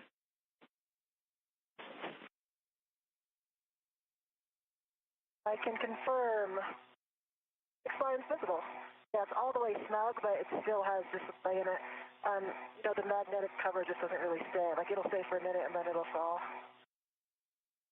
This is how we found it. Basically, it's in the state that it was when we got here. Yeah, that's good enough. That's good enough. Okay. I think we're done with hatch cover. All right, Jessica and Chris, you can remove the SCU from the stowage pouch, remove your DCM cover, Velcro that to your DCM, and connect your SCU to your DCM, then lock it. And the hatch thermal cover is now successfully closed. The crew is going to work on a couple more steps configuring their spacesuit, and everything looks good ahead of repressurization. So, Chris, I think mine is actually wrapped around. Okay, now I can got it on the other side. Got it? No.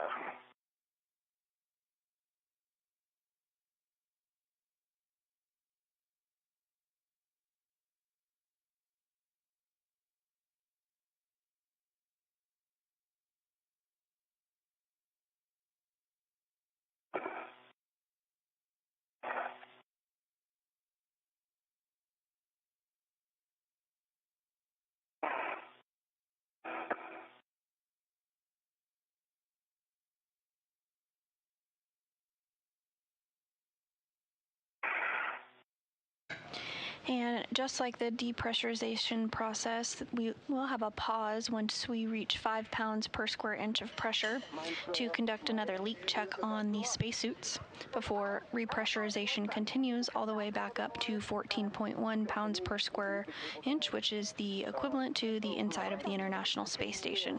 Okay. Let me get myself. I can probably get my SCU in this position. We'll see if I can Now 6 hours, 46 minutes into today's spacewalk. And I copied EV2. SCU is on and locked. We're working on EV1.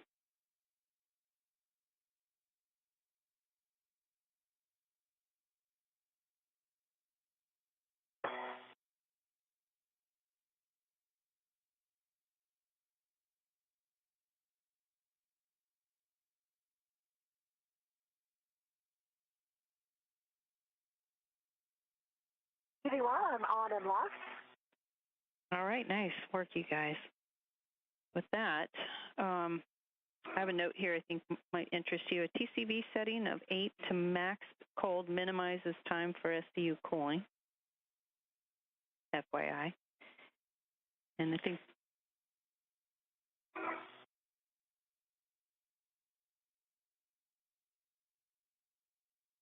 Would you like us to change to 8 if we're at something different? I'm at 6 currently.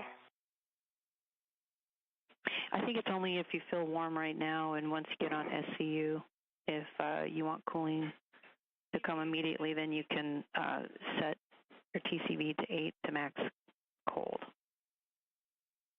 Okay, copy. Copy all. Also, just for your side, I lost audio in my left ear cup just now. Copy, Chris. Lost audio in your left ear cup. Copied. Ivy, did you copy as well? I copied that, Chris. Can you still hear in the other cup? Okay, yep, I can still hear you on the right. Okay, we'll make a note of that. We're ready for you both to take your water switch to off and expect a water is off message. EV1, water off, and I have the message. Right, and EV2, water off. And I got water off message. Okay, we're going to wait here for 2 minutes before we close the hatch.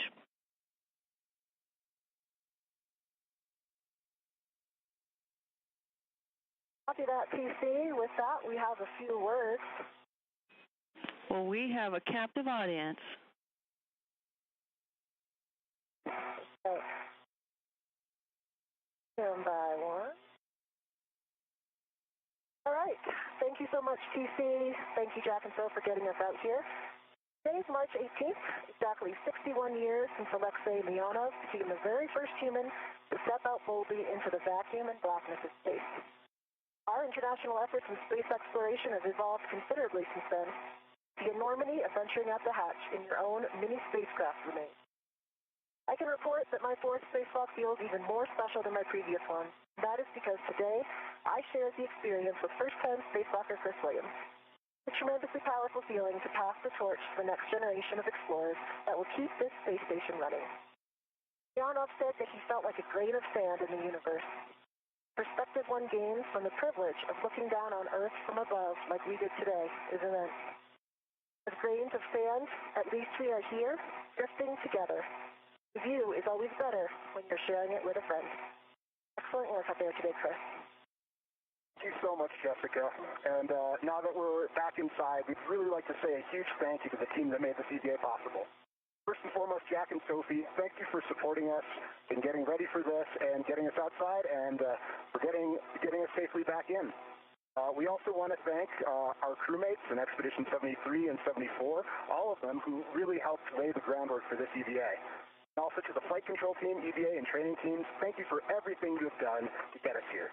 Our family, friends, and everyone on planet Earth, thank you for supporting our mission.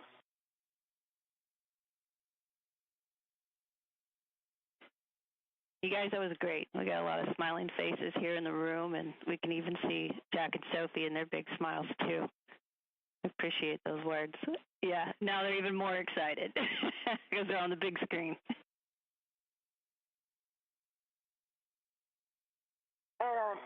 Chris, I think I'm unfortunately going to need you to move the cable bag more. I need to get my feet back further. I'm trying to put it on top of my head.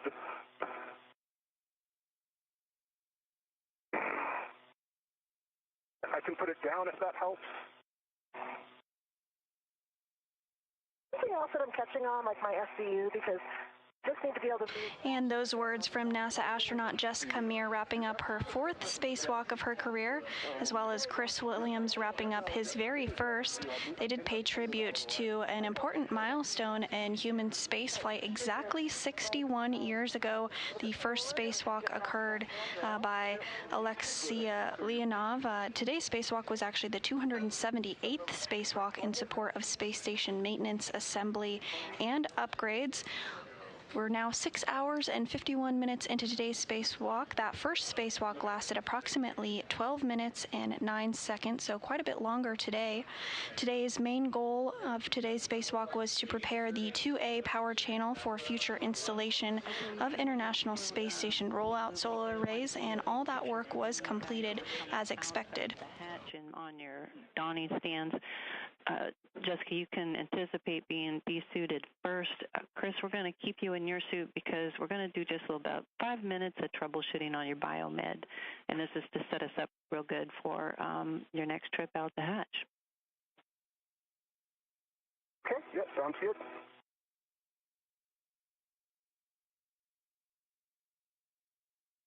EV1 copies. EV2 copies.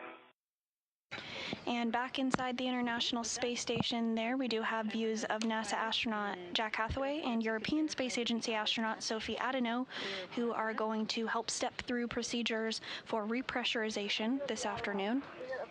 And then verify the handle position per the hatch decal.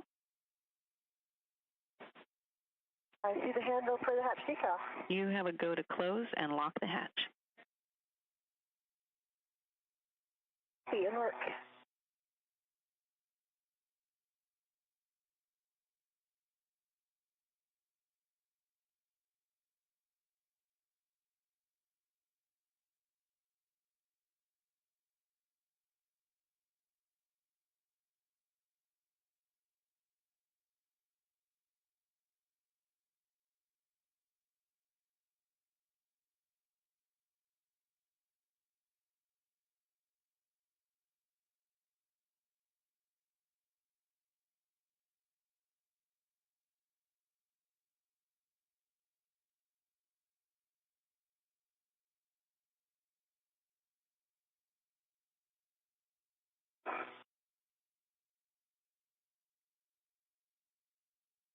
And close, swinging down now. Nicely done. Okay, it's all the way down. I'm going to turn in the last direction.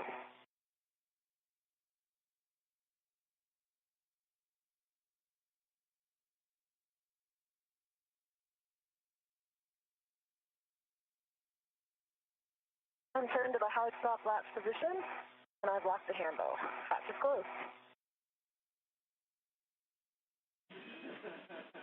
Okay, got it closed and locked? It's closed and locked. All right, well done. We are stepping into the crew lock depress repress cue card, starting at the top with pre-repress. We're doing a bunch of check steps here. So on your DCMs, check your SCU is connected to your DCM. EV1 connected. EV2 connected. Check switch water is off. EV1 water off. EV2 water off. And it's been 2 minutes. All right, and check EV hatch closed and locked. Closed and locked. All right, on the UIA, check oxygen EMU 1, 2, valve 2 to open.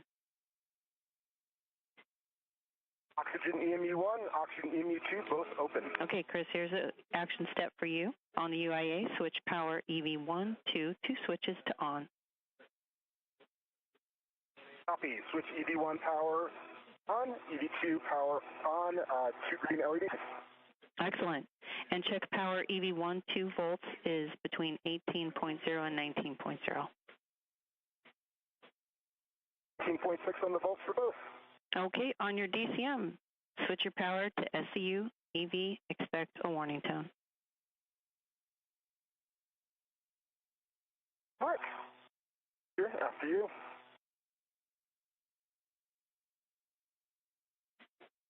Okay, with both of you in SCU, I'm going to hand you over to... Oh, we're not.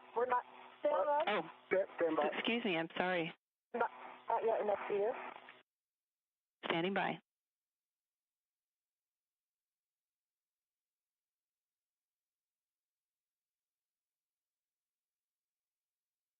EV1 SCU. Copy. Okay, copy, Jessica, you're on SCU? EV2 SCU. Okay, both EV2's on SCU. both EV1, EV2 on SCU, and with that, it's been my pleasure to serve you both. I'm going to hand you over to Jack for the crew lock repress. Thank you, TC. Thank you so much, TC. Always a pleasure. You're rocking the IV, and we'll talk to you soon.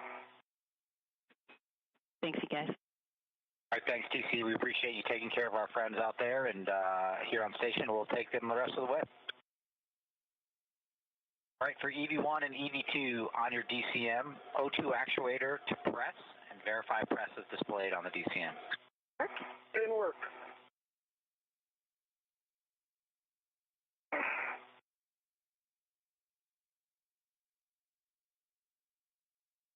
And you did hear words there that the ground IV, Tracy Dyson, did hand back over to NASA astronaut Jack Hathaway on board the International Space Station, who's going to walk the crew through the procedures to begin repressurization here shortly.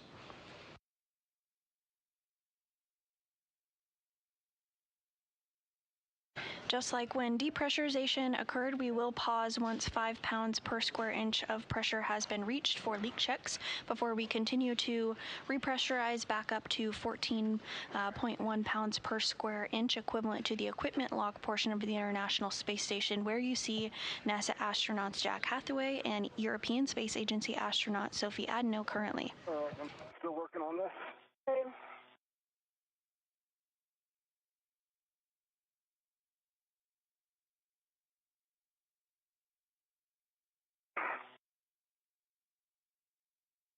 Once Mir and Williams are back inside the International Space Station, Hathaway and Adno will be primed to help them doff or take off their spacesuits.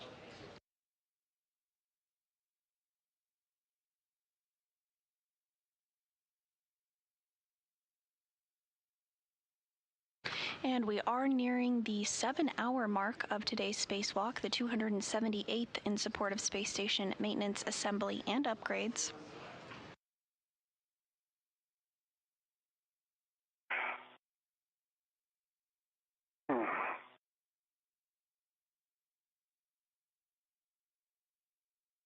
The major objective of today's spacewalk was to finish out the mod kit on the 2A power channel for future installation of International Space Station rollout solar arrays, and all of that work was successfully completed.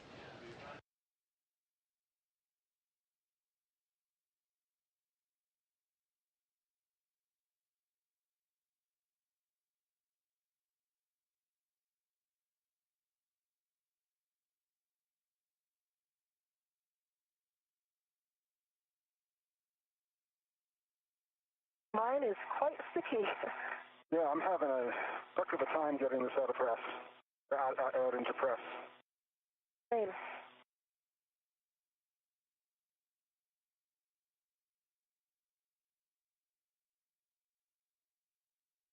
Guys got it. We believe in you. Oh, man. To take a rest for a second.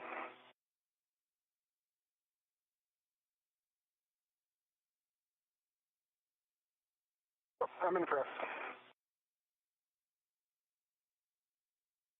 I'm still in work.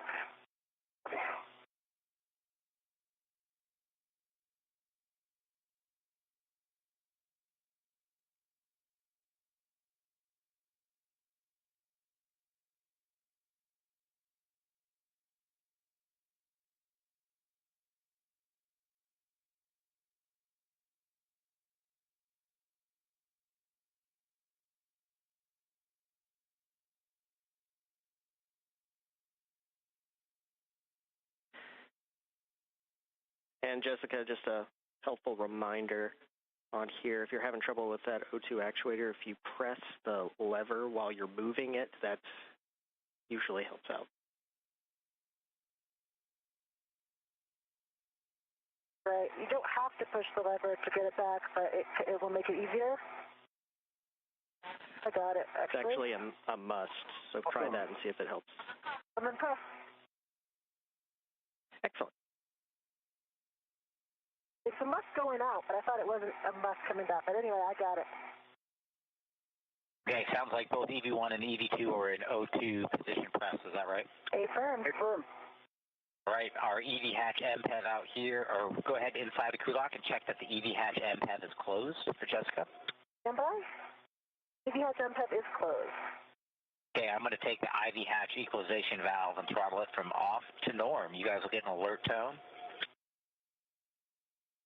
Copy, alert tone. Copy. And repressurization should be beginning here shortly. All right, we're between off and norm, and repressurization is now underway.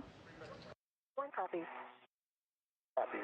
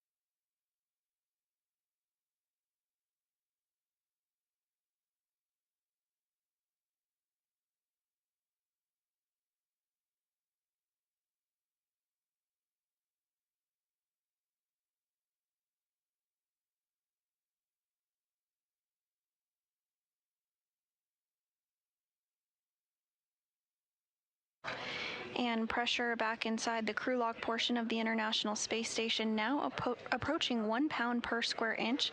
As a reminder, we will pause once we reach 5 pounds per square inch.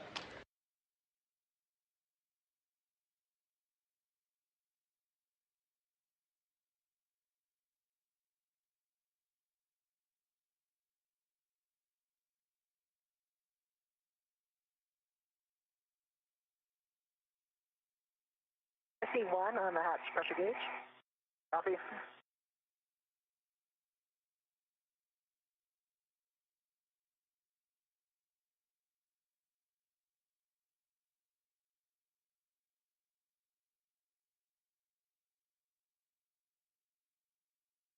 And with repressurization underway, the final elapsed time for today's spacewalk was 7 hours, 1 minute, and 40 seconds.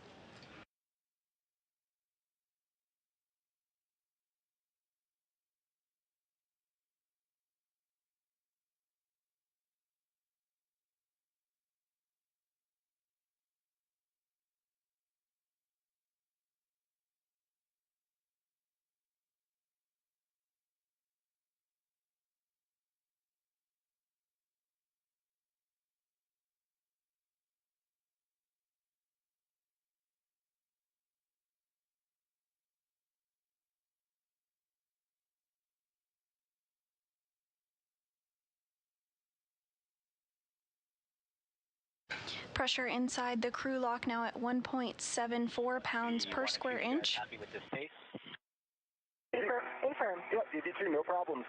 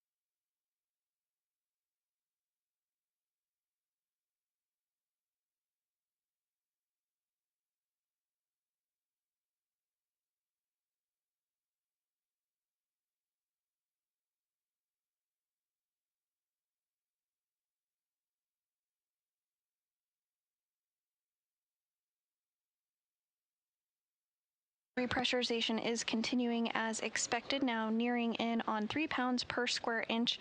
As a reminder, we will pause at 5 pounds per square inch, just as we did during depressurization for leak checks. Once all leak checks are completed and successful, repressurization will begin back up to 14 pounds per square inch.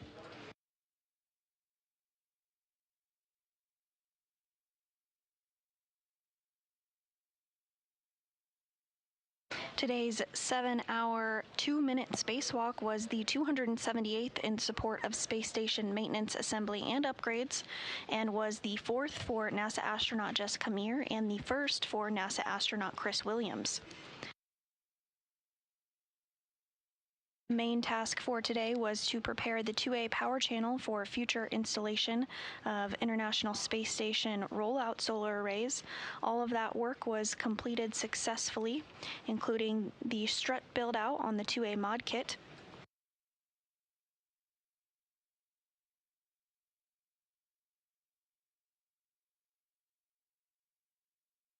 Additionally, some multi-layer insulation was installed on the newly built modification kit, as well as some cable routing was conducted.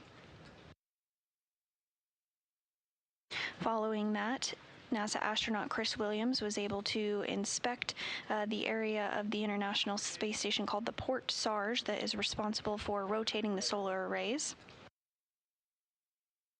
And finally, NASA astronaut Jessica Meir completed some jumper routing to have redundancy on the space station's power system.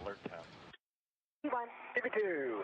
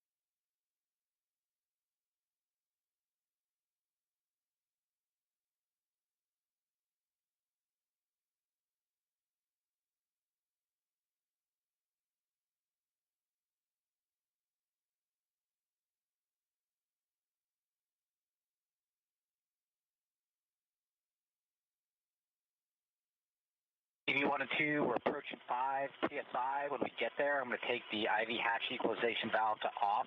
You may get an alert tone, and then we're going to do a couple-minute leak check. EV2.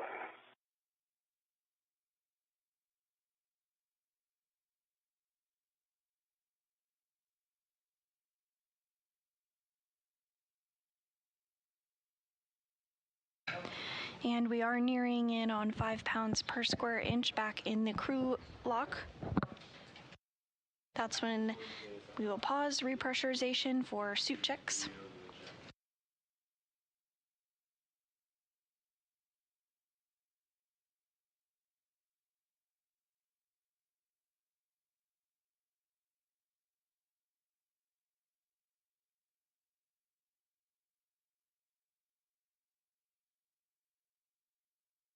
All right, that's 5 PSI. We've taken the IV hatch equalization valve to off, and we're starting the manual leak check. 1, EV2. Pressure inside the crew lock now at 5 pounds per square inch. Leak checks underway.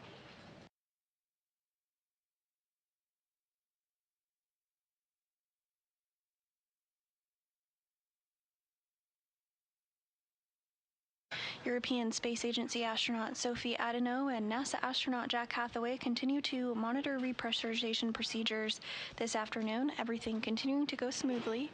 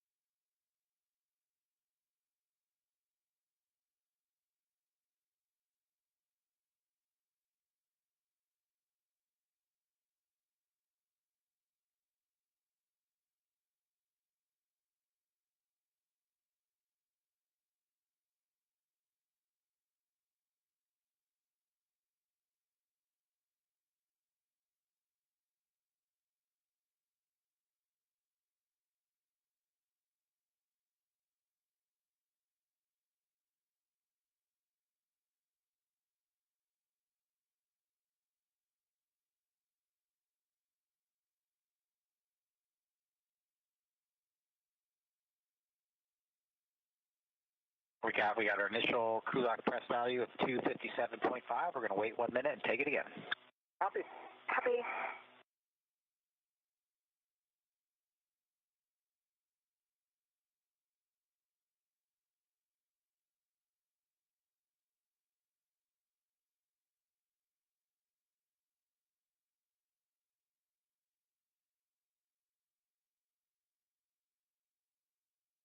Great job out there, Chris. Thank you. Oh, that was a really cool experience. I was super glad to do it. Thank you so much, Jessica. Thank you. Great job out there, too. You had the hard job today. My goodness. It wasn't easy. Yeah. But I think you did as well. I mean. Yeah. Boy, ERTs behave very differently in space than I expected. What's that? ERTs. Yeah. It's like, yeah. All right, I'll hop in, guys. That was a good leak check. So you can take your glove heaters are off. Glove heaters off. Glove heaters are off. Never turned them on. Copy. Step 9 is to check gloves for contamination, and we're already tracking that Chris might have some black smudges that we're planning to wipe off when you guys get in here. Jessica, do you have anything like that? Yeah, I reported those in my very first check. I have a couple black smudges on my left pinky and a little bit on my right index finger, actually both middle fingers, and some of the other fingertips. So yeah, a little bit. Okay, we'll plan to wipe both of your gloves when you guys come in. Okay. All right, on your DCMs for EV1 and EV2, take your O2 actuator to IV. Inward.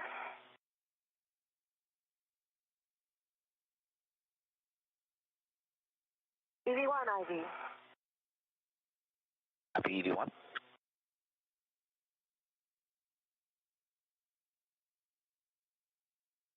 And we did hear confirmation of 2 good suit leak checks, so repressurization will continue back up to 14.1 pounds per square inch, equivalent to the inside of the International Space Station. I see a green light on your HECA. Oh, press the button again. Yeah, I must have hit the button. Thank you. Okay, it's off. Okay, and we copied. We were tracking that HECA light and understand it's off now. We'll double check, obviously, when you guys get in there and confirm both of you are now O2 actuator to IV. Confirm. IV, EV2. Okay, and I'm going to take the IV hatch equalization valve to norm now instead of half norm where it was, and we'll repress you the rest of the way. EV1. EV2. Make an alert tone as we do this.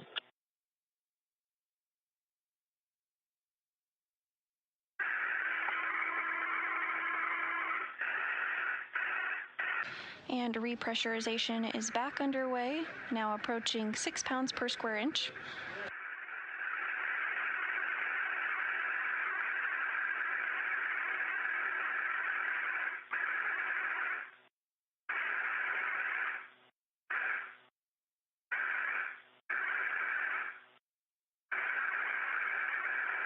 How do you feel?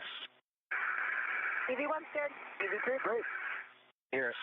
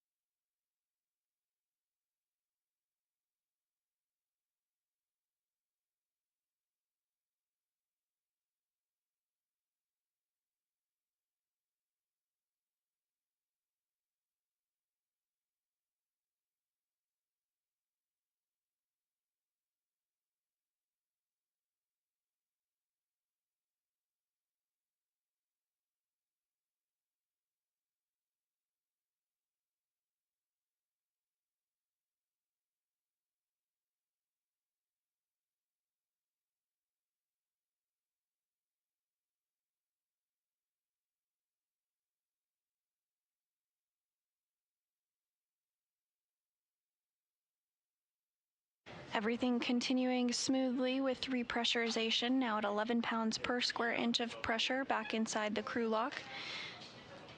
On the other side of the crew lock, inside the equipment lock, are European Space Agency astronaut Sophie Adeneau on the left of your screen and NASA astronaut Jack Hathaway on the right. They're continuing to step through the procedures as depressurization wraps up here shortly, and they'll also work together to get today's spacewalkers out of their spacesuits. Once repressurization is complete and the hatch is back open.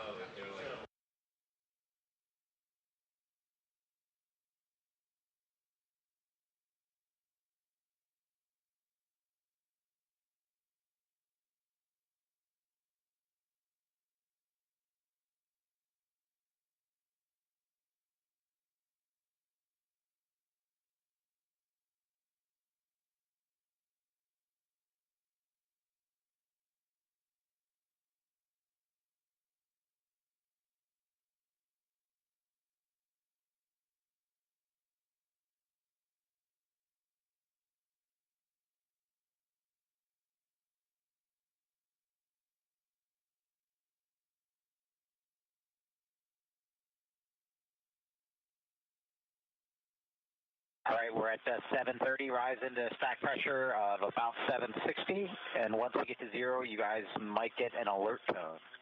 EV1. EV2.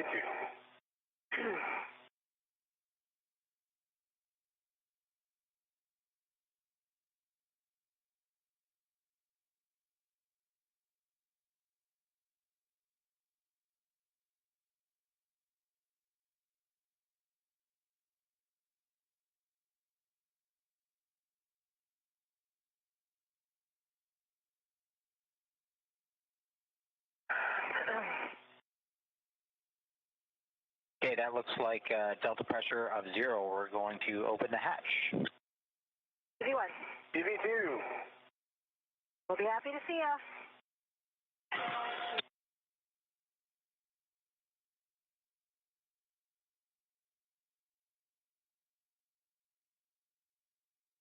And we did hear confirmation that pressure has equalized between the crew lock and the equipment lock, so the crew now has the go to open up the hatch.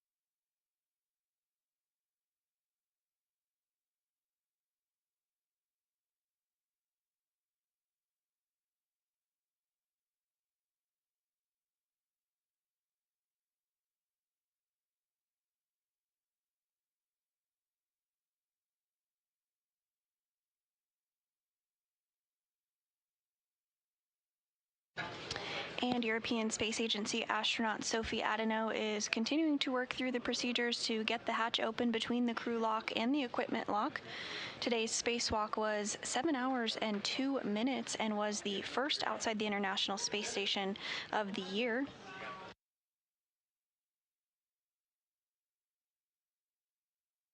This was the 4th spacewalk for Mir and the 1st for Williams.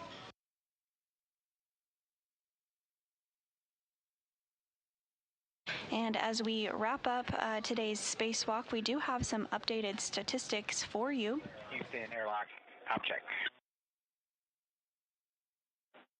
We can hear you, Jack. And Houston's got you. We had a handover. Confirm you guys got step 4 of post-EVA. Today's spacewalk was the 278th in support of station maintenance assembly and upgrades. Again, the first out of the station for this year and the first for Expedition 74. The 4th spacewalk of Mir's career, she now has a total of 28 hours and 46 minutes of spacewalking time. The first for Williams, 7 hours and 2 minutes under his belt.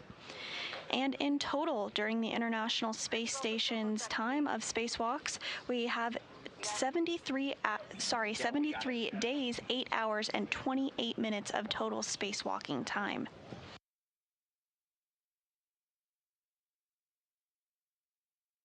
Back inside the equipment lock, we are getting views of NASA astronaut Chris Williams as he makes his way back inside the International Space Station following repressurization between the hatches.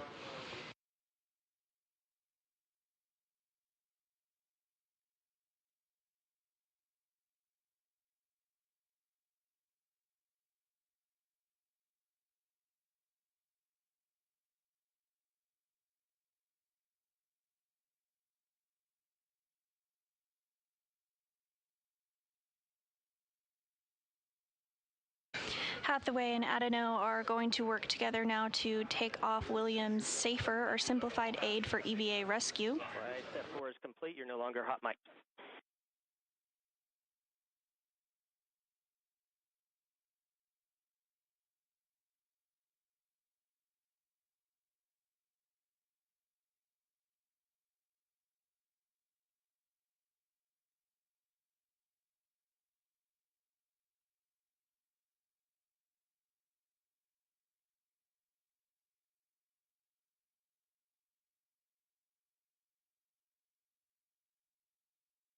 And Williams' SAFER has now been removed.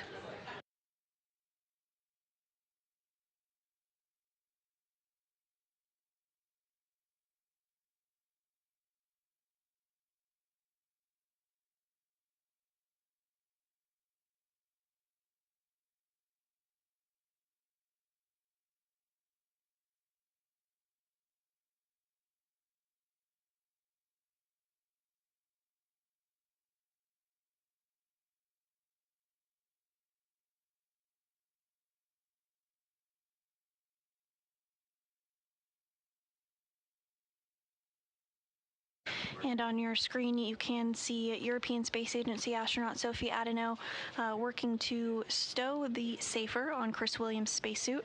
Meanwhile, NASA astronaut Jack Hathaway is getting Chris Williams situated back inside the equipment lock.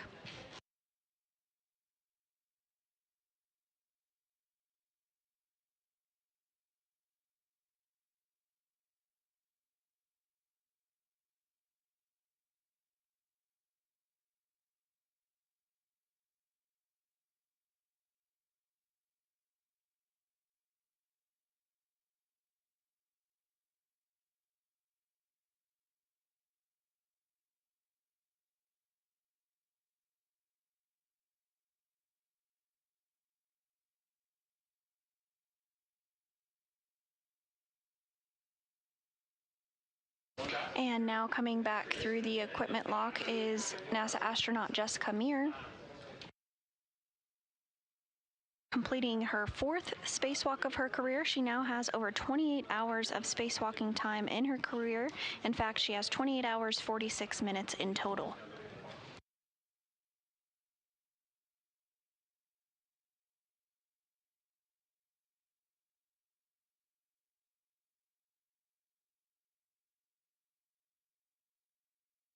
And much the same, Meir's SAFER will also be removed before she gets situated back in the equipment lock.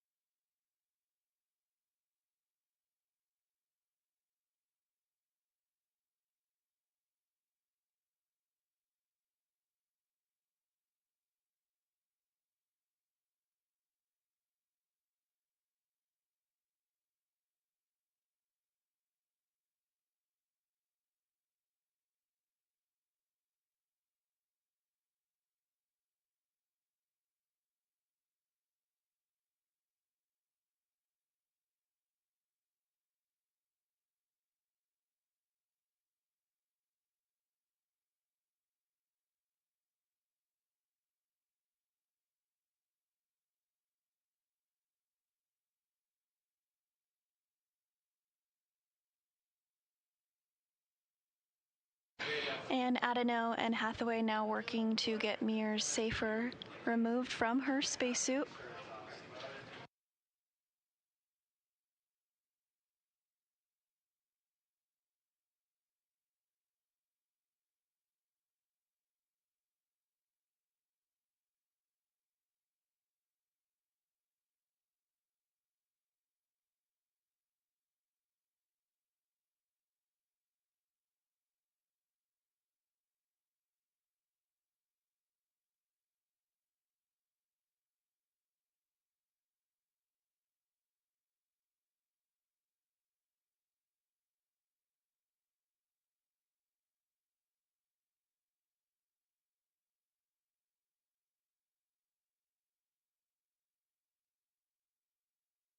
Mirror safer has now been removed. Adeno is now going to work to stow that as Hathaway gets Mir situated inside the equipment airlock.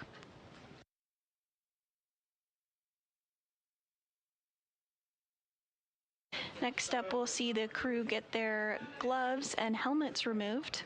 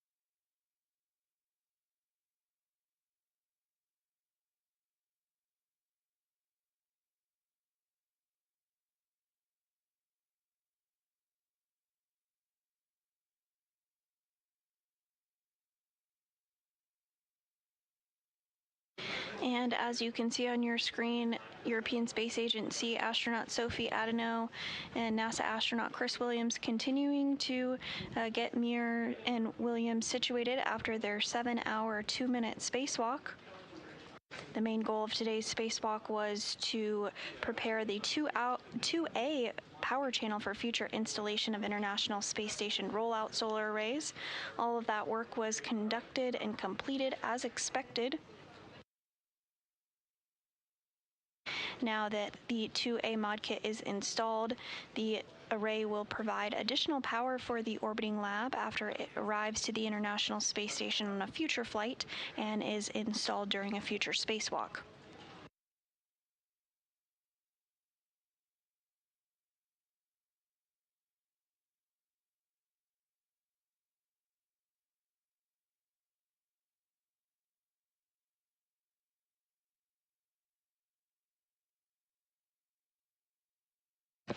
And the duo also completed additional tasks, including installing a 2A power system jumper cable and adjusting bolt torque on a battery box.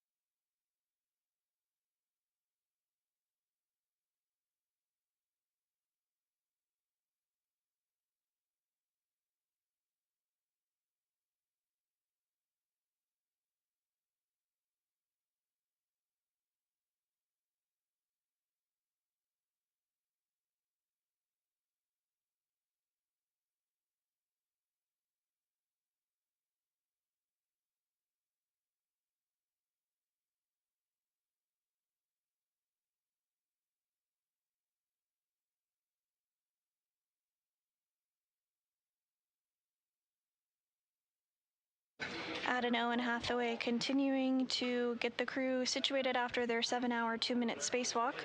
We are seeing the gloves begin to come off for NASA astronaut Jessica Meir. This was the 4th spacewalk of her career. She now has a total spacewalking time under her belt of 28 hours, 46 minutes. And Adeno is working to do the same for Williams. He has 7 hours and 2 minutes of spacewalking time in his career, as today was his very first spacewalk.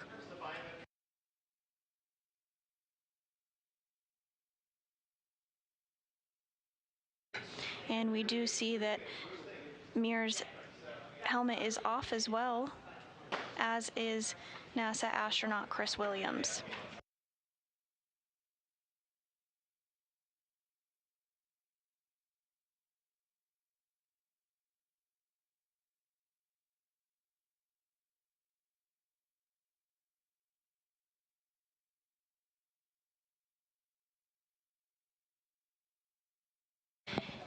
And with the helmets off of our spacewalkers today, that is going to wrap up our coverage for today. During today's spacewalk, NASA astronauts Jessica Meir and Chris Williams worked to install a modification kit that will be used to install a future ISS rollout solar array, or IROSA. Again, with the completion of today's 7-hour and 2-minute spacewalk, that will conclude our coverage for today. But we do have another spacewalk happening in the near term. During U.S. Spacewalk 95, 2 astronauts will prepare the station's 3B power channel for a future IROSA installation. And NASA will provide more information on the date and time of the spacewalk soon, as well as the crew members assigned to the activity. But that will do it for us today. Thanks so much for watching and following along. Signing up for now, this is Mission Control Houston.